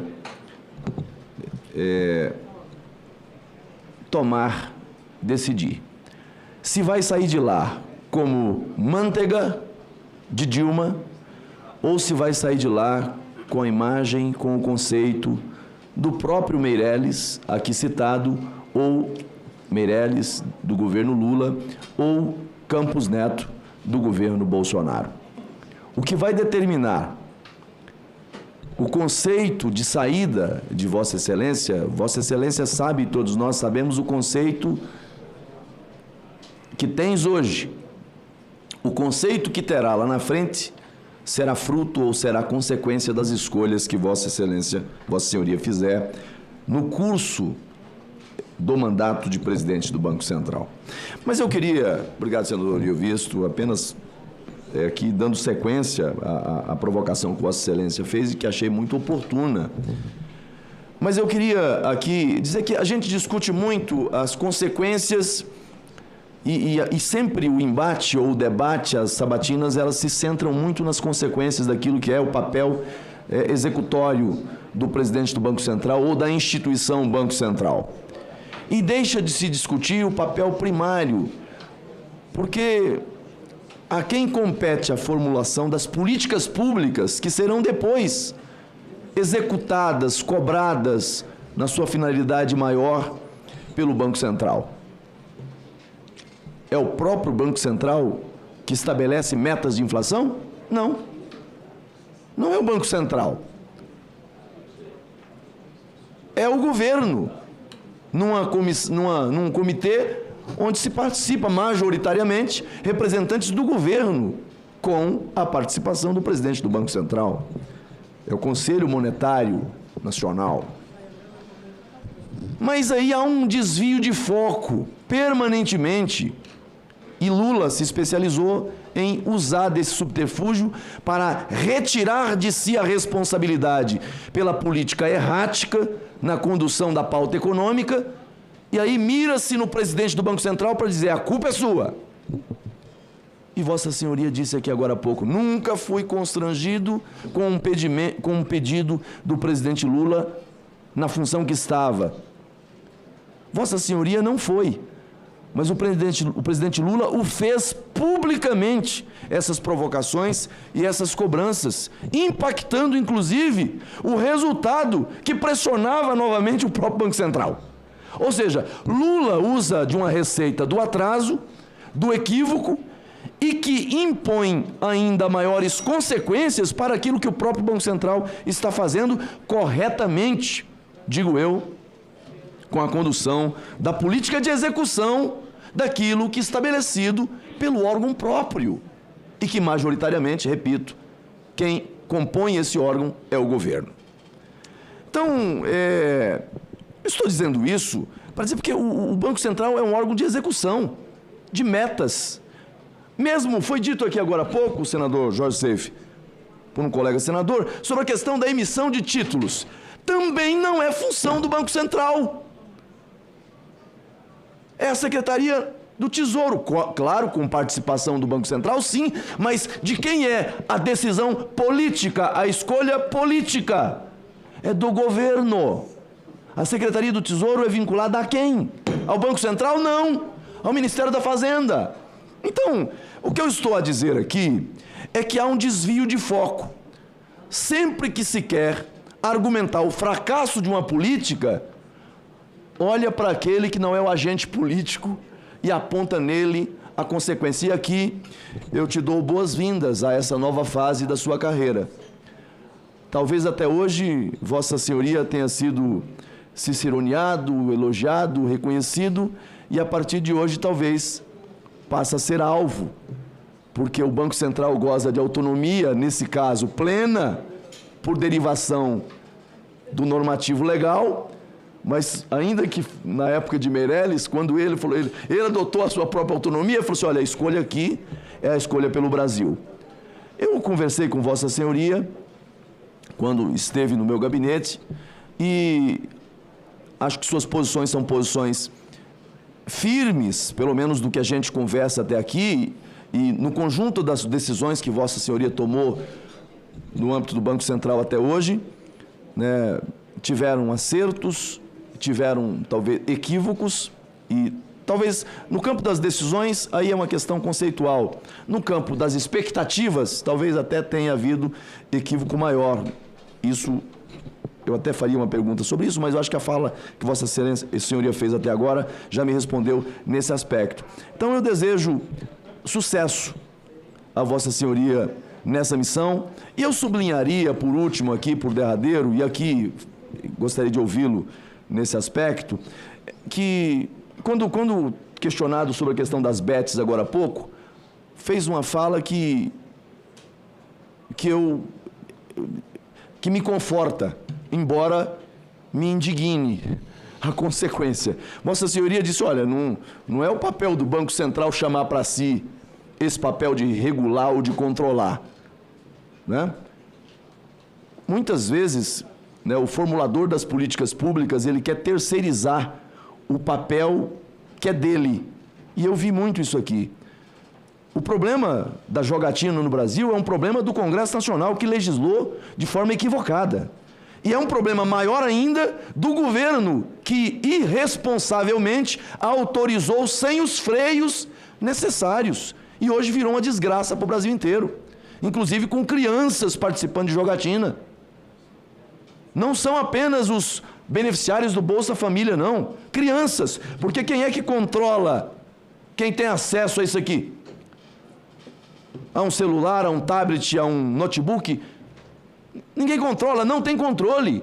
Hoje qualquer um entra, joga, e hoje está aí os resultados catastróficos para o país. Mas eu finalizaria, presidente, Vossa Excelência me permite, apenas pedindo uma atenção de Vossa Excelência, na mesma extensão de conceito e de segurança que Vossa Excelência fez agora há pouco em relação às bets, falou assim, olha, nem mais para lá, nem menos para cá. Há um norte a ser perseguido. E quando eu defendo a autonomia do Banco Central, eu defendo nessa extensão, por imperativo legal. Me preocuparia se Vossa Excelência, Vossa Senhoria dissesse, eu vou além. Não, peraí, é o comando legal. Nem para lá e nem para cá. Ok? Agora, o outro ponto, o Banco Central agiu no caso da concessão, né, de crédito rural. O Banco Central, por uma iniciativa inicialmente do Conselho Monetário, ele passa a praticar, porque foi uma decisão que partiu desse Conselho, ajustes que geraram impedimentos na captação de créditos, levando em consideração impedimentos sociais, ambientais e climáticos. E aí o detalhe, foi formulada uma decisão que impediu o acesso ao crédito, colocando uma série de condicionantes, isso aqui está lá na resolução 5.081, atrelado a um decreto do presidente que depois nós conseguimos derrubar aqui no Senado Federal, uma resolução do IBAMA que impediu o crédito. Só que aquilo que se estabeleceu nessa política de impedimento, o Estado não está pronto, não tem instrumentos para concretizar nem a regularização fundiária, que é um dos elementos, nem a regularização ambiental, que é outro elemento. E aí você sacrifica um segmento econômico importante com uma política de controle que, para mim, vai na contramão do interesse nacional. Então, aqui é a compreensão do equilíbrio necessário, sabe? A pauta climática, a pauta ambiental, ela é fundamental, o mundo tem que olhar para isso, mas nós não podemos criar embaraços ao crédito a partir de uma situação em que o Estado não se preparou para dar as respostas para esse segmento econômico que é tão importante. Apenas essas ponderações. Obrigado, senador Marcos Rogério. Com a palavra, senador Chico Rodrigues. Meu caro presidente Vanderlan Cardoso, Vossa Excelência que tem uma posição cartesiana de conduzir as sessões aqui nesta comissão, tenho certeza que essa sabatina hoje, ela mostra de uma forma muito maiúscula a sua conduta aqui na frente dessa importantíssima comissão aqui do Senado. O meu caro senador Jacques Wagner, meu colega, meu líder, amigo, que tem acompanhado para e passo aí essa sabatina, e doutor Gabriel Galípolo, que pela minha análise muito superficial, mais rápida, dizer que Vossa Excelência não precisava nem ser sabatinado, porque parece que já é unanimidade, né? E isso, na verdade, leva uma carga enorme de responsabilidade, né? O vigor da sua juventude, o seu preparo intelectual na área da economia, né? Os cargos que ocupou, obviamente, fizeram com que, em uma decisão de governo, a escolha do seu nome para presidente do Banco Central, essa instituição que é fundamental para, como uma bússola, encaminhar os ramos da economia nacional, com todas as suas responsabilidades. Eu tenho apenas 3 questões levantadas que Vossa Senhoria, eu tenho certeza que com precisão vai responder, mas é bom que elas fiquem nos anais desta casa, né? A primeira é a seguinte: a última ata do Comitê de Política Monetária do Banco Central, do Copom, sugere que o colegiado vê algum conflito entre a política fiscal e a política monetária. Gostaria de saber de Vossa Senhoria se Vossa Excelência concorda com essa visão sobre o conflito, em algum grau, entre a política monetária e a política fiscal. De que forma a política fiscal pode afetar a política monetária? A segunda questão é: um fato recente que causou surpresa e muita preocupação nesta casa foi a divulgação dos gastos dos brasileiros com as apostas online, as chamadas bets, que têm sido tão questionadas por todos aqueles senhoras e senhores senadores que me antecederam. Essa divulgação, inclusive, foi para atender requerimento do nobre colega senador Omar Aziz, do Amazonas. Eu pergunto diretamente a Vossa Excelência, desviando inclusive a análise das bets, que, como Vossa Senhoria disse, não tem muita interferência do Banco Central, mas em que medida o excesso de gasto dos brasileiros pode afetar as condições de crédito? Existe alguma preocupação com os efeitos das bets sobre o nível de inadimplência dos tomadores de créditos junto aos bancos? Até porque, obviamente, um enorme número de brasileiros tem acesso aos créditos e sempre naquela faixa daqueles que têm menores poder aquisitivo e que vivem mergulhados hoje nesses jogos. E a terceira e última pergunta: de que forma Vossa Senhoria pretende liderar a atuação do Banco Central para atingir a sua missão fundamental de assegurar a estabilidade de preço e, sem prejuízo desta, zelar pela estabilidade e eficiência do sistema financeiro e suavizar as flutuações do nível de atividade econômica e fomentar o pleno emprego? É lógico que essa última questão é o que diz respeito exatamente à vida de milhares e milhares de brasileiros, né, levando com a geração de emprego o bem-estar. Era basicamente esses questionamentos, e dizer a Vossa Excelência, eu repito e ratifico, né, que precisaria, apenas por uma questão formal, a presença de Vossa Senhoria aqui na nossa comissão, cumprindo um rito, né? Então, muito obrigado pela paciência de ouvir as minhas perguntas, e ao meu querido presidente pelo equilíbrio e a gentileza no trato com os seus colegas. Obrigado. Obrigado, senador Chico Rodrigues, pelas suas palavras. Senador Paulo Paim, com a palavra, senador Paulo. Muito obrigado, presidente Vanderlan. Deixo aqui já o meu abraço ao futuro presidente do Banco Central. Percebi querido por todos, independente de situação ou de oposição. Cumprimento Vossa Excelência pela elegância das respostas. Respondeu a todos com a diplomacia que Vossa Excelência vai também atuar como presidente do Banco Central. Quando me perguntaram por uma revista como é que eu via o senhor, eu disse rapidamente: diálogo, competência, qualidade, experiência e respeito a todos. E foi isso que eu vi aqui hoje com muita felicidade. Fiz questão de estar aqui desde o início até o final e quero ser o mais breve possível, né?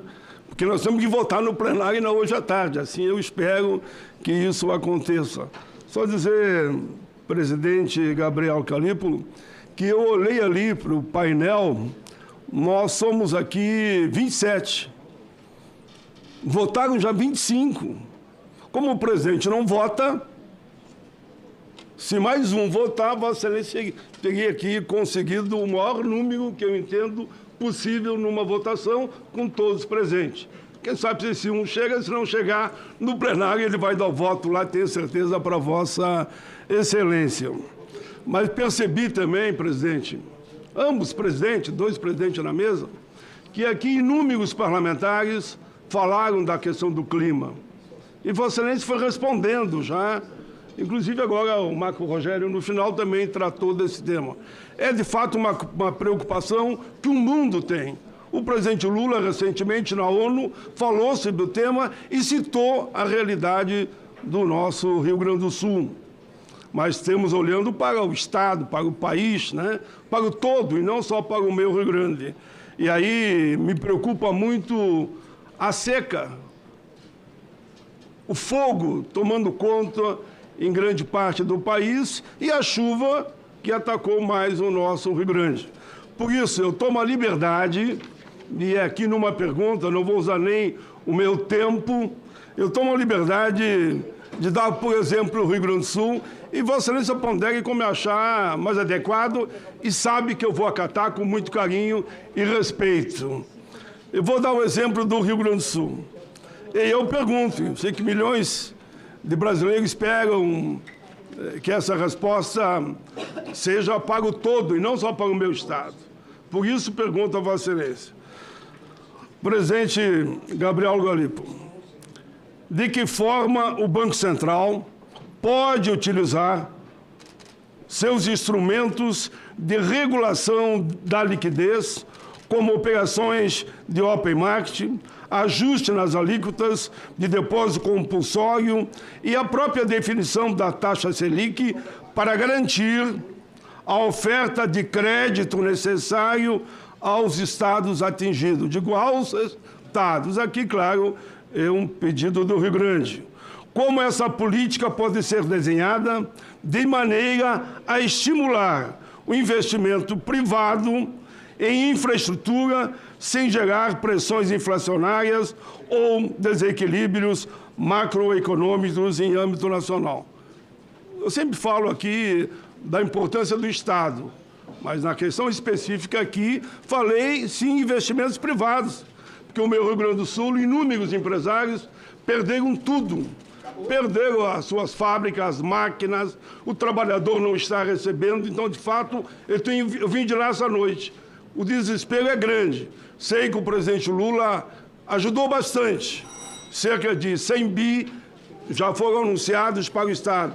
Claro que tem que chegar lá na ponta.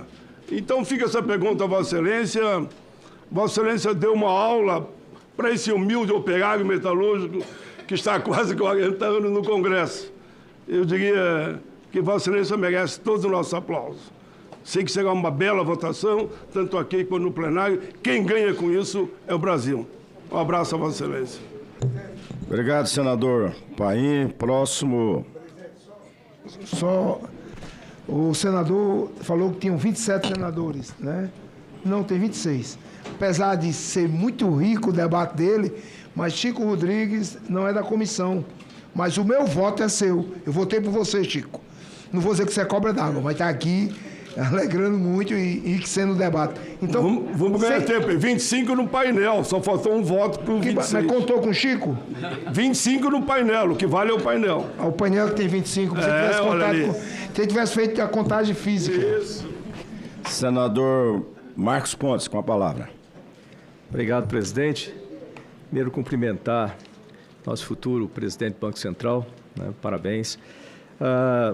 Duas perguntas muito simples, que de certa forma já foram respondidas de uma forma mais técnica, mas eu acredito que seja importante, visto que essa sessão está sendo transmitida e para a população poder entender com mais detalhes, né? Não diria que nem que essa resposta é para nós, senadores, embora eu tenha visto, né, no plenário muitas vezes, muitos discursos falando a respeito da Selic, da taxa básica, tentando fazer baixar essa taxa de forma artificial, como se isso fosse possível. Mas eu acho importante que nós tenhamos para a população, eu estou repetindo isso só para ver que a explicação tem que ser muito simples, né? Para a população, a primeira parte com relação à taxa Selic, depois com relação à inflação, mas com relação à taxa Selic. Primeiro, né, obviamente, a maioria aqui sabe, né, sobre isso, mas é importante para a população entender com palavras simples o que é a taxa Selic, qual a função dessa taxa Selic, como que ela é determinada, né, e a partir daí, o porquê que não é adequado, vamos dizer assim, uma manipulação disso. Eu ouvi muita preocupação com relação à manipulação política disso, então por que não é adequado? Tem que ser uma coisa muito técnica. Então a primeira parte é isso, basicamente com relação à taxa Selic. A segunda é com relação à inflação, né? Certamente um dos fatores que afetam a determinação técnica de uma taxa Selic é a inflação prevista, a inflação que está sendo projetada, né, dizer assim. Então, quais são os fatores contribuintes, né, na determinação, vamos dizer assim, não seria uma determinação porque é uma previsão, mas quais os fatores que contribuem para uma inflação projetada, ou seja, para essa projeção da inflação, e como que a política fiscal, obviamente feita pelo Executivo, né, como que a política positiva ou negativamente com relação à inflação projetada. Então, são essas duas questões. Simples, mas com resposta simples também. Obrigado, senador astronauta Marcos Pontes. Senador Alessandro Vieira, nos se encontra, né? Senador Randolfo Rodrigues. Com a palavra, senador. Obrigado, presidente. Meu caríssimo doutor Galípolo, Gabriel Galípolo, primeiro está uma referência histórica em comum, que ao que me parece nós temos, a figura de Winston Churchill. O senhor o citou duas vezes, e eu particularmente sou um profundo admirador da obra, sobretudo da obra política de Churchill, que eu acho que foi fundamental para a humanidade no século XX. Então, a partir de Churchill, o senhor trouxe também aqui uma das várias tiradas deles, que eram todas fantásticas. O senhor trouxe aqui uma deles sobre a verdade, que diz que a verdade é uma adúltera, nem sempre está com uma pessoa só. Eu vou utilizar da vossa citação e da referência de Churchill para, no diálogo, inclusive com o questionamento feito aqui pelo meu querido senador Ariovisto. O senador Ariovisto trouxe muito bem para cá a obra do Dr. Henrique Meirelles, que foi publicada recentemente, que fala que tem como subtítulo Calma sob pressão, e trouxe uma citação do ministro, presidente do Banco Central, Henrique Meirelles, de um momento que ele esteve durante a gestão, durante o primeiro governo do presidente Lula.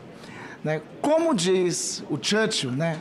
Como a verdade nem sempre está com a pessoa só, foi muito exaltado a virtude do Henrique Meirelles. Foi pouco lembrada a virtude de quem nomeou Henrique Meirelles quando o Banco Central não tinha autonomia. Quando o Banco Central era um cargo equivalente a ministro, demissível ad nutum pelo presidente da República quando quisesse. Foi pouco lembrada essa outra virtude do presidente da República de então. Foi pouco lembrada a virtude que mesmo o presidente da República de então, tendo tido um ministro seu divergindo dele naquele momento, discordando dele, dizendo para ele que não concordava com aquele caminhamento, o presidente da República não demitiu o presidente do Banco Central, o manteve. E foi pouco lembrado que esse mesmo presidente do Banco Central, tempos depois, na eleição de 2022, manifestou e assinou um manifesto de economistas em apoio ao que aquele que é hoje o presidente da República.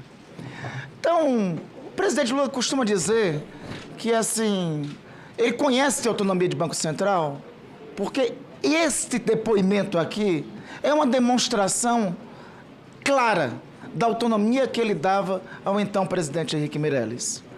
E isso também é uma demonstração da tranquilidade que o senhor terá, como o senhor mesmo tem testemunhado. Então, como foi lembrado, assim, foi destacado muitas virtudes do Henrique Meirelles, mas foi esquecido de lembrar as virtudes do presidente da República, com todas as circunstâncias. E já que eu falei da campanha de 2022, eu lembro, doutor Galípolo, que na campanha de 2022 muitos anunciavam a chegada de um evento aqui no Brasil. O evento era "O Brasil vai virar Venezuela". Bom, 2 anos depois, a gente olhando os números que inclusive o senhor construiu, o senhor começou esse governo como secretário executivo do ministro Haddad, a gente chega à constatação que a gente estava mais próximo da Venezuela naquele período, há 2 anos. Olha só, 2021, PIB do Brasil, 8,7 trilhões. 2024, PIB do Brasil, 11 trilhões. Alguns pessimistas diziam 0,8 vai crescer, vamos chegar a 3. Seremos uma das 5 economias do mundo que mais crescerá. Desemprego, 13,2. Lembra da fila do osso? 13,2%. 14 milhões de desempregados. Desemprego, 6,8, apontando para o plano emprego. Inflação, chegamos à 4ª maior inflação. As pessoas não lembram. A gente era a 4ª maior inflação do mundo em 2021. 10,6% de inflação, meu querido presidente. Inflação está em 4,24. Agora, dentro do centro da meta que o Banco Central corretamente indica. Nós tínhamos perdido 3 postos entre as economias do planeta. Éramos a 13ª. Voltamos a ser a 8ª economia do globo. O poder de compra em 2021 do brasileiro era de menos 30%. O poder de compra está em mais 10,09%. E as agências de risco sequer consideravam o Brasil. 2 agências de risco já reclassificaram o rating brasileiro, recuperando. Estamos a 1 grauzinho de recuperarmos o mesmo grau de investimento, a condição de bom pagador, que a última vez que tivemos foi quando? Em 2008, quando o presidente Lula era presidente e quando o Henrique Meirelles, aqui citado, estava lá. Por falar nisso, e aí para perguntar-lhe diretamente sobre o grau de investimento e sobre a avaliação da Moody's recentemente sobre a reanálise do grau de investimento brasileiro. A pergunta que eu lhe faço paradoxalmente, melhorou o grau de investimento, me parece que deveria ser, vamos celebrar, assim, tipo, gol do Brasil. Então, rapaz, eu olhei para o lado, eu vi ainda no mercado, alguns pessimistas tentando justificar, quase que lamentando, porque o Brasil tinha alcançado mais um grau de investimento.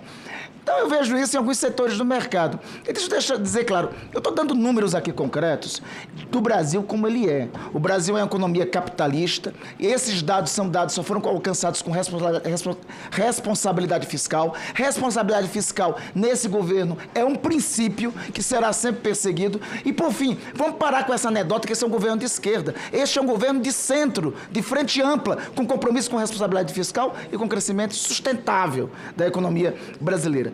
Digo isso, só perguntar, a que se deve essa história aí de alguns lamentarem a melhora do grau de investimento? E com o senhor na presidência do Banco Central, o que mais podemos ter de colaboração para chegarmos ao mesmo patamar de 2008 com Lula? 2008 com Lula, o Brasil era bom pagador no mundo. Vamos daqui a pouco alcançar de novo. O que mais pode ser feito com o senhor no Banco Central? Lhe cumprimento. Não vou reiterar os elogios, porque as loas aqui foram dadas por todo o plenário da Comissão de Assuntos Econômicos. Não tenho dúvida que será aprovado por unanimidade. Eu consulto a comissão, os membros da comissão, se nós podemos dar sequência. Nós temos aqui senadora Zenaide, senador Reis e senador Seif. Ótima providência, presidente. Ótima providência. Podemos ir? Da sequência, ele responde a todos. Então, com a palavra, a senadora Zenaide.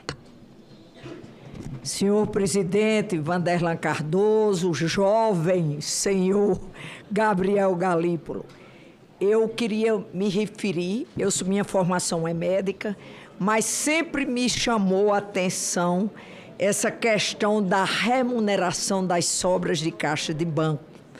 que o Brasil faz isso e a gente tem uma experiência como os bancos não se interessam em emprestar os recursos. Na PEC de guerra, na Covid, nós liberamos 1,2 trilhões e sabemos que isso não chegou às micro e pequenas empresas. Porque o que é que acontece aqui para o Brasil, que eu não sou economista e nem juristas, mas o que é que acontece? O que os bancos não têm interesse em emprestar, porque o Banco Central já remunera, eu não estou falando dos compulsórios, que obrigatoriamente já tem que ter, compromissados. Se eles já têm a remuneração no mínimo da taxa Selic pelo Banco Central, aí a pergunta é, até que ponto, porque aqui a gente diz centenas de bilhões, o senhor tem ideia de quanto o Brasil, o Banco Central, o Tesouro Nacional gasta com isso mensalmente e até que ponto isso prejudica o setor produtivo desse país? Porque os bancos não têm interesse em prestar, porque já tem uma remuneração garantida com o orçamento desse país. Essas duas perguntas, mas eu queria dizer aqui ao povo brasileiro, as preocupações aqui todas foram com os bancos. Banco não perde nada, gente. Banco não perde nada. Aqui no Brasil, mais de 40% do orçamento é para o sistema financeiro, por uma dívida de serviço que nunca foi auditada. Aí o que se fala totalmente em ajuste fiscal. Vai gastar com a saúde, com a assistência social, com a segurança pública. Esse ajuste fiscal, que eu venho questionando isso desde que estou aqui, eu acho que a gente já não sai da cadeira daqui a pouco. Banco, sistema financeiro, a maioria dos países do mundo são do Brasil, ainda é mais, porque fica com quase 50% do orçamento desse país, retirando da saúde, da educação, da segurança pública e da assistência social. A pergunta é essa, embora eu tenha certeza que prejudica sim o setor produtivo, principalmente micro e pequenas empresas, e que ninguém vai ter interesse em emprestar, porque já tem garantido uma taxa Selic. Essas são as perguntas, parabéns aí. Sei que o senhor é muito preparado e tudo, mas eu digo para o povo, só quem não perde são os bancos. Obrigada. Senadora Zenaide, com a palavra, senador Reis. Senhor presidente, senador Vanderlan, colegas senadoras, senadores, doutor Gabriel Galípolo. Conversamos alguns dias atrás e já lhe disse e vou repetir a nossa posição e vi as suas falas hoje com os diferentes colegas sobre essas manifestações que meu conterrâneo Ipaim resumiu a nossa posição, como os gaúchos especificamente. Mas só lhe fazer um fato, só fala, não precisa responder, mas vou lhe colocar. O Chico é agrônomo, eu sou agrônomo. Sou produtor rural, muito orgulho, Vanderlan. Estou há 50 anos nessa atividade. E vi a evolução do Brasil, de importador de alimentos nos anos 70, quando eu saí da escola, em Santa Maria, em 73, para ser um dos maiores exportadores do mundo. E fala em aquecimento global. Vou lhe dar algumas questões, as minhas opiniões, e nesse sentido é importante o prestigiamento dos produtores brasileiros. Nós saímos de 3 secas no Rio Grande do Sul. Enfrentamos agora uma enchente. No mesmo ano, nós colhemos seca, e até hoje ainda não foi resolvido o problema. Aí pedi ao Paim, falei com o presidente Rodrigo Pacheco, como é que nós vamos ainda articular essa questão para resolver o assunto dos produtores rurais do Rio Grande do Sul. E agora temos as queimadas no centro-oeste, no norte do país, que também são um problema sério que tem que ser enfrentado. Mas para mim são questões normais, onde olho o movimento do El Niño e Laninha, dados que nós temos de 150 anos, dados científicos mostram 42 eventos em 137 anos dessa natureza de chuvas ou secas. Quando não existia agricultura, essa mesma seca que deu no norte, Chico, na tua região, já deu em 1904, 14. O que tinha de automóvel, de indústria, de agricultura? Não tinha nada. E a mesma seca, a mesma queimada, os rios do Amazonas secos, isso já aconteceu. Mas, então, nesse sentido, a preocupação é que a agricultura brasileira hoje, presidente, paga uma alta taxa de juro, os custos dos insumos são dos mais altos do mundo, mas não é preço do Brasil. Toda a economia vamos dizer assim, são empresas internacionais, multinacionais que dominam o mundo inteiro. Não é na Europa é assim, Estados Unidos é assim, e o Brasil não é diferente. Nós não temos os subsídios que os americanos têm, que os europeus têm, que os asiáticos têm. E temos esses custos que eles têm, mas tem subsídio que lhe contrabalançam. Então a preocupação que tenho ouvido, e será um debate agora com relação mais proximamente no Brasil, sobre esse fórum que vai ser feito sobre a questão do aquecimento global. Que não seja mais uma trave, mais um imposto a ser colocado em cima do produtor brasileiro. O mundo não faz o que nós fizemos. Eu participei desde o início, Vanderlan, do novo Código Florestal Brasileiro, comecei em 2001, aqui no Senado, uma comissão externa com Jonas Pinheiro, que era vice-presidente, e o Moacir Miquelito era o relator, era presidente e o Moacir Miquelito era o relator. Nós fizemos, e hoje não existe no mundo país com uma legislação tão sustentável quanto o Brasil. 80% de preservação na tua região, 80% de preservação, 20% na nossa região do Sul, Jorge Safe. A Europa briga para botar 4% de reserva, não aceita 4%. E nós temos 80% ou 20%. Só para dar ideia do Brasil. E nós, mesmo assim, somos o maior do mundo em suíno, em frango, em bovinos, em frango, e várias coisas. Então, esse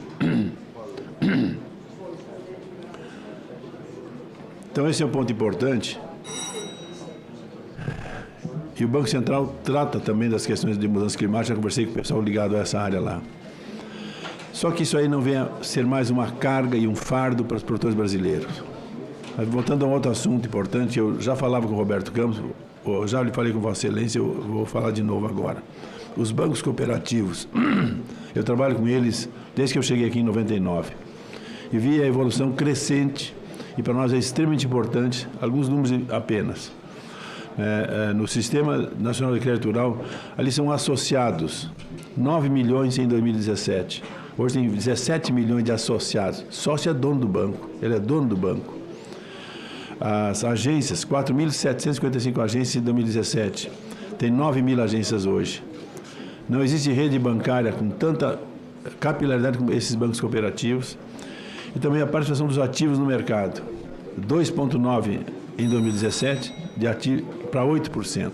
E são bancos das pessoas. E digo assim, a minha cidade, São Borja, dizia ontem lá, tem um banco. O banco é o Sicredi, Sicob, sei lá. Então, esse é o apoio que Vossa Excelência continue dando, porque esse é o banco das comunidades. Seja na agricultura, no comércio, até nos trabalhadores, muito importante. E o Esperidião falou, e vou repetir, a questão do microcrédito, SAFE, vocês têm um trabalho muito importante, que é ímpar em Santa Catarina. Eu não tenho no Rio Grande do Sul. Aqui tem que ser uma norma do Brasil. Nós trabalharmos juntos com o Banco Central, com o Ministério da Economia, Indústria e Comércio, e ajudarmos. O país sabe o que nós saímos hoje. Microcrédito não existe no sistema financeiro. Temos que ajudar. O cara quer 5 mil, 10 mil reais e não tem garantia. Vejo hoje produtores estruturados no meio estado que não conseguem mais acessar ao crédito em função de 3 secas e enchente. Nós temos que resolver esse impasse para eles plantarem agora nessa safra. Mas importante também o microcrédito. Coloque no seu radar, nós temos que achar uma fórmula entre o executivo e o legislativo de acharmos um mecanismo de ajustarmos essa linha microcrédito para ajudar as pessoas. Eu fui prefeito em São Borja e fiz isso no meu governo, lá em 93, 96. Ajudei e era um pouco recurso que a prefeitura colocava à disposição, nós fizemos crédito rural e fizemos também microcrédito para o pessoal do comércio da cidade. Essa é a fala que eu queria deixar a Vossa Excelência. Parabéns pelo seu trabalho. Obrigado, senador Reis e senador Safe, com a palavra. Senhor presidente Vanderlan, senhor Galípolo, parabéns pela indicação, parabéns por ser tão jovem e já, através dos seus méritos, está conquistando uma indicação para controle de uma instituição que é orgulho para o nosso Brasil. Eu prometo ser o mais breve possível e agradeço ao Vanderlan e ao senhor por estarem aqui respondendo às nossas perguntas. Primeiro que o desafio que o senhor vai ter frente ao Banco Central é muito grande, devido ao atual presidente Roberto Campos. Só para lembrar, apesar de toda a perseguição que ele sofre do atual governo e de alguns membros do nosso parlamento, o presidente Roberto Campos Neto, Galípolo, foi eleito 2020, 2021, 2023, o melhor presidente do Banco Central do mundo, 3 vezes, um orgulho para o Brasil. E por que isso? Ele foi reconhecido por sua atuação em políticas monetárias que ajudaram a estabilizar a economia, pela gestão dos desafios inflacionários, inclusive na época do Covid, e pelas inovações, como, por exemplo, PIX e o Open Finance. Então, o desafio do senhor, e eu torço que o senhor ganhe daqui para frente todos os prêmios internacionais, porque também vai orgulhar o nosso Brasil. Você é jovem, você está trabalhando com ele tecnicamente, que essa era uma questão que muitos perguntam, será que o Galípolo vai agir tecnicamente ou vai agir politicamente? Então, eu tenho aqui 3 perguntas para o senhor. Primeira, as maiores potências econômicas do mundo, Estados Unidos, Japão, zona do euro, Inglaterra, Suécia, Canadá, Austrália, Nova Zelândia e também o Brasil, né, possuem independência de seus bancos centrais. E o Brasil teve a independência do Banco Central na gestão do presidente Bolsonaro. O atual governo e vários colegas aqui do parlamento são contra a autonomia do Banco Central. Qual a posição do senhor sobre a autonomia? Segunda questão, que não é nenhuma pergunta, mas eu gostaria de um compromisso do senhor, se possível. Daqui a pouco nós vamos para o plenário votar a sua indicação. O presidente Roberto Campos sofreu muitas críticas, pressões, calúnias de membros do governo federal, especialmente o presidente Lula. Queria aqui um compromisso com a nação brasileira em comandar o Banco Central com total independência em relação ao governo central e tomar decisões com absoluto rigor técnico. Gostaria que o senhor fizesse esse compromisso com a nação brasileira que nos assiste. E a terceira questão. Doutor Galípolo, os Estados Unidos possuem mais de 4 mil bancos, diversos, de investimento, de microcrédito, bancos rurais, cooperativas, bancos privados, banco de conta corrente, de poupança, etc, etc. No Brasil, nós só temos 150 instituições, pouquíssimos. Nós temos mais de 200 milhões de habitantes, os Estados Unidos têm 300 milhões de habitantes, ou seja, um descompasso, inversamente proporcional, justamente pela capilaridade do nosso país, tem dimensões continentais. O microcrédito, como já falado aqui amplamente por vários colegas senadores, o crédito muitas vezes não chega em quem precisa. Pessoas que queriam 2 mil, 3 mil, 5 mil reais para montar uma pipoca, para montar uma lanchonete. Isso daria dignidade para a pessoa que não depende mais por exemplo, de Bolsa Família, etc. E ainda movimentaria a nossa economia. Eu gostaria que o senhor avaliasse, né, a facilitação de instalação de instituições financeiras, né? Hoje temos 150, os Estados Unidos têm mais de 4 mil, justamente por capilaridade e para acessibilidade aos mais necessitados no Brasil. Então, com essas minhas palavras, desejo ao senhor muito boa sorte, Deus te abençoe. Aqui já falaram de Winston Churchill, então nós compartilhamos a admiração por Churchill, e ele fala o seguinte: coragem é a principal das qualidades humanas, sem a qual nenhuma das outras prosperam. Que o senhor tenha coragem, que o Winston Churchill nos ensina, para não ser manipulado ou sofrer pressões políticas de parte de ninguém. O senhor é jovem, tem uma carreira pela frente e pode muito bem, né, fazer o seu papel administrando bem o Banco Central do Brasil. Boa sorte para o senhor. Obrigado, senador Seife. E o último a usar da palavra, senador Beni Camacho. Seja bem-vindo à nossa comissão. O senhor que é suplente da senadora Elisiane, é um prazer enorme ter o senhor aqui nessa comissão. Está com a palavra. Obrigado, boa tarde, presidente. Obrigado pela sua generosidade, pela maneira equânime como o senhor conduziu essa sessão. Quero cumprimentar as senadoras, os senadores e cumprimentar também o doutor Gabriel Galípolo pela sua indicação. Obrigado. Já lhe disseram todas as qualidades, a sua juventude, a sua competência, já disseram da sua coragem, da sua calma e quero acrescentar pela sua paciência também.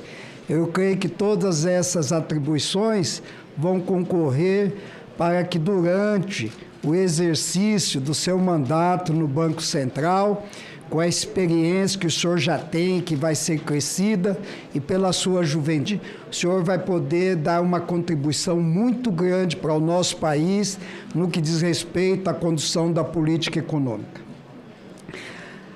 Já falaram todas as partes as questões técnicas, então eu vou procurar abordar duas questões retóricas que dizem respeito principalmente a uma fala específica do senhor no evento empresarial promovido pelo Grupo Esfera Brasil em dezembro de 2022.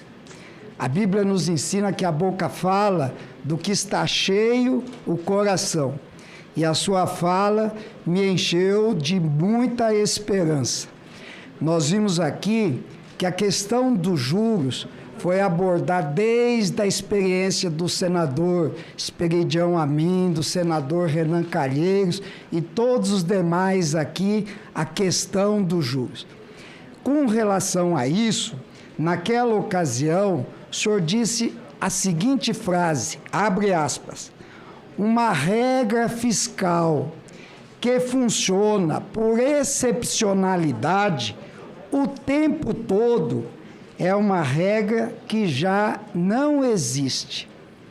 Se a gente passar isso para a questão da política de juros, doutor Gabriel, será, minha questão é que sempre a única ferramenta disponível para o controle da inflação é sempre a questão da política de juros. Não haveria nenhuma outra ferramenta para que se conduzisse essa política. A outra afirmação do senhor dizia o seguinte: não há incompatibilidade entre o crescimento do país e a sustentabilidade, nem entre responsabilidade fiscal e combate à desigualdade. Nós vimos aqui a fala do senhor, a fala de diversas pessoas, de senadores e senadoras, que mostraram o quão cruel é o impacto social de uma política de juros elevadas sobre a classe econômica mais baixa. Nós vimos aqui a senadora Soraya falar da grandeza do lucro dos bancos. E, levando em consideração essa colocação, eu gostaria de perguntar ao nosso futuro presidente do Banco Central se não haveria possibilidade, devido à dificuldade que há, nós vimos aqui, quando foi tratado da desoneração, a dificuldade que o governo tem em aumentar a taxação dos impostos dos bancos para corrigir desequilíbrio fiscal e uma série de situações. Se não haveria uma maneira, um compromisso maior por parte do Banco Central para que o lucro das instituições financeiras não possa ser revertido também para o combate dessas desigualdades sociais. Muito obrigado, que Deus lhe conduza na sua gestão. Obrigado, senador Benê. Com a palavra, senador Jaime, Chico. Senador Jaime. Com a palavra, senador Jaime. Cumprimentar aqui o senador presidente da CAI, o Vanderlan Cardoso, e cumprimentar aqui também o Gabriel Galípolo. Eu queria só fazer uma pergunta ao senhor. O senhor que é técnico, é uma pessoa que conhece o Banco Central da forma que funciona. Como já foi dito aqui, que a única ferramenta que se tem hoje, no momento de se controlar a inflação, é o aumento da taxa de juros. É a base que tem nesse momento para poder conter a inflação. E nós sabemos sempre que a inflação e sempre a taxa de juros, ela pesa sobre os mais fracos, os mais oprimidos, a toda a classe trabalhadora e principalmente o setor produtivo. O que você vê quando aumenta a taxa de juros igual nós temos hoje, que poderá chegar a 11,75%, a 12%? O que o senhor vê, o quanto que vai pesar isso na produção do crédito rural, desde a agricultura familiar até o pequeno, médio e o grande produtor?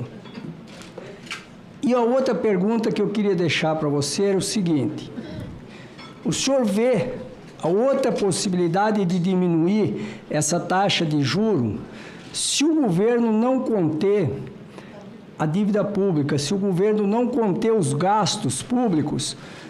Eu acho que, na minha opinião, é o que mais pesa hoje, nesse momento, para nós diminuirmos a taxa de juros. E nós estamos entrando num retrocesso na contramão, enquanto todos os países do mundo inteiro vão começar a diminuir suas taxas de juros, nós parecemos que vamos fazer um caminho, nós vamos ter que começar a subir a taxa de juros devido à inflação, mas devido também ao problema dos gastos públicos, das contas públicas do governo. Obrigado.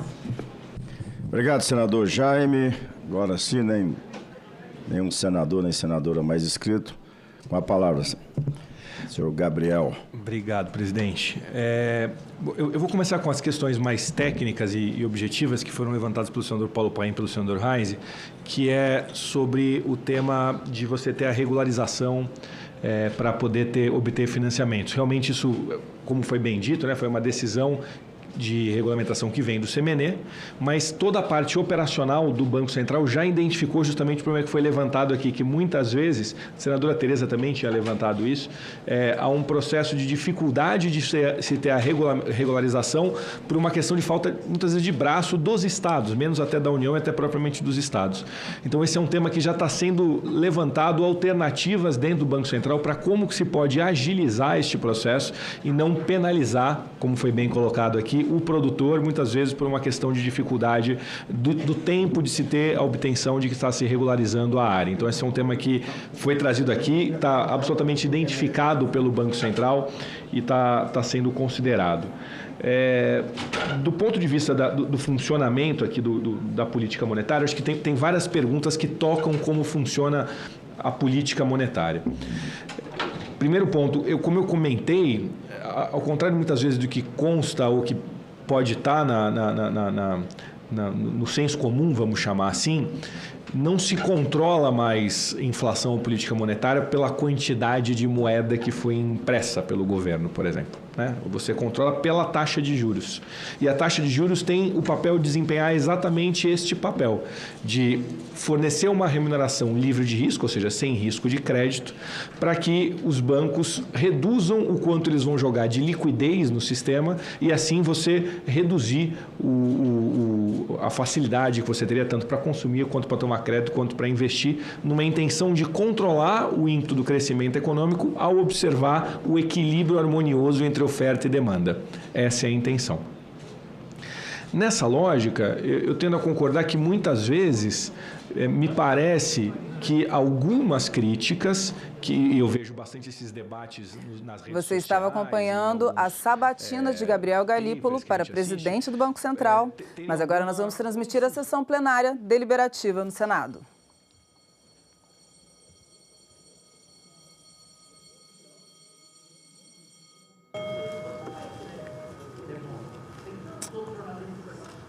Sessão deliberativa ordinária, dia 8/10/2024. A número regimental. Declaro aberta a sessão. Sob a proteção de Deus, iniciamos os nossos trabalhos. As senadoras e os senadores poderão se inscrever para o uso da palavra por meio do aplicativo Senado Digital, por lista de inscrição que se encontra sobre a mesa, ou por intermédio dos totens disponibilizados na casa. A presente sessão deliberativa ordinária é destinada à apreciação de autoridade sabatinada pela Comissão de Assuntos Econômicos e das seguintes matérias já disponibilizadas em avulsos eletrônicos e na ordem do dia eletrônica de hoje. Projeto de Lei número 1754 de 2024, substitutivo da Câmara dos Deputados ao Projeto de Lei do Senado número 580 de 2007, do senador Neuto de Conto. E projeto de lei do Senado, número 170 de 2018, da Comissão de Direitos Humanos e Legislação Participativa. Passamos aos oradores inscritos, que terão o prazo de 10 minutos para o uso da palavra. Como primeiro orador inscrito, passo a palavra ao senador Jorge Cajuru, com permuta com o senador Paulo Paim. Vossa Excelência dispõe de 10 minutos.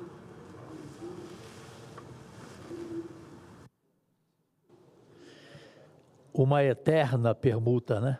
Um dia sim, um dia outro.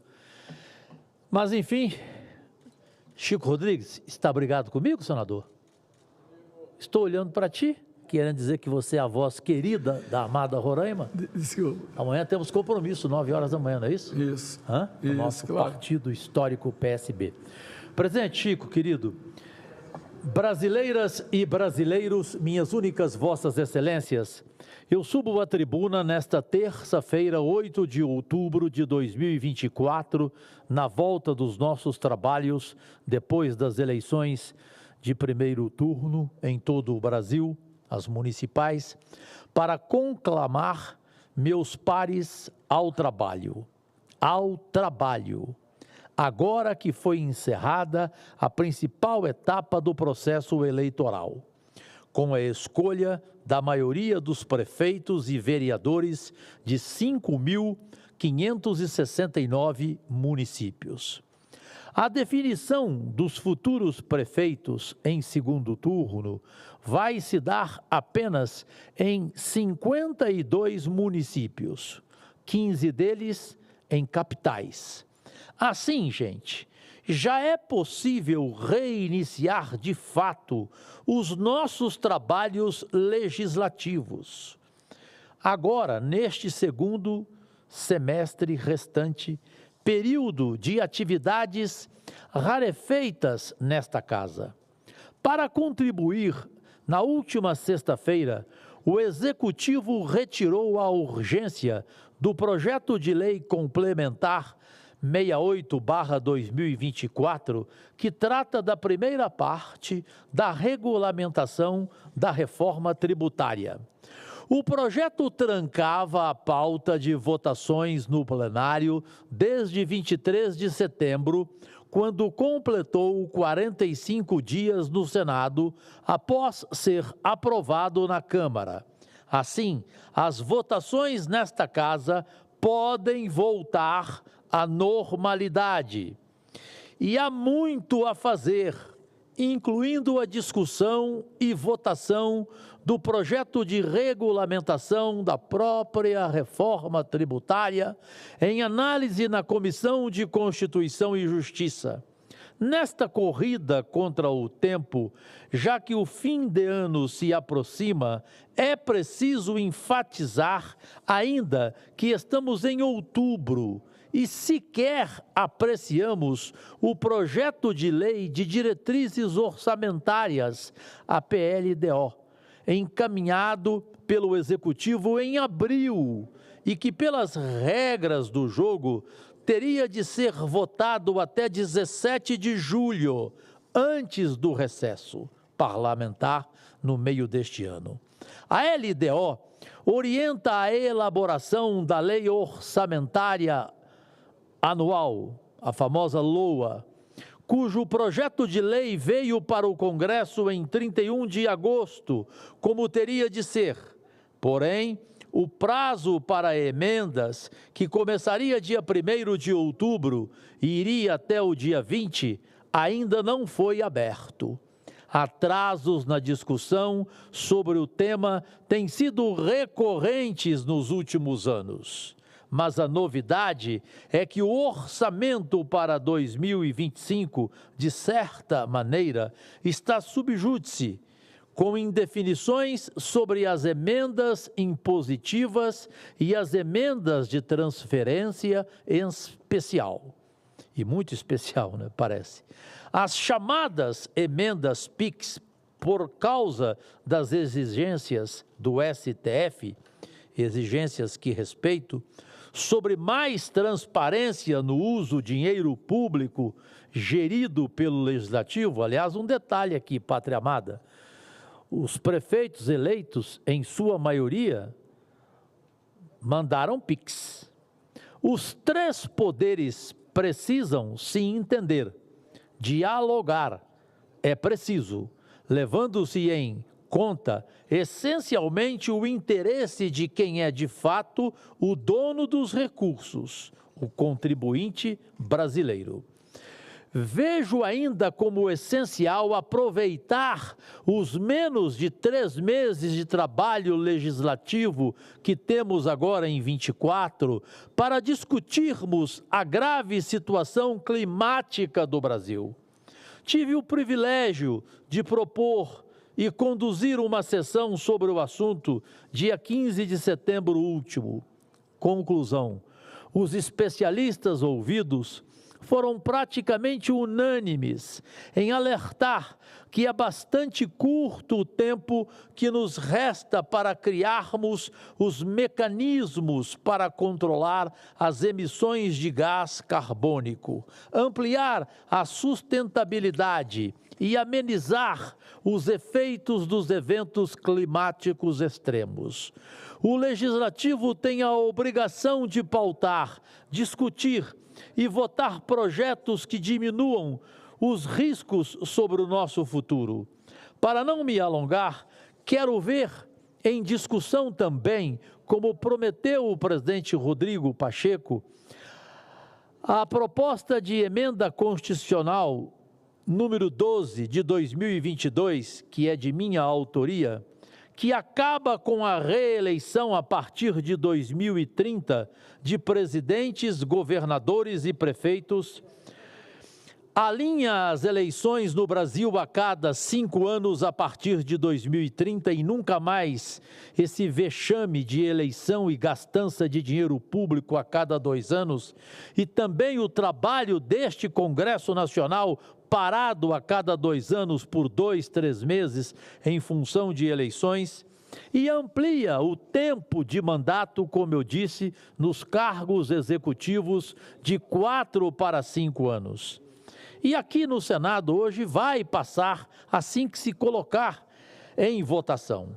A PEC de minha autoria tem como objetivo dar mais equilíbrio às disputas eleitorais e não há dúvida de que a regra da reeleição, criada em 1997 no governo Fernando Henrique Cardoso, é vantajosa para presidente, governadores e prefeitos.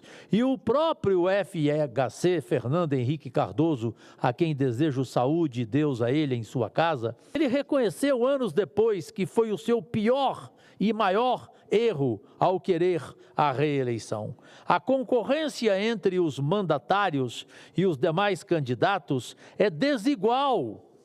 E a derrota dos candidatos à reeleição ocorre apenas em circunstâncias muito particulares. Isso foi atestado agora em 2024. O Brasil reelegeu no último domingo mais de 2.400 prefeitos, 44,6% dos eleitos para os executivos municipais. Nas capitais, 10 prefeitos foram reeleitos em primeiro turno. Como promover a tão necessária renovação na política num quadro como esse? E para fechar, presidente Chico Rodrigues, senador Girão, senador Plínio, saudades, Plínio, meu amigo jornalista, tão amado no estado do Amazonas. Me dirigindo a vocês três e aos demais presentes, que daqui eu não estou enxergando, à exceção de quem eu vi quando chegou, o nosso líder querido, nossa referência, Paulo Paim, e também chegou o senador Sérgio Moro. O relator da minha PEC para o fim da reeleição no Executivo, Marcelo Castro, ele me fez uma observação, eu vou ser rápido, ele me fez uma observação inteligentíssima. O que ele disse? Que quando alguém assume a presidência da República, tendo o direito de ficar mais 4 anos, a preferência dele não é de escolher um técnico para um ministério, para uma secretaria, e sim um político que tenha votos, já pensando na sua reeleição. Portanto, além desta minha PEC, há assuntos importantíssimos que nós precisamos, até o final, antes do Natal deste 2024, trabalharmos aqui e colocarmos em pauta e darmos uma satisfação a toda a sociedade brasileira. Agradecidíssimo, presidente Chico. Desculpe, só passei 30 segundos. Meu caro colega senador, Vossa Excelência, como sempre, preciso nas suas manifestações, e aí agora nós vamos seguindo a sessão com a palavra o nobre senador Eduardo Girão. Eu fiz uma permuta com o Paim. Por permuta, o senador Paulo Paim. Vossa Excelência dispõe de 10 minutos. Depois sou eu.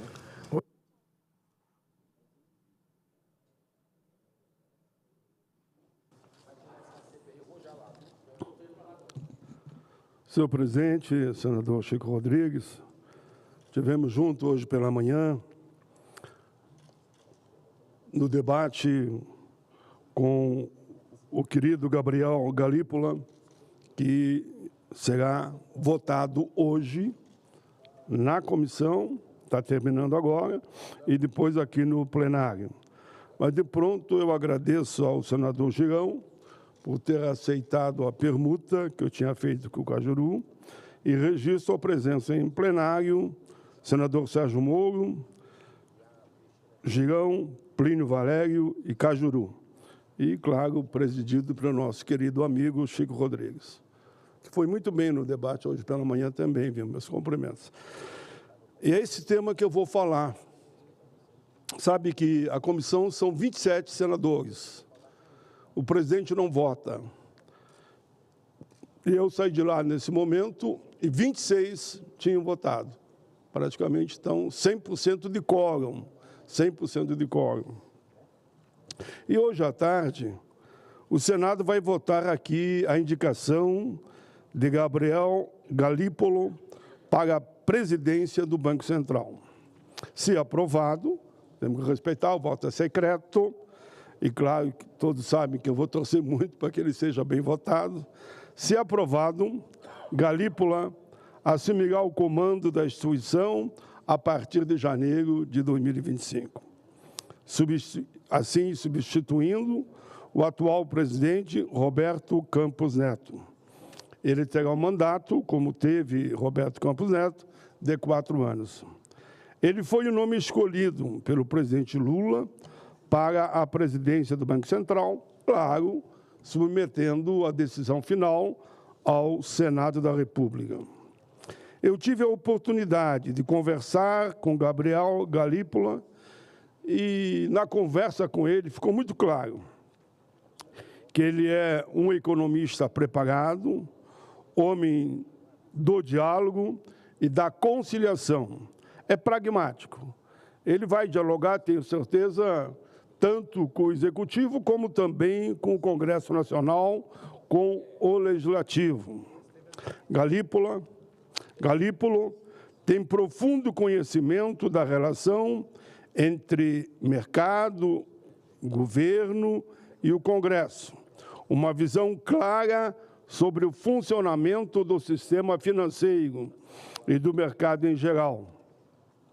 Percebo eu, por tudo que ouvi nesses dias, presidente Chico Rodrigues, que o próprio mercado vê com bons olhos o equilíbrio do nosso sabatinado hoje pela manhã e que vai ser votado agora à tarde, o Gabriel Galípolo.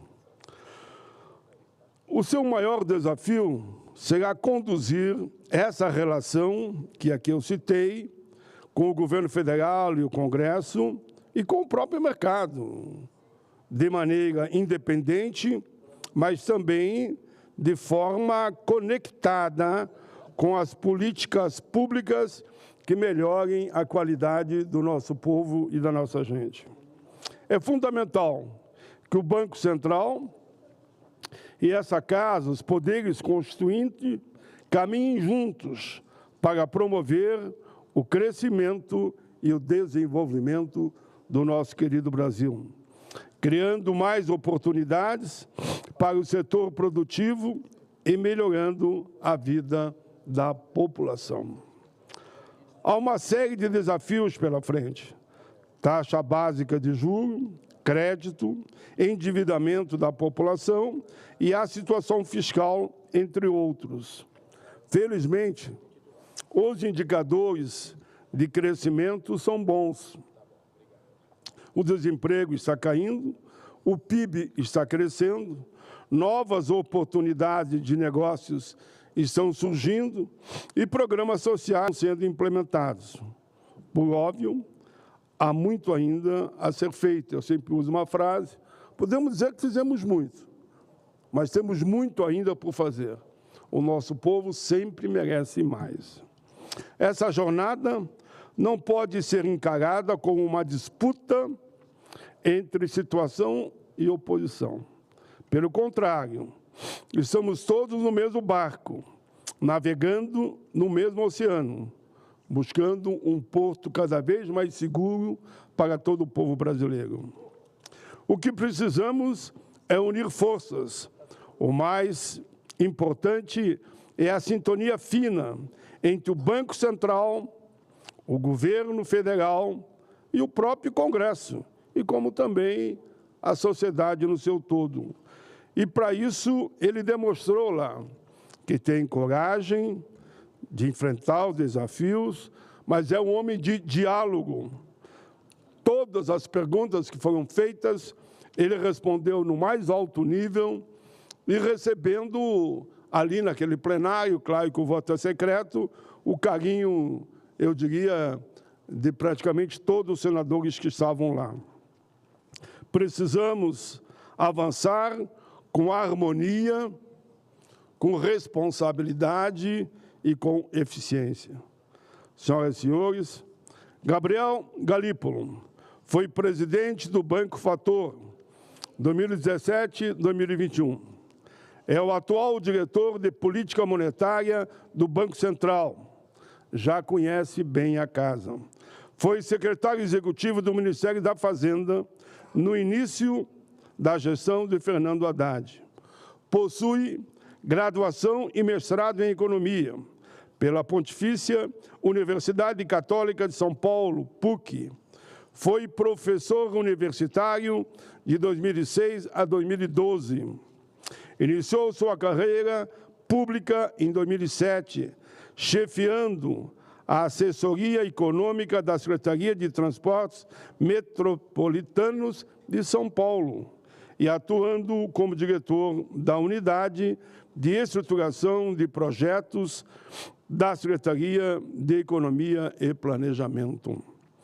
Especialistas o avaliam como um profissional ponderado, equilibrado, mediador entre as políticas fiscal e monetária, defensor do desenvolvimentismo com o apoio estatal da industrialização, incluindo o financiamento da infraestrutura, saneamento, tecnologia de ponta, entre outros.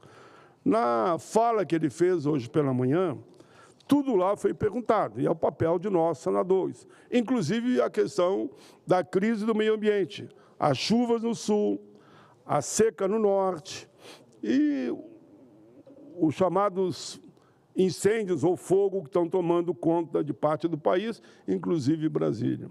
Ele falou, os senadores, ele falou com muita tranquilidade, respondendo com equilíbrio, naturalmente, sem fazer nenhum ataque a ninguém, mas só que ele está à disposição de cada vez mais fazer o melhor para o povo brasileiro, se caso, naturalmente, o voto é secreto. E claro que eu aqui estou pedindo o voto de todos, como fiz agora pela manhã. O senador Chico Rodrigues foi na mesma linha. Senador Chico Rodrigues, eu vou terminar, mas eu queria, por uma questão de responsabilidade, eu diria política, social e também de respeito àqueles que eu conheci durante esses meus 40 anos aqui do Senado. E faleceu um grande amigo de todos nós. Então, eu queria encaminhar à mesa o seguinte voto de pesar. Requeiro nos termos do artigo 218, segundo, 219, 221, primeiro, do Regimento Interno do Senado Federal, inserção em ata de voto de pesar pelo falecimento do ex-senador, meu amigo, Roberto Saturnino Braga, do Rio de Janeiro. Acompanhada pelas seguintes homenagens, que, se Vossa Excelência entender possível, eu gostaria muito de 1 minuto de silêncio e, naturalmente, a apresentação das condolências à família. Roberto Saturnino Braga faleceu no Rio de Janeiro no dia 3 de outubro de 2024, aos 93 anos. Carioca e torcedor apaixonado do Botafogo, formou-se em engenheiro civil pela Universidade do Brasil, atual UFRJ, em 54. Ao longo de sua trajetória política, exerceu os cargos de vereador, deputado federal, senador, por 8 anos, e prefeito da cidade maravilhosa. Além da sua atuação pública, também se destacou como escritor, com 23 livros publicados, entre contos, memórias e obras sobre história política. Saturnino Braga acreditava profundamente no valor da política, afirmando: a política é a mais nobre das ocupações do ser humano, porque cuida dos destinos de toda a coletividade. Então, a meu juízo, é a ocupação, segundo ele, naturalmente, mais nobre. É claro que, muitas vezes, acaba se transformando em algo muito duro, muito forte, mas a atividade em si, a política, é extremamente nobre. Nunca abriguei a mão dela depois que eu entrei. Aqui eu resumi, senhor presidente. Eu poderia me estender um pouquinho a mais até, falando dele, que ele, filho do ex-deputado federal Francisco Saturnino Braga e neto de Ramiro Saturnino Braga, também ex-deputado federal. Em reconhecimento à sua contribuição para a política, a Sociedade Saturnino Braga foi agraciada em 1987 com o grau de grande oficial da Ordem Infante Dom Henrique de Portugal. Já em 2004, durante seu mandato como senador, foi admitido pelo presidente Luiz Inácio Lula da Silva no grau de grande oficial especial da Ordem Militar ao Mérito. Eu termino aqui, presidente, porque o currículo dele é muito bonito e é longo. Se Vossa Excelência concordar com esse minuto, eu agradeço a tolerância do senador Girão, que também está com compromisso e me cedeu esse espaço. Se Vossa Excelência concordar com esse 1 minuto, eu me sentiria gratificado. Nobre senador Paulo Paim, Vossa Excelência apresenta e ficará registrado nos anais do Senado esse voto de pesar pelo falecimento do senador Roberto Saturnino Braga, uma figura que foi expoente aqui no Senado e no seu estado, o estado do Rio de Janeiro. Portanto, a solicitação de Vossa Excelência é seguida, inclusive, também da nossa citação em homenagem também à sua família. Fica aqui o registro e nós vamos conceder agora, imediatamente, 1 minuto de silêncio pela sua memória.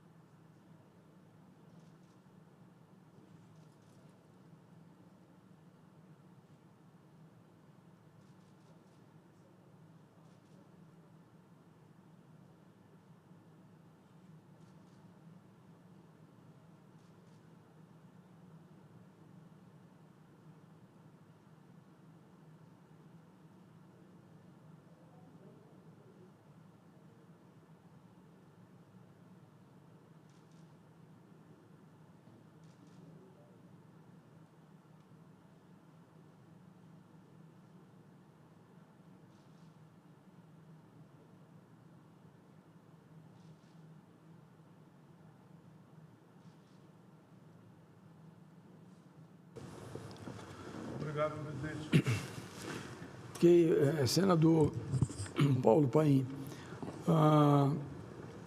eu, antes de... Queria pedir pela ordem, por favor. Pela ordem, a Vossa Excelência.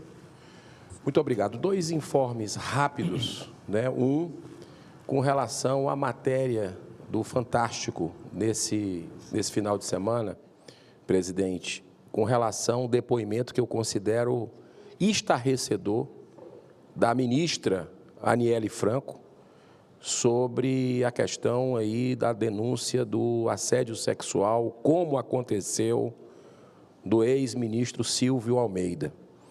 Eu tenho pedidos de informação na casa para tanto o Ministério da Casa Civil, como o Ministério da Justiça, como a AGU, para saber a que ponto o governo Lula já sabia do que estava acontecendo e não tomou as medidas.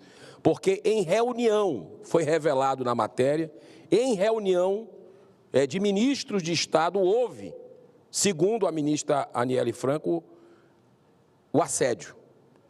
E eu não tenho nem coragem aqui, porque é constrangedor o que foi falado por ela, o testemunho dela, o que é que teria feito o ex-ministro do governo Lula, Silvio Almeida, dos Direitos Humanos. Então, muito importante que a gente receba as informações que eu solicitei dos ministérios. Quero pedir à presidência da Casa para agilizar o pedido de informação, para que a gente possa entender até que ponto o governo Lula encobriu, durante quanto tempo se encobriu essas denúncias que estavam ocorrendo. Montes. Inclusive, teve outra aluna que chegou também a fazer denúncia em muitos outros casos. Outro informe também é que acabou de ser aprovado por unanimidade na Comissão de Assuntos Econômicos o senhor Gabriel Galípolo para a presidência do Banco Central. Eu quero declarar publicamente aqui a minha posição, não sou da CAI, nem titular e nem suplente da Comissão de Assuntos Econômicos, mas quero deixar muito claro o meu voto contrário. Meu voto vai ser contrário nesse plenário por uma razão muito simples, tem muitas. Porque fazer promessa de como vai agir, a gente já viu de ministro do Supremo aqui, fazendo todo tipo de promessa, quando chega lá, esquece tudo que disse para os senadores. Agora, as bets, eu olhei nos olhos do Galípolo, na reunião de líderes aqui, na reunião de líderes que eu participo com o presidente Pacheco, estava lá ele, o ministro Haddad, e eu falei, no ano passado, antes da votação das bets, eu disse o que iria acontecer. E disse, olha, é responsabilidade dos senhores. O senhor Galípolo até pegou meu nome lá, o telefone está aqui, eu estou à disposição. Porque eu disse que os menos favorecidos seriam massacrados com isso. E não foi tomado nenhuma medida pelo Ministério, nem pelo seu Galípolo, nem pelo seu Fernando Haddad. Está aí a tragédia social. O governo do PT foi avisado. Eu subi essa tribuna várias vezes para falar sobre esse assunto, e um governo que se diz proteger os mais pobres, os mais humildes, foi conivente com essa tragédia, porque sabia, falta de aviso não foi. Muito obrigado, senhor presidente. Eu também quero me alinhar a Vossa Excelência, não na mesma direção, na direção diametralmente oposta, em relação ao apoio, à indicação do senhor Gabriel Galípolo como presidente do Banco Central, nobre senador Eduardo Girão, por entender que é uma escolha de Estado, de governo, né? O currículo apresentado na comissão era extremamente condizente com o cargo a que deverá assumir, né? Então, entendemos que todos os senhores e senhoras senadores que participaram hoje da sabatina criaram um juízo de valor em relação ao nome, obviamente, né? E nós esperamos apenas que seja, na verdade, isento o vigor da sua juventude e a sua capacidade intelectual como economista possa, na verdade, servir exclusivamente ao Brasil. Esse, na verdade, é o nosso desejo, né? Portanto, deixaria esse registro reconhecendo as razões de Vossa Excelência, e ao tempo em que também quero aqui deixar as minhas congratulações e de toda a casa pelo aniversário da senadora Tereza Leitão, ontem, dia 7, essa pernambucana valente, essa, na verdade, tem uma dedicação enorme ao setor de educação do Estado e agora a contribuição enorme aqui para o país. E dizer, senadora Tereza Leitão, que todos nós, na verdade, queremos lhe cumprimentar e desejar muitos anos de vida. Presidente, permita entrar nesse assunto e parabenizar, como fiz ontem, a senadora. Dizer que é uma honra ficar ao seu lado todos os dias aqui, senadora. O indicado, agora o BC, Galípolo, teve no meu gabinete há 2, 3 semanas atrás e me disse textualmente que é favorável à autonomia financeira e fiscal do Banco Central. É uma PEC do senador Vanderlan que eu estou relatando. Com isso, ele abriu o caminho para que eu pudesse votar a favor também, Francisco. Eu acho que, senador Girão, e nisso nós conversamos há pouco, nós concordamos em 101%. Prerrogativa é do presidente Lula de indicar, o currículo é alguma coisa que, porventura, ele tenha tomado, a gente tem que relevar no momento desse. Agora, é dizer ao povo brasileiro que, quando o sabatinado ainda não foi sabatinado, ele promete, se compromete com tudo. O exemplo está aí, Alexandre de Moraes, está aí o Barroso, está aí o Gilmar Mendes, que aqui prometem tudo, e aqui beijam mão, e depois são o que são. Mas eu sou, como suplente da CAI, também votei favorável. Continuando a lista de oradores inscritos, passo a palavra ao senador Eduardo Girão. Vossa Excelência dispõe de 10 minutos.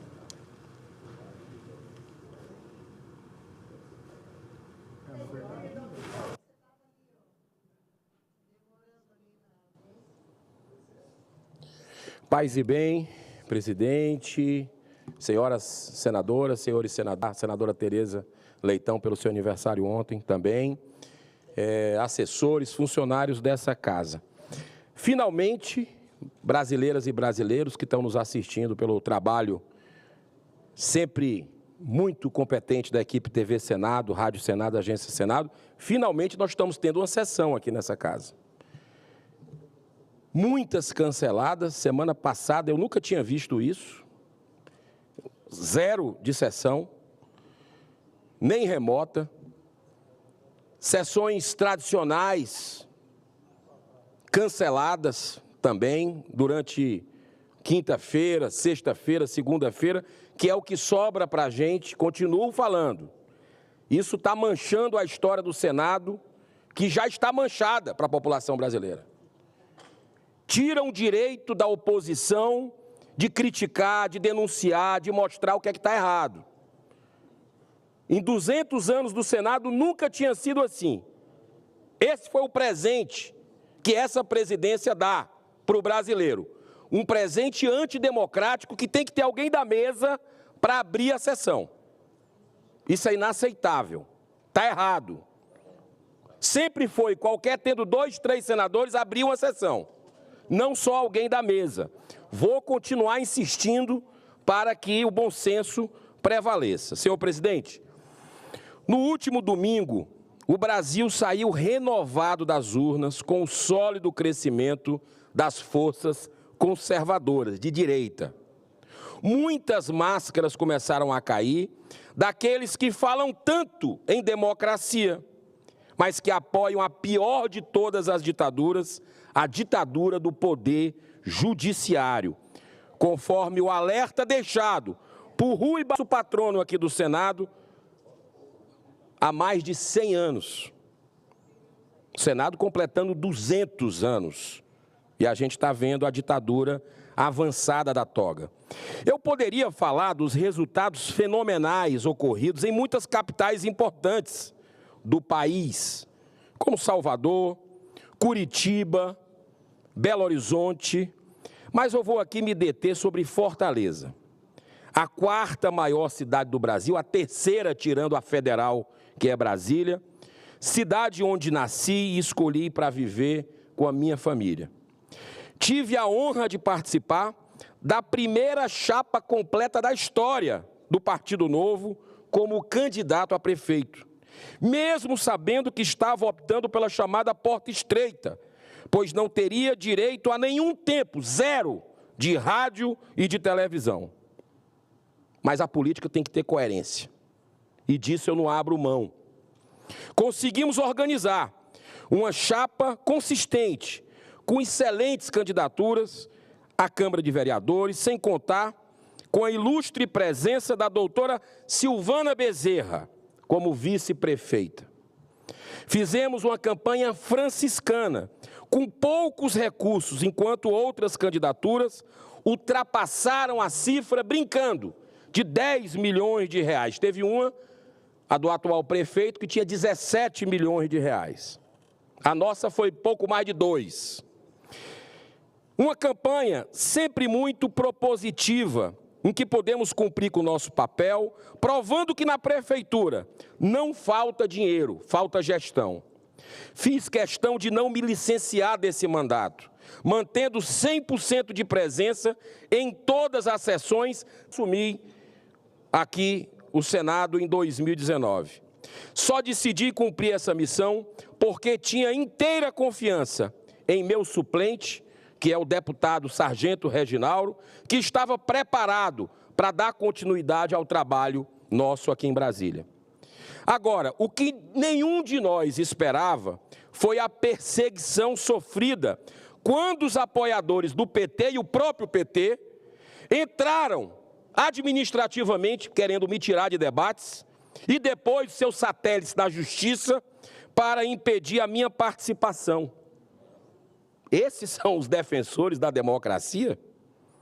Isso fez com que milhares e milhares de conterrâneos sequer soubessem da minha candidatura. Certamente, uma das razões dessa perseguição foi o medo da força da verdade. Quando apresentamos os gastos perdulários, por exemplo, do governador petista, que torrou, só do começo do mandato para cá, 15 milhões de reais com jatinho, andando de helicóptero para a cidade da região metropolitana de Fortaleza também.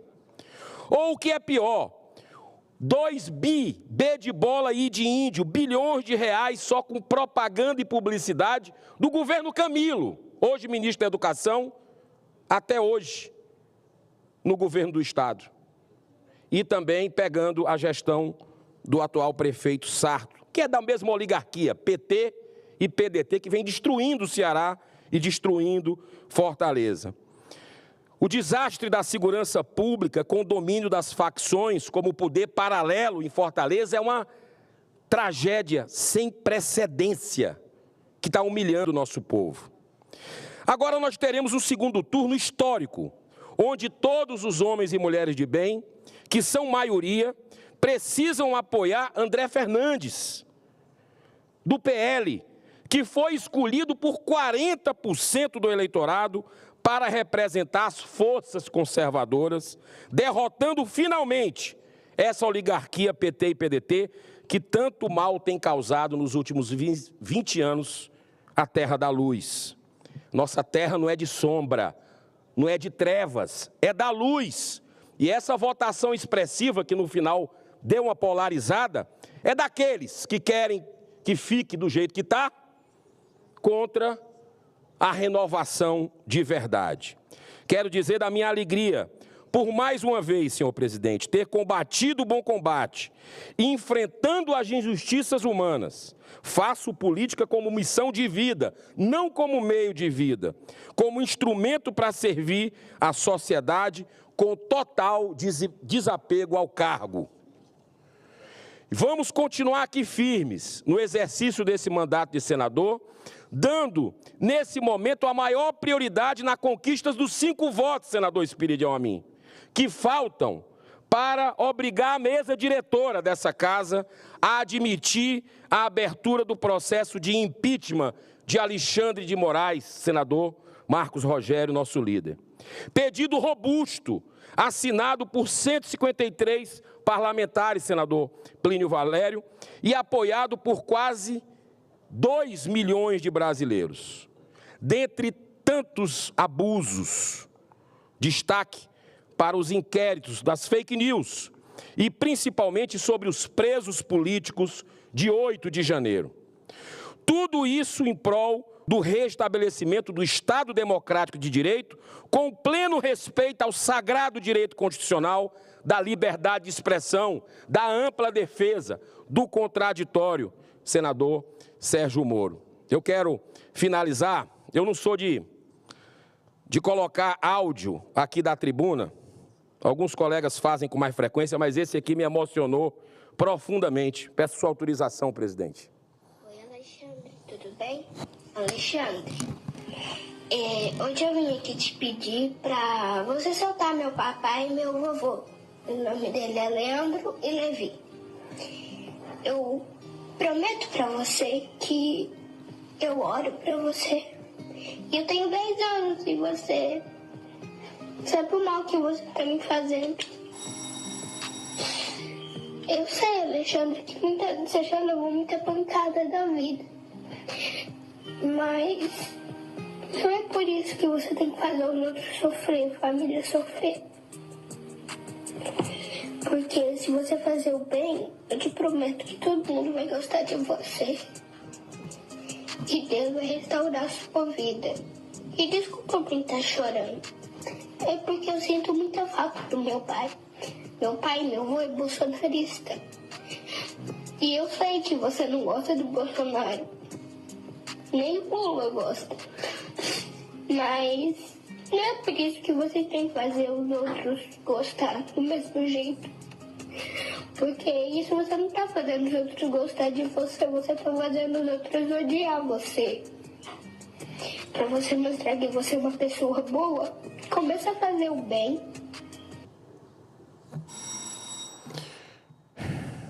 Esse é o desabafo de uma criança que está orando, como muitos brasileiros, e a gente pede isso, que ore pelo ministro Alexandre de Moraes, porque a crueldade, a injustiça, o desrespeito à nossa Carta Magna chegou no fundo do poço. Ou o Senado se levanta, ou não tem razão de ser de nenhum de nós estarmos aqui.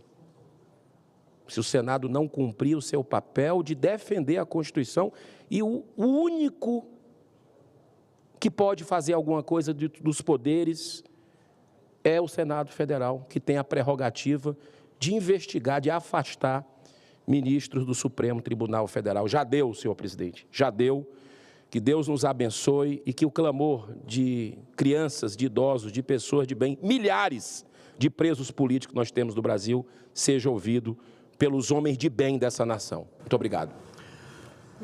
Ouvimos atentamente a sua manifestação e até por uma questão de extrema sensibilidade que toca qualquer ser humano, nós entendemos que Vossa Excelência, ao colocar essa manifestação de uma criança, ela tem um poder de disseminação enorme, de forma indignada por conta desse sofrimento. Portanto, fica aí o registro e, obviamente, vai ficar nos anais da casa. Continuando os oradores inscritos, convido a senadora Tereza Leitão pelo tempo de 10 minutos.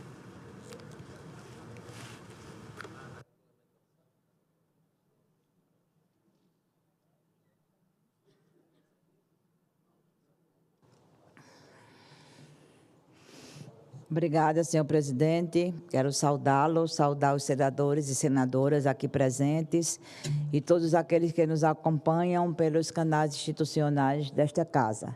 Agradecer pelas felicitações, pelo meu aniversário e também dizer que hoje nós comemoramos o Dia do Nordestino, com muito oxente, com muito cuscuz e com muito frevo, com muita alegria.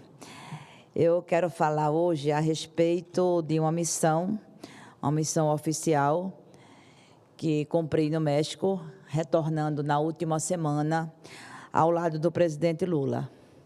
Pude encontrar um país que se constrói sem perder o contato com o passado. Uma nação cuja herança multicultural serve de fundamento para um futuro mais justo, mais igualitário e mais fraterno. Duas ocasiões simbólicas eu gostaria de ressaltar. A primeira é que, neste ano, Brasil e México comemoram 190 anos de relação diplomática, existente desde 1834. As duas nações mantêm laços estreitos, de que resultaram inúmeros acordos bilaterais e proveitosas relações comerciais. Hoje, Brasil e México não apenas celebram os frutos de um passado conjunto, mas também a promessa do que construirão para os próximos anos. A segunda é que o México elegeu, pela primeira vez, uma mulher como presidenta, para conduzir os rumos daquela grande nação. Presidenta, como assim o foi, Dilma Rousseff. E como Cláudia Sheinbaum fez questão de pontuar em seu discurso de posse, chamemos presidenta com A no final, como advogada, cientista, soldada, doutora, professora e engenheira. Como nos ensinaram, só o que se nomeia existe. É tempo de mulheres no México, como gostam de dizer as nossas senadoras e deputadas. Todos que aqui estamos temos muito que aprender no México, reconhecido mundialmente por seus avanços legislativos para a igualdade entre mulheres e homens na política.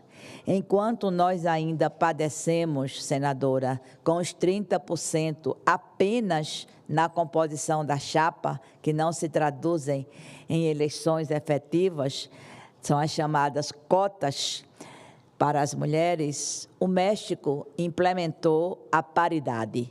Sim, desde 2019, 50% dos cargos públicos nos poderes executivo, legislativo e judiciário e para organismos públicos autônomos, a exemplo do Banco do México, são obrigatoriamente providos por mulheres. Ao lado da primeira-dama Janja e da senadora Soraya Tronic e da ministra das Mulheres, a ministra Aparecida, estive em reunião com a Comissão para a Igualdade de Gênero, onde pudemos compreender como esses desafios foram superados. Todo o processo para chegarmos à lei da paridade total. E vou trazer isso para a nossa bancada de mulheres. Como foi todo esse processo ocorrido no México. Hoje, além da primeira presidenta e dos 50% para mulheres e homens no parlamento, o país conta com uma presidenta da Câmara dos Deputados, uma presidenta da Suprema Corte de Justiça da Nação e até agosto de 2024 com uma presidenta do Senado. Além da igualdade de gênero na política, gostaria de falar de temas que unem esses dois grandes países da América Latina: política, economia, educação, proteção ao meio ambiente e combate às desigualdades sociais. São temas que se interrelacionam e que refletem o compromisso dos governos brasileiro e mexicano com um projeto de desenvolvimento centrado na erradicação da pobreza e da marginalização, na construção de um novo modelo de governança global e na integração latino-americana. As relações entre Brasil e México se fortaleceram ainda mais no último ano. Em abril de 2023, o presidente Lula participou virtualmente da Cúpula da Segurança Alimentar e Nutricional, organizada pelo México. Os estados que tomaram parte do evento discutiram soluções para garantir a segurança alimentar diante de problemas geopolíticos e de catástrofes ambientais. Brasil e México apontaram a necessidade de dinamizar o comércio regional latino-americano e fortalecer as cadeias locais de produção e distribuição de alimentos. Recentemente, o governo mexicano renovou o pacote contra a inflação e a carestia, o PASIC, medida de controle inflacionário que elimina o imposto de importação sobre gêneros alimentícios habitualmente consumidos pelas famílias. Basta dizer que o México está entre os maiores parceiros comerciais do Brasil. De 2020 a 2023, presidente, o comércio entre ambos cresceu 7,7 bilhões para mais de 14 bilhões de dólares, um aumento substancial, cerca de 83%. Além das exportações e das importações, a pauta econômica bilateral abrange investimentos mútuos de caráter diversificado. Estima-se que em 2023, empresas mexicanas tenham investido 642 milhões de dólares no Brasil. Dados da Secretaria de Economia do México revelam que, no mesmo período, o Brasil investiu 492 milhões de dólares no país parceiro. Esta é a tônica da relação entre esses dois países. Brasil e México fazem parte da Comunidade dos Estados Latino-Americanos e Caribenhos, a CELAC. A concertação, uma das principais ferramentas para a defesa de interesses na esfera internacional, manifesta-se, por exemplo, nos pronunciamentos da comunidade a respeito de temas globais, como desarmamento nuclear e mudança climática. Falar um pouco sobre educação também nos enseja, como bem disse o presidente. A principal característica do programa do México, do programa Brasil e México, é um programa de cooperação técnica que existe desde 1974. A principal característica é a horizontalidade. Ambos os países se beneficiam da troca de experiências, conhecimentos e tecnologias. Entre os projetos em execução, destaco o fortalecimento da educação técnica e profissional do México nas áreas de aeronáutica, energias renováveis, telecomunicações e educação à distância, e o fortalecimento da vigilância em saúde ambiental relacionada a desastres. Proteger o meio ambiente também é prioridade para esses dois países. Durante sua campanha à presidência, Cláudia Sheinbaum comprometeu-se a investir em energia limpa, além de ampliar a frota de trens e de ônibus elétricos até 2030. Cláudia é uma cientista especializada em engenharia de energia e engenharia ambiental. Ela fez parte do painel intergovernamental sobre mudanças climáticas da ONU. Ganhou o Prêmio Nobel da Paz em 2007. Não posso imaginar uma líder mundial mais alinhada aos interesses brasileiros no que se refere à proteção ambiental do que a nova presidenta do México. Recordista na produção de energia limpa, o Brasil tem lutado para eliminar o desmatamento e para estimular a transição verde. Vale lembrar que a 30ª Conferência da ONU sobre Mudanças Climáticas será sediada no Brasil em 2025, na cidade de Belém. Por fim, gostaria de falar sobre uma pauta muito importante, o combate às desigualdades sociais e de gênero. Brasil e México estão comprometidos com essa luta, uma luta que vem transformando a realidade de milhões de pessoas. Os programas Bolsa Família, do lado brasileiro, e Prospera, do lado mexicano, são referências mundiais em termos de políticas sociais bem-sucedidas.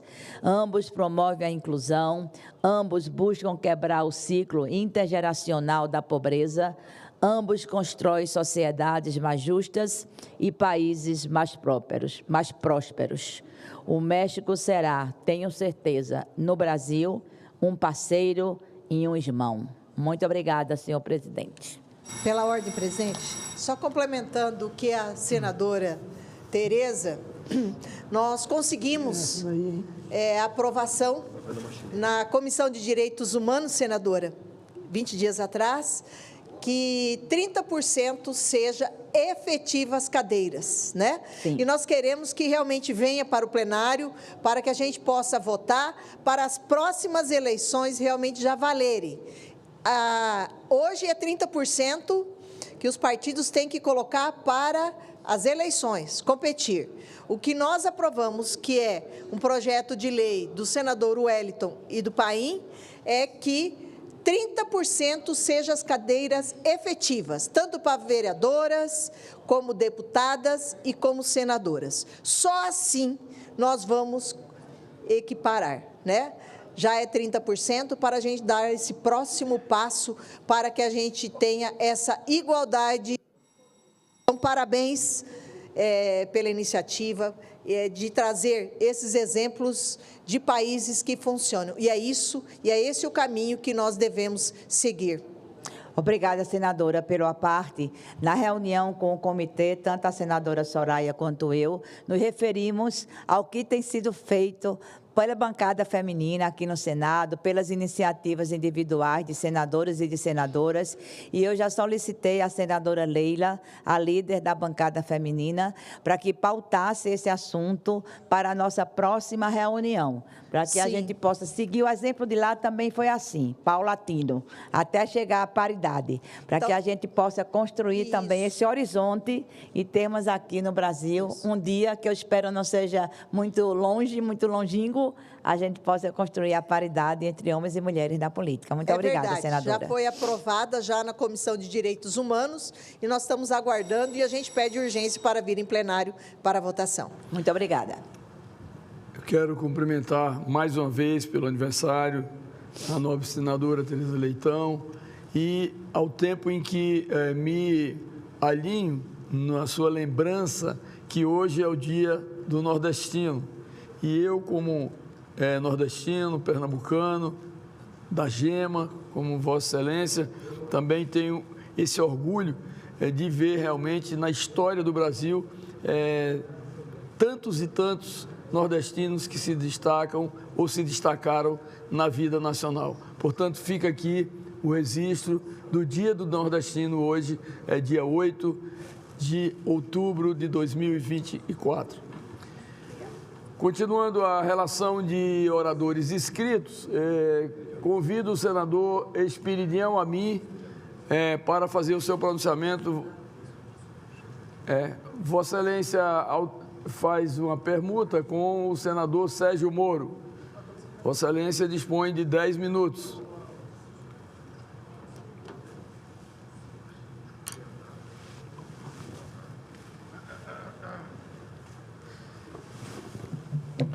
Boa tarde a todos.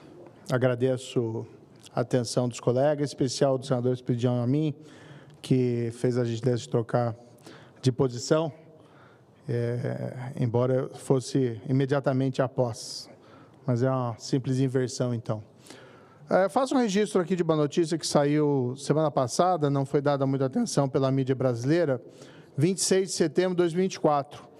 Um júri federal em Connecticut, nos Estados Unidos, condenou para 8 anos de prisão o indivíduo chamado Glenn Ostermel. O motivo? Pagou propinas, subornos para funcionários públicos da Petrobras, a estatal brasileira. Segundo aqui os dados do caso, que foram divulgados pelo Departamento de Justiça norte-americana, entre 2010 a 2018, esse indivíduo teria pago subornos reiterados a funcionários da Petrobras para obter contratos lucrativos em favor das empresas Arcadia Fuels e Freepoint Commodities, um júri federal de Connecticut, nos Estados Unidos. Por que essa referência específica aqui é apropriada? É vergonhoso, senador Espiridião Amin, que nós estejamos vendo a justiça estrangeira se encarregar de corrupção ocorrida no Brasil. Não por falta da jurisdição estrangeira. Não faço aqui nenhuma reclamação quanto a isso, mas pela ausência de justiça, de aplicação de justiça para crimes de corrupção aqui no Brasil. Temos que indagar se esse indivíduo, esses funcionários da Petrobras, que receberam propina e levaram à condenação do corruptor lá nos Estados Unidos por um júri federal, se eles estão igualmente sendo processados e se foram condenados aqui no Brasil. Ou se foram condenados e os processos foram anulados. Ou pior, o que pode ter acontecido, deles terem feito acordo e, de repente, anulado a virada de mesa. Foram coagidos os pobres coitados, funcionários públicos, enriquecidos por dinheiro sujo, acompanhados dos melhores advogados do país, e têm a coragem de afirmar perante o Supremo Tribunal Federal que teriam sido coagidos. E mais estranho ainda é alguém acolher uma tese, um álibi dessa espécie. Enfim, o que nós vemos hoje é um quadro de absoluto deserto de prevenção e combate à corrupção no Brasil do governo Lula.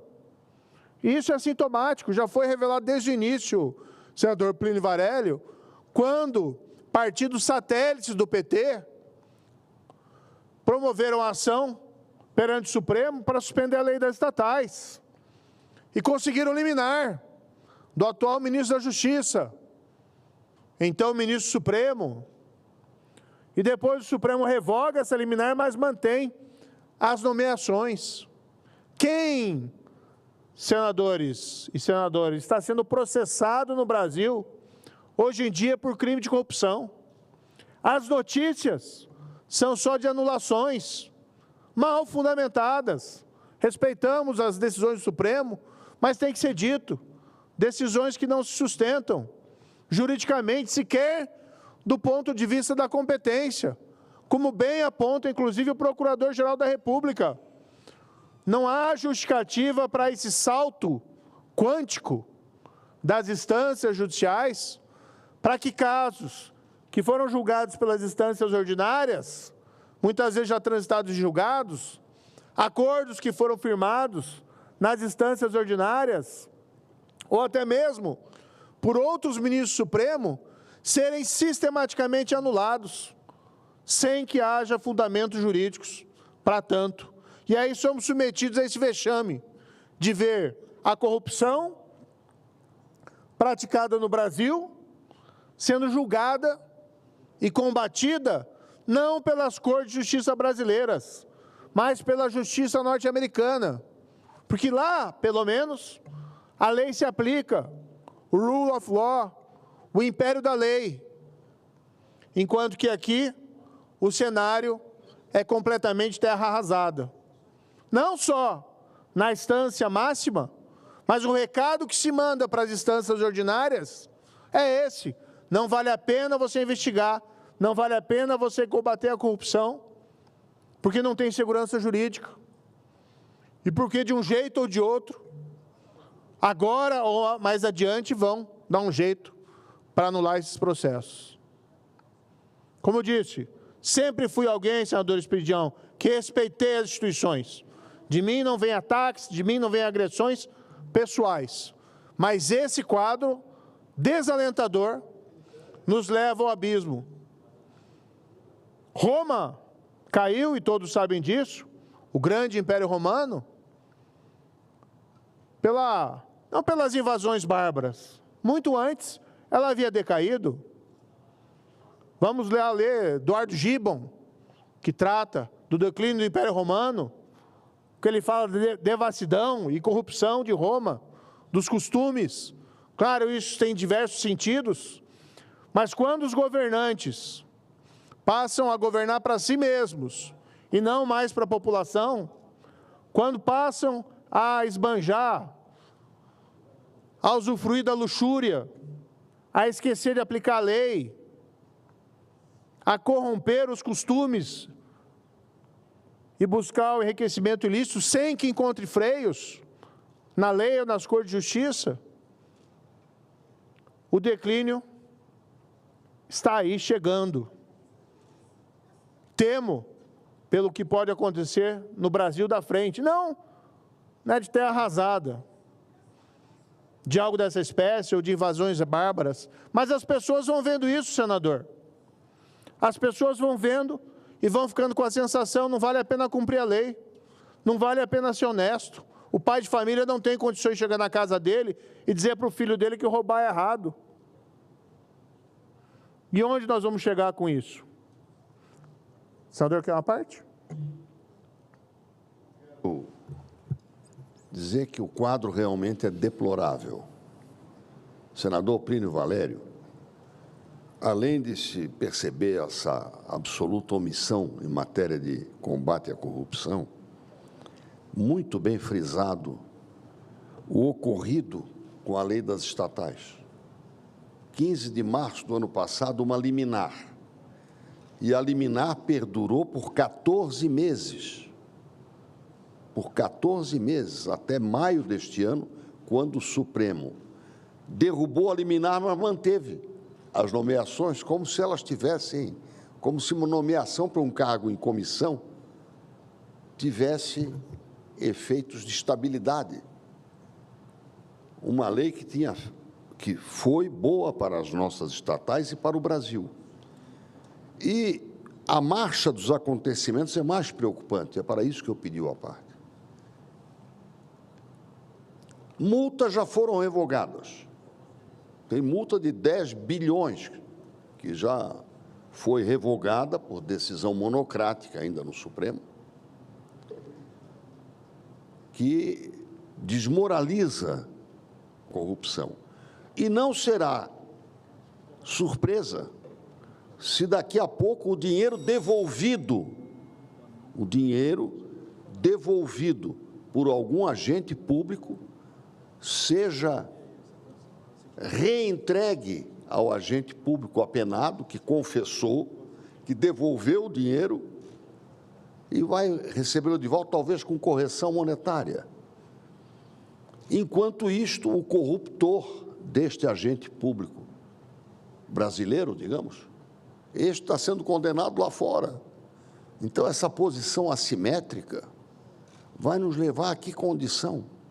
Qual será o conceito global, mundial, internacional do nosso país com essa marcha dos acontecimentos que Vossa Excelência, em bom momento, relembra e anota, para que todos nós reflitamos sobre o que está acontecendo e sobre as nossas omissões.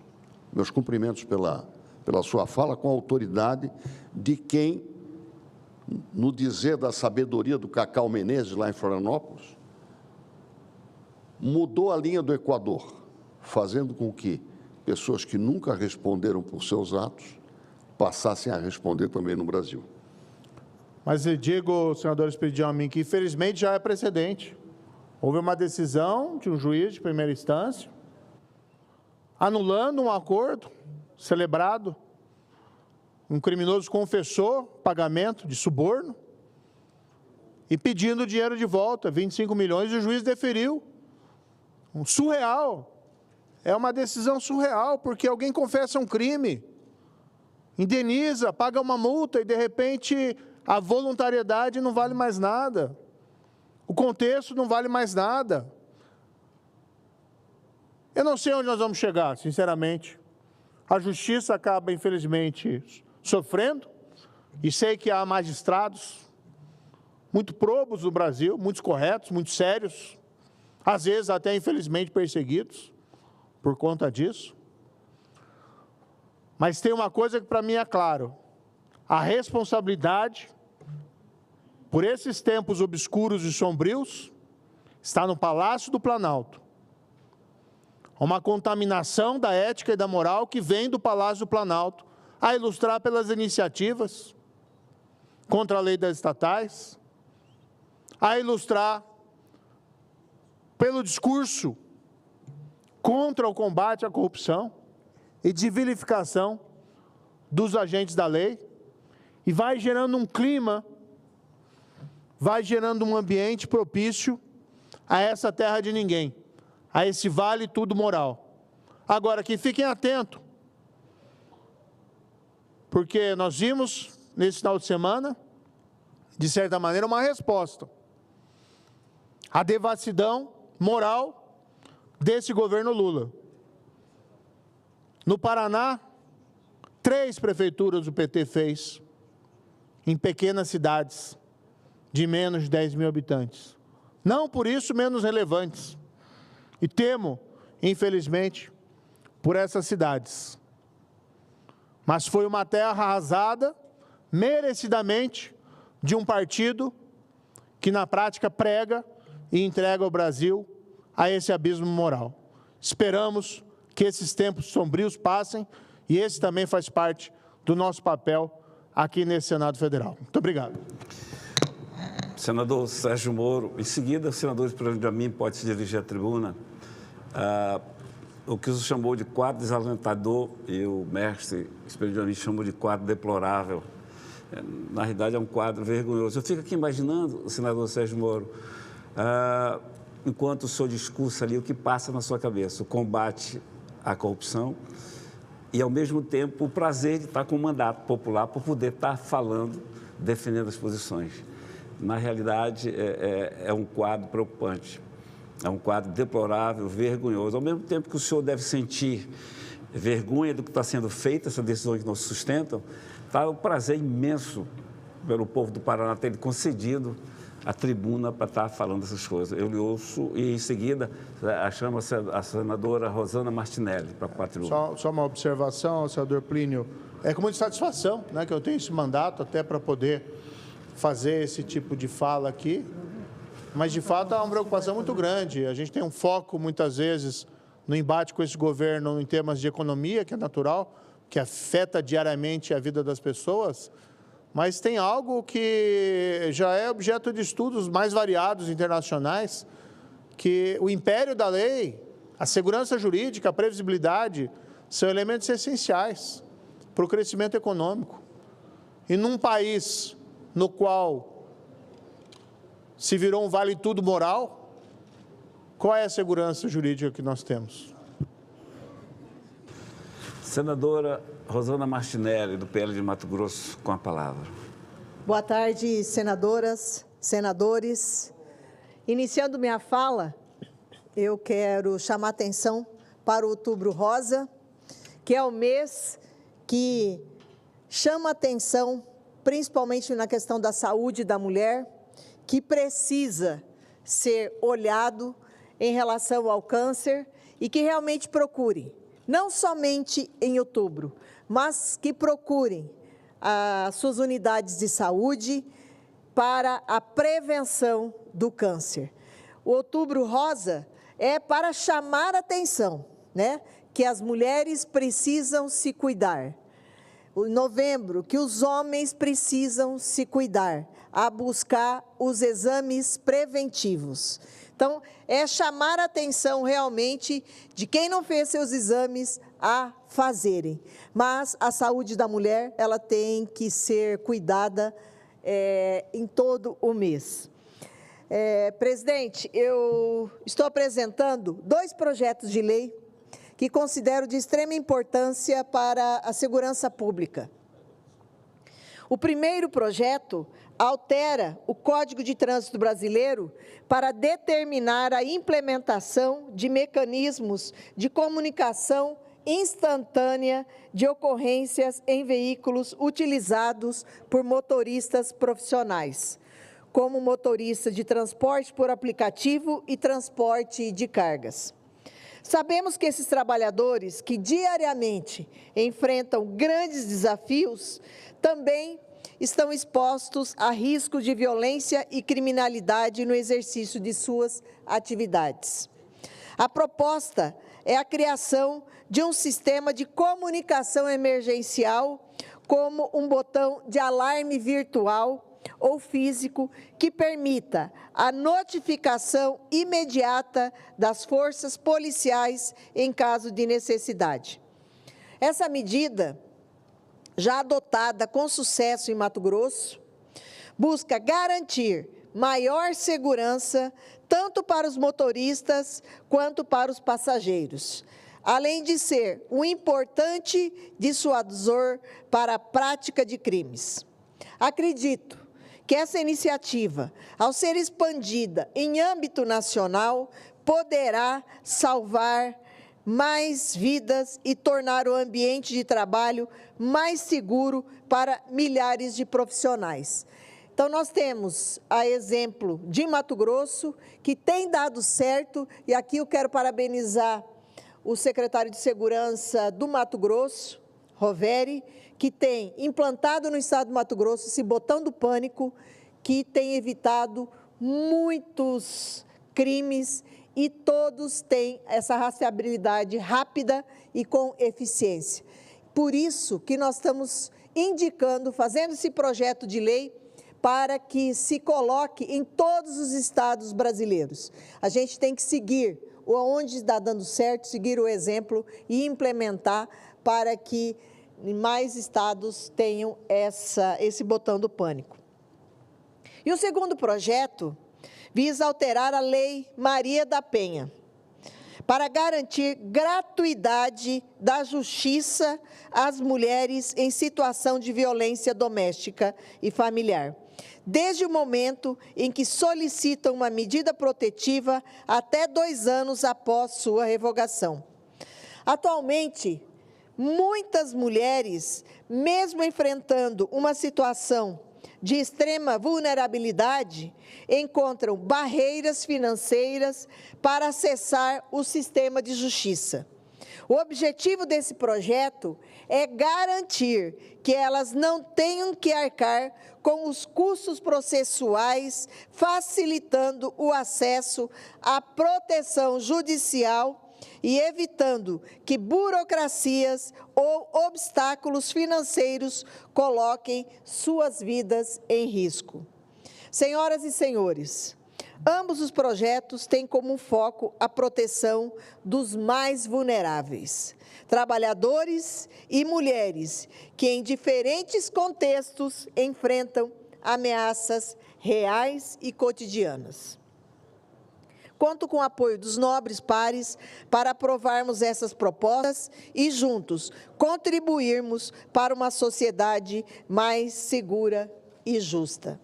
E ainda em tempo, eu quero parabenizar todos os eleitos. O PL, Partido Liberal, teve um grande avanço em todos os nossos estados. E nós queremos parabenizar nosso presidente Valdemar pela sua condução e todos os eleitos e também aqueles que não conseguiram, que ficaram como suplentes, mas que colocaram o seu nome à disposição para avaliação da sociedade. É isso que é importante, colocar, porque somente criticar quem está no poder, criticar quem está como vereador, como deputado e como senador, não resolve. Nós temos que colocar o nome à disposição para ter a autoridade de criticar qualquer parlamentar.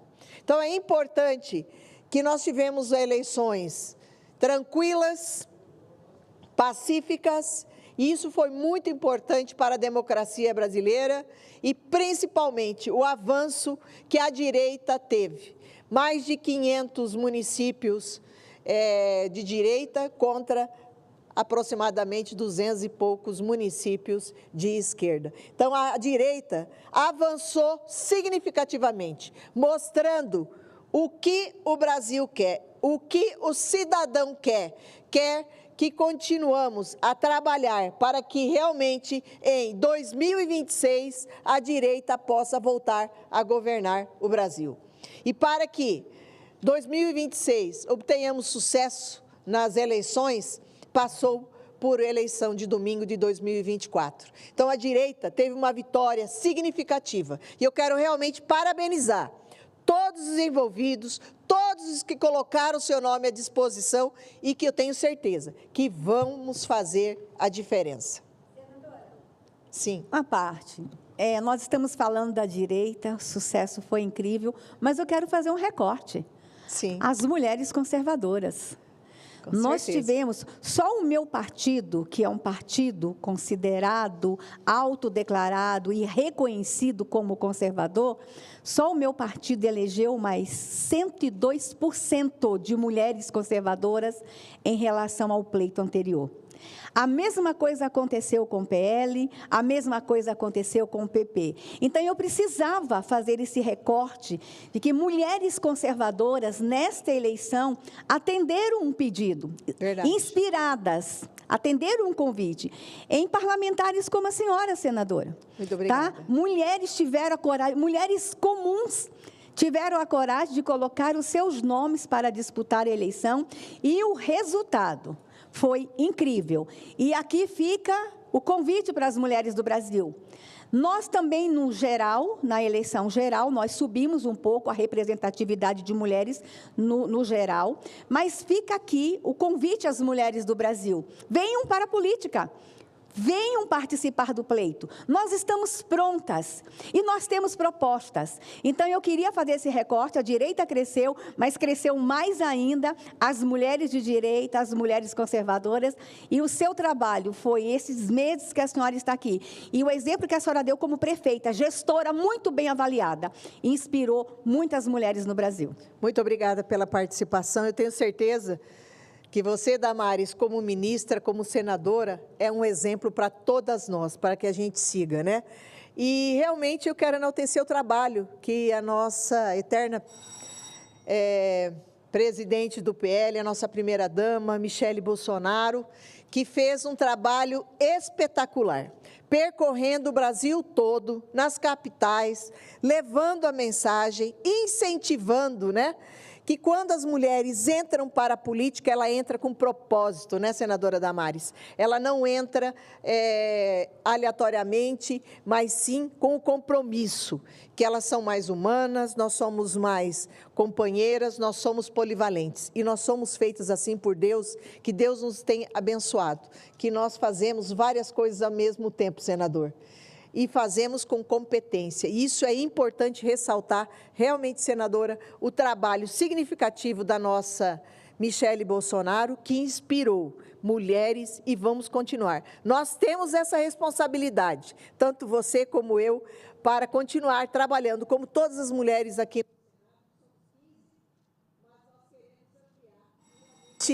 Continue, né? E eu vou ressaltar novamente a importância, presidente Amin, que desse projeto de lei e pedir que realmente venha à casa para ser votado, que nós defendemos lá na Comissão de Direitos Humanos, é um projeto do senador Wellington, juntamente com o Paim, tanto a senadora Damares como eu defendemos a participação dos 30% das mulheres em cadeiras efetivas, né?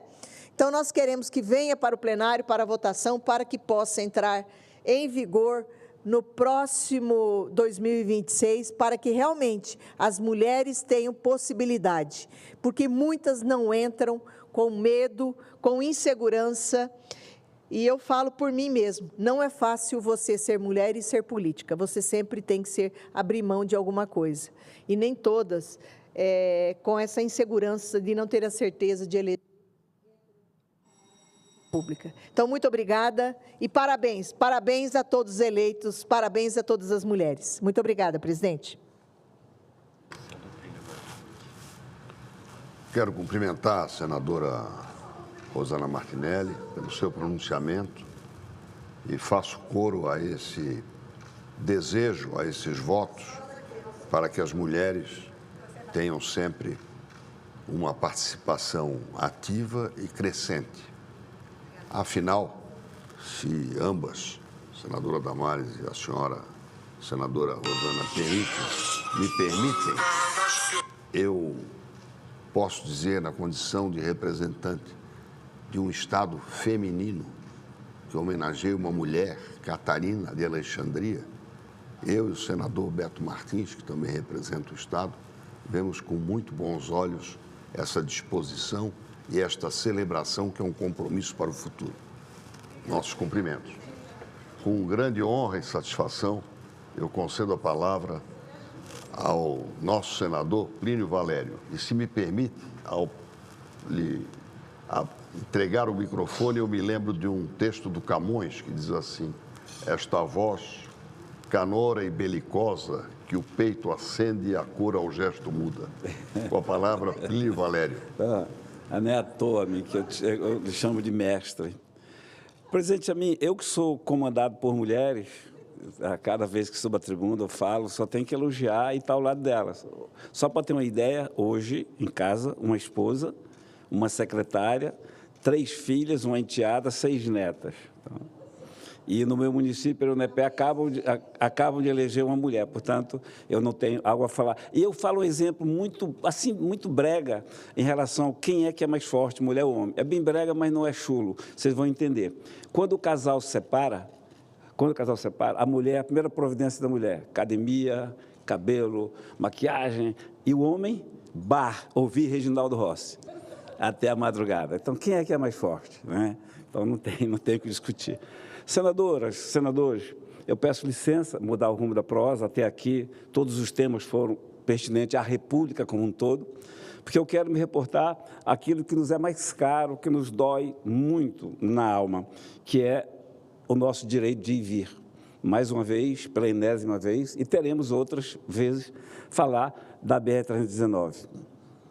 Em uma decisão de significado histórico, o desembargador Flávio Jardim, do Tribunal Regional Federal da primeira região, conhecido pela sigla TRF1, liberou o prosseguimento do processo de licenciamento para pavimentação e restauração da BR-319, que liga Manaus a Porto Velho, ou seja, que permite a integração da Amazônia Ocidental ao restante do território nacional. Sem ela, prevalece o isolamento, a impossibilidade de trânsito. Eu tenho falado tudo isso aqui, tenho falado da época quando irmãos e irmãs morreram, e até hoje, vereadora Damares, nós contamos nossos mortos do Covid. Até hoje a gente está contando. Quando os caminhões transportando oxigênio ficavam atolados e não chegavam a Manaus e centenas morriam. Aquele exemplo não bastou, não foi suficiente. Agora veio a estiagem, os rios secaram, nossas estradas, senador Beto, são intransitáveis, que são os rios, a gente só tem a 319. E ela está transitável, e é bom, ao mesmo tempo que a gente lamenta de mostrar, porque na CPI das ONGs, a ministra Marina me disse, textualmente, que não poderia permitir uma estrada apenas para que nós pudéssemos passear. Passando como as ONGs passam, que a estrada não está feita. Aqui nós estamos mostrando, isso aqui é um engarrafamento de caminhões, transportando, senadora Rosana, transportando alimentos e medicamentos. Está aqui.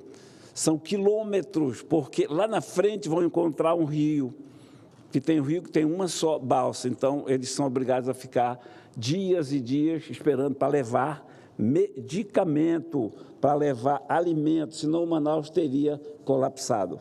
Essa balsa aqui, que aquela fila enorme está esperando ter vez para atravessar nessa balsa, que vão de 10 a 15 carros apenas. Ou seja, a estrada existe, ou seja, ela é imprescindível para nós, senadores Planejamim. Nós não podemos viver sem a BR-319. Simples assim. Aí, quando eu venho à tribuna, eu sempre gosto de falar com brasileira, porque quando Marina e sua turma, que pregam que asfaltar a BR-319 é um perigo à humanidade, para que você possa entender que não é, que é falácia, que é mentira, que é maldade, que é hipocrisia, que é tudo que você possa imaginar. Nós precisamos, sim, a estrada está trafegável, nesse momento levando alimentos, nesse momento levando medicamento para Manaus. Essa fila, a pessoa consegue chegar a Manaus, um amigo meu mandou lá 16 horas e 10 minutos, ele estava na fila, chegou em Manaus 5 da madrugada, levando, repito, alimento e medicamento. E a decisão do desembargador, por isso que eu estou aqui louvando, foi tomada após análise dos pedidos apresentados pela União, pelo IBAMA e pelo DENIT, que assumiam posições diversas a respeito da suspensão da licença prévia anteriormente já emitida. Na verdade, essa peça que originou a decisão tratava-se de uma peça ideológica, inventada pelos chamados santuaristas, que querem impedir o exercício de qualquer direito moderno à população da região amazônica. A CPI das ONGs, que tive o prazer de presidir, de apresentar e presidir, o relatório está ali claríssimo. Aquilo que nós já sabíamos está agora comprovado. Essas ONGs, observatórios que tem da Beta 19, eles são constituídos, implantados, criados com dinheiro internacional para falar mal do Brasil, da Amazônia, para vender mundo afora, para Leonardo DiCaprio e companhia, que a BR é uma ameaça à humanidade, que vão desmatar. E eles têm uma preocupação tremenda com a Amazônia, tremenda. Acham que se a Amazônia tiver problema, eles terão. Quando esses hipócritas nos cobram, senador Amin, atitudes, sacrifícios, e eu não vou aceitar sacrifício, eu não vou tolerar aquilo que o senhor chama, senador Amin, né, da transferência do remorso, da terceirização do remorso. O senhor diz isso, eu me apossei da sua frase, sempre dizendo que era sua, mas acabei me apossando. Eles nos transferem o remorso de terem destruído seus bens naturais, nos dão milhões de dólares, senador astronauta, e querem que nós assumamos o remorso, o que é pior, a penitência também, que é de não ter direito a nada. Quando nós somos ricos em bens naturais. Aí vem a Noruega com bilhões de dólares, a Alemanha, Estados Unidos, Canadá, haja botar dinheiro no fundo da Amazônia, que não serve para nada para a Amazônia. Não serve para nada, serve só para enriquecer, para que essas pessoas vivam de forma nababesca. E a Noruega, pronto, fica com consciência tranquila, transferiu o remorso e está explorando petróleo no Mar Ártico, que é um bioma muito mais frágil que a Amazônia. E acha que pode fazer isso. Estados Unidos pode derrubar a floresta, porque a crise energética chegou lá, e acha que podem fazer isso. O Canadá manda potássio para o Brasil, ao mesmo tempo que impede o potássio da Amazônia ao Tages. E o potássio do Canadá, olha só a hipocrisia, senador Beto, é extraído nas reservas indígenas do Canadá. Eu poderia mostrar para vocês os exemplos que tenho quando a gente faz emenda parlamentar de um barco, de uma canoa. A alegria, a satisfação, o prazer que a gente fica envergonhado de tanto agradecimento que nos fazem por saber que aquilo é uma coisa mínima. Mas as ONGs estão aí com seu poder paralelo a dominar a Amazônia e nos dizer o que podemos ou não fazer. E eu tenho dito, já lhe concedo a paz, senadora Rosana, que nós da Amazônia, é verdade que precisamos de ajuda, é verdade que precisamos de auxílio para nos ajudar a fazer o que nós decidimos fazer, não o que eles querem que nós façamos. E eu tenho sido essa luta aqui, por isso que eu pedi permissão para mudar o rumo da prosa. Eu ouço com atenção a senadora Rosana. É realmente um absurdo, o Brasil, cada vez mais, nesse governo, está dando voz às ONGs e, principalmente, organismos internacionais estão colocando dinheiro nas ONGs para impedir o crescimento do Brasil. É uma pouca vergonha o que está acontecendo. Em cidades, e eu estou dando o exemplo de uma cidade perto de Santarém, Alter do Chão, de 4 mil habitantes, 32 ONGs numa cidade, que hoje é um paraíso, é uma praia de água doce do estado do Pará, que muitos nós matogrossenses vamos lá, mas não desenvolve. Você vai 1 ano, 2 anos, 3 anos, sempre está. Não tem desenvolvimento porque as ONGs não deixam. Não deixam. E assim é a questão da moratória da soja, não deixa o crescimento no Brasil, nós não podemos, vem interferir, passando por cima do Código Florestal Brasileiro, as ONGs estão tendo mais autoridade, principalmente na moratória da soja, do que nós próprios produtores de soja. É inadmissível o que está acontecendo, presidente Amin. Então, eu compactuo com o senador e, infelizmente, é o que está acontecendo. A gente fica com vergonha de estar em muitos lugares do país, e principalmente na Amazônia, que nós, Mato Grosso e Sinop, é o início da Amazônia Legal, nós pagamos muito caro com isso, com a interferência das ONGs financiadas por organismos internacionais, não querem deixar o nosso país crescer. Que quando nós não éramos os maiores produtores de soja, quando nós não éramos o de milho, de carne, o de algodão, nós não tínhamos essa tamanha representatividade. Bastou nós se tornarmos o maior produtor de grãos e de carne do mundo, que todos eles estão opinando na nossa economia, nas nossas vidas. Então, realmente, são principalmente países que interferem e vêm proibir, principalmente na captação de potássio, de fosfato, que nós temos e nós estamos impedidos. Então, chega a ser ridículo o que está acontecendo e a gente precisa abrir os olhos para isso. Parabéns, senador, por pôr isso em pauta, que a gente tem que discutir e mostrar para os brasileiros o que está acontecendo com o nosso Brasil. Obrigado, senadora Rosana. Como seu discípulo, presidente Amin, eu peço alguns minutos para encerrar. Eu vou dar aqui palavras do desembargador no seu despacho, abre aspas.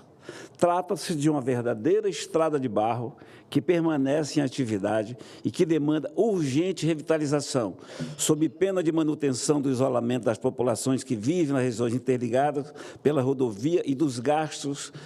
Ele reconheceu a viabilidade ambiental. Portanto, por que eu repito as palavras dele? Porque é o que nós dizemos aqui. Eu estou aqui há 6 anos, dizendo isso, porque é importante que a gente diga isso. É importante que a gente venha sempre com esse tipo de coisa, como se fosse militante universitário, militante sindicalista, mas está aqui sempre a pregar, porque é um direito, é fundamental, é a nossa redenção.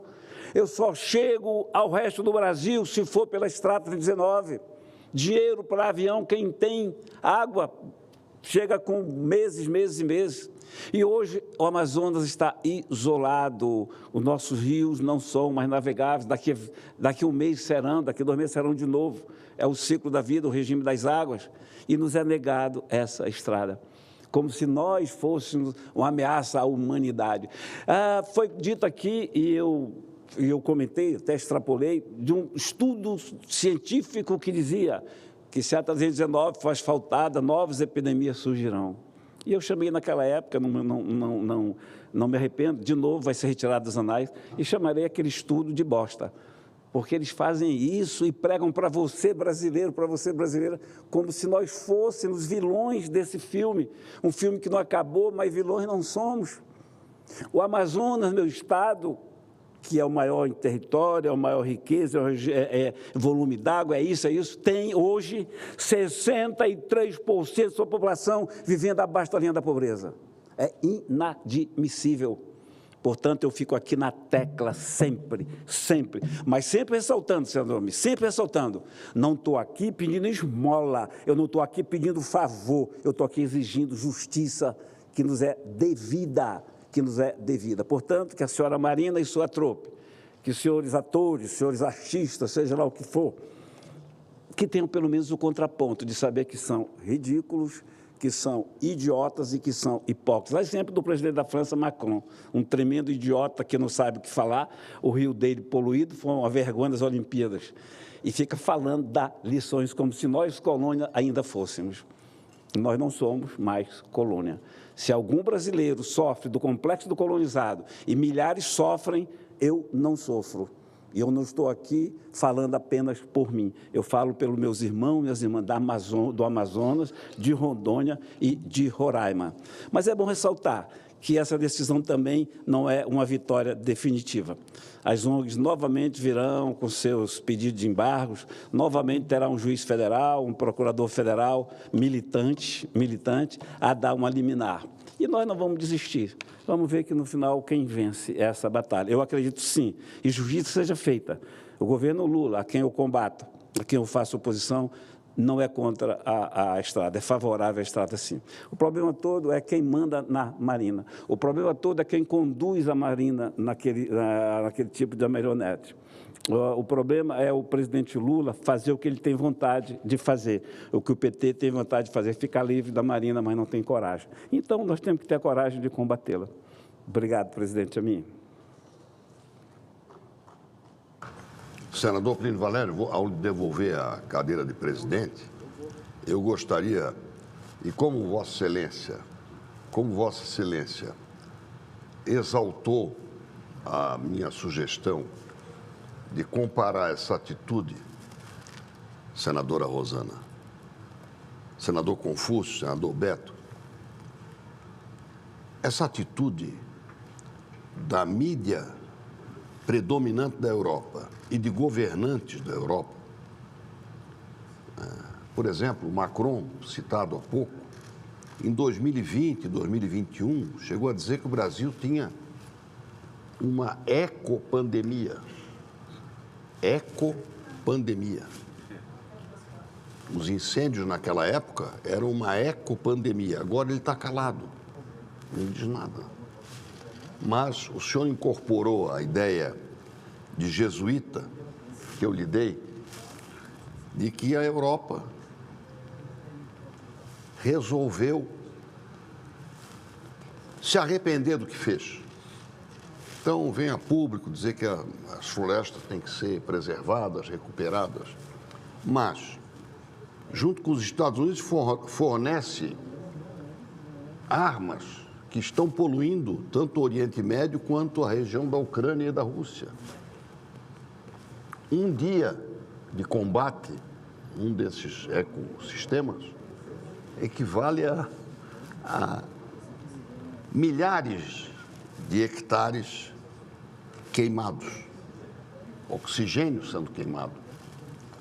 Então, o senhor, muito bem, faz a comparação da atitude deles com a de terceirizar a penitência. O remorso é deles, a atitude positiva é deles, mas a penitência nós temos que pagar. Mediante promessa de que vão ajudar, uma promessa que sempre é postergada, dilatada, enfim, jogo com a barriga. Então eu queria sugerir que nesta sua cruzada a respeito da 319, Vossa Excelência assumisse uma frase do Padre Antônio Vieira, que me ocorreu aqui. Não venho pedir pedindo, senão protestando, pois este é o direito e o dever de quem não pede favor, pede justiça. Antônio Vieira. É uma boa citação. Concedo a palavra agora ao senador Beto Martins, com muita alegria e muita honra. Queria que Vossa Excelência se ativesse ao tema e ao tempo, como bom gestor que é. Eu vou lá no gabinete. Bom, obrigado. Você vai me passar. Isso.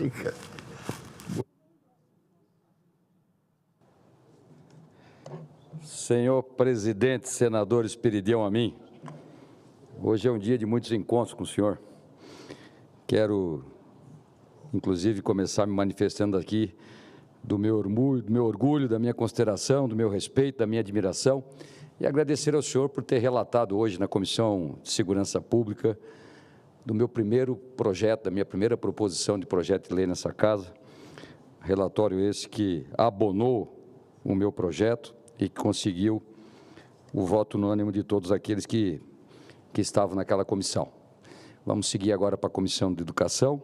Eu espero ter o privilégio de novo, quizás do senhor ser o relator também lá, e que a gente possa, nesse curto período, conseguir andar com tanta agilidade esse projeto que eu acho que é muito importante.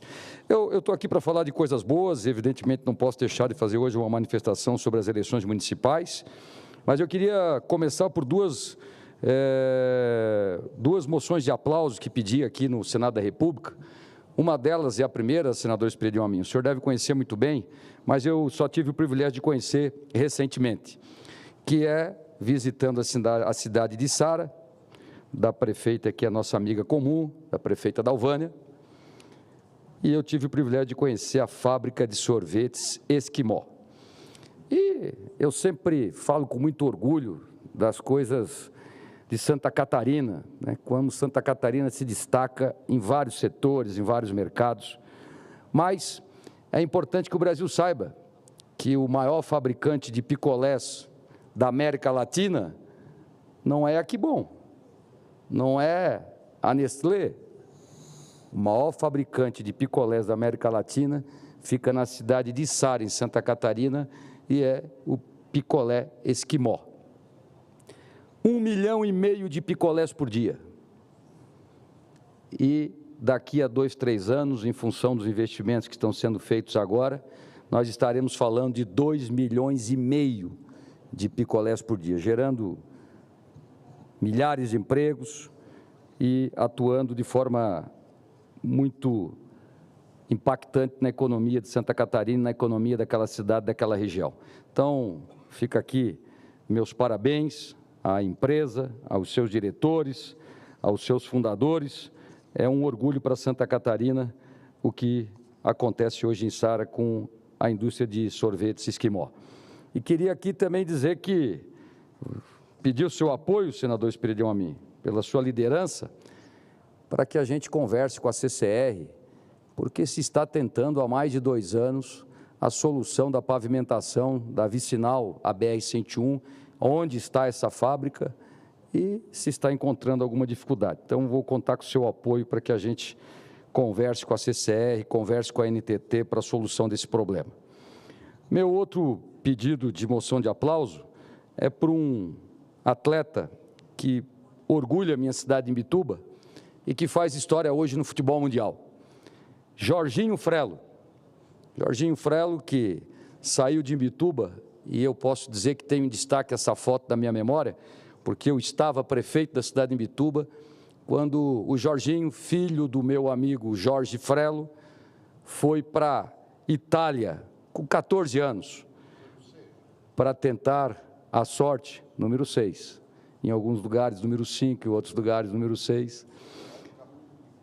Ele foi para a Itália aos 14 anos para tentar a vida, e nós sabemos que passou no início por muitas dificuldades e que em algum momento até pensou em desistir.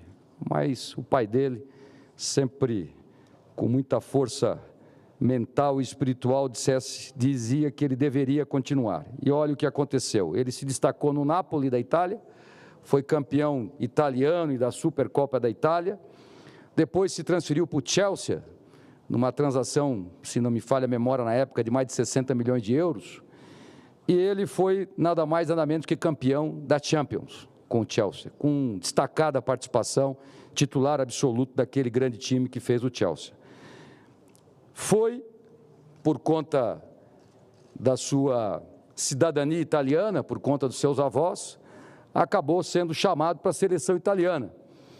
Eu penso que, à época, nós deveríamos ter, a seleção brasileira deveria ter o chamado primeiro, mas ele foi chamado para a seleção italiana e ele foi nada mais, nada menos do que campeão da Eurocopa pela Itália, fazendo uma cobrança de pênalti contra a Espanha numa semifinal que foi um dos pênaltis mais bem batidos que eu já vi no futebol europeu, e acabou campeão da Eurocopa, com destacada participação. Hoje, jogador do Arsenal, da Inglaterra, e também mantendo-se em destaque. E, naquele ano da Eurocopa, o Jorginho Frelo esteve na lista dos 3 jogadores que foram para a sede da FIFA para a escolha da Bola de Ouro. Ou seja, ele já esteve e já figurou entre os 3 melhores jogadores do mundo naquela temporada. Isso é motivo de muito orgulho para Imbituba, para Santa Catarina, e eu queria fazer esse destaque aqui. Meu terceiro e último assunto, senador Esperidião Amin, é, claro, falar aqui um pouco das eleições em Santa Catarina. Queria ressaltar aqui, né, ao desempenho do nosso partido, do PL de Santa Catarina, que saiu dessa eleição com 90 prefeitos eleitos, que corresponde a cerca de 35% do universo de eleitores do nosso estado. Só para se fazer aqui uma comparação e ordem de grandeza, o PT vai governar em Santa Catarina 0,5% dos eleitores, e o PL vai governar 35%. Isso tudo mostra também a liderança forte hoje do nosso governador Jorginho Melo em Santa Catarina. E muitos poderão dizer, porque o estado de Santa Catarina é muito bolsonarista. Outro dia teve uma ex-senadora da República que nos envergonhou tristemente com um depoimento que fez sobre o nosso estado, que eu me recuso a repetir o que ela disse, mas eu quero dizer, com muito orgulho, o estado de Santa Catarina é um estado, sim, conservador, é um Estado que preza por moral e dignidade, é um Estado que deve servir de exemplo para o Brasil pelas escolhas que faz. Não é por acaso que Santa Catarina tem a menor taxa de desemprego do país, abaixo de 3%. Não é por acaso que Santa Catarina, com apenas 1,4% do território nacional, é a sexta economia do país. Não é por acaso que Santa Catarina é o estado mais seguro do país. Não é por acaso que Santa Catarina tem o menor índice per capita, tem o menor índice do uso de Bolsa Família. Não que nós sejamos contra programas sociais, nós somos rigorosamente e absolutamente a favor. Mas nós não nos orgulhamos de crescer esses números ano a ano. Nós nos orgulhamos de diminuir, porque nós sempre procuramos a esse cidadão que está em estado de vulnerabilidade e buscamos lhe dar dignidade, trabalho e dignidade. É isso que o Estado de Santa Catarina busca. E quem melhor encarnou o que o Estado de Santa Catarina acredita foi o governo de Jair Messias Bolsonaro. Então, em verdade, Santa Catarina serve sim de exemplo pelas suas escolhas, porque encarna esses números que eu acabo de falar. Nós acreditamos sim num país onde se tenha mais país e menos governo, onde se escolha uma equipe de trabalho pela sua competência e não apenas porque são velhos companheiros. Eu queria falar também do resultado na região do qual faço parte, Santa Catarina, região da Murel, região Associação dos Municípios da região dos Lagos, uma região linda, abençoada por Deus em Santa Catarina, onde o nosso partido se sagrou vencedor nos 17 municípios que o compõem, em 9 municípios, 7 dos quais sob a liderança do nosso partido. E eu destaco aqui, mando um abraço, parabenizo o nosso prefeito eleito de Tubarão, cidade líder da região da Murel, nosso querido amigo Sorato, filho do sempre lembrado Stener Sorato. Quero falar aqui do município de Laguna, que elegeu o nosso querido amigo Preto Cripa. Quero falar aqui do município de Capivari de Baixo, também cidade sede da Tractibel, que elegeu o prefeito Claudir Bittencourt. Quero falar de São Ludgero, que elegeu o Paulinho Lorenzetti. Falar de São Martinho, aqui, senadora Damares, que falou da importante participação das mulheres. Lá nós elegemos uma mulher de coragem, a Annelise, como prefeita. 13 de maio elegemos o Neném. E, por último, eu deixei para falar, evidentemente, da minha querida e amada cidade de Imbituba. Salve Imbituba, Imbituba querida.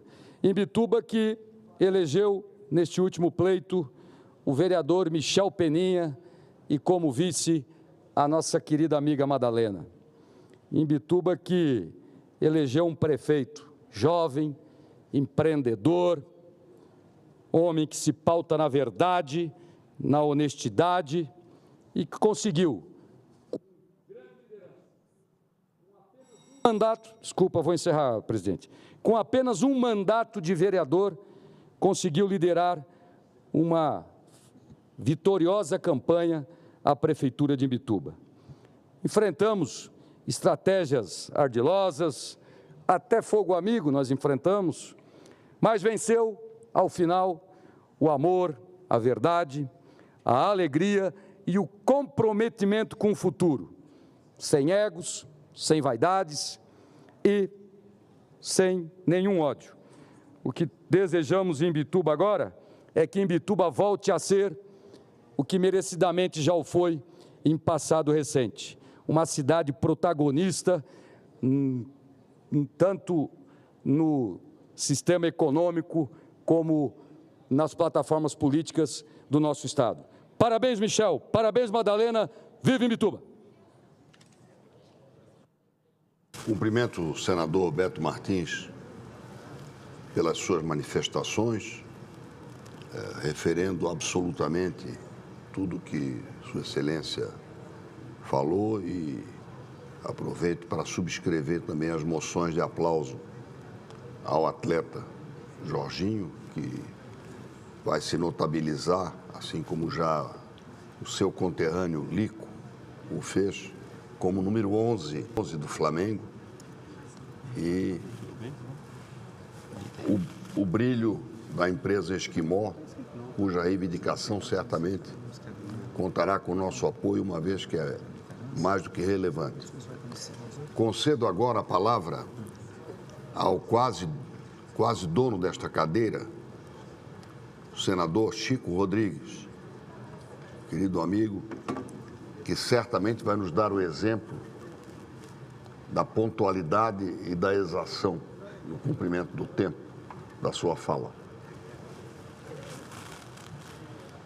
Caro senador e amigo Esperidião Amin, que é uma referência para nós hoje nesta casa, pela sua experiência e, acima de tudo, pela sua atitude diante dos colegas, que sempre enobrece nos seus comentários e enriquece a nossa cultura quando se manifesta neste plenário e nas comissões.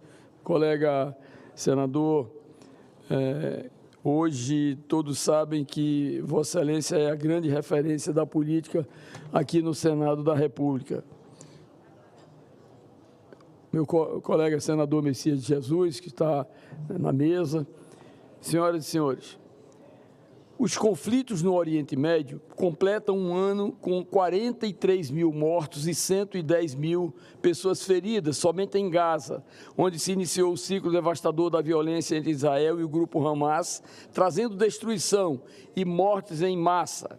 Infelizmente, o conflito agora se espalhou pela região, totalizando 7 frentes de combate, além de Gaza, Síria, Irã, Líbano, Iêmen, Iraque e Cisjordânia. Recentemente, a situação se intensificou com o aumento das hostilidades entre Israel, Irã e Líbano. O conflito entre Israel e Irã, em particular, apresenta o perigo de uma escalada ainda mais devastadora após a ofensiva iraniana, que lançou 200 mísseis balísticos contra alvos militares israelenses no início desse mês. Após o ataque, o embaixador israelense afirmou na ONU que seu país irá responder de forma dura e dolorosa. A declaração, segundo especialistas em relações internacionais, indica a possibilidade de Israel atacar bases nucleares e infraestruturas petrolíferas iranianas. Por outro lado, não se sabe até que ponto a declaração do presidente Joe Biden de que os Estados Unidos não apoiariam Israel nessa resposta é capaz de conter o lado da franqueza americana. A escalada de tensão entre Israel e Irã causou aumento de mais de 5% nos preços do barril do petróleo. Só para começar, para além dos impactos econômicos globais, a perspectiva de um ataque deste porte teria consequências humanitárias catastróficas, não apenas para os países diretamente envolvidos, mas para toda a região e para a segurança global. A situação do Líbano também é crítica, com o conflito entre Israel e grupos armados como o Hezbollah, agravado ainda mais a crise humanitária no país, que já enfrenta desafios econômicos e sociais profundos. Nas últimas semanas, já são mais de 1.000 mortos e 6.000 feridos no Líbano. O dano humanitário é incalculável. Famílias estão sendo destruídas, comunidades desintegradas e o futuro de muitas crianças está sendo comprometido pela contínua espiral de destruição. Segundo a ONU, somente em Gaza, epicentro do conflito, são quase 2 milhões de pessoas fora de suas casas e que, mesmo com o cessar-fogo, não teria para onde voltar, uma vez que 80% das estruturas foram destruídas, totalizando 42 milhões de toneladas de escombros e devastação de 60% das terras agricultáveis. O acesso a alimentos é restrito, com 22% da população em situação de fome extrema. Desde o início do conflito em Gaza, o Brasil deu início à maior operação de repatriação de brasileiros, somando mais de 1.500 repatriados em 2023. No Líbano, cerca de 3.000 brasileiros já pediram repatriação, dos quais 229 chegaram ao Brasil nesta semana e hoje, completando mais quase 500 repatriados.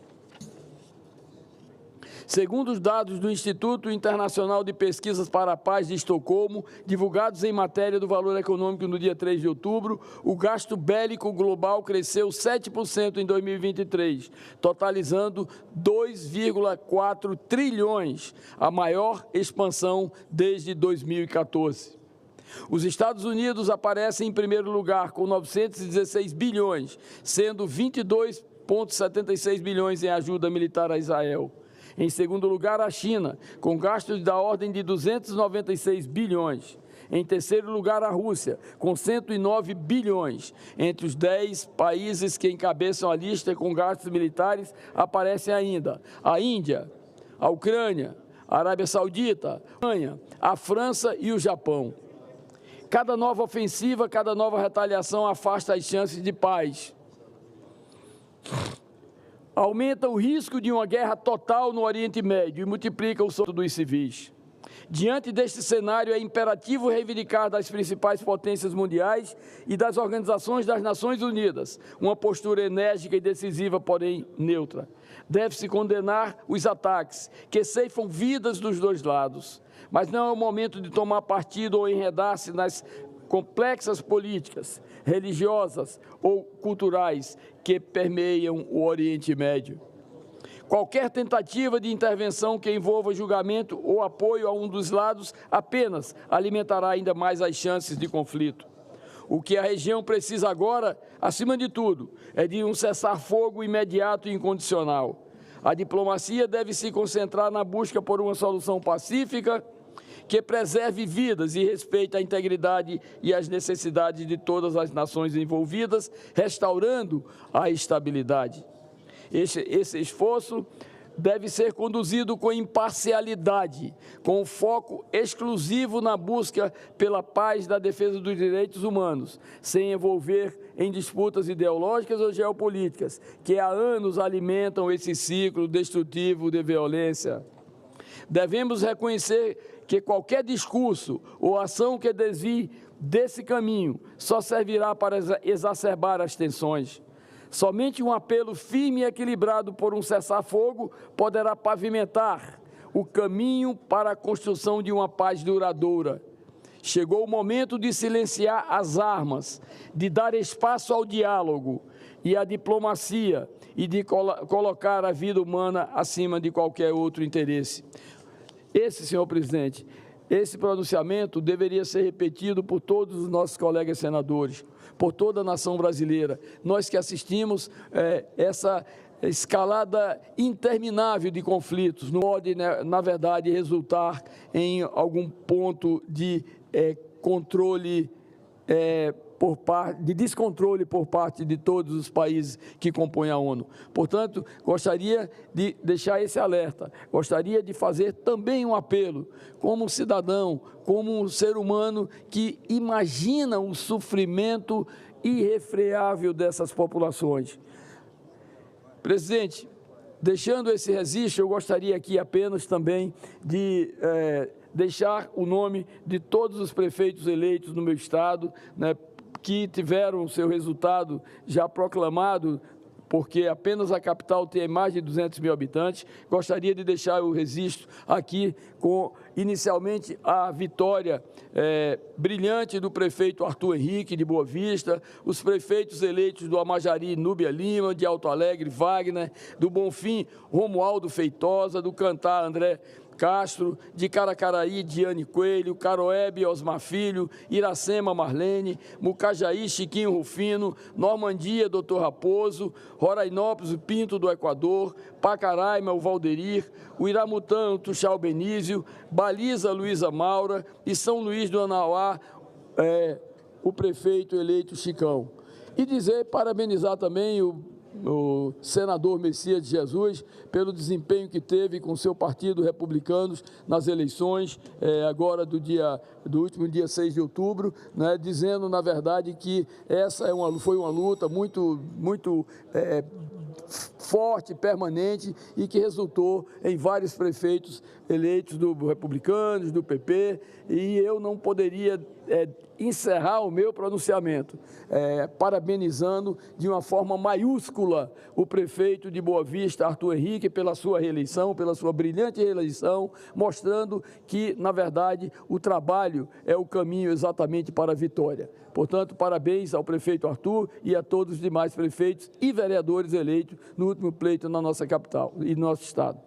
Obrigado, presidente. Obrigado, senador Chico Rodrigues. Eu gostaria, em nome da presidência, saudando todos os senadores e senadoras da República, de fazer um registro de cumprimentos a todos os partidos políticos, candidatos a prefeitos, vice-prefeitos, vereadores, prefeitas, vice-prefeitas, vereadoras de todo o Brasil, que no último domingo disputaram as eleições, ora se elegendo, ora não, isso faz parte da democracia, mas uma saudação muito especial a todos que participaram do processo eleitoral e um registro também muito elogioso à condução da Justiça Eleitoral brasileira, em especial o Tribunal Superior Eleitoral, sob a batuta da ministra do Supremo Tribunal Federal, Carmen Lúcia, os nossos reconhecimentos pela condução do processo eleitoral mais eficiente possível. Um outro registro que gostaria de fazer é que ontem, dia 7 de outubro, nós completamos um ano do ataque terrorista de que foi vítima os israelenses, um ataque feito na manhã de um dia em que jovens festejavam numa festa rave e centenas de pessoas faleceram naquele ataque, fruto da intolerância, fruto do ódio, num ataque eminentemente terrorista de que foi vítima aquele grupo de pessoas. Ainda persistem cerca de 100 reféns desde o dia 7 de outubro do ano passado, e o que esta presidência deve fazer como registro é um registro de lembrança desse um ano em que se completa esse ataque e ainda gera consequências muito severas e muito graves, sobretudo às vidas dessas famílias que têm pessoas como reféns desde então. Portanto, absolutamente sem aferir razão em guerra entre nações e entre povos, mas esse ponto e esse episódio específico não pode ser esquecido do dia 7 de outubro de 2023, por isso esse registro importante, que é um registro pela vida, um registro pela paz, um registro pela tolerância, com toda a nossa expectativa, desejo e esperança de que a paz possa reinar naquela localidade, no Oriente Médio, entre povos que nesse instante divergem a partir desse ataque do dia 7 de outubro. Portanto, esse registro também feito do plenário do Senado Federal. Nesta tarde recebi representantes da CONIB, a Confederação Nacional que congrega o povo judeu no Brasil, a pessoa do Dr. Cláudio Lotenberg, seu presidente, juntamente com outros membros da CONIB, que me visitaram nesta tarde, lembrando e relembrando, infelizmente, esse fatídico 7 de outubro de 2023. Um outro registro que esta presidência promove aos senhores senadores e senhoras senadoras, que na última semana recebi na residência oficial do Senado representantes da maçonaria Grande Oriente do Brasil, o grão-mestre do Grande Oriente do Brasil, o senhor Ademir Cândido da Silva, acompanhado de outros integrantes da maçonaria, que forneceram a esta presidência um documento que foi extraído de um debate feito no Grande Oriente do Brasil acerca de um tema de alta relevância, que é o desenvolvimento nacional, o combate à pobreza e às desigualdades regionais. Dissera-me o grão-mestre que a maçonaria cuidará de 10 itens e esse primeiro item é justamente o desenvolvimento nacional, o combate à pobreza e às desigualdades regionais, que é um tema de alta relevância e ficamos felizes que a maçonaria tenha os seus olhos voltados para esse problema nacional e possa, com a sua força institucional, com a sua quantidade de membros, com a sua capilaridade, poder promover esse desenvolvimento nacional e o combate à miséria, à fome no nosso país. Portanto, a minha saudação muito especial ao Grande Oriente do Brasil, na pessoa do irmão Ademir Cândido da Silva e dos demais membros que gentilmente me visitaram e me entregaram esse documento síntese do Grande Oriente do Brasil. Com a palavra, senador Espiridião Amin. Presidente, eu gostaria de lhe fazer pela ordem, a solicitação de que fosse pautado para votação o projeto de lei número 4674 no Senado e antigo 9470 de 2018 da Câmara dos Deputados, que confere ao município de Jaraguá do Sul, no estado de Santa Catarina, o título de Capital Nacional dos Atiradores. Como sabe, o estado de Santa Catarina é o estado que tem o maior número, proporcionalmente, de clubes de caques, de colecionadores, atiradores e caçadores do Brasil, o que contribui muito para a cultura local e é motivo de orgulho de Jaraguá do Sul, que realiza anualmente a Schützenfest, que é alusiva aos atiradores. Esse projeto foi de autoria do nosso colega deputado Peninha, Rogério Peninha. Foi relatado pelo senador Dário Berger e se encontra pronto para deliberação desde dezembro de 2022. Perfeitamente, como é da senador, Câmara, ele não foi arquivado e é o pedido que eu lhe faço em nome daquela comunidade. Em nome de Vossa Excelência, em homenagem a Vossa Excelência e ao povo de Jaraguá do Sul, eu consulto o plenário se há alguma objeção à inclusão como item extra-pauta no plenário de hoje desse projeto de lei.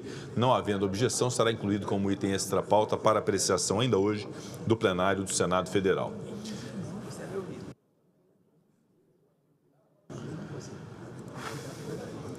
Declaro encerrado o período do expediente e aberta a ordem do dia. Peço a presença dos senhores senadores e senhoras senadoras para que venham ao plenário para ingressarmos no primeiro item da pauta e teremos votação nominal da indicação do senhor Gabriel Galípolo para presidente do Banco Central. Por isso, peço aos senhores senadores e senhoras senadoras que venham ao plenário. Aqui está instruído.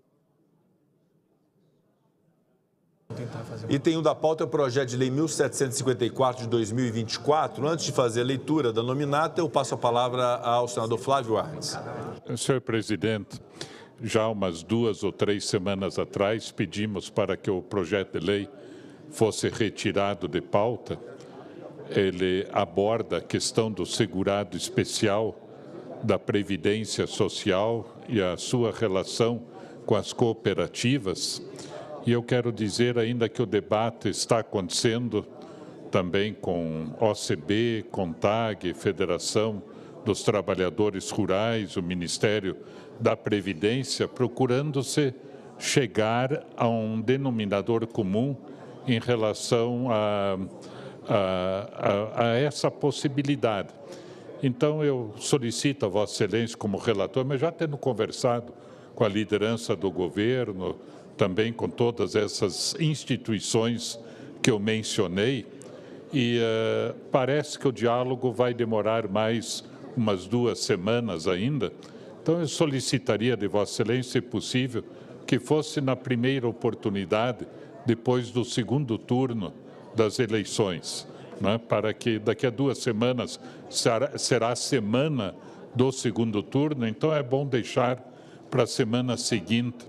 Faço esse apelo a Vossa Excelência. Obrigado. O apelo é atendido, senador Flávio Arnes. Portanto, a requerimento do senador Flávio Arnes, o item 1 da pauta, o PL 1754 de 2024, fica retirado da pauta e será reincluído oportunamente após o segundo turno das eleições, na forma como solicitado pelo senador Flávio Arnes. Com a palavra pela ordem, senador Fabiano Contarato. Senhor presidente, eu venho aqui registrar a minha tristeza por um fato que se abateu na cidade de Cachoeiro Itapemirim. em que o prefeito Vitor Coelho, a quem eu estendo aqui minha solidariedade, que é do PSB, inclusive, a esposa dele, Keila Coelho, enfim, num comércio que eles têm, os pais que estavam lá foram vítimas de um latrocínio, um roubo qualificado pela morte. É uma tragédia que o Espírito Santo está estarrecido com o que aconteceu. Foram dois idosos, então aqui a Keila Coelho, meus sentimentos a ela e toda a família, mas a polícia do Estado do Espírito Santo já deu uma pronta resposta, já tem 2 pessoas presas, mas eu não sou de ter um imediatismo, senhor presidente, ou de um punitivismo exacerbado, mas eu falo aqui enquanto delegado que fui por 27 anos. Eu falo enquanto professor de Direito Penal, Processo Penal, por 25 anos. Passou da hora dessa casa, efetivamente, legislar de forma contundente, porque segurança pública é direito de todos, mas é dever do Estado. Isso não sou eu, senador Jaime, que está falando. Isso é o artigo 144 da Constituição Federal. Se o Estado avocou para si a persecutio criminis, ou seja, para evitar a justiça privada, é necessário que o Estado, através do Poder Legislativo, legisle de forma contundente, porque a função de uma condenação no Brasil, ela tem 2 funções, retributiva pelo mal praticado e de readaptação ao convívio sociofamiliar. E o que nós presenciamos, infelizmente, é que muitas pessoas condenadas no Brasil, às vezes a pena original é 9 anos, por exemplo, uma prática de um homicídio doloso, mas com 1/6 da pena já sai em regime aberto. A cada 3 dias trabalhado, remissão de pena pelo trabalho. Com 1/3 de cumprimento da pena, livramento condicional. No final de ano, indulto com mutação de pena. Olha, saída temporária. Nós temos que dar uma resposta. Nada vai trazer ou vai pagar a vida desse casal que está lá. A dor dessa família que está lá. Quanto que vale uma vida humana?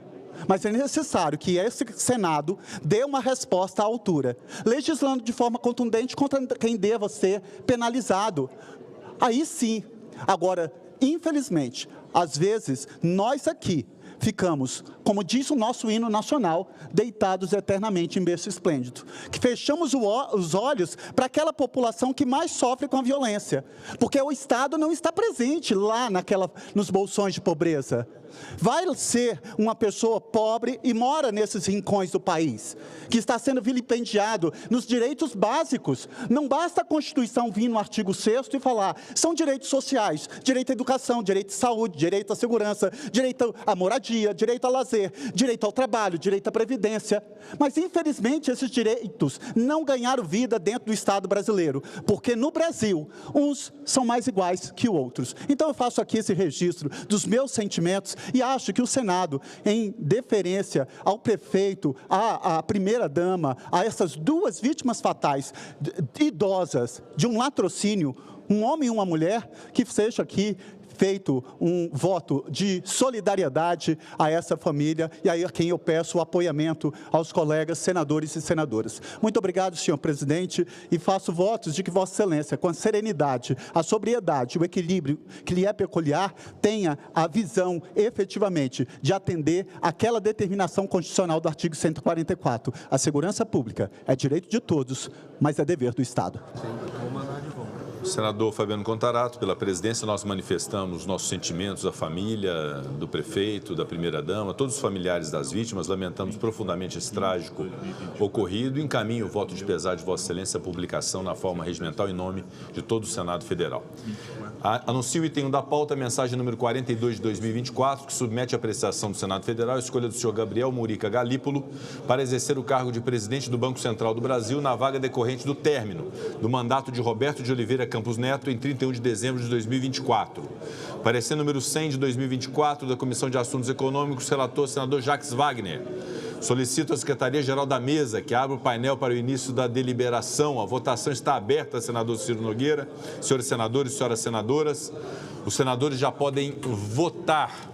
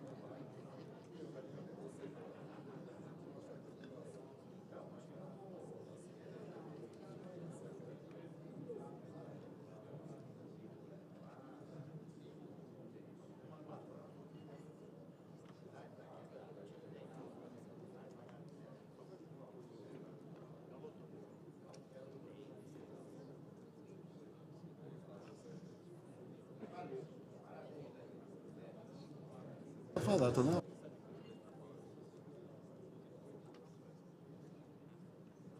Com a palavra, senador Messias de Jesus, pela liderança do Republicano. Já aconteceu.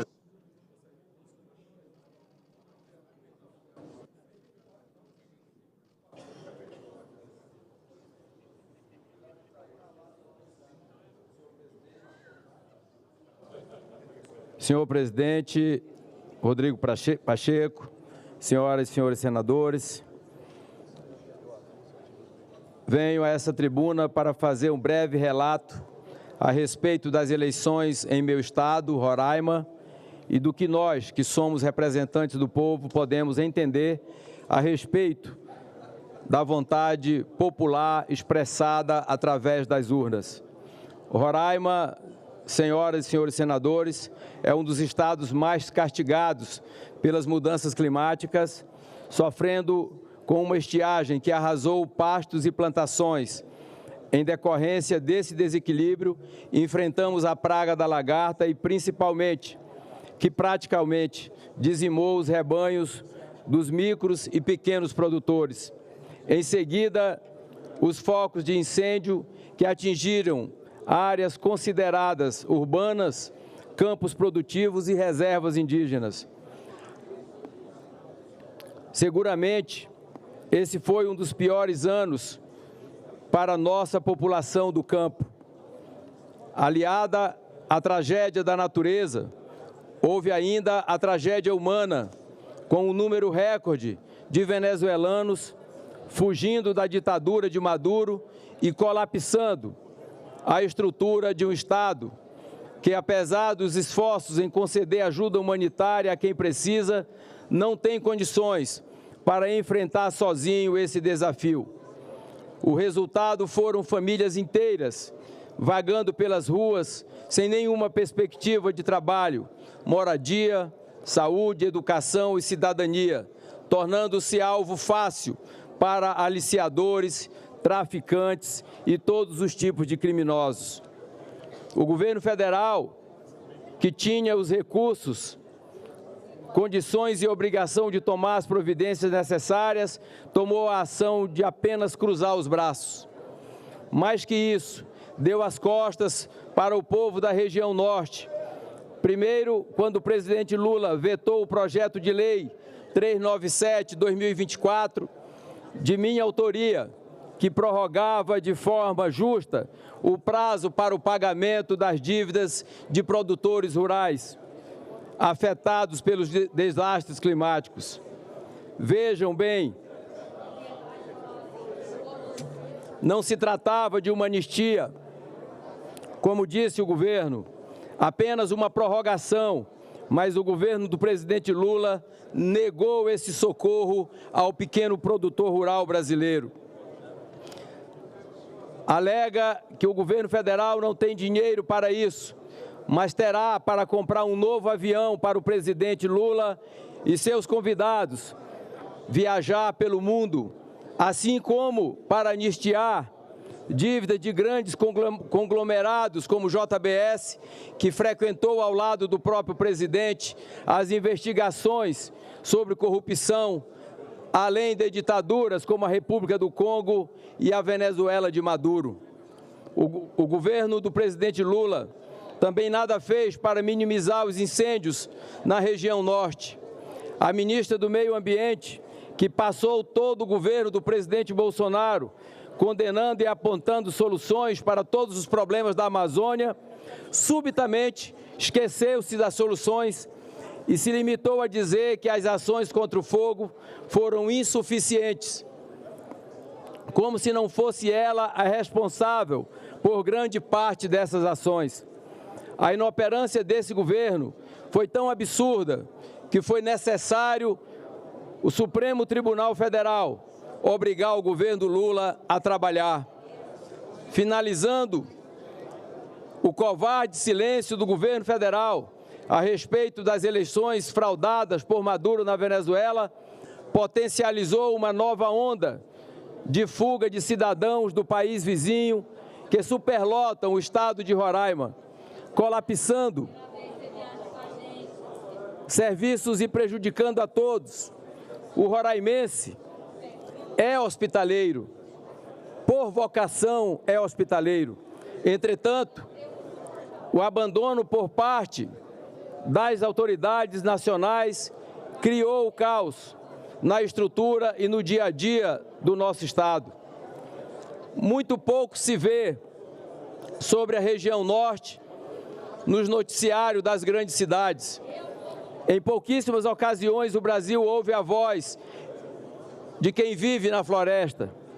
Então, o resultado das urnas torna-se ainda mais relevante para quem quer compreender o que pensa e sente os brasileiros que vivem nessas regiões.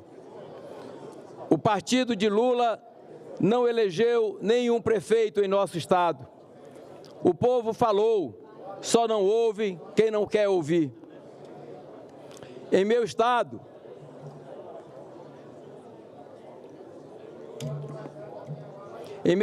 senhor presidente, tenho a grata satisfação de cumprimentar os 12 prefeitos e vice-prefeitos eleitos com a participação do meu partido Republicanos, numa parceria que tem rendido bons frutos para a população com o progressista do governador Denário. Quero parabenizar todos os prefeitos eleitos, em especial dos municípios de Alto Alegre, Wagner Nunes, de Bonfim, Romualdo Feitosa, de Iracema, Marlene Saraiva, de Mucajaí, Chiquinho Rufino e de Rorainópolis, Pinto do Equador, onde o Republicanos foi o cabeça de chapa. Importante citar ainda a vitória em outras cidades, onde o nosso partido compôs com a chapa vencedora, ou esteve presente na composição, como é o caso da cidade de Amajari com Núbia Lima e Gleice Mota, Cantar com André Castro e Ronald Brasil, Caracaraí com a prefeita Diane Coelho e Julinho, Pacaraima com Valderi e Wagner da Patrol, São João da Baliza com Luísa e professor Romilson, e São Luís do Anauá com Chicão e Denailton. Parabéns aos vencedores, mas principalmente parabéns ao povo, que mais uma vez foi às urnas e exerceu a sua vontade popular. Hoje venho a essa tribuna para dizer que meu gabinete está sempre e continuará sempre de portas abertas para todos os prefeitos do meu estado, para estabelecer um trabalho conjunto em benefício de nosso povo, em parceria, as pessoas do nosso país. Reafirmo que esse compromisso se estende também àqueles prefeitos que foram eleitos por outras coligações.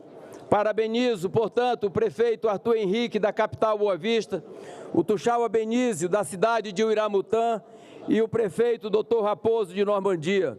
Meu gabinete está aberto e eu estou à disposição para trabalhar em parceria pelo benefício do povo do nosso estado.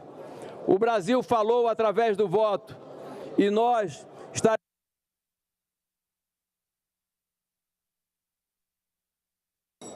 seja nas urnas, seja no dia a dia, em todas as ruas e cidades do meu amado estado de Roraima.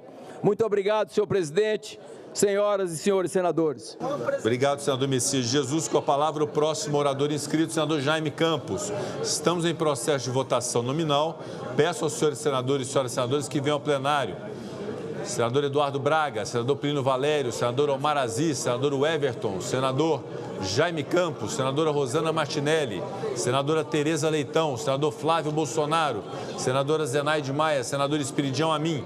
Estamos em processo de votação nominal. Com a palavra, como orador, senador Jaime Campos. Obrigado. Senhor presidente, senador Rodrigo Pacheco, senhoras e senhores senadores, que me traz na tarde de hoje aqui nessa tribuna é para falarmos em relação às mudanças climáticas que trouxeram uma nova dinâmica para o Brasil e para o mundo. A nossa prioridade é viabilizar soluções para a transição energética justa, reduzindo as emissões, promovendo o desenvolvimento social e a responsabilidade ambiental. Essa é uma temática que precisa ser enfrentada com muita seriedade e com boas políticas governamentais. Sou autor do projeto de lei 5.098 de 2019, que permite a aplicação dos recursos do Fundo Nacional de Mudanças do Clima no combate aos desmatamentos, queimadas, incêndios florestais e desastres naturais. Em síntese, o nosso projeto busca alargar o rol das iniciativas passíveis de receber recursos desse tão importante fundo. O Fundo Clima, gerido pelo BNDES, foi criado em 2009, a conta no orçamento deste ano, com mais de 10 bilhões de reais em caixa. Ao repassar valores para os entes federados, o fundo dá rapidez, a capilaridade e inúmeras iniciativas, promovendo a descentralização de recursos em um país de dimensões continentais. Mas, senhoras e senhores senadores, infelizmente, o Brasil tem sofrido com graves calamidades públicas. São fenômenos que estão se tornando comum em vários quadrantes do país. O meu estado, particularmente do Mato Grosso, é um dos estados mais impactados, sobretudo com incêndios em período de seca. O Pantanal, um dos biomas que mais sofrem com esse desastre natural. Todos os anos, as queimadas castigam o nosso povo, a nossa flora e a nossa fauna. Mas o fato, senhor presidente, é que precisamos empenhar mais recursos no enfrentamento da crise climática no país. Faço questão de enfatizar que a prevenção não é um gasto, mas sim um investimento. Prevenção é um investimento inteligente, um investimento que gera economia também no combate aos desastres naturais. A prevenção é o investimento na saúde e na qualidade de vida do nosso povo brasileiro. É um investimento que salva vidas que não podem ser prescritas. O Brasil precisa trabalhar seriamente com a mitigação de riscos. Somos um país de importância única para o mundo no que diz respeito às mudanças climáticas. Nesse campo, precisamos pensar em soluções legislativas que impactam positivamente a vida dos brasileiros. Um bom exemplo é o efetivo, o uso efetivo dos nossos recursos que temos do Fundo do Clima. Atualmente, o PLS 5908, da nossa autoria, está na Comissão de Finanças e Tributação da Câmara dos Deputados. Peço, portanto, o máximo de celeridade aos nossos nobres deputados federais na aprovação desse projeto. Vamos fortalecer a economia verde, o pagamento dos serviços ambientais, a bioeconomia, o combate aos desastres naturais e o investimento em tecnologias para o desenvolvimento ambiental. Tudo isso para dotarmos o país de uma legislação moderna, eficaz no âmbito das mudanças climáticas que, infelizmente, tem trazido sério transtorno. Encerrando, senhor presidente, temos esses 10 bilhões no Fundo do Clima, mas, lamentavelmente, esses desembolsos, até agora ninguém viu, para que possamos combater e fazer com que possamos melhorar a questão das queimadas em nosso país. Mato Grosso, particularmente, é o estado de dimensão continental, com quase 900 mil quilômetros quadrados, e temos sido penalizados uma seca talvez nunca vista na sua história, de mais de 160, 170 dias, e algumas regiões não chove. Entretanto, o Estado ainda é impotente, pouco, quase nada da participação do governo federal. E eu defendo a tese que urgentemente neste ano, o orçamento que vai ser com certeza elaborado, possamos destinar recursos e assim temos estruturas meio suficiente para o combate, com certeza, aos incêndios, o desmatamento e assim por diante. É essas palavras que eu queria dizer. Muito obrigado, senhor presidente. Pela ordem, presidente. Obrigado, senador Jaime Campos. Com a palavra pela ordem, o líder Jorge Cajuru. Presidente histórico deste Congresso Nacional, Rodrigo Pacheco, informo aos nossos amigos e amigas. Eu ainda estou na CPI da manipulação de jogos de futebol e de apostas. Ela está sendo estarrecedora. Nós estamos ouvindo de tudo e realmente, senadores e senadoras, eu não sei se o senador Omar Aziz está aqui. Senador, o que nós estamos ouvindo, Girão, Romário, eu, Portinho, é de estarrecer. O empresário que diz estar há mais de 10 anos envolvido em manipulação de jogos de futebol no Brasil, acaba de confessar que ele já recebeu quase 300 milhões. Ou seja, ele embolsou em apostas. Ou seja, ele é um réu, confesso.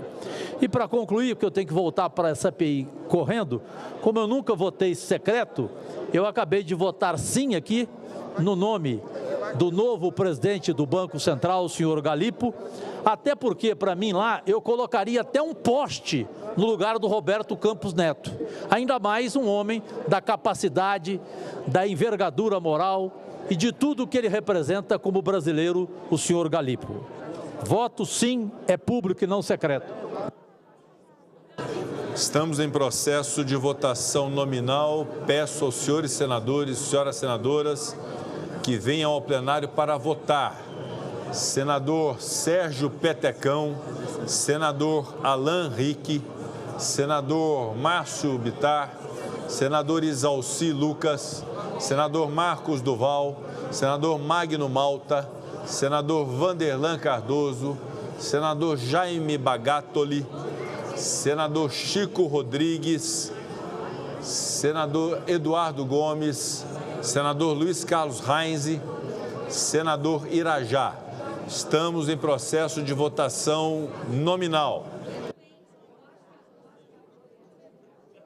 Próximo orador, senador Marcelo Castro. Com a palavra pela ordem, senador Lucas Barreto. Senhor presidente, é só para registrar aqui, hoje é o aniversário do nosso senador Weverton. Então, cumprimentá-lo, e ele ficou de anunciar daqui a pouco o endereço da comemoração. Obrigado, senador Lucas Barreto. De fato, hoje é aniversário do nosso senador Weverton. Desejo a sua excelência vida longa, muita saúde, muitas felicidades. Está aqui do nosso lado, vou dar um abraço nele já já. E é também aniversário do nosso ministro Renan Filho, nosso colega senador pelo estado de Alagoas, que aniversaria hoje, 40 e poucos anos, muito jovem, senador Renan Filho. Nossos parabéns também, voto de vida longa ao nosso querido colega Renan Filho. Senador Marcelo Castro, com a palavra. Senhor presidente, senhoras e senhores senadores, eu tenho uma implicação já de alguns anos com essa questão do Banco Central com relação ao juro do cheque especial, do cartão de crédito e com as taxas compulsórias que os bancos cobram. Já fiz várias observações com todos os diretores que passaram aqui por esta casa. Não é de agora, é de muitos anos, e nenhum deles, até hoje, conseguiu me dar uma explicação satisfatória. Uma vez era para nós sabatinarmos um diretor do Banco Central, eu não sei de que área, não lembro mais, e quando eu me dirigia para a comissão, eu passei no caixa eletrônico do Banco do Brasil e imprimi o meu saldo. Passei na Caixa Econômica e imprimi também o meu saldo. E sabatinando o diretor, eu mostrei para ele os juros do Banco do Brasil, da Caixa Econômica Federal, bancos públicos, juros de 300 e tantos % ao ano. Estava escrito lá no impresso que o próprio banco me mostrou. Eu disse, Vossa Senhoria acha isso razoável? que uma pessoa venha a pagar 300 e tantos % de juro ao ano. Não, mas é porque não sei o que lá. Eu digo, me cite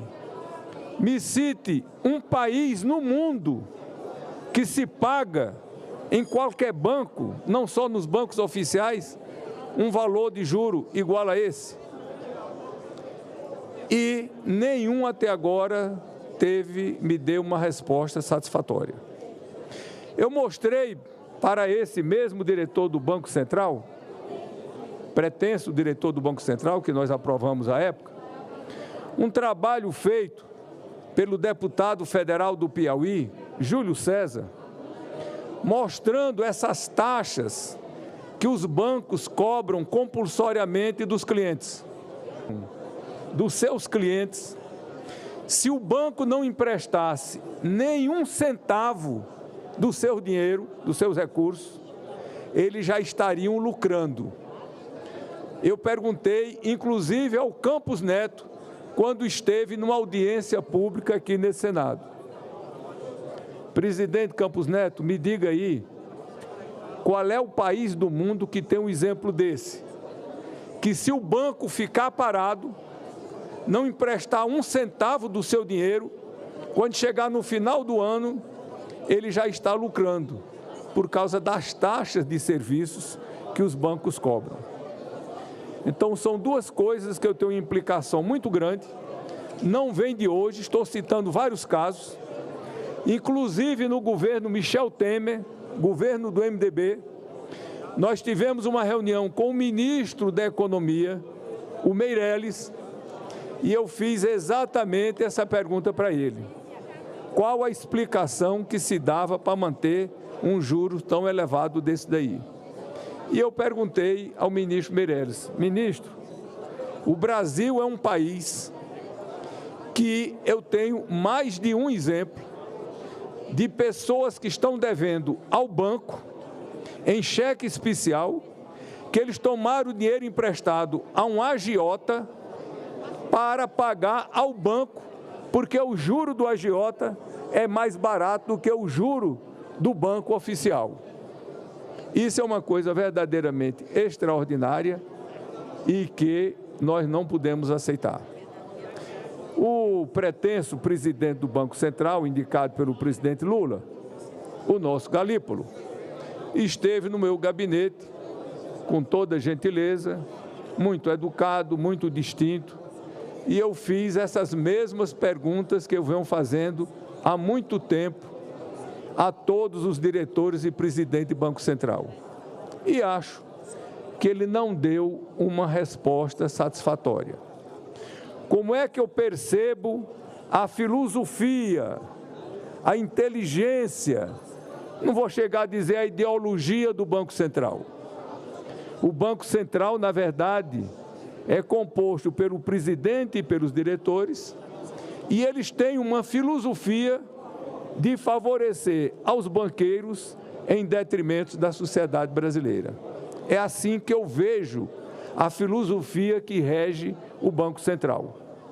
O Galípolo chegou lá, com outros indicados pelo Lula, votando diferente, tinha divisão. Já se rendeu à filosofia do Banco Central, já estão votando por unanimidade. E o que é que nós podemos esperar dessa diretoria e dessa presidência? É que o Banco Central continue tal qual vem sendo há muitos e muitos anos, e eu diria até há décadas. Ou seja, o Banco Central tem uma filosofia de agir em favor dos banqueiros do Brasil em detrimento da sociedade brasileira. Me recordo de um pronunciamento que fiz aqui no Senado, quando estávamos em plena pandemia, as pessoas, as empresas sendo falidas, as pessoas desempregadas, os pais, as mães de família aflitos, recebendo auxílio emergencial, e o lucro da Petrobras de 150 bilhões de reais, o lucro dos bancos, uma coisa exorbitante, e à época eu disse, o Brasil é hoje o país da Petrobras e o país dos banqueiros. E o resto da sociedade brasileira vive a servir esses dois senhores. Então, senhor presidente, senhoras e senhores senadores, com toda humildade, não sou economista, não sou estudioso da área, mas nunca encontrei uma resposta satisfatória para os juros exorbitantes que o Brasil faz. Não encontrei uma resposta satisfatória para essas taxas abusivas que os bancos no Brasil cobram, e por isso eu tenho um compromisso comigo mesmo, como representante e defensor da sociedade brasileira, de não votar em nenhum diretor, de nenhum presidente de Banco Central, enquanto eles não corrigirem esses dois problemas graves da sociedade brasileira. Por isso, quero aqui declarar o meu voto, já realizado, que votei contra esse, votei contra os do passado e votarei contra os do futuro, não quero saber quem é, enquanto eles não resolverem esses dois problemas graves e mudarem a filosofia do Banco Central, de ao invés de trabalharem para meia dúzia de banqueiros, realmente trabalhem em favor da sociedade brasileira. Enquanto isso não acontecer, eu continuarei votando contra, e esse é o meu pronunciamento. Muito agradecido a todos, e assim encerro. Obrigado, senador Marcelo Castro. Estamos em processo de votação nominal. Peço aos senhores senadores e senhoras senadoras que ainda não votaram que possam votar. Senador Flávio Bolsonaro, senador Jaime Bagatoli, senador Alan Rick. Com a palavra pela ordem, senador Irã. Posso falar, presidente? Bom, boa tarde, presidente. Boa tarde, senhoras e senhores senadores e senadoras. Presidente, eu queria,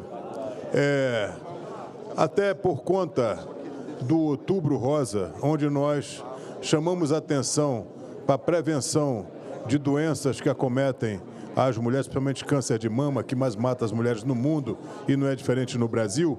Nós temos um projeto, presidente, o 3931 de 2021, que estabelece também o Outubrinho Rosa, que nada mais é do que nós prepararmos gestores do SUS para capacitá-los para detectar doenças nas moças de até 15 anos, nas meninas até 15 anos, nódulos, problemas de fertilidade e principalmente a prevenção contra o HPV, que pode ser feita através de uma vacinação em massa. E hoje já se sabe, presidente, senhoras e senhores, que ao aumentarmos a cobertura vacinal contra HPV nos jovens até 15 anos, nós vamos, daqui 20 anos, erradicar um câncer que mata também muitas mulheres, que é o câncer de colo de útero. Então, presidente, eu queria pedir a Vossa Excelência que pudesse pautar extra pauta em homenagem ao Outubro Rosa, esse projeto 3931, que é um projeto que eu relatei na CAIS e que eu acho que não haverá nenhum problema para nós aprovarmos aqui hoje, presidente. Obrigado. Você... Pode ser, Saboia. Vamos consultar a Secretaria-Geral da Mesa agora. Doutor Irã, já responda a Vossa Excelência. Obrigado. Dou a palavra pela ordem, senadora Leila Barros. Obrigada, senhor presidente. Rapidamente, está sobre a sua mesa o requerimento número 678, que requer a realização de uma sessão especial destinada a celebrar o Outubro Rosa. Isso é um pedido da nossa bancada e de alguns senadores. Já tem a previsão da sessão para o dia 21 de outubro.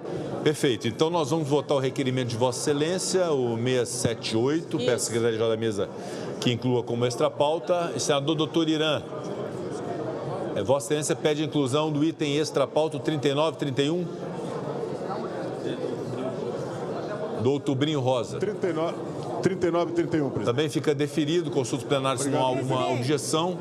Não havendo objeção, senadora Damares Alves. Na nossa última sessão, eu havia pedido requerimento de urgência que está na mesa desde agosto sobre pedofilia. e o senhor prometeu que nós colocaríamos na próxima.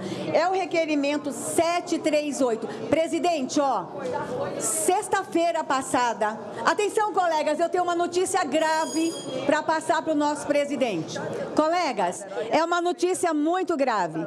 Sexta-feira passada, um homem na cidade de Canoas, no Rio Grande do Sul, foi solto 24 horas depois que foi preso com 200 mil vídeos de estupro de crianças e bebês.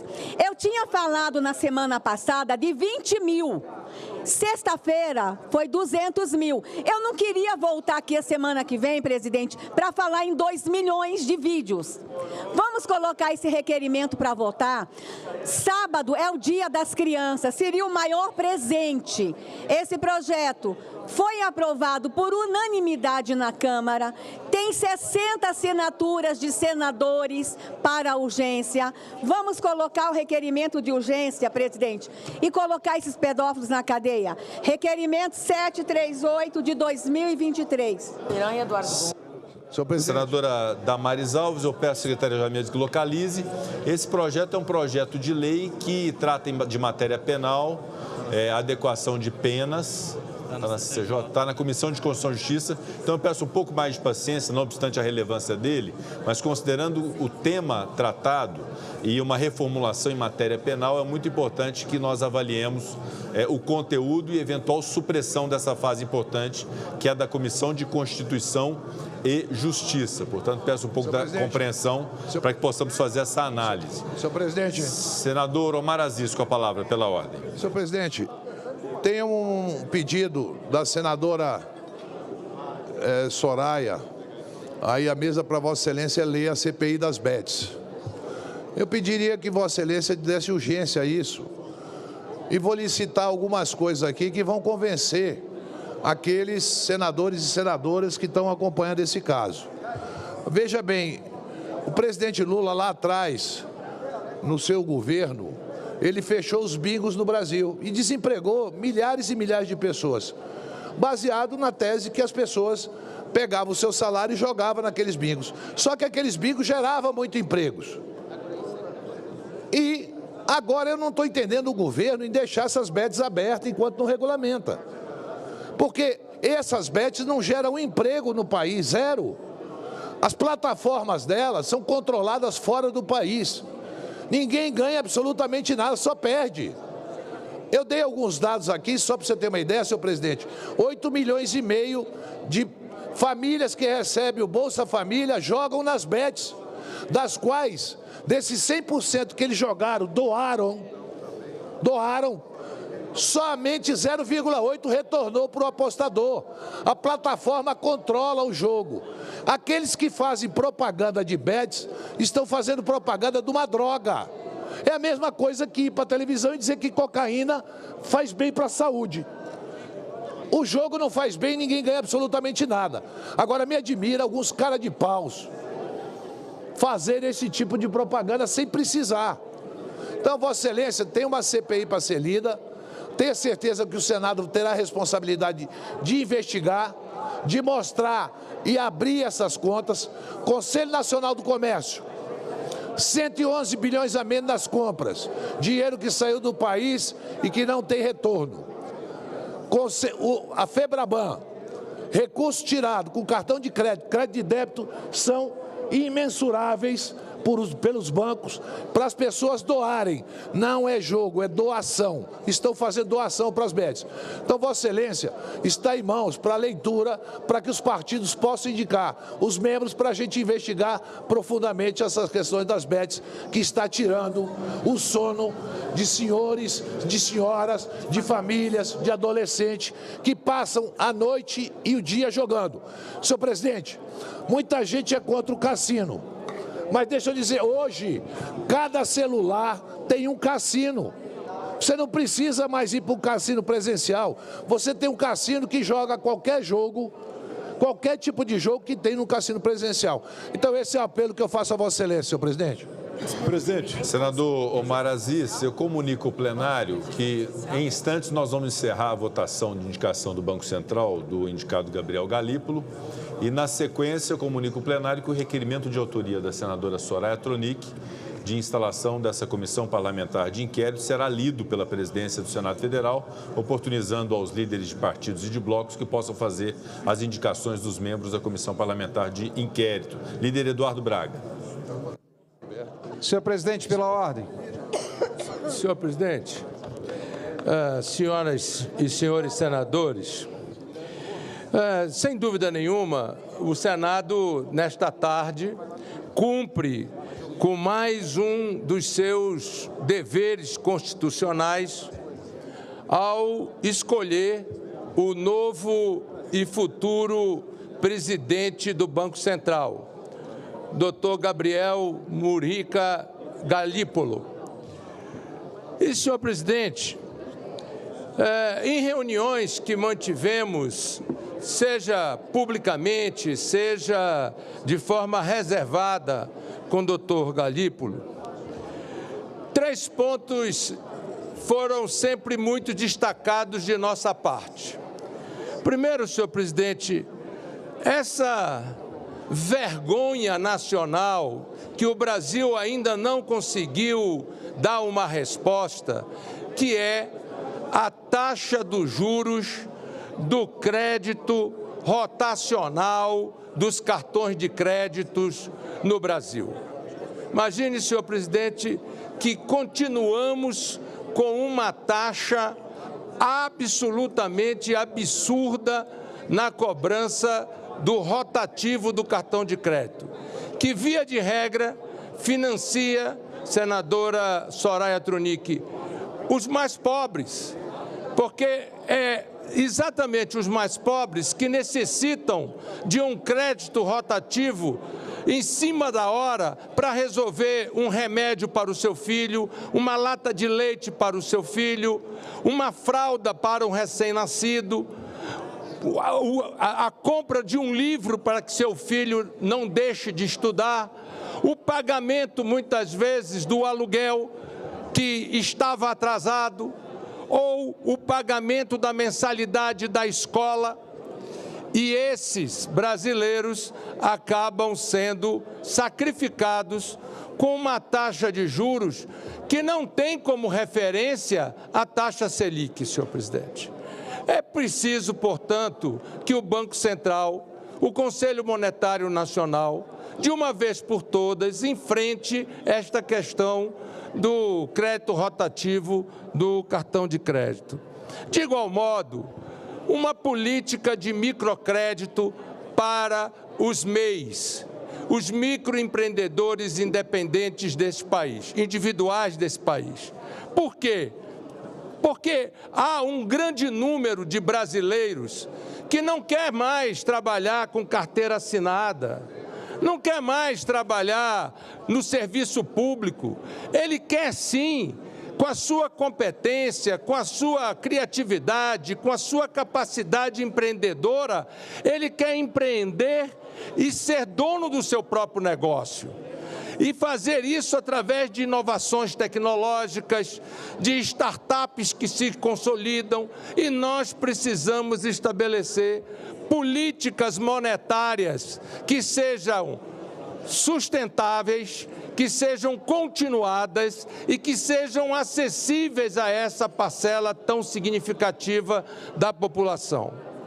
E, por fim, a questão do cheque especial, que é um outro custo financeiro para aqueles que mais precisam, que lamentavelmente paga uma alíquota, paga um custo real do dinheiro muito acima da realidade mundial e até mesmo da realidade nacional. Portanto, votei a favor do Dr. Galípolo na esperança de que nós possamos dar continuidade a esta política de reestruturação da nossa política monetária para darmos respostas a esses 3 importantes pilares que, com certeza, farão o Brasil gerar mais emprego, crescer economicamente e dar novas oportunidades a milhões de brasileiros que aguardam uma oportunidade para poder mostrar a sua competência e a sua capacidade de empreendedorismo. Portanto, é um voto de confiança de que o doutor Galípolo seja capaz de dar continuidade a essa reestruturação e aqui cumprimentando pelos serviços prestados o doutor Roberto Campos Neto. Senador Exaussi. Presidente, quero fazer um apelo a Vossa Excelência. Quero fazer um apelo a Vossa Excelência, aproveitando aí o nosso presidente da CAI, o senador Vanderlan. O pedido que faço a Vossa Excelência, como foi retirado o regime de urgência da reforma tributária, e nós estamos na CAI lá na 18ª reunião, audiência pública, eu gostaria de pedir a Vossa Excelência que encaminhasse esse projeto primeiro para a CAI, que trata de assuntos econômicos, tendo em vista que não tem mais o regime de urgência, para depois ir para a CCJ. Acho que já adiantamos bem o trabalho, mas é fundamental que os componentes da CAI participem desse processo com relação ao mérito da reforma. Tem muitos ajustes para serem feitos, então é o apelo que eu faço a Vossa Excelência. Senador Exaussi, a proposta de emenda à Constituição, que culminou na emenda constitucional da reforma tributária, foi submetida à Comissão de Constituição e Justiça, e o projeto de lei complementar da Constituição, igualmente à Comissão de Constituição e Justiça, sob a relatoria do senador Eduardo Braga. Eu vou recolher o requerimento de Vossa Excelência para avaliação, mas por hora fica mantido o encaminhamento da presidência à Comissão de Constituição e Justiça, obviamente garantindo-se aos parlamentares as arguições, os requerimentos próprios no momento em que esse projeto for apreciado no plenário do Senado Federal. Inclusive o requerimento próprio de distribuição a outra comissão que será oportunamente apreciado pelo plenário. Se Vossa Excelência não acatar a sugestão, só quero informar que já apresentei um requerimento com apoio de vários senadores para a gente, se for o caso, colocar em votação, mas depois que Vossa Excelência fizer a avaliação, presidente. Perfeito. Agradeço Vossa Excelência. Com a palavra, o senador Jorge Seif. Senhor presidente, boa tarde ao senhor, senhoras e senhores senadores. Ontem, completamos um ano da tragédia ocorrida em Israel, o ataque terrorista contra o Estado de Israel. 7 de outubro de 23 foi trágico e cruel atentado à paz e à dignidade humana. Em um dia, senhor presidente, que ficará marcado na história pela violência, a dor e crueldade, onde vidas inocentes foram ceifadas por atos de ódio que abalaram o mundo. A agressão deliberada, senhor presidente, contra civis israelenses é uma afronta não a Israel, mas aos valores universais de justiça, liberdade e respeito à vida humana. Nesse momento tão sombrio, é fundamental que a comunidade internacional se una em solidariedade ao povo de Israel. O direito de Israel à defesa de seu território e de sua população não pode ser contestado, senhor presidente. O terrorismo, em qualquer forma, é uma ameaça que não distingue fronteiras, deve ser combatido com firmeza e determinação. E o sofrimento causado por esses ataques, presidente, inimaginável. Nossos corações estão com as famílias israelenses que perderam entes queridos, com feridos, e todos vivem sob o medo e incerteza, inclusive com mais de 100 reféns até o momento, que infelizmente a chancelaria brasileira vergonhosamente não se manifesta. Condenamos com veemência os atos de terror ocorridos no dia 7 de outubro de 2023, que não tem lugar em um mundo que busca paz. A busca por uma coexistência pacífica, baseada no respeito mútuo e na dignidade humana, deve prevalecer sobre o ódio. Que Israel, com sua resiliência e espírito inquebrantável, encontre força para superar mais esse momento difícil. O mundo, senhor presidente, deve se unir em apoio à nação israelense, reafirmando que o terrorismo nunca triunfará sobre a paz e a justiça. Muito obrigado. Todos já votaram? Podemos encerrar a votação? Encerrada a votação, determino a Secretaria-Geral da Mesa que mostre no painel o resultado.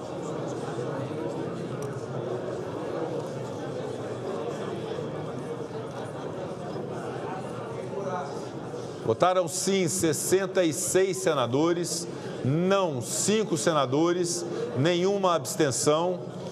Aprovada a indicação do senhor Gabriel Murica Galípolo para exercer o cargo de presidente do Banco Central do Brasil. Será feita a devida comunicação à presidência da República.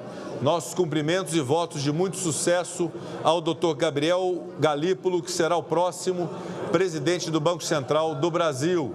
A presidência comunica ao plenário que recebeu o requerimento de autoria da senadora Soraya Tronic, que solicitam a criação de comissão parlamentar de inquérito composta de 11 membros titulares e 7 membros suplentes para, no prazo de 130 dias, com limite de despesas de R$ 110 mil, investigar a crescente influência dos jogos virtuais de apostas online no orçamento das famílias brasileiras, além da possível associação com organizações criminosas envolvidas em práticas de lavagem de dinheiro, bem como o uso de influenciadores digitais na promoção e divulgação dessas atividades.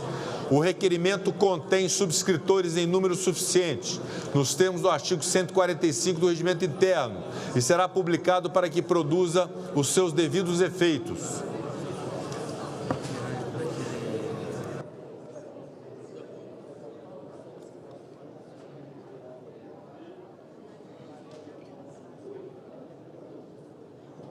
A palavra, a senadora Soraya Tronic. Senhor presidente, eu gostaria de agradecer também a advocacia do Senado Federal, em nome da doutora Gabriele. A advocacia fez a análise técnica, jurídica do pedido de abertura desta CPI, cujo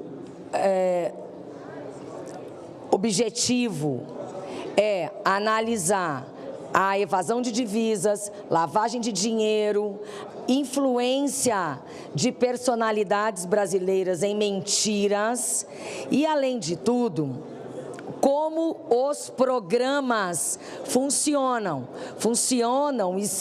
e são feitos para que as pessoas tenham esse começo e depois passem a ter prejuízo. Isso virou uma verdadeira, eu não sei o nome, tá, presidente? Isso é uma pandemia, eu não sei o nome disso, mas virou algo fora do nosso controle. Já perdemos bilhões e bilhões de reais. Os brasileiros investiram cerca de 23 bilhões de reais e foi Galípolo, hoje o nosso agora recém-aprovado presidente do Banco Central, a quem eu rendo as minhas homenagens, da gravidade disso. Também entrei com um projeto de lei para que as pessoas não possam utilizar o cartão da assistência social, seja ela qual for, da transferência de renda, seja ela qual for. Se ela tem uma outra fonte de renda e pagou em dinheiro, aí é uma liberdade, é uma liberalidade. Mas nós precisamos tratar dessa questão e não adianta fecharmos os olhos para esse problema. É um fato, ele existe, hoje é um dos maiores motivos de atentados contra a vida, de separações, e é um vício silencioso. Quando uma pessoa está sob efeito de droga ou de álcool, você percebe. Quando ela está no celular, muitas vezes você pode imaginar que aquele parente, que aquela pessoa está apenas nas redes sociais interagindo, e não, ela está jogando. Então é muito grave, é uma espécie de vício que o brasileiro hoje, psiquiatras, psicólogos, eles entendem, mas nós brasileiros não temos a consciência.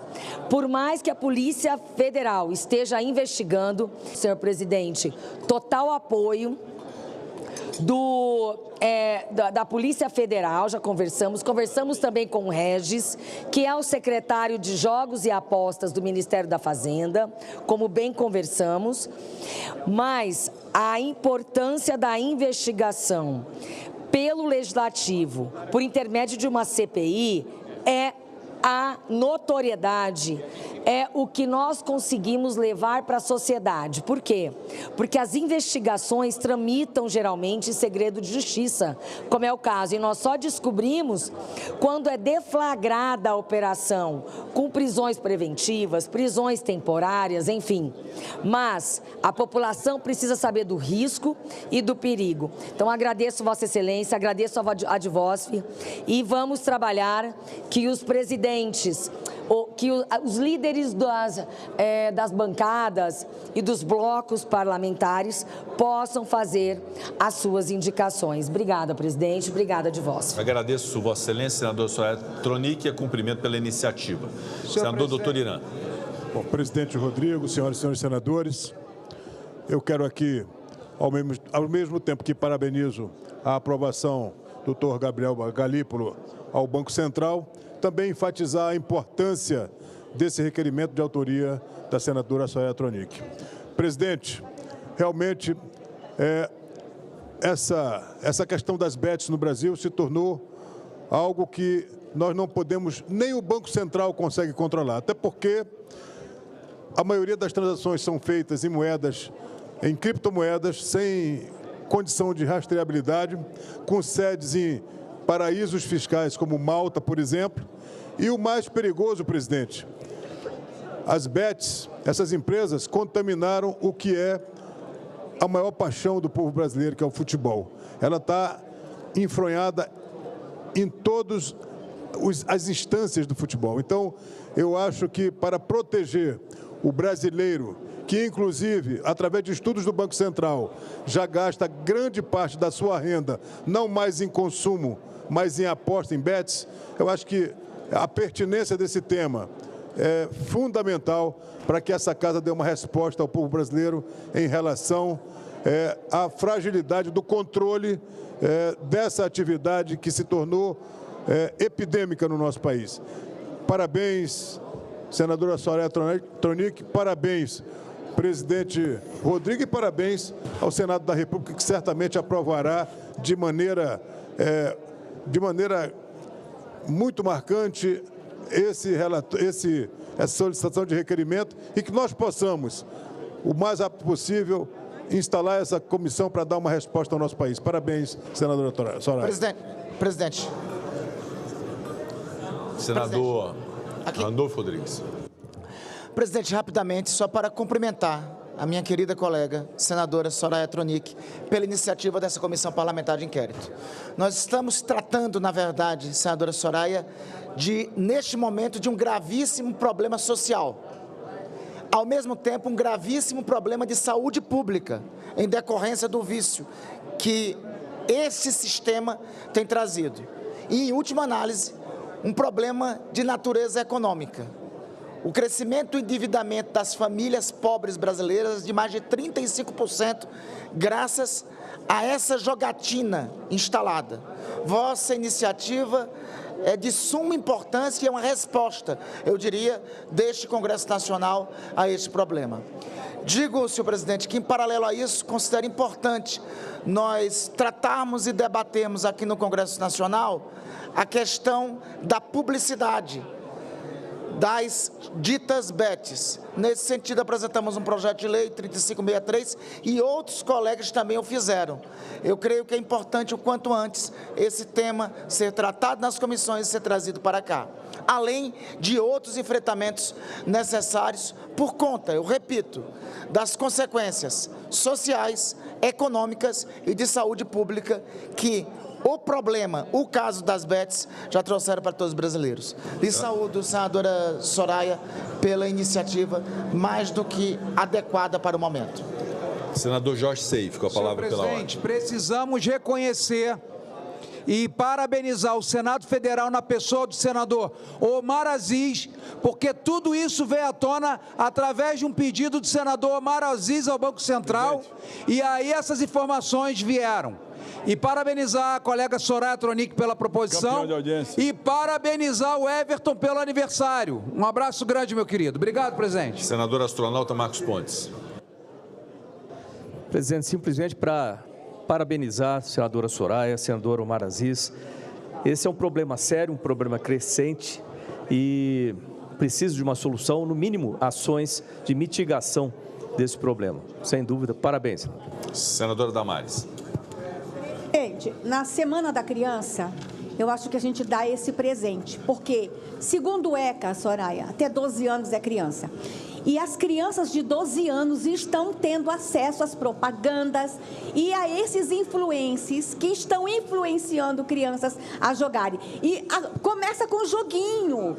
Joguinho só para ganhar pontinho, mas é para levar para o vício. Parabéns, Soraya. Presidente, já que estamos na Semana da Criança, aqui no plenário nós estamos com muitas mães de crianças com doenças raras e médicos. Há um projeto de lei do senador Romário, eu estou pedindo em nome dele, que ele está preso na CPI, que é o projeto de lei complementar 149 de 2024, é só distribuí-lo, presidente, para a CAS. Tudo que nós queremos hoje, a distribuição desse projeto para a CAS. E, para fechar o cerco, apoiando Soraya, eu gostaria muito de ser relatora do projeto de lei de autoria do senador Randolph. Já falei com o presidente da comissão, vou lutar pela relatoria, porque aí a gente fecha o cerco como pretende a CPI da nossa senadora Soraya. Parabéns, presidente. Líder Otto Alencar.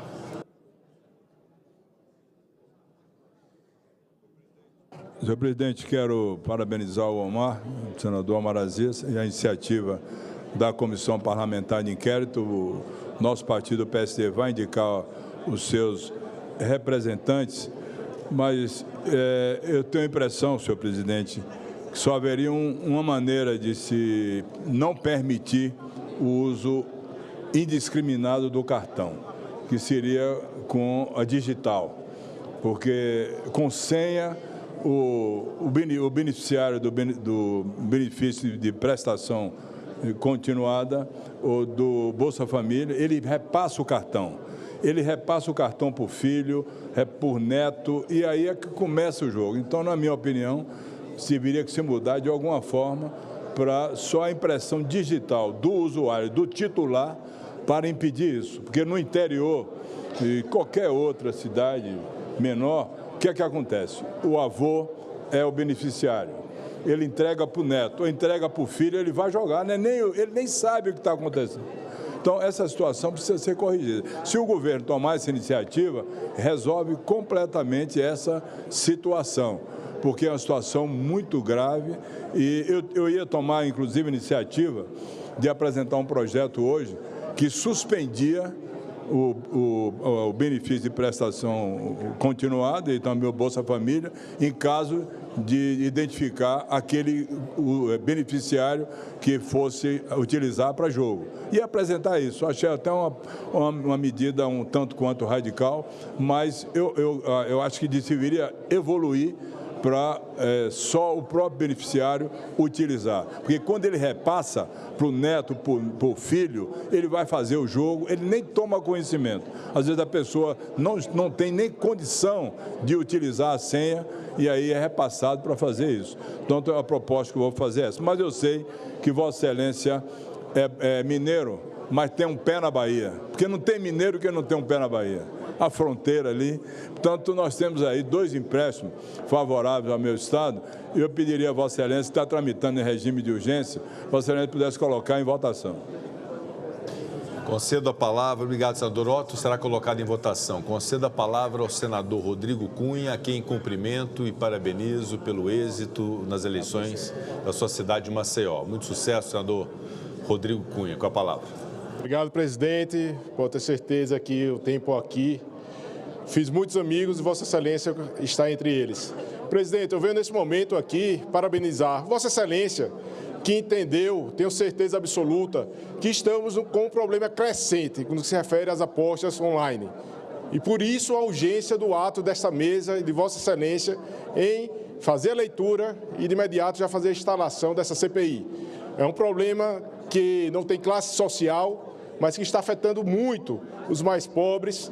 E o que antes se imaginava dados estatísticos ou de ouvir dizer, hoje são dados objetivos. Se consegue extrair quanto saiu de um cartão de crédito para ir direto para uma BETS, quanto saiu do Bolsa Família para ir direto para uma BETS. Então, é um problema social e é um problema econômico. E parabenizar a nossa senadora Soraya Tronic, que tem o apoio total do nosso partido Podemos. Ela colheu todas as assinaturas necessárias e que a gente possa contribuir novamente, deixando claro que não foi nessa legislatura que os jogos foram permitidos. Desde 2018 já se é possível jogar no país da maneira que nós estamos hoje. Nós aqui, inclusive, colocamos regras novas em 2023 e também colocamos na legislação a necessidade da regulamentação que tardou para acontecer. Então, projetos importantíssimos, como os que são somados, o senador Randolfo falou sobre um tema muito sensível, que é a publicidade que se dá principalmente hoje através das redes sociais. Podemos, inclusive através da regulamentação, ter diminuído esse dano. Então, é importante essa CPI se aprofundar, não apenas para encontrar os culpados para esse drama social, mas também para evitar com que novas gerações sejam perdidas e também que o Brasil venha ter um grande prejuízo financeiro e econômico. Muito obrigado. Anuncio o projeto de lei 170 de 2018 da Comissão de Direitos Humanos e Legislação Participativa, que altera a Lei de Diretrizes e Bases da Educação Nacional para dispor sobre monitoria no ensino médio. Não foram apresentadas emendas perante a mesa. Parecer favorável número 37 de 2019 da Comissão de Educação e Cultura. Relator, senador Paulo Paim. Relator ad hoc, senador Stevenson Valentim. Passa-se a discussão da matéria. Não havendo quem queira discutir, declaro encerrada a discussão, passamos à apreciação. A presidência submeterá a matéria à votação simbólica, votação do projeto em turno único nos termos do parecer. As senadoras e os senadores que o aprovam permaneçam como se encontram. Aprovado o projeto. O parecer da comissão diretora oferecendo a redação final será publicado na forma regimental. Discussão da redação final. Encerrada a discussão, em votação, as senadoras e os senadores que a aprovam permaneçam como se encontram. Aprovada a redação final, a matéria vai à Câmara dos Deputados. Atendendo ao requerimento do senador Esperidião Amin, anuncio o projeto de lei 4.674 de 2019 do deputado federal Rogério Peninha Mendonça, que confere ao município de Jaraguá do Sul, no estado de Santa Catarina, o título da capital nacional dos atiradores. Não foram apresentadas emendas perante a mesa. Parecer favorável, número 83 de 2019 da Comissão de Educação e Cultura. Relator, senador Dário Berger. Passa-se a discussão da matéria. Não havendo quem queira discutir, declaro encerrada a discussão. Passamos à apreciação. A presidência submeterá a matéria à votação simbólica. Votação do projeto em turno único nos termos do parecer. As senadoras e os senadores que o aprovam permaneçam como se encontram. Aprovado o projeto, a matéria vai à sanção. Será feita a devida comunicação à Câmara dos Deputados. Presidente. Com a palavra, senador Esperidião Amin. Fazer um brevíssimo registro. Quero agradecer a Vossa Excelência pelo atendimento pronto. Era um descuido o fato de este projeto, que cumpriu toda a tramitação na Câmara dos Deputados, apresentado que foi pelo deputado Rogério Peninha Mendonça, nosso contemporâneo de Câmara dos Deputados, apreciado aqui no Senado, na Comissão de Educação e Cultura, pelo senador Dário Berger, pronto para ser votado e vai ao encontro de uma aspiração e uma vocação catarinense e de Jaraguá do Sul. Quero agradecer a David Orongoso, um líder comunitário de Jaraguá, que me alertou para essa falha, e a nossa querida amiga Niura Demarque, que também me fez essa solicitação em nome de toda a sociedade de Jaraguá do Sul. Muito obrigado aos nobres pares, às senhoras, aos senhores, e caberá agora ao presidente da República tomar a decisão final. Muito grato. Obrigado, senador Esperidião Amin. Nossas homenagens ao autor do projeto, o deputado federal Rogério Peninha, e também ao senador Dário Berger, que foi relator dessa matéria no Senado Federal, nosso querido colega senador Dário Berger. Anuncio o projeto de resolução número 42 de 2024, apresentado como conclusão do parecer número 98 de 2024 da Comissão de Assuntos Econômicos, relator senador Otto Alencar, que autoriza a contratação de operação de crédito externo com a garantia da República Federativa do Brasil no valor de 150 milhões de dólares dos Estados Unidos da América. de principal entre o Governo do Estado da Bahia e o Banco Interamericano de Desenvolvimento BID, cujos recursos se destinam ao financiamento do Programa de Fortalecimento do Sistema Único de Saúde no Estado da Bahia, o ProSUS 2. Foi apresentado o requerimento número 161 de 2024 da Comissão de Assuntos Econômicos, solicita urgência para a matéria. Votação do requerimento. As senadoras e os senadores que o aprovam permaneçam como se encontram. Aprovado o requerimento. Passa-se a discussão na matéria. Não havendo quem queira discutir, declaro encerrada a discussão. Passamos à apreciação. A presidência submeterá a matéria à votação simbólica. Votação do projeto de resolução em turno único nos termos do parecer. As senadoras e os senadores que o aprovam permaneçam como se encontram. Aprovado o projeto de resolução. O parecer da comissão diretora oferecendo a redação final será publicado na forma regimental. Discussão da redação final. As senadoras e os senadores que a aprovam permaneçam como se encontram. Aprovada a redação final, a matéria vai à promulgação. Projeto de resolução número 43 de 2024, apresentado como conclusão do parecer número 99 de 2024 da Comissão de Assuntos Econômicos. Relator, senador líder Otto Alencar, que autoriza o Estado da Bahia a contratar a operação de crédito externo com garantia da República Federativa do Brasil, junto à Corporação Andina de Fomento, CAF, cujos recursos se destinam ao financiamento do projeto Sistema Viário Integrado do Estado da Bahia, Ponte Salvador-Ilha de Taparica, no valor de 150 milhões de dólares dos Estados Unidos da América.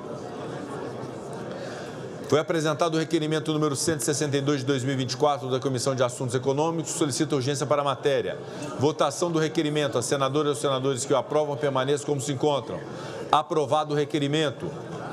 Passa-se a discussão da matéria. Não havendo quem queira discutir, declaro encerrada a discussão. Passamos à apreciação. A presidência submeterá a matéria à votação simbólica. Em votação do projeto de resolução em turno único nos termos do parecer. As senadoras e os senadores que o aprovam permaneçam como se encontram. Aprovado o projeto de resolução. O parecer da comissão diretora, oferecendo a redação final, será publicado na forma regimental. Discussão da redação final. Encerrada a discussão em votação. As senadoras e os senadores que a aprovam permaneçam como se encontram. Aprovada a redação final, a matéria vai à promulgação. Cumprida a missão pela Bahia, senador Otto Alencar, cumprimento Vossa Excelência e toda a bancada da Bahia, senador Jacques Wagner e senador Ângelo Coronel. Projeto de Lei 3.931 de 2021, do deputado federal Dr. Zacarias Calil, que altera a Lei 13.733 de 2018, para instituir o Outubrinho Rosa a ser realizado no mês de outubro. Não foram apresentadas emendas perante a mesa. Parecer número 32 de 2024, da Comissão de Assuntos Sociais. Relator, senador Dr. Irã, relatora Doc e senadora Damares Alves. Favorável à matéria com a emenda número 1 de redação que apresenta. Passa-se a discussão na matéria. Não havendo quem queira discutir, declaro encerrada a discussão. Passamos à apreciação. A presidência submeterá a matéria à votação simbólica. Votação do projeto e da emenda em turno único nos termos do parecer. As senadoras e os senadores que os aprovam permaneçam como se encontram. Aprovado o projeto com a emenda número 1 de redação. O parecer da comissão diretora oferecendo a redação final será publicado na forma regimental. Discussão da redação final. Encerrada a discussão em votação. As senadoras e os senadores que a aprovam permaneçam como se encontram. Aprovada a redação final, a matéria vai à sanção. Será feita a devida comunicação à Câmara dos Deputados. Requerimento número... Pela ordem... Pode ser. Requerimento número 678 de 2024. Da senadora Leila Barros e outros senadores que solicitam a realização de sessão especial destinada a celebrar o Outubro Rosa. Votação do requerimento. As senadoras e os senadores que o aprovam permaneçam como se encontram. Aprovado o requerimento, a sessão requerida será agendada pela Secretaria-Geral da Mesa.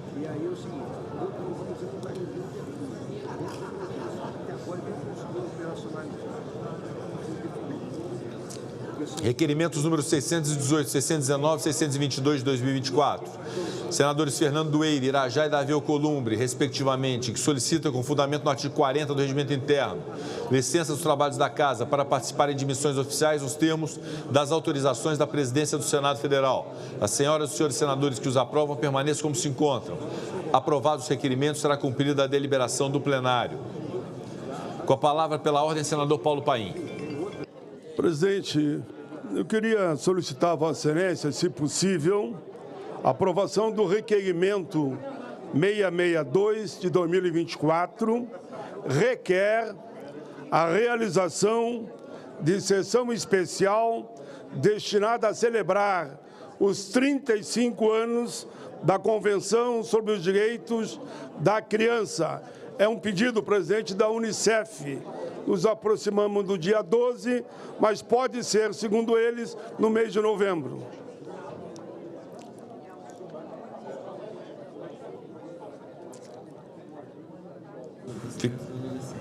Fica recolhida a questão do senador Paulo Paim. Em instantes, respondo a Vossa Excelência.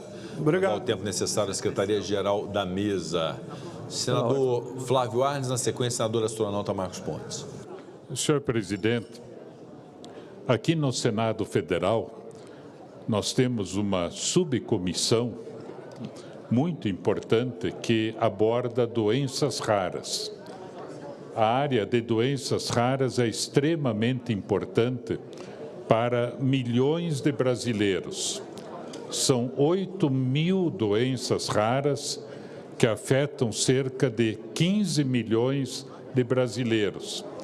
E só existe um tratamento para cerca de 800 doenças raras, não para todas elas, mas estão identificadas, estudadas, pesquisadas, cerca de 800. E é um drama para as famílias terem acesso aos medicamentos excepcionais de alto custo que tratam essas doenças raras. E eu quero dizer, inclusive, que todo o debate sempre está em relação ao preço, custo-benefício. A pessoa tem fibrose cística, por exemplo, vai para o hospital todo mês, UTI, remédio, o pai não trabalha, a mãe não trabalha porque o filho tem fibrose cística. Ah, mas agora tem um medicamento que interrompe a doença. E interrompendo a doença, a pessoa tem uma vida normal, ou quase normal. Pai trabalha, mãe trabalha, né, e tem toda a condição, assim, de ter o encaminhamento na vida. A senadora Mara Gabrilli é a presidente e a senadora Damares Alves é a vice-presidente dessa comissão. A senadora Mara Gabrilli não pôde vir hoje, porque a gente, inclusive, manda um abraço para ela, desejando plena recuperação, porque ela teve uma fratura também e problemas também com uma queda que ela teve.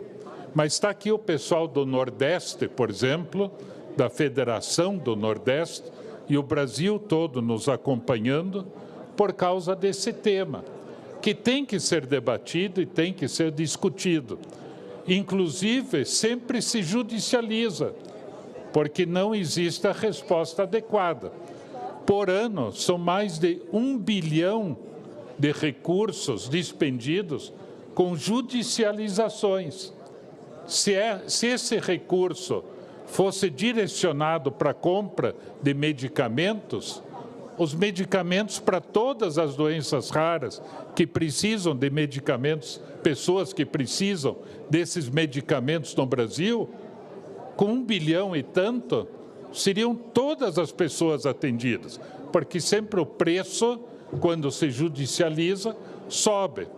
Então, nós temos que ter um olhar muito especial, fazer esse debate, senhor presidente. E o senador Romário, que está presidindo a CPI nesse momento, não pode estar aqui, apresentou um projeto de lei nessa direção para debater o assunto, que é o PL 149/2024, para que nós, nas comissões próprias, na casa, o doutor Irã é membro da casa, é médico, né, pode também orientar, e outros médicos, tantos aqui do Senado Federal, que esse projeto possa ir para casa, para que esse debate aconteça na casa, na Comissão de Constituição e Justiça, na CAI, né, senador Isalci. Então, para que haja tramitação. Então, o apelo que a gente faz a Vossa Excelência, senador Rodrigo Pacheco, é no sentido da remessa desse PL para a casa. Obrigado. Muito bem.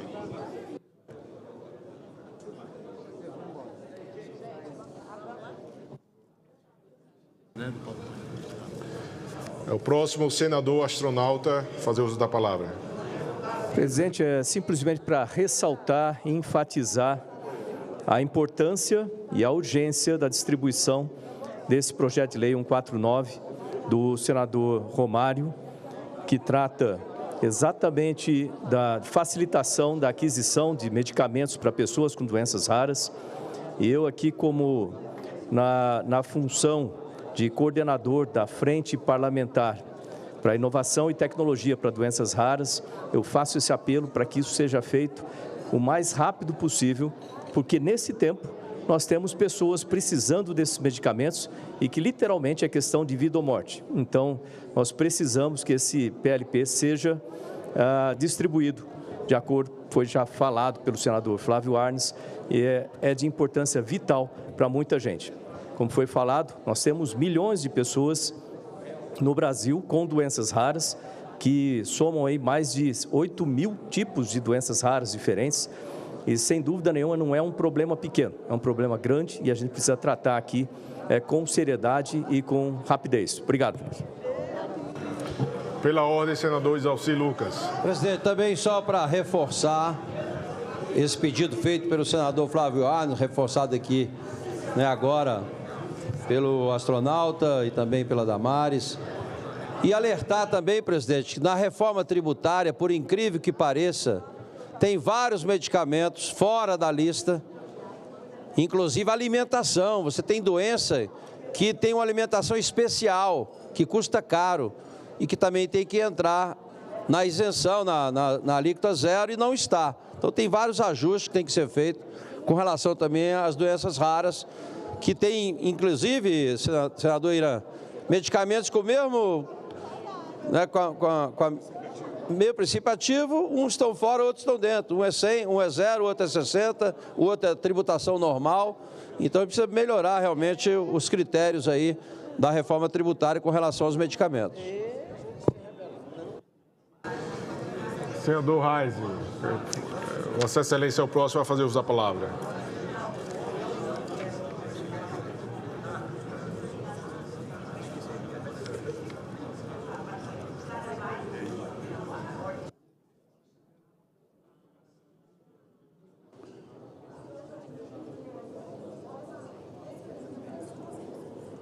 Ok.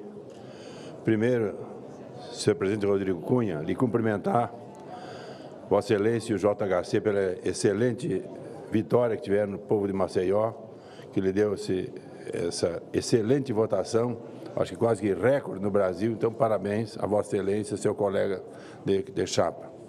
Mas, presidente, colegas senadores e senadores, juntamente com com o senador Mourão e o senador Paim, estamos conversando hoje.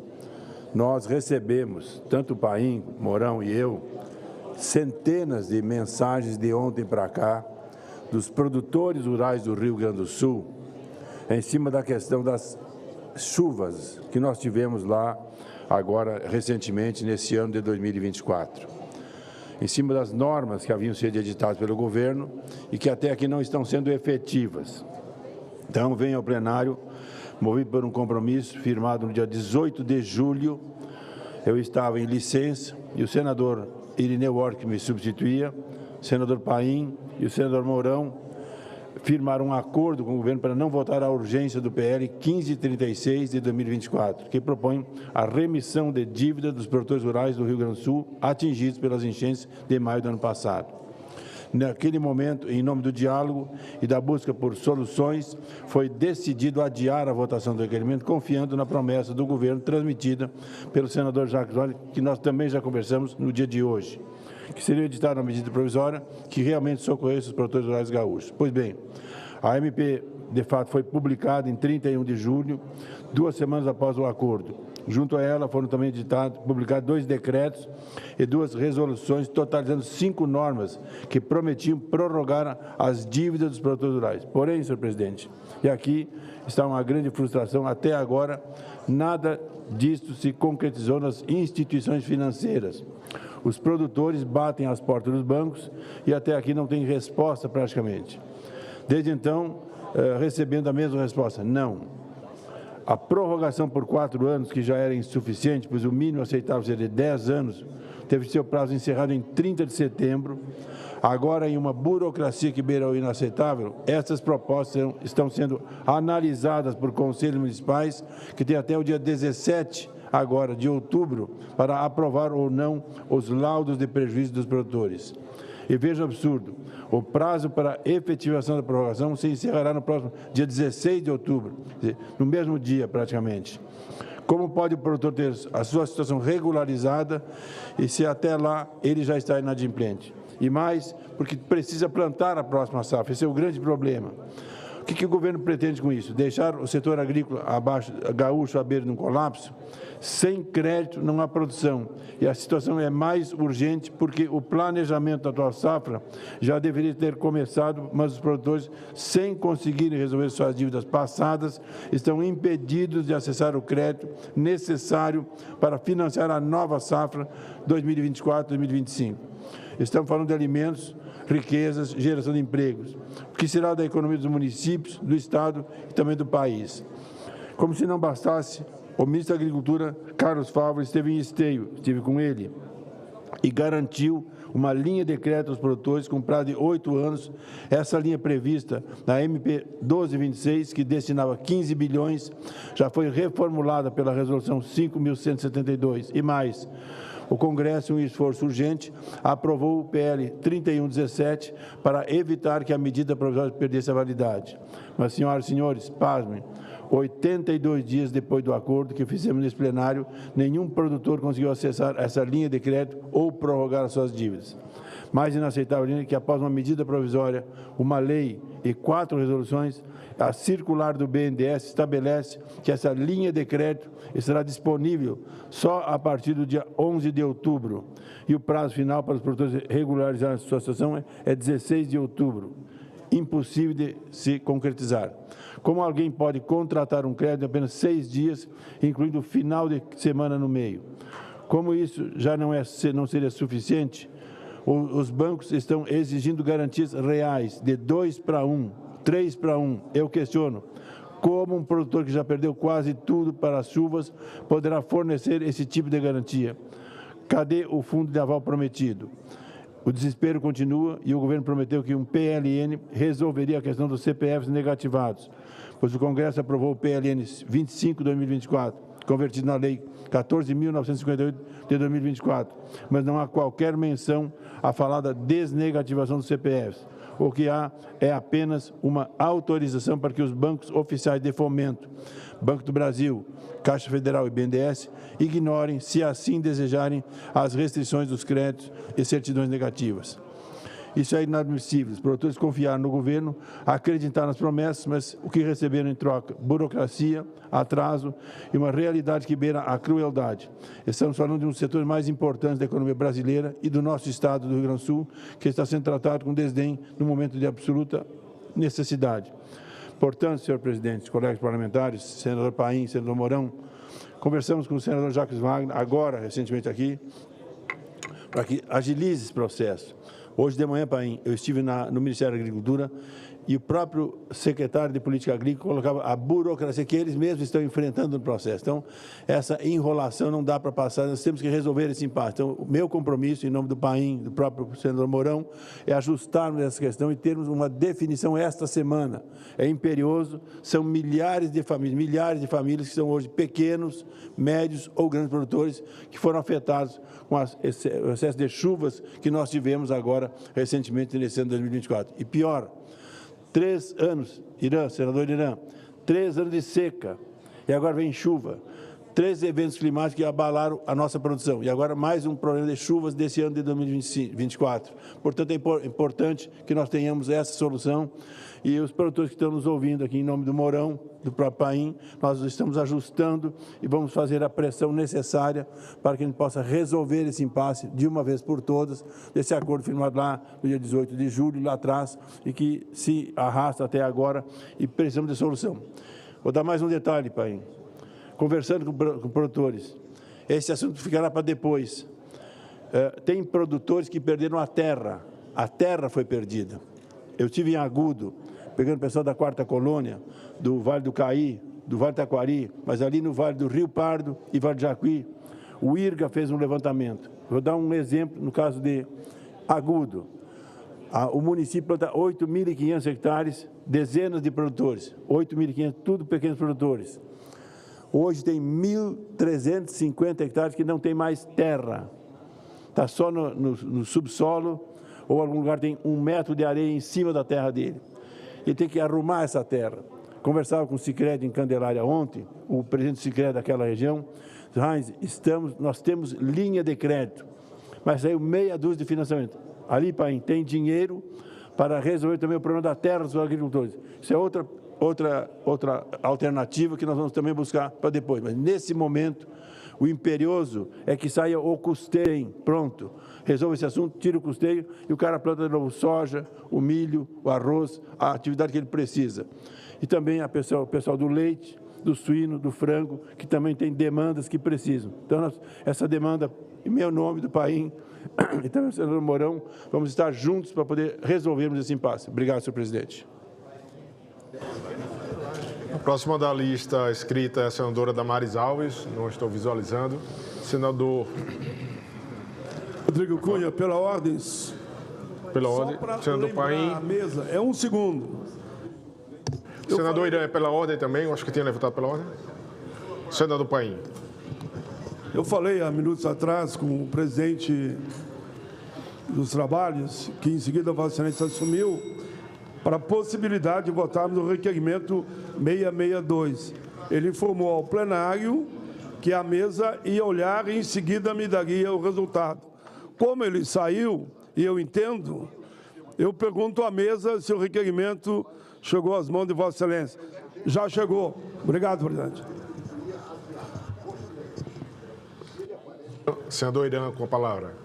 Presidente Rodrigo, senhoras e senhores senadores, eu gostaria de falar de 3 assuntos importantes aqui. Primeiro, parabenizar o senador Romário pelo PLP 149/2024, que trata de conceder mais acesso a tratamentos de alto custo para pacientes portadores de doenças raras. Isso é um grande desafio para todos nós, incorporarmos no Sistema Único de Saúde e disponibilizarmos essas drogas que são caras para essas pessoas que precisam desse tratamento como um tratamento indispensável para as suas vidas ou para as suas sobrevidas. Então, quero parabenizar o senador Romário. Nós estamos aqui com um grande cirurgião também, meu colega, Zacarias Calil, que é um dos maiores cirurgiões do mundo na separação de siameses, que também é deputado federal e está aqui conosco hoje, abrilhantando a nossa sessão. E também parabenizar o deputado Calil, que é o autor do projeto de lei que nós acabamos de aprovar aqui, que foi o 3931, que institui o Outubrinho Rosa, que foi um pedido extrapauto de minha autoria, que estabelece políticas no âmbito do Sistema Único de Saúde para preservar a saúde das meninas adolescentes no que tange à prevenção de doenças que podem acometê-las na vida adulta e, principalmente, Zacarias está aqui do meu lado, nós sabemos que no Brasil nós temos um grande desafio, presidente Rodrigo, é conscientizar os pais que é importante nós vacinarmos os meninos e as meninas contra a HPV, que vai causar nas meninas, no futuro, câncer de útero. Se nós fizermos uma cobertura vacinal efetiva de 90%, 100% de cobertura no nosso país, daqui 20, 30 anos, nós não teremos mais esse tipo de câncer na nossa população. Veja só a importância dessa matéria. Eu quero aqui parabenizar o meu querido colega Zacarias Calil, que tem sido um baluarte na defesa da medicina e na saúde no nosso país. Parabéns, meu querido amigo. E também, finalmente, fazer um convite a todos os senhores e senhoras senadores e que também transmita, deputado Calil, que você é vice-presidente da nossa Frente Parlamentar Mista da Medicina, que na próxima quarta-feira, sem ser depois de amanhã, na outra semana, no dia 16, faremos uma sessão solene aqui no plenário do Senado para celebrar o nosso dia, o Dia do Médico. Estamos todos convidados, as entidades médicas, conselhais, associativas e sindicais estarão presentes, inclusive também a Associação Nacional de Médicos Residentes e de alunos de medicina também se farão presentes. Faremos aqui uma grande celebração em homenagem à nossa profissão, que tem sido fundamental no cuidado da saúde do povo brasileiro. Muito obrigado, meu querido senador. Também parabenizo a Vossa Excelência, como o nosso querido Reis falou, pela brilhante e retumbante vitória lá na nossa querida Maceió. Um grande abraço a você, parabéns a todos. Muito obrigado, presidente. Obrigado, doutor Irã. Parabenizo também Vossa Excelência por toda a condução e trabalho nesta casa, aqui acompanhado pelo deputado doutor Zacarias Calil, e traz aqui uma notícia boa, a aprovação de um projeto, foi o item extra-pauta. Tenho certeza que fortalece muito a nossa saúde pública, os senhores que são conhecidos por defender tão bem a carreira gloriosa dos médicos, mas também de olhar para os pacientes. Então, não só legislando, mas também atuando. Então, está aqui o nosso reconhecimento também. Na sequência, com a palavra, senador.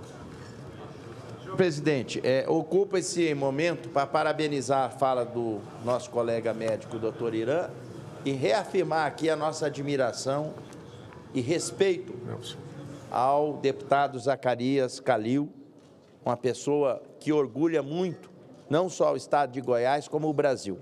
Para quem não sabe, o professor Zacarias Calil, nosso deputado federal, é o cirurgião que tem mais casos operados no mundo de gemelares siameses.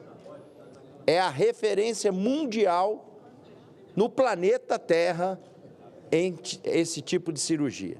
Então, o nosso respeito, a nossa consideração, parabéns pelo seu ativismo em favor da saúde pública. Dando sequência, passo a leitura do item extra-pauta. Requerimento do senador Paulo Paim, requerimento número 662 de 2024, do senador Paulo Paim e outros senadores, que solicita a realização de sessão especial destinada a celebrar os 35 anos da Convenção sobre os Direitos da Criança. Votação do requerimento. Senadores e senadores que aprovam permaneçam como se encontram. Aprovado o requerimento. A sessão requerida será agora agendada pela Secretaria-Geral da Mesa. Está aqui não. Presidente Rodrigo Cunha, só agradecer a Vossa Excelência a votação do requerimento. Muito obrigado. Muito obrigado. Retornando aqui aos senadores que estão inscritos no expediente do dia, não havendo mais... Está aqui? Então, o senador Zequinha, que está retornando agora à ordem. O senador Zequinha é o próximo, que estava inscrito antes. E, em seguida, o senador Cleitinho. Senador Zequinha, Vossa Excelência, com a palavra.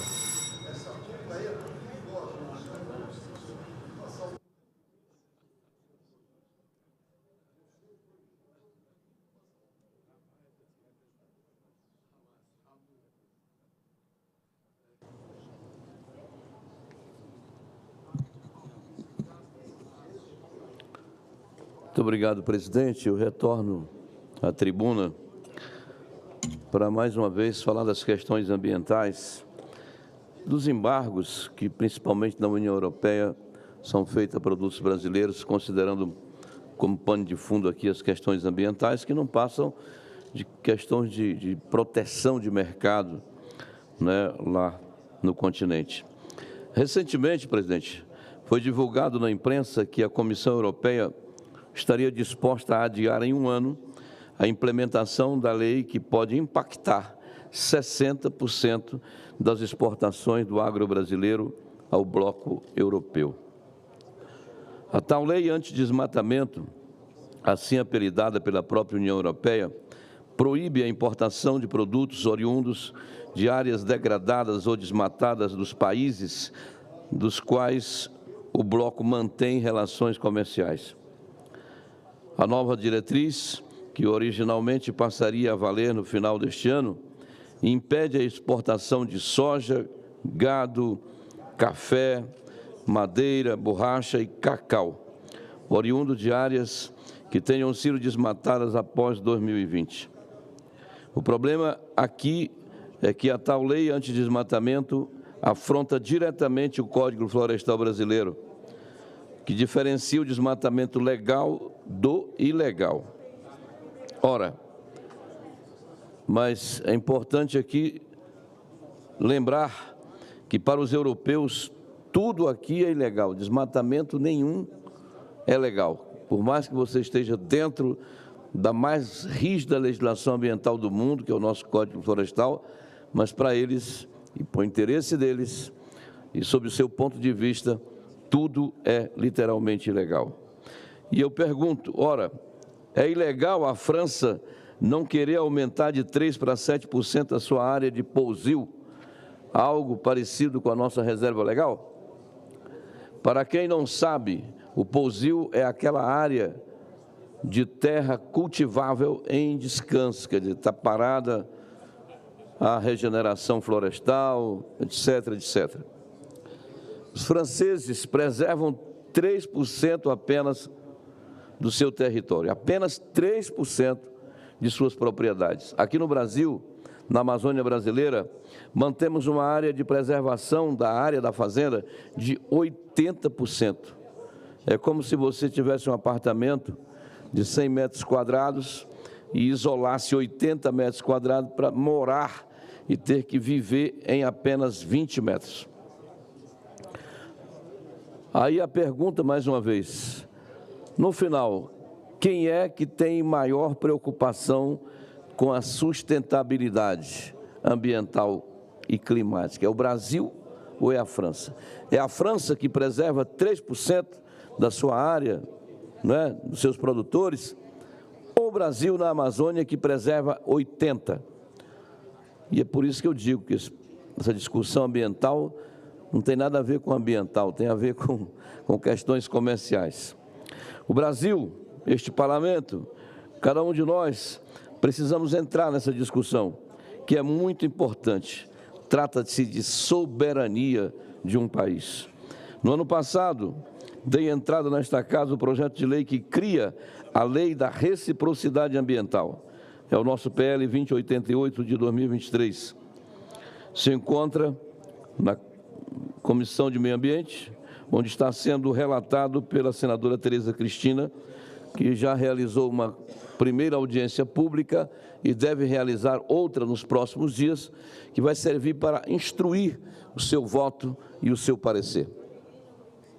Entendo a importância de promover o debate e trazer os vários lados para a discussão. Contudo, precisamos atuar com agilidade para não ficar nas mãos dos europeus e desse discurso travestido de ambiental, mas que, na realidade, não passa de uma barreira comercial. Interferir indiretamente no Código Florestal brasileiro para defender interesses comerciais e enfraquecer a competitividade brasileira lá fora. O adiamento dessa lei, que é uma aberração do ponto de vista da multilateralidade, é necessária, mas não suficiente e nem devemos ficar dependentes unicamente disso. A discussão aqui é sobre soberania, sobre o poder político e a legitimidade do poder exercido por esta nação chamada Brasil. É importante a gente levar em consideração alguma coisa, né? Parece até brincadeira. União Europeia com um conselho, com um parlamento, representando 28 pequenos países. Claro que quando se soma o PIB, é muito importante, é muito alto, etc. Países antigos, desenvolvidos, que já construíram infraestrutura e assim sucessivamente. Mas eles precisam entender que cada país é um país e não é país membro da União Europeia, porque estive lá não muito tempo atrás e eu percebi que as nações, né, que têm mais peso carregam, decidem, e as coitadas, as menores, acompanham até mesmo sem saber o que estão fazendo, não é? Mas o Brasil não faz parte desse bloco. Isso aqui é uma nação, não é? Que tem uma legislação, que tem uma estrutura, e, lamentavelmente, essa turma não está nem aí para ninguém, não respeita ninguém. Ora, se quisessem respeitar a soberania de qualquer país, mantendo o interesse comercial, das relações comerciais, examina as questões das leis ambientais desse país, no caso nosso aqui, ou qualquer um outro, para saber se essas leis são rígidas, se são observadas ou se são leis que jamais se observam. Então, isso é normal, mas decidir lá e mandar o mundo cumprir, isso choca, isso é ruim, isso é indecente, isso não é relação comercial, isso é relação de submissão, de falta de consideração que se tem entre países, entre nações, que há tanto tempo, né, se relacionam, trabalham, compram e vendem e assim por diante. Então é importante que a gente debata isso com urgência, com maturidade, com o pé no chão, e que a gente procure que esse parlamento, né, procuremos nos entender com o Parlamento Europeu, para que haja um mínimo de respeito às questões legais ligadas ao meio ambiente, principalmente no que diz respeito à sustentabilidade e como se produz aqui de maneira responsável, né? Era esse, senhor presidente, o registro que gostaria de fazer nessa tarde. Muito obrigado. Feito o registro para o senador Zequinha, convido o senador Cleitinho para fazer uso da palavra.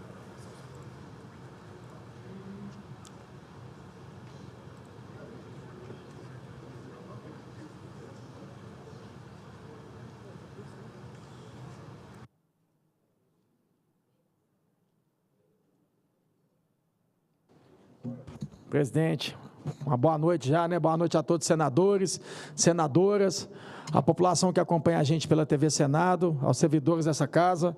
Vou mostrar essa fala aqui, e nas minhas redes sociais, do lado vai estar o vídeo, que é do secretário de Segurança Pública de São Paulo. Isso não revolta a população brasileira. Presta atenção na fala dele. Estou fazendo esse vídeo aqui pela indignação como secretário de Estado de Segurança Pública, mas como cidadão do que aconteceu nesse final de semana. Um belo trabalho dos policiais militares e policiais civis que prenderam 4 criminosos sequestradores. Essa ocorrência ela começou quando um casal de idosos foi vítima de sequestro, foram mantidos em cárcere privado. Policiais militares da Força Tática realizaram abordagem a 2 criminosos, um casal de criminosos. Com eles foi encontrado pertence, cartão de crédito das vítimas. Essa diligência se estendeu, levaram até a delegacia de Itaquaquecetuba, onde estava já fazendo uma investigação sobre o caso. Graças a Deus, as vítimas foram liberadas nesse meio tempo e as diligências da Polícia Civil, que cumpriu o seu papel e fez um belo trabalho, foi até o cativeiro e localizou os 2 criminosos dessa quadrilha aí de 4 sequestradores. Tinha tudo para ser um sucesso a ocorrência, não fosse pelo fato de que tanto o promotor de justiça quanto o juiz de direito na audiência de custódia opinaram e optaram por liberar os 4 sequestradores. Só não liberaram os 4 porque um deles tinha um mandado de prisão em aberto, porque já era um criminoso reincidente, mas os outros 3 foram liberados única e exclusivamente com base na versão de uma criminosa que alegou ter sido agredida pelos policiais. Detalhe que ela não mencionou isso para o defensor público e deixou para falar somente na audiência de custódia. Vejam só vocês como é difícil ser policial no Brasil com base no argumento e na versão de uma criminosa, de uma sequestradora.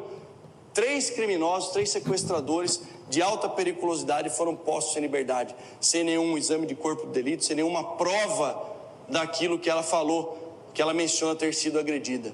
Eu entrei em contato com familiares das 2 vítimas, que graças a Deus estão bem, claro, abalados, porque agora tem essa questão do transtorno psicológico de saber que quem os sequestrou, os manteve em cárcere privado, encontra-se em liberdade. Olha que absurdo. Mas o advogado entrou com uma representação para revisão dessa decisão desse juiz de direito. Espero que o Poder Judiciário discorde, assim como 99% da população discorda da decisão desse juiz e desse promotor, e soube também que o advogado vai entrar com uma representação no CNMP, o Conselho Nacional do Ministério Público, e no CNJ, Conselho Nacional de Justiça, tanto quanto contra o promotor, também contra o juiz de direito que tomaram essa decisão, na minha opinião, absurda. Veja como é difícil ser policial no Brasil, mas nem por isso a gente vai parar de defender a sociedade e proteger a população, porque as polícias fizeram, sim, mais uma vez o seu papel. Continuamos aí lutando por vocês. É o secretário de Segurança Pública de São Paulo. falando sobre essa questão de audiência de custódia, onde esses vagabundos, esses criminosos, eles acabam saindo de lá rindo do que está acontecendo, e rindo da polícia ainda. Muitas das vezes, quando a polícia prende esses criminosos, esses lixos, eles saem dentro da jaula que está lá dentro do carro com a polícia lá, da Rotan, rindo, falando assim, daqui a pouco eu estou livre, eu estou solto. Foi exatamente o que aconteceu aí. Agora eu queria falar aqui para todos os senadores, que eu protocolei um projeto aqui, espero o apoio de todos os senadores, para a gente acabar com essa porcaria de audiência de custódia, que só beneficia vagabundo e criminoso aqui no Brasil. Aqui. Chega de passar pano, chega de passar pano para esses vagabundos criminosos. Então, espero que esse projeto que eu coloquei aqui agora, para acabar com a audiência de custódia, pode já ser tramitado o mais rápido possível, entrar nas comissões e a gente votar aqui em plenário aqui. Não vamos mais passar a mão na cabeça de vagabundo. Chega! Um secretário de Segurança Pública ter que fazer uma divulgação dessa aqui e mostrar para todo o Brasil o que acontece aqui no Brasil.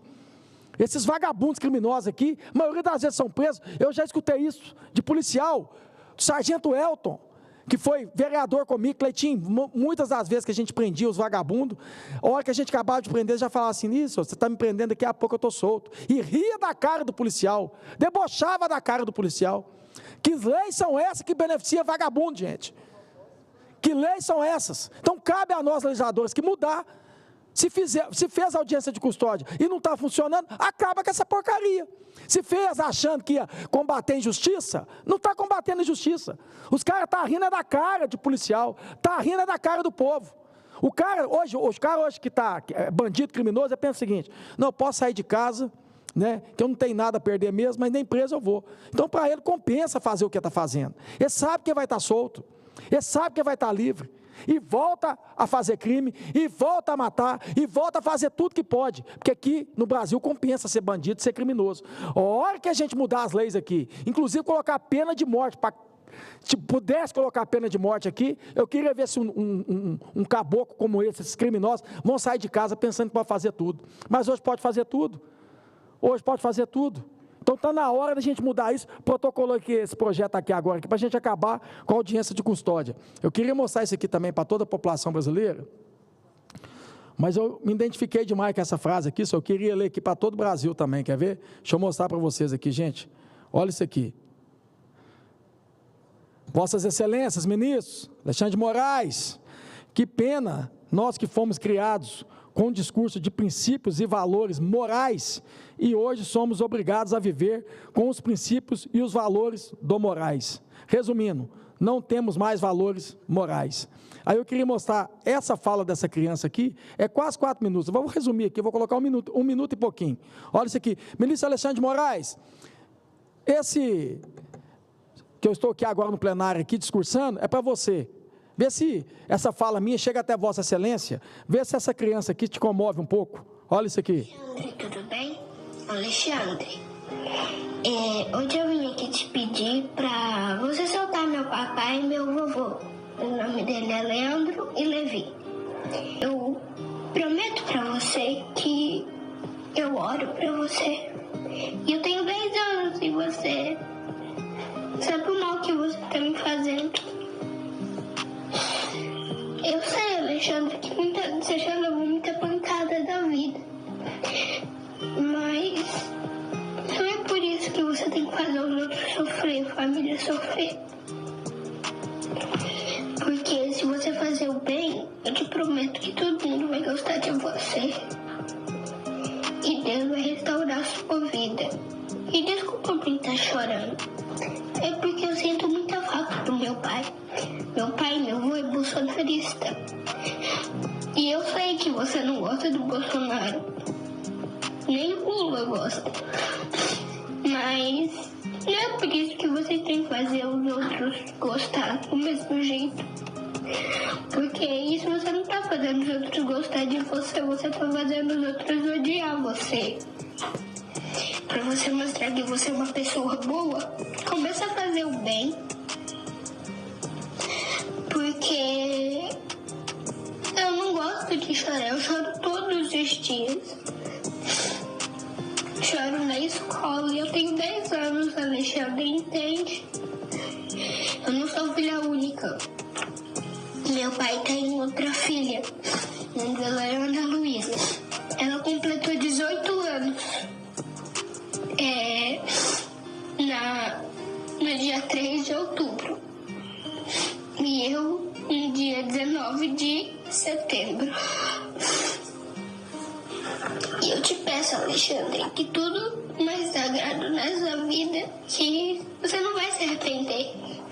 Você sabia, Alexandre, que se você vê uma alegria de uma criança ou de famílias, as pessoas vão estar te amando muito. Resumindo, é isso, ministro Alexandre de Moraes. É uma criança de 10 anos implorando para que você, né, seja justo e tire o pai e o avô dela da cadeia. Até porque o STF já tirou o André Repp.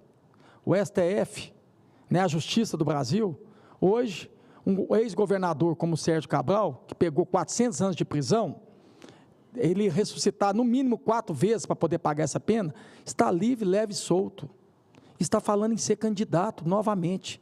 Esse que desviou um monte de dinheiro da população do Rio de Janeiro, esse ex-governador. Tem um também, Eduardo Cunha, que está solto, e está falando para todo mundo que 2026 vai ser candidato novamente pelo Rio de Janeiro. Essa turma está solta. Esses patriotas, como esses dois aqui, né, estão presos. Então, que você tenha sensibilidade, que você faça justiça de verdade, seja justo.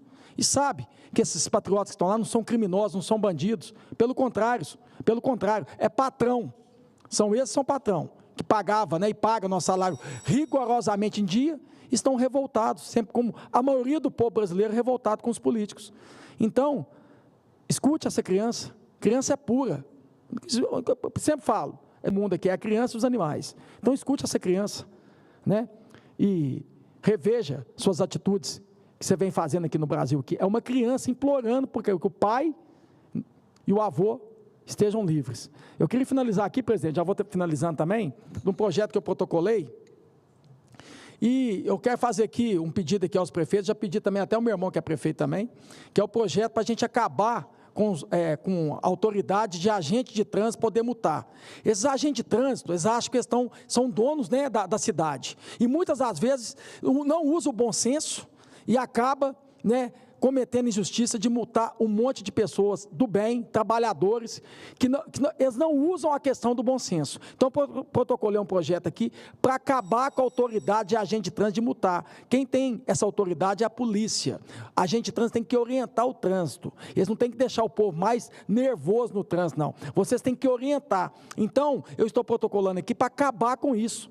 Então, quero pedir aqui também que aos prefeitos, né, se eu não conseguir que esse projeto seja aprovado o mais rápido possível, eu já estou estudando isso com a prefeitura da minha cidade, lá, que no caso é o meu irmão, que é o prefeito, para que tire essa autonomia desses agentes de trânsito, que acham que são donos da cidade, não usam o bom senso, não tem prudência em nada, e só sabe achar que são donos da cidade e sacanear o povo, da maioria das vezes. Eu vou para cima de vocês podem ter certeza disso. Não é só da minha cidade, não, é de todas as cidades do Brasil aqui, onde tem agente de trânsito, e eles acham que mandam. Vocês não têm que multar ninguém, não. Vocês não são donos da cidade, não. Vocês têm que orientar o trânsito. Eu queria muito implorar aqui, se eu não conseguisse através das prefeituras, né, que o Senado possa, o mais rápido possível, tramitar nas comissões aqui, a gente colocar em plenário e combater essa injustiça. Sabe, deixar que a polícia faça isso. Vocês, agentes de trânsito, vocês não têm moral para fazer isso. Vocês são para orientar o trânsito. Respeita a profissão de vocês. Mas nessa situação de multar, eu sou totalmente contrário. E o que eu puder fazer para acabar com isso aqui, eu vou fazer de tudo para acabar, presidente. Muito obrigado.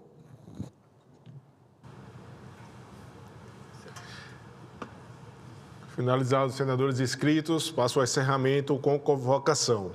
A presidência informa aos senadores e senadoras que está convocada a sessão deliberativa ordinária para amanhã, quarta-feira, às 14h, com pauta divulgada pela Secretaria-Geral da Mesa.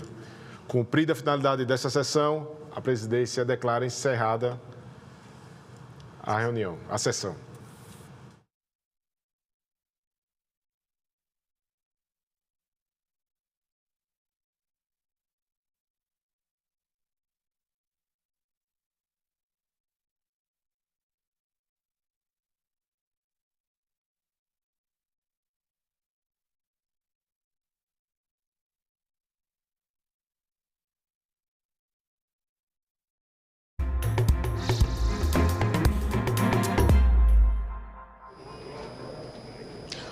Olá! O plenário do Senado aprovou nesta terça-feira a indicação de Gabriel Galípolo para a presidência do Banco Central por 66 votos a 5. Pela manhã, Galípolo tinha sido aprovado por unanimidade na Comissão de Assuntos Econômicos. Ele assume o cargo em 1º de janeiro por 4 anos. Em 1º de janeiro de 2025 por 4 anos até 2028. O Banco Central é uma autarquia com autonomia técnica, operacional, administrativa e financeira. E o presidente do Banco Central é escolhido por indicação do presidente da República e aprovado aqui no Senado Federal. E o presidente do Senado, Rodrigo Pacheco, leu também nesta terça-feira a criação da CPI das apostas online e a associação com organizações criminosas. O requerimento vai ser publicado e, a partir daí, a comissão deve ser instalada ainda sem data prevista e escolhidos, então, o presidente e o relator. Os senadores aprovaram ainda a previsão de que atividades de monitoria no ensino médio sejam reguladas por normas dos sistemas de ensino. A proposta foi apresentada por estudantes do programa Jovem Senador. Está prevista para análise nesta quarta-feira, amanhã, a votação do projeto que altera a lei da ficha limpa. O texto fixa em 8 anos o período em que um político fica impedido de se candidatar, que passa a ser contado a partir da data da condenação, e limita em 12 anos o tempo de inelegibilidade no caso de uma nova condenação. Essas foram as principais notícias desta terça-feira. Você acompanha outras informações pela nossa internet e daqui a pouco, às 19h30, no nosso Jornal Senado Notícias. Uma boa noite a todos.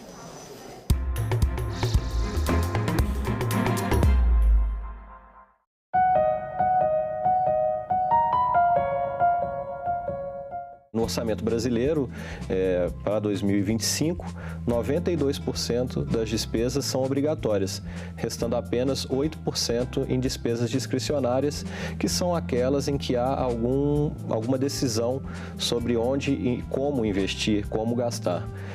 Ao contrário das despesas obrigatórias, onde não há margem. Agenda Econômica. Hoje, 20h, aqui na TV Senado.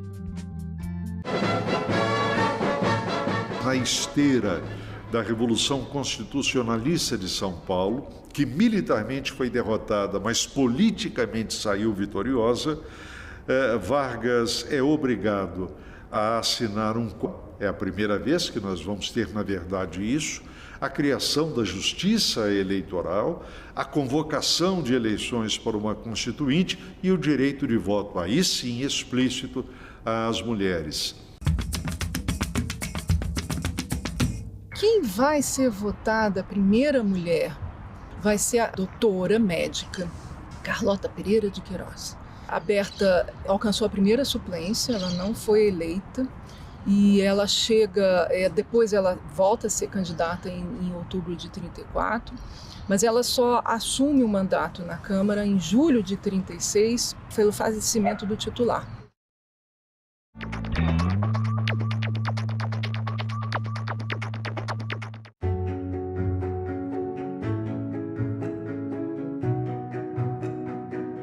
O trabalhador brasileiro possui hoje o seu Código de Direitos, a sua Carta de Emancipação Econômica.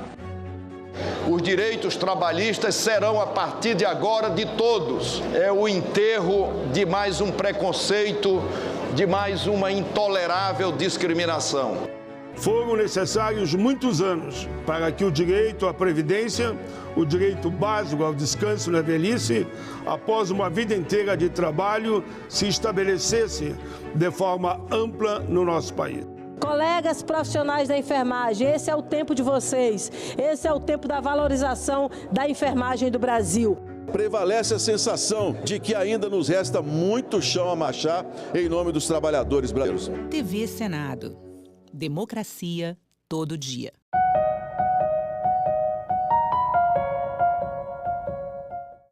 O programa a seguir é livre para todos os públicos.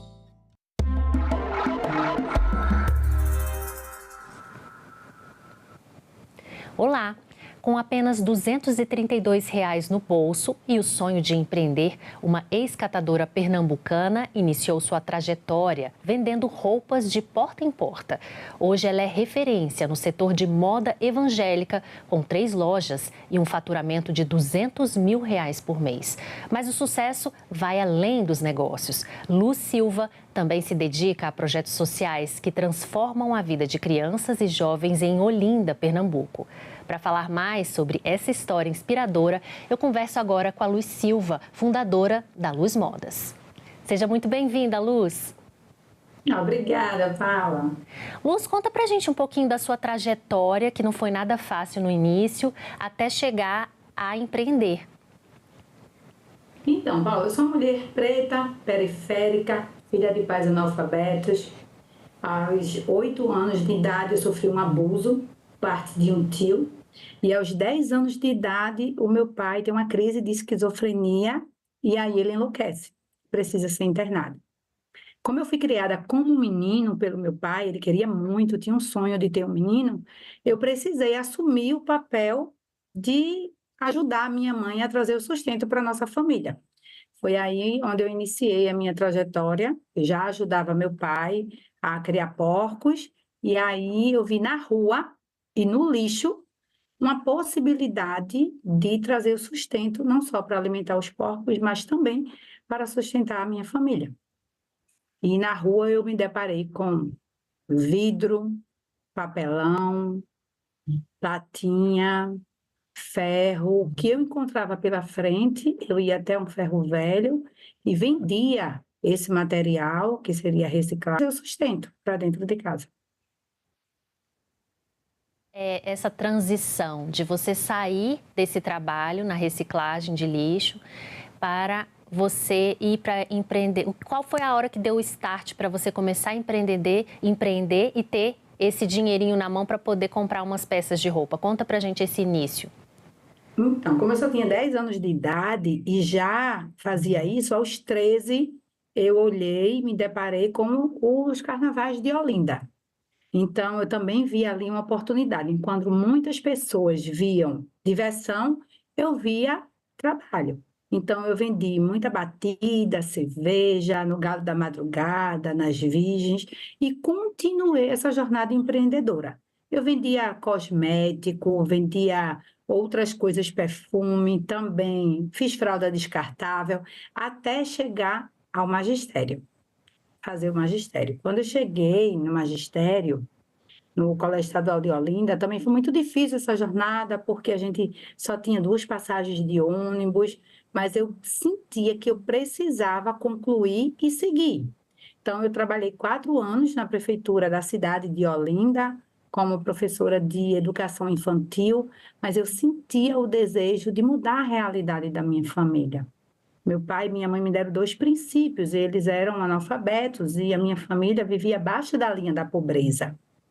Então, minha mãe sempre dizia estude, meu pai dizia trabalhe, e esses 2 princípios foram bastante para que eu despertasse esse olhar, não só para ter essa busca pelo conhecimento, mas também para mudar a minha realidade, o gostar de trabalhar desde pequena. Então, daí eu fui ser técnica em enfermagem. Eu fiz o curso técnico em enfermagem e fui trabalhar em hospitais, fazendo prova de função pulmonar, auxiliando em pequenas cirurgias dermatológicas, mas eu sentia, sabe, o gosto, o desejo pela transformação era maior dentro de mim. Então, eu fiz concurso para a Polícia Militar do Estado de Pernambuco e me tornei sargento da Polícia Militar, onde eu exerci a função por 14 anos. E daí, já na polícia, casada, com o nosso filho de apenas 2 anos, o meu marido fica doente. E ele era vigilante, perdeu a renda na época, como muitas mulheres precisam ter uma renda extra, eu me vi mais uma vez tendo que sustentar a minha família. E como fazer nesse momento? Foi daí, então, que eu peguei R$230, fui até um local, comprei 6 peças de roupa e comecei a vender de porta em porta, no fiado e sem maquineta. como é a realidade de muitas mulheres pretas, periféricas, sacoleiras e lojistas, porque hoje eu represento muito essas mulheres. Nós temos 12 mil sacoleiras cadastradas, são mais de 28 mil clientes no varejo. Então, a grande maioria talvez não acredite nem nessa transformação de que ela é capaz de fazer isso. Então, quando eu conto a minha história, é justamente para inspirar essas mulheres. Então, eu comecei a vender, sim, de porta em porta, no fiado, sem maquineta, e minha meta era vender uma peça por dia, porque ao longo do mês eu teria vendido 30 peças e com esse dinheiro eu conseguiria aí repor o que meu marido tinha perdido. Você falou que teve muitos problemas com relação a vender fiado, de porta em porta, alguns desafios muito complicados para quem começa essa trajetória de empreendedorismo. Como é que você superou esses desafios? Como é que você fazia para fazer essas vendas e dar certo para você continuar no mês seguinte tendo renda para comprar mais produtos e revender? Então, todo o início é muito difícil. Ninguém está dizendo aqui que é fácil. Então, eu comecei a vender e começou a faltar dinheiro, e a realidade de muitas mulheres. E aí eu comecei a colocar onde? O cartão de crédito. E foi virando uma bola de neve. Quanto mais eu comprava peças no cartão, em um dinheiro que aparecia, mais eu vendia. Até chegar um ponto de eu ter que fazer uma tomada de decisão. Então, com 5 ou 6 meses, eu já tinha mais de 8 mil reais vendendo de porta em porta no fiado, e eu não conseguia receber, eu não conseguia caminhar. Então, eu tomei uma decisão que nem todo mundo tem coragem de tomar, mas é preciso. Eu disse, eu não vou vender mais fiado. E decidi abrir a loja na sala da minha casa. Afinal de contas, não é todo mundo que tem dinheiro, e eu também não tinha dinheiro para alugar um espaço, colocar segurança na porta, meninas maquiadas. Então, eu fui até um ferro velho, comprei um provador enferrujado por R$5, 2 metros de tecido, 2 manequins usados e uma bancada de vidro. Peguei no cheque especial um valor maior e inaugurei a loja na sala da minha casa. Foi assim que eu fiz a transição de vender de porta em porta para começar na sala da minha casa. Mas o que é muito, assim, o que me surpreendeu e que eu não esperava, apesar de ter divulgado tanto em grupos de Facebook e ter trabalhado arduamente nessa inauguração, é que no dia não veio ninguém. Fria. Essa foi a verdade. Ninguém apareceu. E eu me desesperei. Eu disse, meu Deus, o que eu fiz da minha vida? Eu não tinha dinheiro. E aí eu disse, não, agora eu preciso voltar a vender de porta em porta. Então, ninguém cresce sozinho. Então, uma grande amiga, que hoje é minha gerente geral, ela disse, fica tranquila, eu fico aqui olhando a sua casa, a sua loja, e você vai vender de porta em porta. E aos poucos os clientes foram chegando, foram comprando, e eu fui encontrando outras mulheres que também sentiam o desejo de revender. A transição não foi fácil, mas é possível. Você foi passando por aquele caminho de dificuldade do início, né? Até para conseguir consolidar sua clientela e também mostrar que tinha um espaço, mostrar que era bom ter esse espaço para as pessoas poderem experimentar, ver todas as roupas com maior facilidade, mas com o tempo... Isso que você foi ganhando esses clientes com o tempo, né? Porque a sua clientela já estava muito sólida de porta em porta, né? Nos endereços. E aí você conseguiu, foi rapidamente, você criar uma outra loja, você inaugurar uma segunda loja, porque hoje você tem 3, não é isso? 3 estabelecimentos. Isso. Então, veja, o que é que acontece? Quando eu fui continuar vendendo de porta em porta, mas eu deixei o comércio, a minha sala aberta, a minha casa aberta, então é importante que hoje a maioria não vá de porta em porta, mas tem o virtual, tem os e-commerce, né, as plataformas de venda. Então, eu fui vender de porta em porta, deixei esse canal aberto e no percurso eu fui encontrando outras mulheres que também gostariam de revender. Elas queriam também vender para outras pessoas. E eu só vendia, então, no varejo. Então, ouvir o seu cliente é fundamental para que você entenda a dor do seu cliente, você entenda a necessidade dele. E foi isso que queriam, não só empreender, mas eu também encontrei mulheres que tinham dificuldade de encontrar peças evangélicas. Luiz, eu vou no shopping e eu não consigo encontrar vestidos, eu não consigo encontrar moda evangélica. E por que não fabricar alguns vestidos para essas mulheres? Então, eu comecei a criar parcerias, visitei outros estados.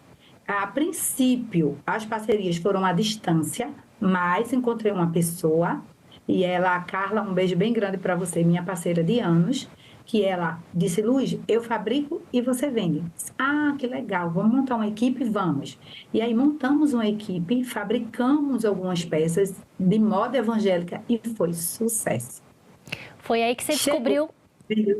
Foi aí que você descobriu o nicho que você tinha ali, né? É um espaço nas vendas que é a moda evangélica. Você se especializou mais nisso? As suas lojas hoje são direcionadas para a moda evangélica? Isso. À medida que nós fomos vendendo a moda evangélica para as pessoas, outras pessoas começaram a surgir e contar para a gente a dificuldade. E eu percebi que o público evangélico cresce muito, principalmente no Nordeste, são muitas igrejas. As pessoas querem estar todo domingo com uma roupa diferente, tem muitas festividades na igreja, são cultos, aniversários, apresentação de coral, e elas foram também trazendo para mim a necessidade de fardamento. Então, nós temos uma equipe, nós temos um produto que vende muito, que é fardamento para a igreja. Então, à medida que eu ia vendendo, eu ia conquistando novos clientes.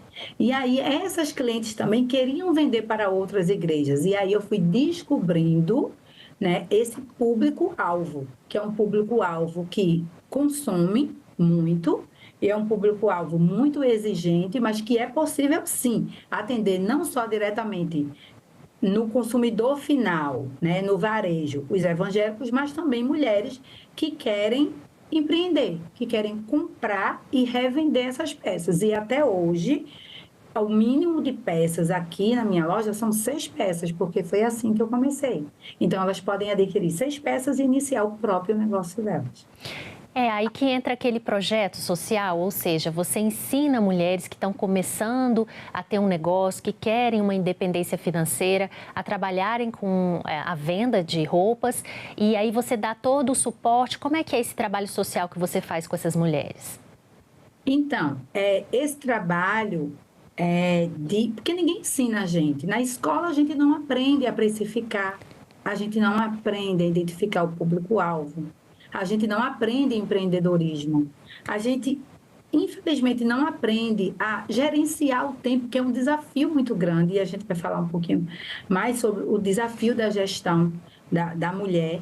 Então, a gente vai aprender isso na prática. A grande maioria, né? Então, eu tenho um canal, que é o Luiz Silva _mentoria, onde lá eu passo informações para essas mulheres, faço live de como fazer uma precificação correta, o que é um faturamento bruto, o que é um faturamento líquido. Muitas vezes elas acham que tudo que elas faturam é lucro. E o maior erro está na precificação. Como ajudar essas mulheres a desenvolver técnicas para negociar aquilo que está vendido no caderno do fiado e deixar de vender no fiado, porque existe uma forma de fazer. Então, lá, nesse canal, eu vou passando informações. Também tem outros infoprodutos, que é mentorias para empresárias, para sacoleiras também. E também ensino a como conduzir aí as vendas dentro de plataformas de venda. Você também tem um projeto social com crianças, né? Conta pra gente um pouquinho desse trabalho social que você faz com crianças.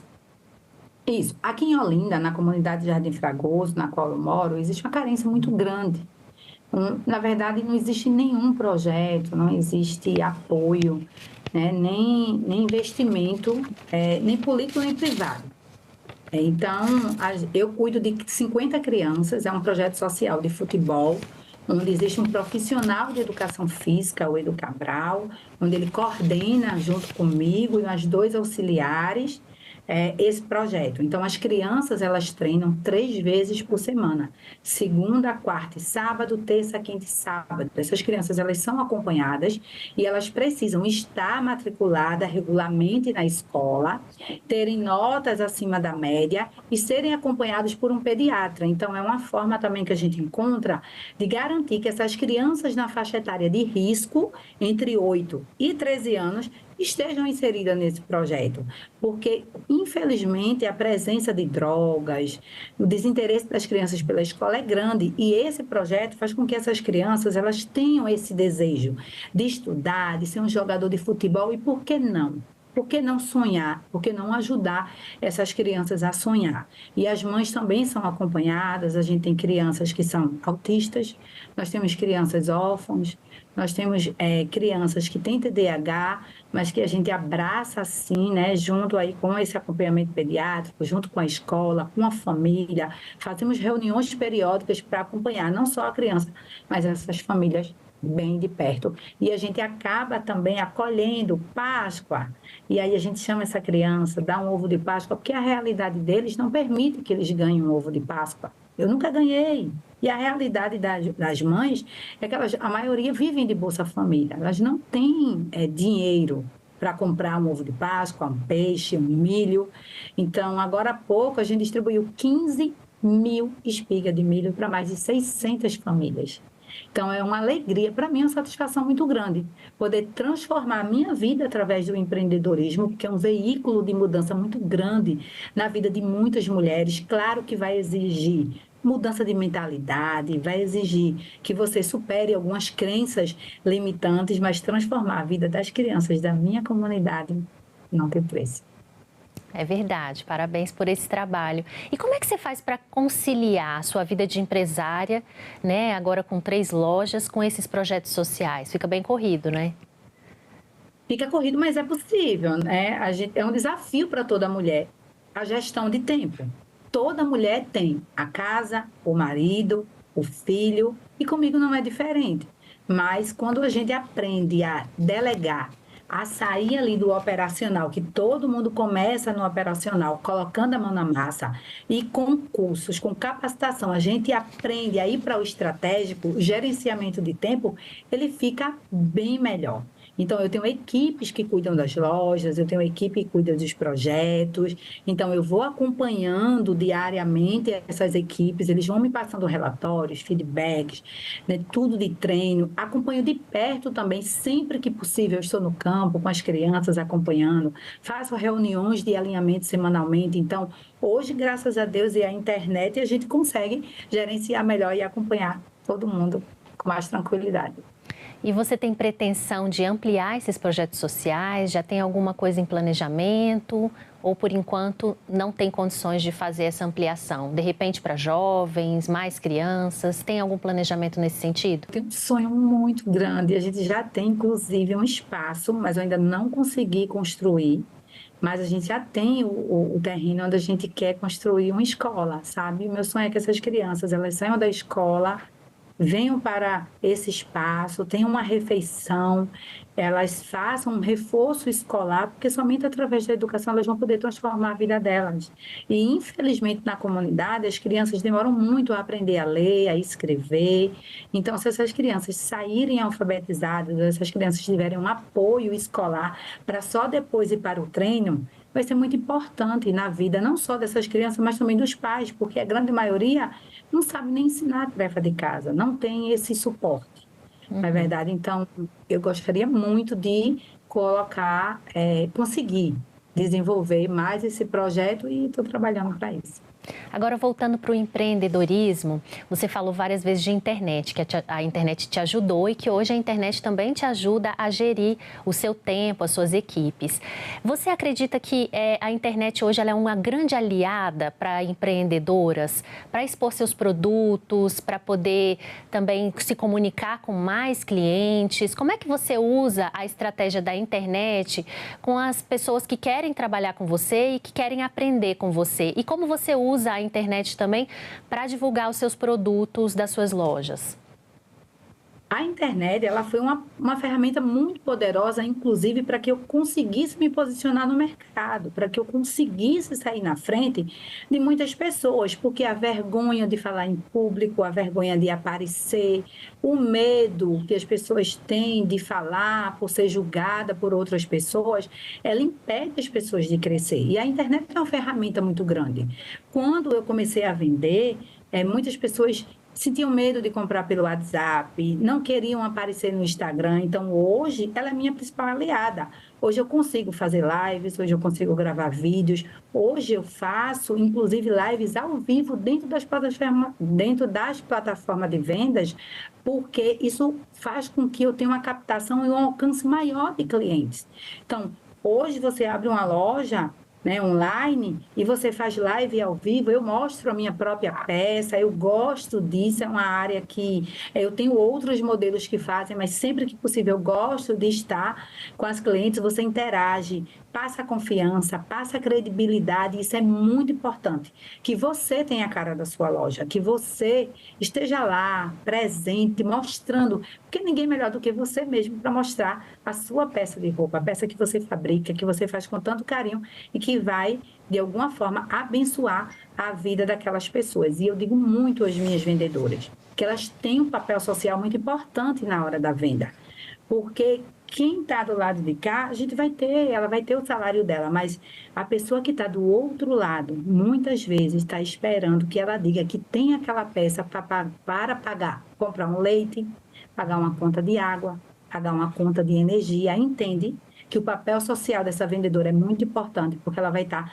auxiliando a pessoa que está do outro lado. E a gente não sabe a real condição daquela pessoa. Pode ser que seja o único dinheiro que ela tenha para começar a empreender. Luz, agora você falou de várias habilidades com a internet, mas o que você daria de sugestão para mulheres que estão começando a empreender, como habilidades que elas devem exercer e trabalhar para poder dar certo nos negócios que elas forem começar, iniciar? Paula, o que eu digo para as mulheres é: percam a vergonha. Percam a vergonha de aparecer, percam a vergonha de serem julgadas, né? Todos nós erramos, eu erro até hoje, as pessoas podem errar, mas o erro é bom porque você vai aprender com ele e comece a aparecer. Esteja não só no presencial, mas esteja no online. Hoje, quem não está no online não vai ser visto, vai estar invisível para o mundo. Então, você precisa abrir sua loja virtual, abrir seu Instagram, começar a vender, não só presencial, mas nas plataformas de venda, fazer live, fazer history, interagir com o seu público. Você vai estar aprendendo, você vai estar passando confiança, credibilidade. Então, é muito importante que hoje todo o comércio ele esteja também no virtual e não só no presencial. Então, as mulheres que hoje querem começar a empreender, elas precisam encarar isso como um desafio, e um desafio bom, né? Ninguém nasce sabendo, e no caminho você vai encontrar outras mulheres, e você já tem outras mulheres que você possa se inspirar, olhar e dizer, eu vou fazer. Então, estamos aqui para ajudar. Agora, para finalizar, quais os conselhos que você dá para essa mulher que está assistindo a gente agora, tem aquela vontade de empreender, tem o desejo, mas ainda não tem coragem e também tem medo de arriscar, de perder dinheiro, de não dar certo? O que você daria de conselho para essas mulheres para que elas tomem coragem e consigam uma independência financeira, às vezes tão sonhada por elas? Olha, Paula, se hoje eu estou aqui é porque as minhas ações falam mais que palavras. Então, faça. Faça de onde você está.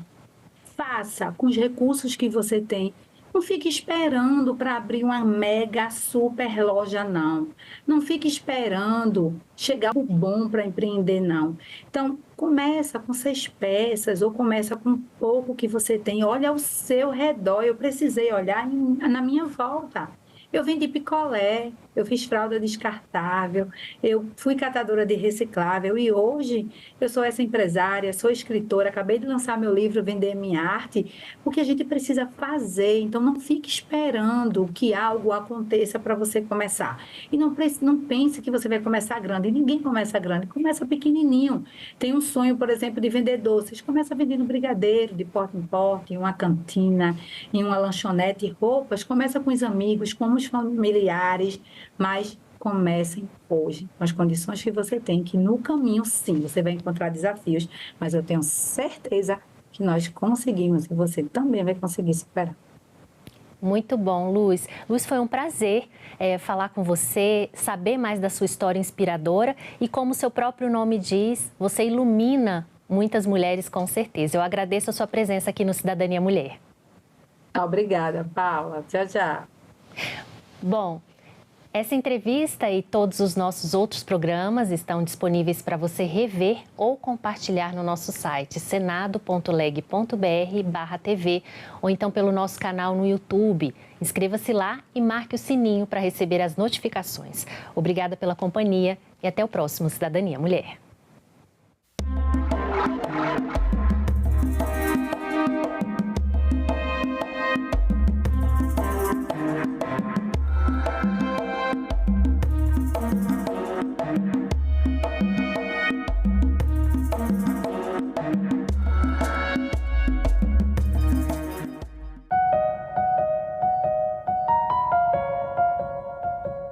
No orçamento brasileiro, para 2025, 92% das despesas são obrigatórias, restando apenas 8% em despesas discricionárias, que são aquelas em que há alguma decisão sobre onde e como investir, como gastar. Ao contrário das despesas obrigatórias, onde não há margem. Agenda Econômica. Hoje, 20h, aqui na TV Senado. 456 mil candidaturas foram registradas para as eleições municipais deste ano. Desse total, 301 mil candidatos são homens e 155 mil mulheres. Entre as candidaturas femininas, 80 mil são mulheres negras. Já entre os homens, são 159 mil os que se declaram negros.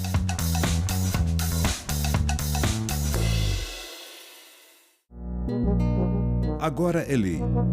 Empresas reconhecidas como promotoras de saúde mental vão ganhar um certificado concedido pelo governo federal. Para obter o título, as empresas interessadas devem prestar apoio psicológico e psiquiátrico aos trabalhadores, oferecer programas de promoção e avaliação psíquica e realizar treinamentos e campanhas de conscientização em saúde mental. O Senado votou, agora é lei. Você não reduz a criminalidade apenas com pena, elevando a pena. Senador, o seu projeto prevê o aumento do tempo de internação para 5 anos para os adolescentes em conflito com a lei. Um rapaz de 17 anos entra numa escola, efetuou vários disparos, matando várias pessoas. O máximo hoje que ele vai ficar internado são 3 anos. Salão Nobre, nesta quarta, 20h, aqui na TV Senado.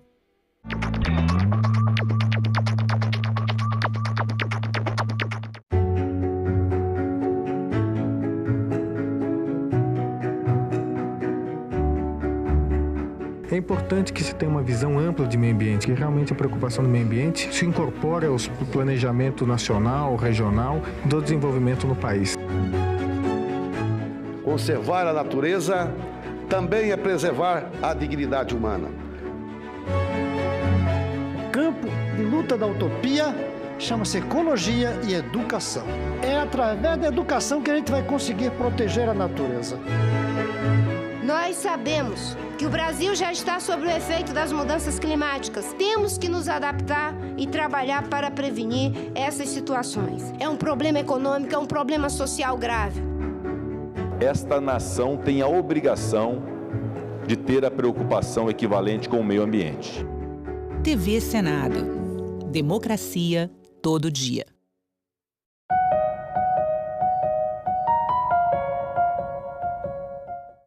O programa a seguir é livre para todos os públicos.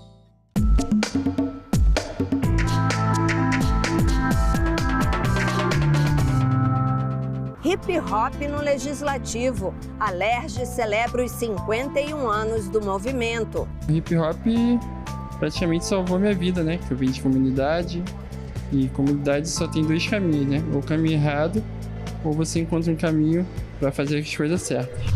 Câmara debate aumento das cotas para negros, indígenas e quilombolas em concursos públicos. Existem pessoas que nunca foram atendidas por um médico indígena, existem pessoas que nunca tiveram aula com professor negro, com professor indígena.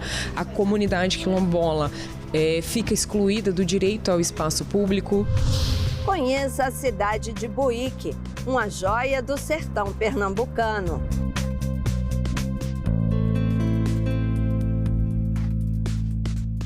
Oi, pessoal! Que tal saber o que parlamentos como este têm feito país afora?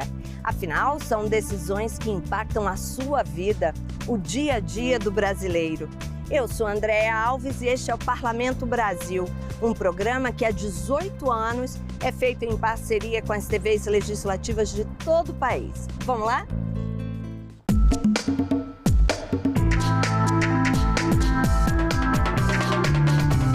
É muito bacana quando a sociedade se sente representada no parlamento. É poderoso. A galera do hip hop tem uma frente parlamentar que a representa na Assembleia Legislativa do Rio de Janeiro. É muito comum ouvir de quem participa do movimento que o hip hop salvou a vida da pessoa.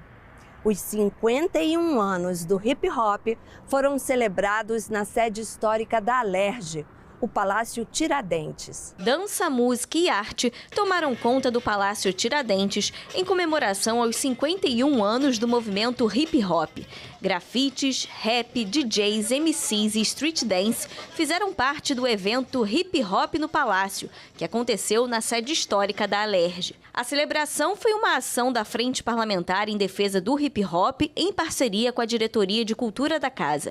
Para a deputada Dani Monteiro, que é autora de leis como a que cria o Programa Estadual do Hip Hop nas escolas e a que declarou as rodas culturais e batalhas de rima como patrimônio imaterial do Estado, promover encontros com grandes nomes da cena do hip hop na Casa do Povo é mais um incentivo ao movimento. A gente traz os 4 elementos físicos do hip hop e tudo isso é enlaçado pelo 5º e mais importante elemento, que é o conhecimento, que é essa comunidade produzindo e combinando junto uma mesma cultura, uma cultura de paz, uma cultura de comunhão, uma cultura de afetividade.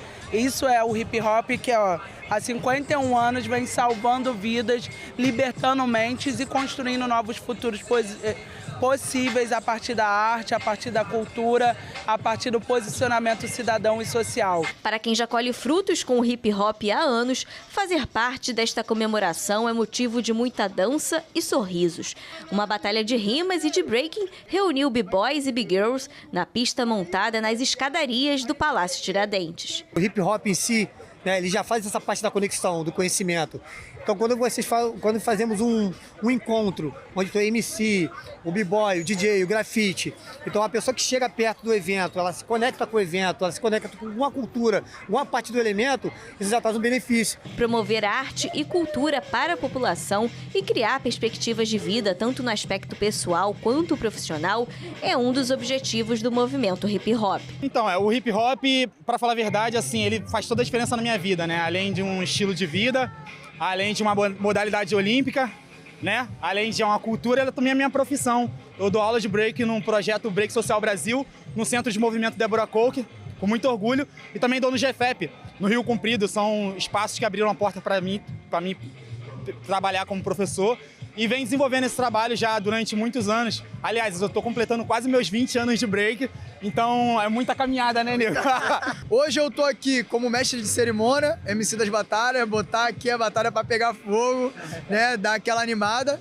E a importância do hip hop para mim é que salvou a minha vida, né, me deu perspectiva, me fez enxergar a vida e o mundo por uma outra ótica, né? Além do que a gente está acostumado a ver na rua. Além do encontro ao ar livre, Os amantes do hip hop também participaram da abertura da exposição de grafite dentro do Palácio Tiradentes. São trabalhos de 10 artistas que contam suas experiências pessoais através da arte. Mano Beiço tem distrofia muscular de Steinert e tem a arte como amuleto de desenvolvimento e esperança. Ele pintou o quadro Katrina, inspirado na cultura mexicana. O hip hop praticamente salvou minha vida, né? Que eu vim de comunidade. E comunidade só tem 2 caminhos, né? Ou o caminho errado, ou você encontra um caminho para fazer as coisas certas. E ele me levou pro caminho de fazer as coisas certas. Hip hop no palácio! Brota! Vem, família, vem! A emergência climática é o assunto do momento e também do futuro. No Distrito Federal, futuros adultos, estudantes que foram deputados distritais por um dia, debateram a crise do meio ambiente e apresentaram projetos de lei. Veja o que foi notícia nas casas legislativas do país.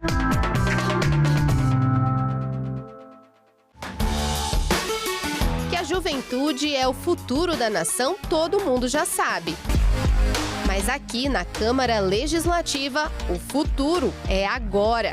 Por isso, lá estão eles, os jovens, tomando conta da mesa diretora e da tribuna da Casa Legislativa.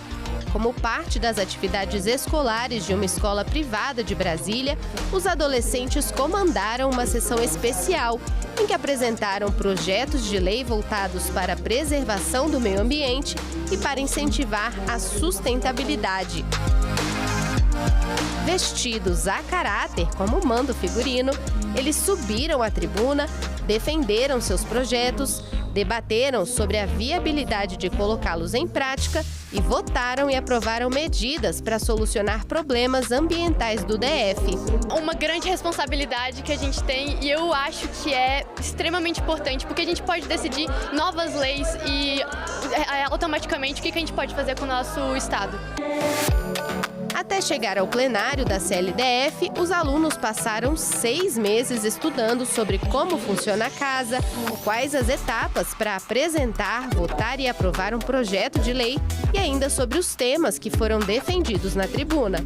Trazer para cá é mostrar para eles que eles impactam, né? Que eles podem mudar o mundo.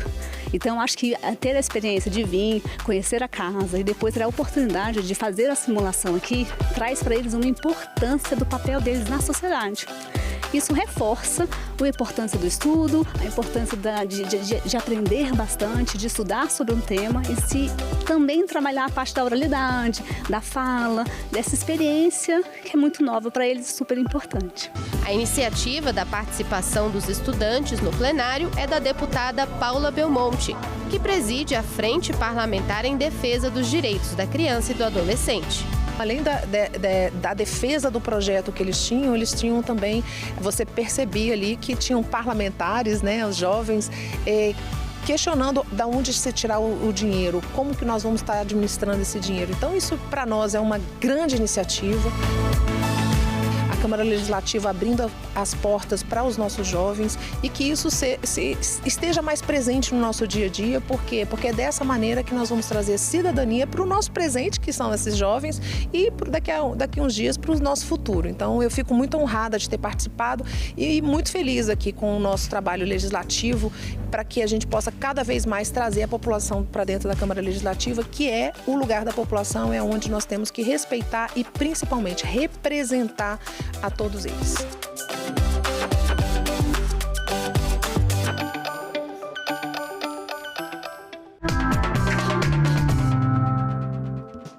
Levar o animal de estimação no pet shop ou no veterinário são atividades rotineiras da vida de quem é tutor de pet. E para garantir ainda mais segurança a estes animais e também tranquilidade aos tutores, a Casa Legislativa aprovou um projeto de lei que prevê obrigatoriedade de instalação e manutenção de circuito fechado de câmeras em estabelecimentos comerciais que prestam atendimentos aos animais domésticos aqui em Roraima. A proposta foi apresentada pelo deputado Chico Mozart. O parlamentar explicou que a medida é uma forma de garantir mais segurança e tranquilidade aos tutores que optam pelos serviços destes estabelecimentos comerciais. Assim como é feito em várias creches do nosso município, Nós fizemos esse projeto de lei visando que aquelas pessoas que levam seu pet para uma clínica, ele seja observado, porque existem casos de animais que vão para uma clínica, muitas vezes para um banho, uma tosa, e eles morrem. Então a gente pede que os colegas se sensibilizem e possam fazer esse gesto de atenção às pessoas. Antes mesmo do projeto de lei ser aprovado no Parlamento Estadual, esta clínica veterinária já adotava o sistema de monitoramento. A medida é uma forma de garantir que os serviços prestados serão de qualidade, sempre respeitando o animal. A gente vê com bons olhos essa aprovação dessa lei. Por quê? Ela dá um respaldo, de um modo geral, tanto para o tutor, que tem confiança em deixar, digamos que porventura tenha acontecido alguma fatalidade. E aí nós temos como provar que às vezes é o cão, nem sempre, às vezes é o tosador. Às vezes o cão, por algum descuido, o cão muito danado, o cão brinca muito, salta muito. Às vezes ele pode ter uma tendência a se machucar. E com o auxílio da câmera, além do monitoramento, onde a gente pode estar em outra sala monitorando as clínicas, toda a clínica, de um modo geral, principalmente a parte de banho e tosa, que requer um pouco de mais atenção, a gente pode mostrar para o tutor, em alguma dúvida, em alguma coisa, aquelas imagens. Com a aprovação da matéria, agora o médico veterinário André Nascimento pretende ampliar o circuito de câmeras nas salas de cirurgia e de pós-operatório. Dentro do limite permitido pelos próprios conselhos, no caso o Conselho Regional de Medicina Veterinária aqui, a gente não pode, dentro de um centro cirúrgico, expor algumas imagens, Mas a gente pode sim mostrar algumas coisas, a preparação, o antes como é que é, o depois da cirurgia. E no pós-cirúrgico, a gente quer colocar no futuro bem próximo uma câmera lá para que os tutores acompanhem desde a saída do centro cirúrgico até nós entregarmos de volta depois da cirurgia.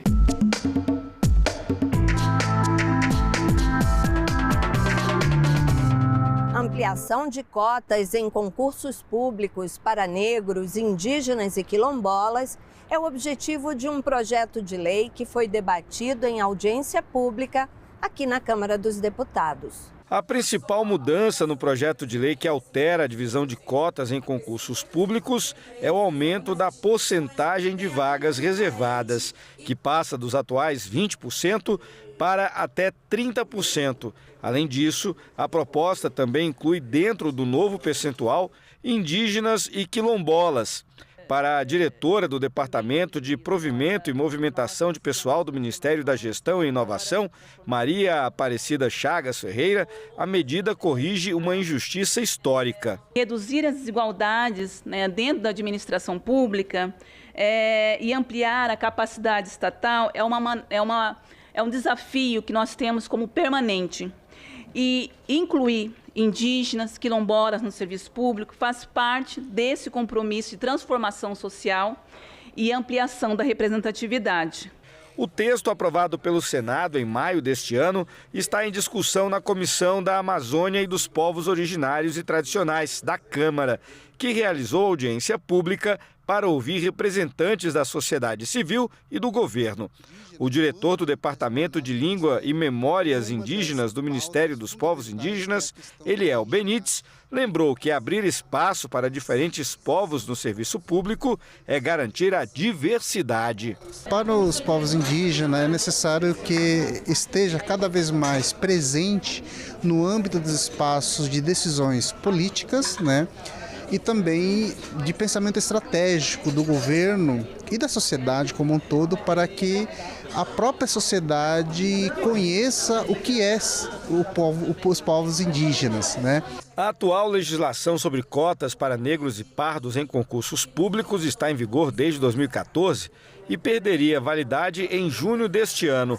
Porém, uma decisão do Supremo Tribunal Federal prorrogou a lei até que o Congresso conclua a discussão sobre a nova regra.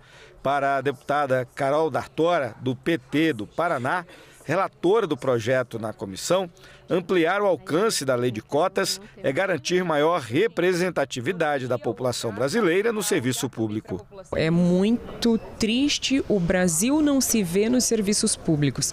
Existem pessoas que nunca foram atendidas por um médico indígena, existem pessoas que nunca tiveram aula com professor negro, com professor indígena, a comunidade quilombola fica excluída do direito ao espaço público.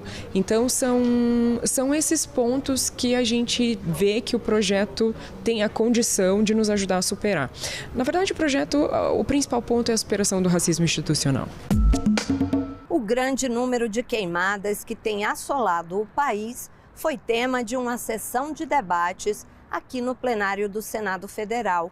Especialistas cobram mais recursos para órgãos ambientais. Mais de 203 mil focos de incêndio foram registrados até agora no Brasil, mais que o dobro do ano passado. Segundo dados do INPE, o estado mais atingido é o de Mato Grosso, com quase 45 mil focos, seguido pelo Pará, com 35.570, e pelo Amazonas, onde foram registrados 21.612 incêndios este ano. Os impactos desses números alarmantes foram discutidos por senadores, autoridades e especialistas durante a sessão de debates no plenário do Senado.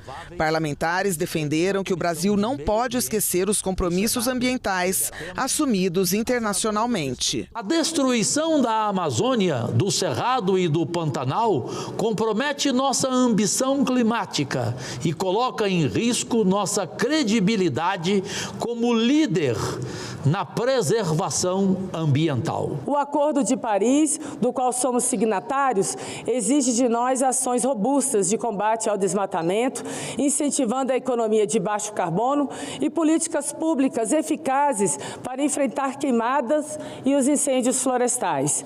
O presidente do IBAMA afirmou que a legislação atual é insuficiente e que as causas dos incêndios variam de acordo com as regiões do país. O que a gente tem percebido no Centro-Sul, muito ato criminoso de vandalismo, de tentativa de destruir patrimônio público ou privado. E em algumas regiões, notadamente no sul da Amazônia, no Arco do Desmatamento, na região do Mato Piba, a utilização do fogo ainda como prática para abertura de novas fronteiras. O tratamento da legislação para essa temática precisa avançar, não apenas para a questão dos incêndios florestais, mas para o crime de grilagem, para o crime de desmatamento, enfim, situações que estão, obviamente, conexas. É uma força-tarefa que abrange punição, prevenção, planejamento e educação, principalmente de todos nós brasileiros, que se começa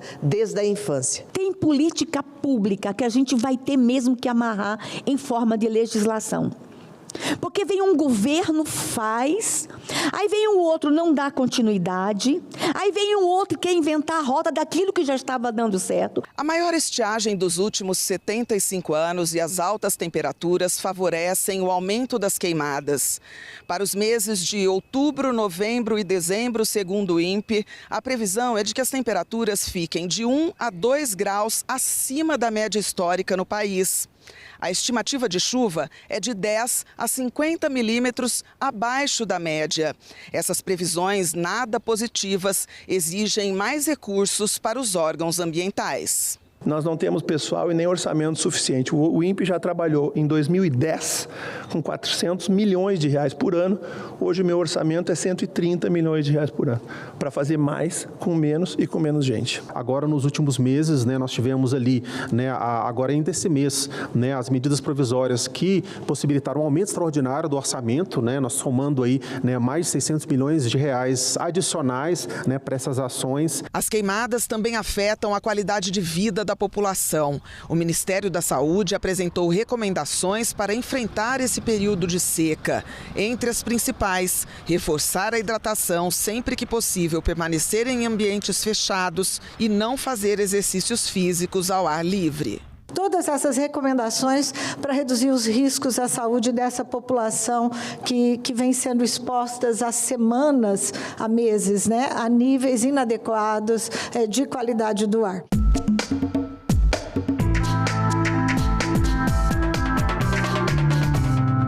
Pernambuco tem lugares incríveis para visitar. Você vai conhecer agora a cidade de Buíque, uma joia do sertão pernambucano. Com vários significados de origem indígena para seu nome, como Sal da Terra e Terra de Cobras, a cidade de Buíque é localizada a 282 quilômetros do Recife, no sertão pernambucano. Região integrante do Planalto da Borborema, o município é composto por 4 distritos, sendo o mais famoso deles o Vale do Catimbau, considerado o segundo maior parque arqueológico do Brasil, perdendo apenas para a Serra da Capivara, no Piauí. O Vale do Catimbau abriga pinturas rupestres datadas entre 8 e 10 mil anos, reforçando a ancestralidade do território e movimentando a economia local através do turismo. A resistência ancestral também se dá pela presença indígena do povo Capinauá, que luta pela demarcação de suas terras e manutenção da sua identidade. Outra curiosidade é que, apesar do bioma predominante ser a caatinga e ter um solo demasiadamente seco, na área da serra há um grande aquífero de água potável que abastece toda a região. O artesanato de Buíque ganhou fama nacional com o trabalho do mestre Zé Bezerra, que encabeçou a cultura do entalhe de madeira, adotada por diversos artesãos e famílias na região do sítio Igrejinha, na zona rural do Vale do Catimbau. Resgatando troncos e galhos, Zé Bezerra mudou a maneira de criar arte e gerou uma nova fonte de cultura e renda para Buíque. Hoje existem iniciativas que incentivam a produção artística, como o Espaço Municipal de Artes de Buíque e ateliês como o do mestre Luiz Benício. O artesanato se incluiu no meio das trilhas do Catimbau como um novo complemento de arte na história do local. Linda, né? Olha, o vídeo que você acabou de ver é parte do programa Pé na Estrada da TV Alep. Bom, você fica agora com os visitantes do Congresso Nacional. Sabia que são mais de 3 mil todas as semanas? A visitação é super bacana, viu? E você sabe que se quiser rever este ou qualquer outro programa da TV Senado, tem tudo na internet, no site da TV ou no YouTube. Até semana que vem, pessoal. Tchau! Eu acho que fundamental, quando a gente vem a Brasília, é conhecer todo esse circuito do poder, né? Que a gente veio aqui, visitou a Câmara, o Senado. Foi uma visita muito interessante. A gente pôde conhecer toda a parte interna, todo o prédio, conhecemos o plenário, vimos muitas obras de artes, o que para mim foi um tanto surpreendente, porque a gente imagina que aqui é só o prédio, sem vida, que é só política, né? Mas aqui tem muita cultura e foi muito interessante fazer essa visita.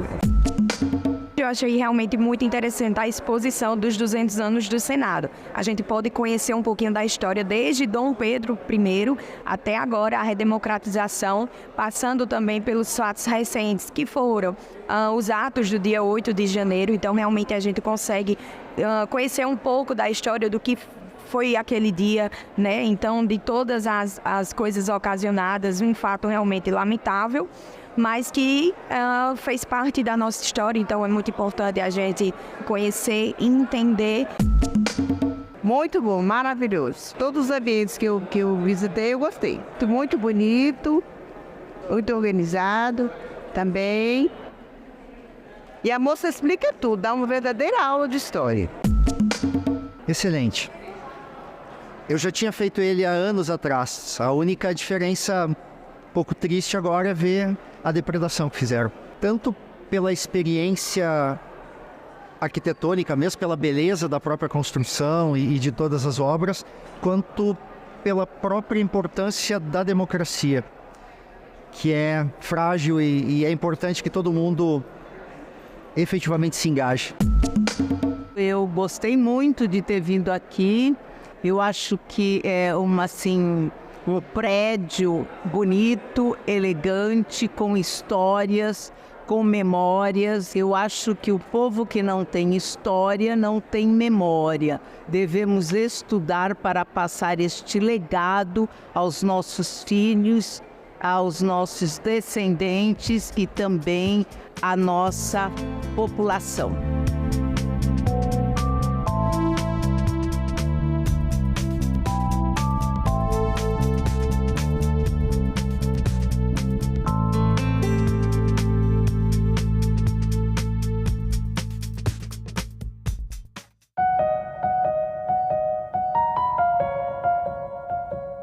No orçamento brasileiro, para 2025, 92% das despesas são obrigatórias, restando apenas 8% em despesas discricionárias, que são aquelas em que há alguma decisão sobre onde e como investir, como gastar.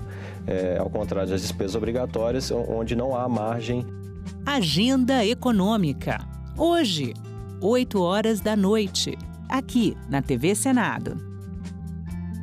João está escolhendo o vereador ou a vereadora em que vai votar. João sabe que as decisões dos vereadores podem transformar a cidade onde mora. São eles que aprovam as leis e fiscalizam se a prefeitura está gastando o dinheiro dos impostos corretamente. Os vereadores devem ouvir as necessidades da população e levar sugestões à prefeitura que ajudem a melhorar a escola das crianças, o sistema de transporte, o atendimento nos postos de saúde ou até mesmo a coleta do lixo da sua rua. João sabe que o voto afeta diretamente a sua vida. Vote com responsabilidade. Eu sou o filho mais novo de uma família de 3 irmãos. Bom dia, a gente vai trabalhar muito hoje. Minha mãe me teve aos 42 anos. Meu pai foi deputado estadual, era um comerciante, mas depois foi sequelado por um problema de saúde, um AVC. Portanto, ela foi o carro-chefe da nossa família. E eu digo com muita humildade, mas com muito reconhecimento, que ela nos fez gente. Esse nosso espaço aqui de trabalho, ele tem uma presença pernambucana muito grande. Nós temos aqui, por exemplo, a manta do Caboclo de Lança. Isso me foi presenteado pelo prefeito de Nazaré da Mata. Pernambuco é cultura, transpira cultura. Ele fazia da política um espaço de fala, um espaço... Eu estava convivendo desde o início no bastidor da política. Até que o José Jorge, ele é chamado mais adiante para voltar a ser secretário de Educação. Trabalhei 2 anos com ele. O tempo passou. O governador eleito, com quem eu não tinha muita aproximação, me convidou para eu ser o secretário dele da área de infraestrutura. Até que meu ex-governador, que me convidou a passar 8 anos seguidos numa área imensa do governo dele, me chamou e me convidou para ser o seu primeiro suplente. Prometo guardar a Constituição Federal e sustentar a união, a integridade e a independência do Brasil. Ele me convida, ele diz, olha, quando eu lhe chamei tinha uma razão de ser. Eu vou me aposentar e quero que você assuma, você está preparado para assumir o mandato de senador da República. É com esse espírito que chego a esta casa, firme nas convicções. Eu fui colocado aqui em áreas que eu conheço. Comissão de Assuntos Econômicos, Comissão de Relações Exteriores e Defesa Nacional, Comissão de Assuntos Sociais, Comissão de Ciência e Tecnologia. E eu tenho muita gratidão aos meus colegas de Senado e de bancada do MDB. Essa é a minha história, que está pela metade, se Deus quiser, porque eu ainda vou viver muito. Hackers, espiões, o mundo virtual em perigo. Quem vai cuidar da nossa segurança digital? Ou você me paga aí 2 milhões de reais ou eu vou deletar o seu banco de dados. Afetam não apenas a segurança nacional, mas também a estabilidade econômica e a privacidade individual. A gente tem hoje um déficit de 500 mil pessoas capacitadas em tecnologia. Em discussão, nesta quinta, 8 horas da noite, aqui na TV Senado.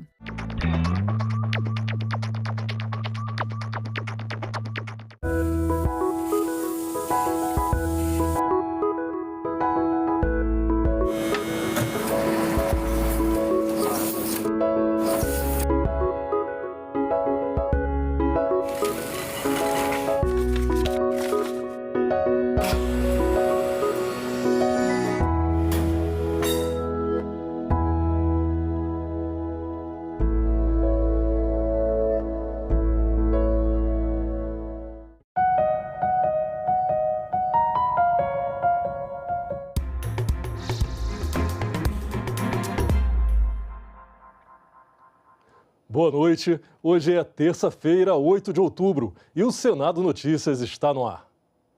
A indicação de Gabriel Galípolo para a presidência do Banco Central foi aprovada hoje no plenário do Senado. Ele assume o cargo em 1º de janeiro de 2025 e fica 4 anos, até o fim de 2028.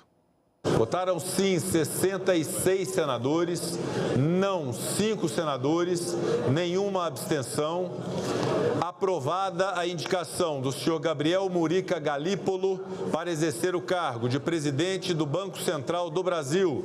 Será feita a devida comunicação à presidência da República. Nossos cumprimentos e votos de muito sucesso ao doutor Gabriel Galípolo, que será o próximo presidente do Banco Central do Brasil. Pela manhã, Galípolo foi sabatinado pelos senadores da Comissão de Assuntos Econômicos, onde foi aprovado por unanimidade. Ele disse que vai ter liberdade para tomar as decisões necessárias ao controle da inflação.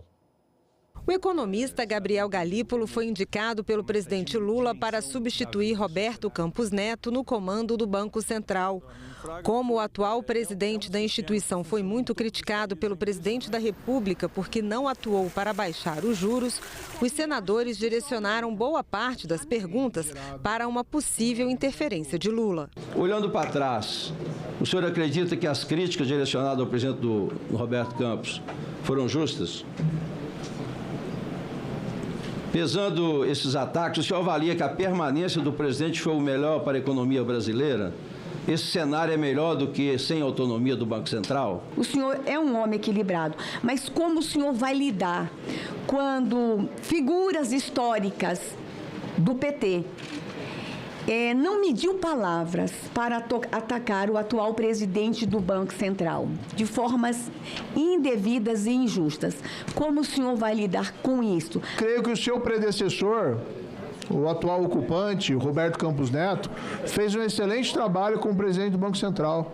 Técnico, inovador, e manteve a firmeza mesmo diante de ataques vis que foram formulados por este governo federal. Toda vez que me foi concedida a oportunidade de encontrar o presidente Lula, eu escutei de forma enfática e clara a garantia da liberdade na tomada de decisões e que o desempenho da função deve ser orientado exclusivamente pelo compromisso com o povo brasileiro. Quanto à questão das críticas ao Roberto ou de alguma questão com o próprio presidente Lula, eu sei que eu gerei uma grande, eu sinto que eu gerei uma grande frustração, talvez na expectativa que existia de que ao entrar no Banco Central fosse começar um grande reality show com grandes disputas e brigas ali dentro. Isso infelizmente eu tenho uma informação chata para dar para todos. Assim, a minha relação com o presidente é a melhor possível, o presidente Lula e com o presidente Roberto. É a melhor possível, sempre fui muito bem tratado pelos dois, eu não consigo fazer qualquer queixa a nenhum deles. Galípolo, que é atual presidente de política monetária do BC, relembrou sua trajetória de 25 anos na área econômica com a passagem pelo Ministério da Fazenda ao lado de Fernando Haddad. Ele ressaltou que é uma enorme honra e responsabilidade ser indicado para a presidência do Banco Central e assumiu 2 compromissos com os senadores. Meu compromisso com o mandato estabelecido pelo arcabouço institucional e legal para a autoridade monetária brasileira.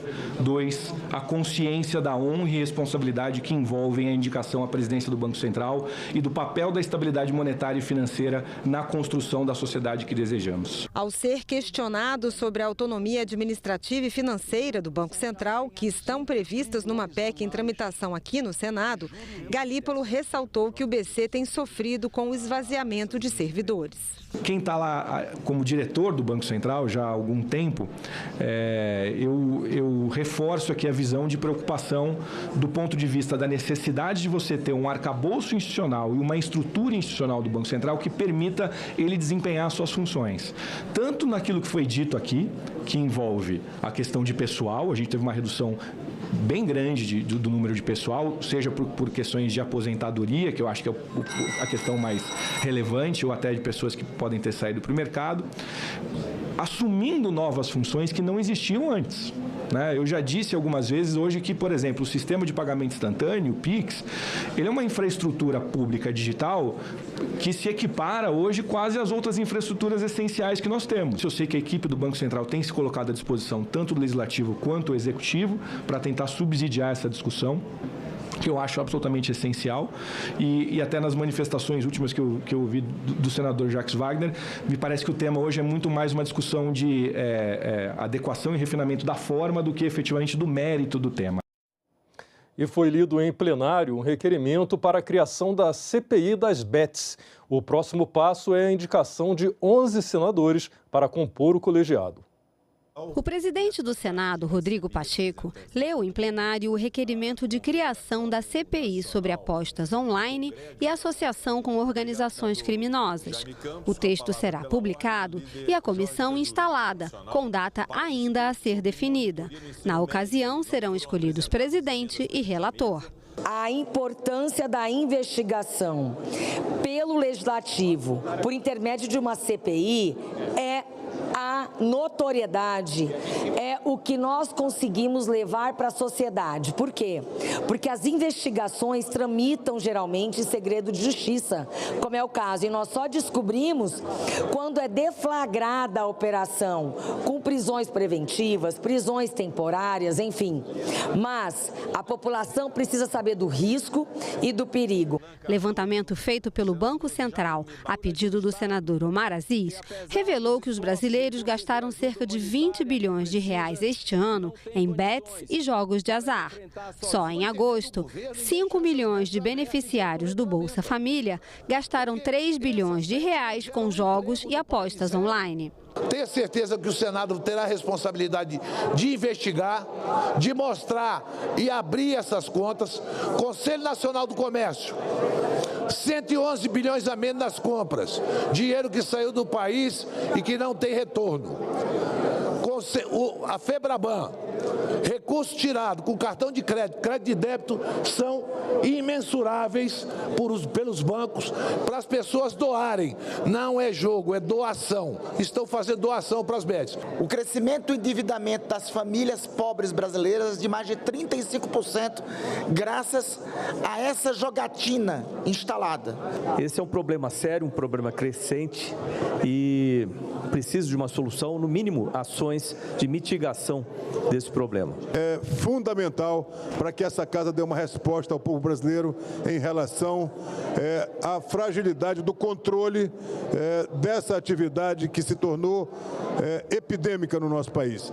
Também foi aprovada a previsão de que atividades de monitoria no ensino médio sejam reguladas por normas dos sistemas de ensino. A proposta foi apresentada por estudantes do programa Jovem Senador. O texto segue para análise da Câmara dos Deputados. E ainda foi aprovado em plenário o projeto que institui o Outubrinho Rosa, a ser realizado no mês de outubro. Senadores ainda concederam o título de Capital Nacional dos Atiradores ao município de Jaraguá do Sul, em Santa Catarina. Requerimentos para a realização de sessão especial para celebrar o Outubro Rosa e os 35 anos da Convenção sobre os Direitos da Criança também foram aprovados. Foram ainda autorizados empréstimos para o estado da Bahia. São 300 milhões de dólares para financiar um projeto viário e o projeto de fortalecimento do SUS no estado. Durante a sessão plenária de hoje, o presidente do Senado, Rodrigo Pacheco, cumprimentou candidatos que concorreram nas eleições municipais de domingo. Ele também destacou a condução do pleito pela Justiça Eleitoral. A todos os partidos políticos, candidatos a prefeitos, vice-prefeitos, vereadores, prefeitas, vice-prefeitas, vereadoras de todo o Brasil, que no último domingo disputaram as eleições, ora se elegendo, ora não, isso faz parte da democracia, mas uma saudação muito especial a todos que participaram do processo eleitoral e um registro também muito elogioso à condução da Justiça Eleitoral brasileira, em especial o Tribunal Superior Eleitoral, sob a batuta da ministra do Supremo Tribunal Federal, Carmen Lúcia. Os nossos reconhecimentos pela condução do processo eleitoral mais eficiente possível. O ataque terrorista do grupo Hamas a Israel completou um ano ontem. Também durante a sessão de hoje, Rodrigo Pacheco relembrou a data e fez um pedido de paz na região. Ainda persistem cerca de 100 reféns desde o dia 7 de outubro do ano passado, e o que esta presidência deve fazer como registro é um registro de lembrança desse um ano em que se completa esse ataque, e ainda gera consequências muito severas e muito graves, sobretudo as vidas dessas famílias. Tem pessoas como reféns desde então. Portanto, absolutamente sem aferir razão em guerra entre nações e entre povos, mas esse ponto e esse episódio específico não pode ser esquecido do dia 7 de outubro de 2023. Por isso, esse registro importante, que é um registro pela vida, um registro pela paz, um registro pela tolerância, com toda a nossa expectativa, desejo e esperança de que a paz possa reinar naquela localidade, no Oriente Médio, entre povos que nesse instante divergem a partir desse ataque do dia 7 de outubro. Amanhã, o plenário do Senado pode votar alterações na lei da ficha limpa. O texto que está na pauta do plenário prevê mudanças nas regras de inelegibilidade no caso de condenações. O plenário do Senado deve retomar nesta quarta-feira a análise do projeto que muda a lei da ficha limpa. O texto fixa em 8 anos o período em que um político fica impedido de se candidatar, contado a partir da data da condenação, e limita em 12 anos o período de inelegibilidade em caso de uma nova condenação. O senador Eduardo Braga foi confirmado oficialmente hoje como relator do projeto da regulamentação da primeira parte da reforma tributária na Comissão de Constituição e Justiça. Ele disse que vai apresentar o plano de trabalho na semana que vem, dia 16. O governo retirou o pedido de urgência desse projeto, o PLP 68 de 2024, destrancando a pauta do Senado. Mas a tramitação especial, com votação em plenário logo depois da CCJ, por enquanto está mantida. A proposta de regulamentação da reforma tributária em tramitação no Senado já recebeu mais de 1.300 emendas. A reforma prevê a substituição de 5 tributos por 3. O IBS, Imposto sobre Bens e Serviços, a CBS, Contribuição sobre Bens e Serviços, e o Imposto Seletivo. Esse é o primeiro projeto de regulamentação da reforma em tramitação aqui no Senado. Traz uma longa lista de exceções e alíquotas especiais, que foi debatida em audiências públicas na Comissão de Assuntos Econômicos. Alguns pontos de destaque da reforma tributária. Cesta básica. A lei complementar vai definir a lista de produtos que terão alíquota zero. Remédios para doenças graves como câncer devem ter alíquota zero. Medicamentos e produtos de cuidados básicos à saúde menstrual terão desconto de 60% no imposto. Combustíveis e lubrificantes terão tratamento diferenciado. A cobrança será monofásica, quer dizer, em uma única etapa da cadeia produtiva.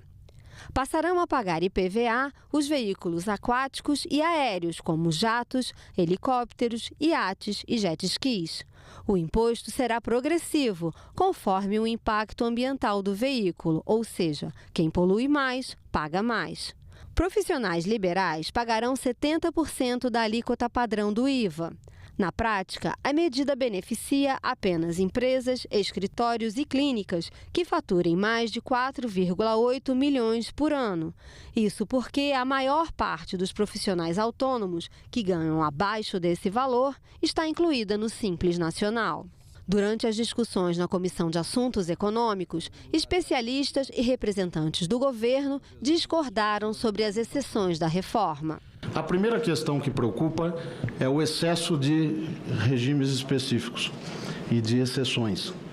A alíquota geral estimada nas nossas contas lá na Warren, ela chega a 33%.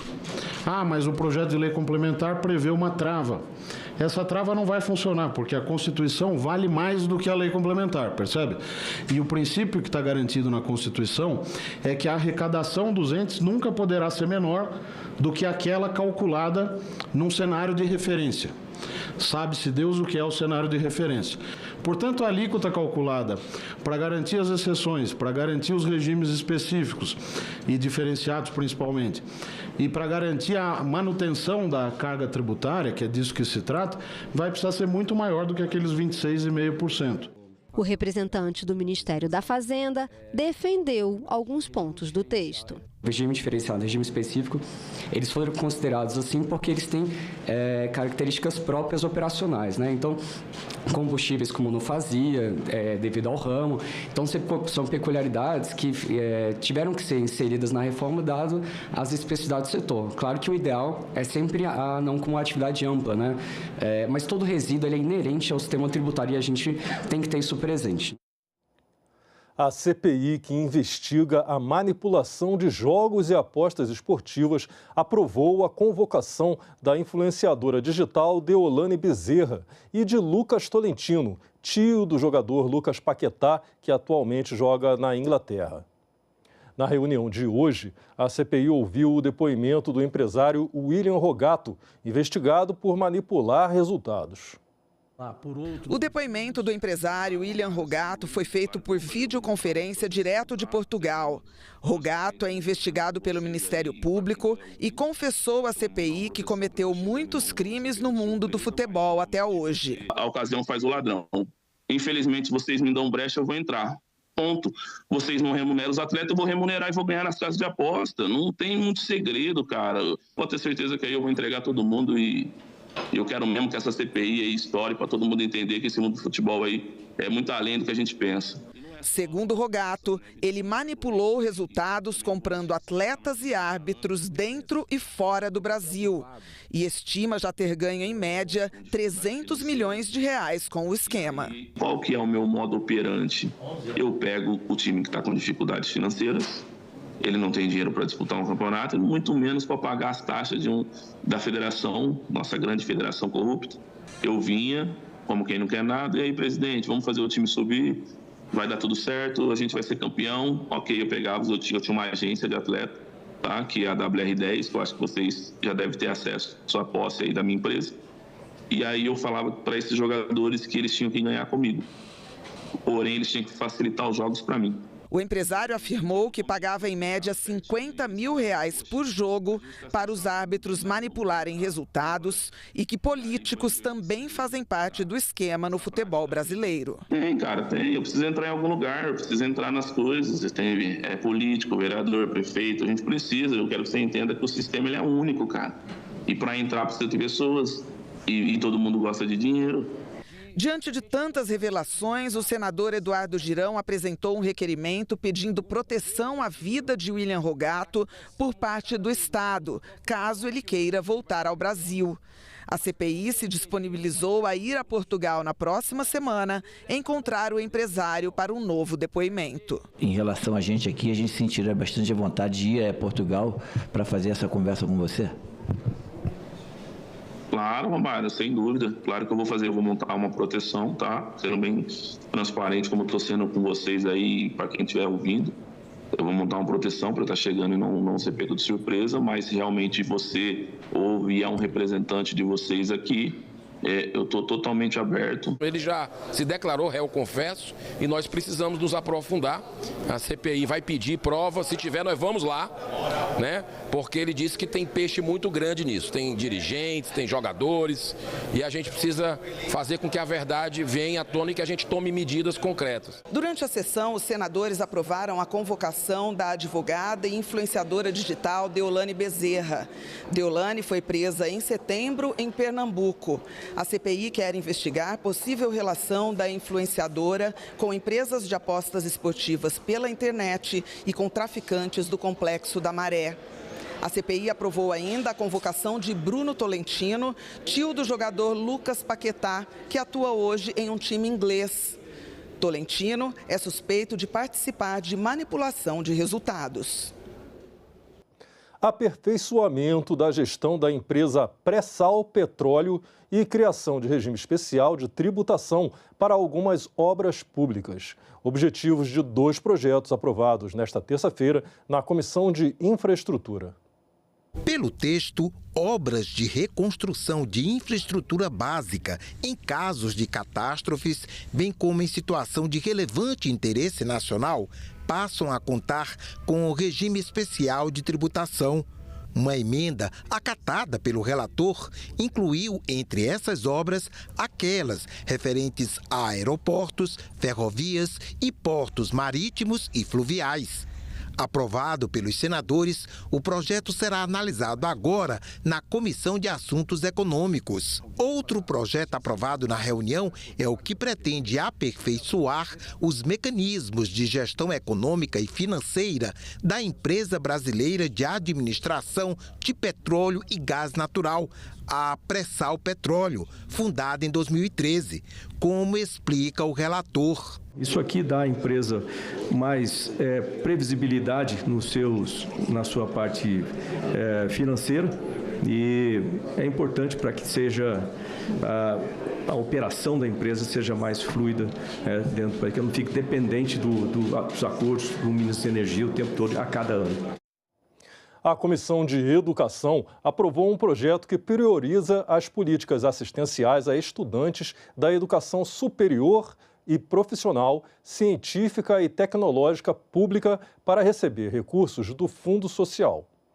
E as festas populares de Reisado, Lambe-Sujos e Caboclinhos foram reconhecidas como manifestação da cultura nacional. Se não houver pedido para votação em plenário, os projetos seguem para a Câmara dos Deputados. A Festa Popular do Reisado celebra a história dos Reis Magos com música, dança, teatro e religiosidade em diversas regiões durante o período natalino.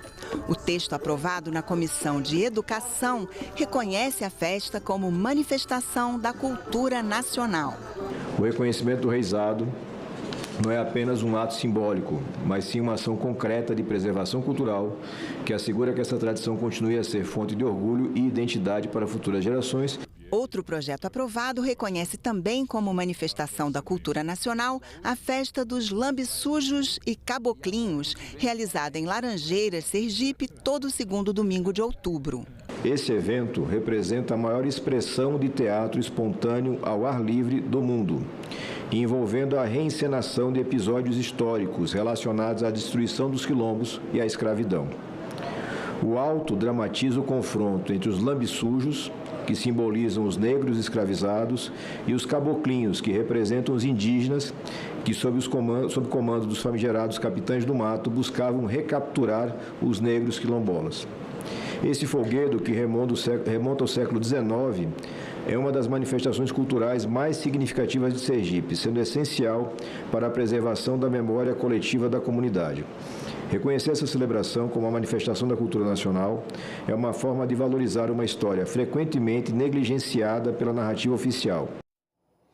Estudantes, profissionais da educação e funcionários das escolas públicas e privadas de todo o país devem ganhar treinamento para a prevenção e resposta contra ataques violentos. O projeto nesse sentido foi aprovado na Comissão de Segurança Pública do Senado. A segurança de estudantes no ambiente escolar vem sendo objeto de preocupação de pais, educadores e autoridades do país. Os episódios de violência são uma realidade e as medidas até agora adotadas não têm se mostrado efetivas. Por esse motivo, o senador Beto Martins apresentou um projeto na Comissão de Segurança Pública com o objetivo de implantar um treinamento obrigatório de toda a comunidade escolar com vistas a prevenir e reagir a esses acontecimentos. Esse projeto visa, sim, o conceito de prevenção, porque nós tivemos em Santa Catarina recentemente uma catástrofe que foi a morte de 4 crianças, por conta da ação de um psicopata. E várias ações foram tomadas, como Brasil afora está se fazendo, de colocar um policial na entrada de cada escola. Mas nós sabemos que essas pessoas, especialmente esses tipos de psicopatas, eles enganam muito bem. Então não será um policial na porta da escola que vai assegurar a segurança das crianças. Esse psicopata vai entrar na escola e está sujeito até a cumprimentar e abraçar o policial que está na porta. E é muito importante que professores, funcionários e as próprias crianças estejam preparadas para uma situação como essa. O artigo 1º dispõe que os estabelecimentos de ensino de educação básica deverão realizar treinamentos regulares com vistas a promover segurança nas escolas, abordando prevenção e resposta a ataques violentos dentro das instituições. O relatório favorável do senador Espiridião Amin foi aprovado pela comissão e o projeto segue para a decisão terminativa da Comissão de Educação. Foi aberta hoje a 3ª edição do Festival de Cinema Acessível Kids. O festival é uma parceria da organização Mais Criança com o Núcleo de Coordenação de Ações Socioambientais do Senado. É um projeto de inclusão educacional voltado para crianças com deficiência visual, auditiva, intelectual ou cognitiva e também população de baixa renda.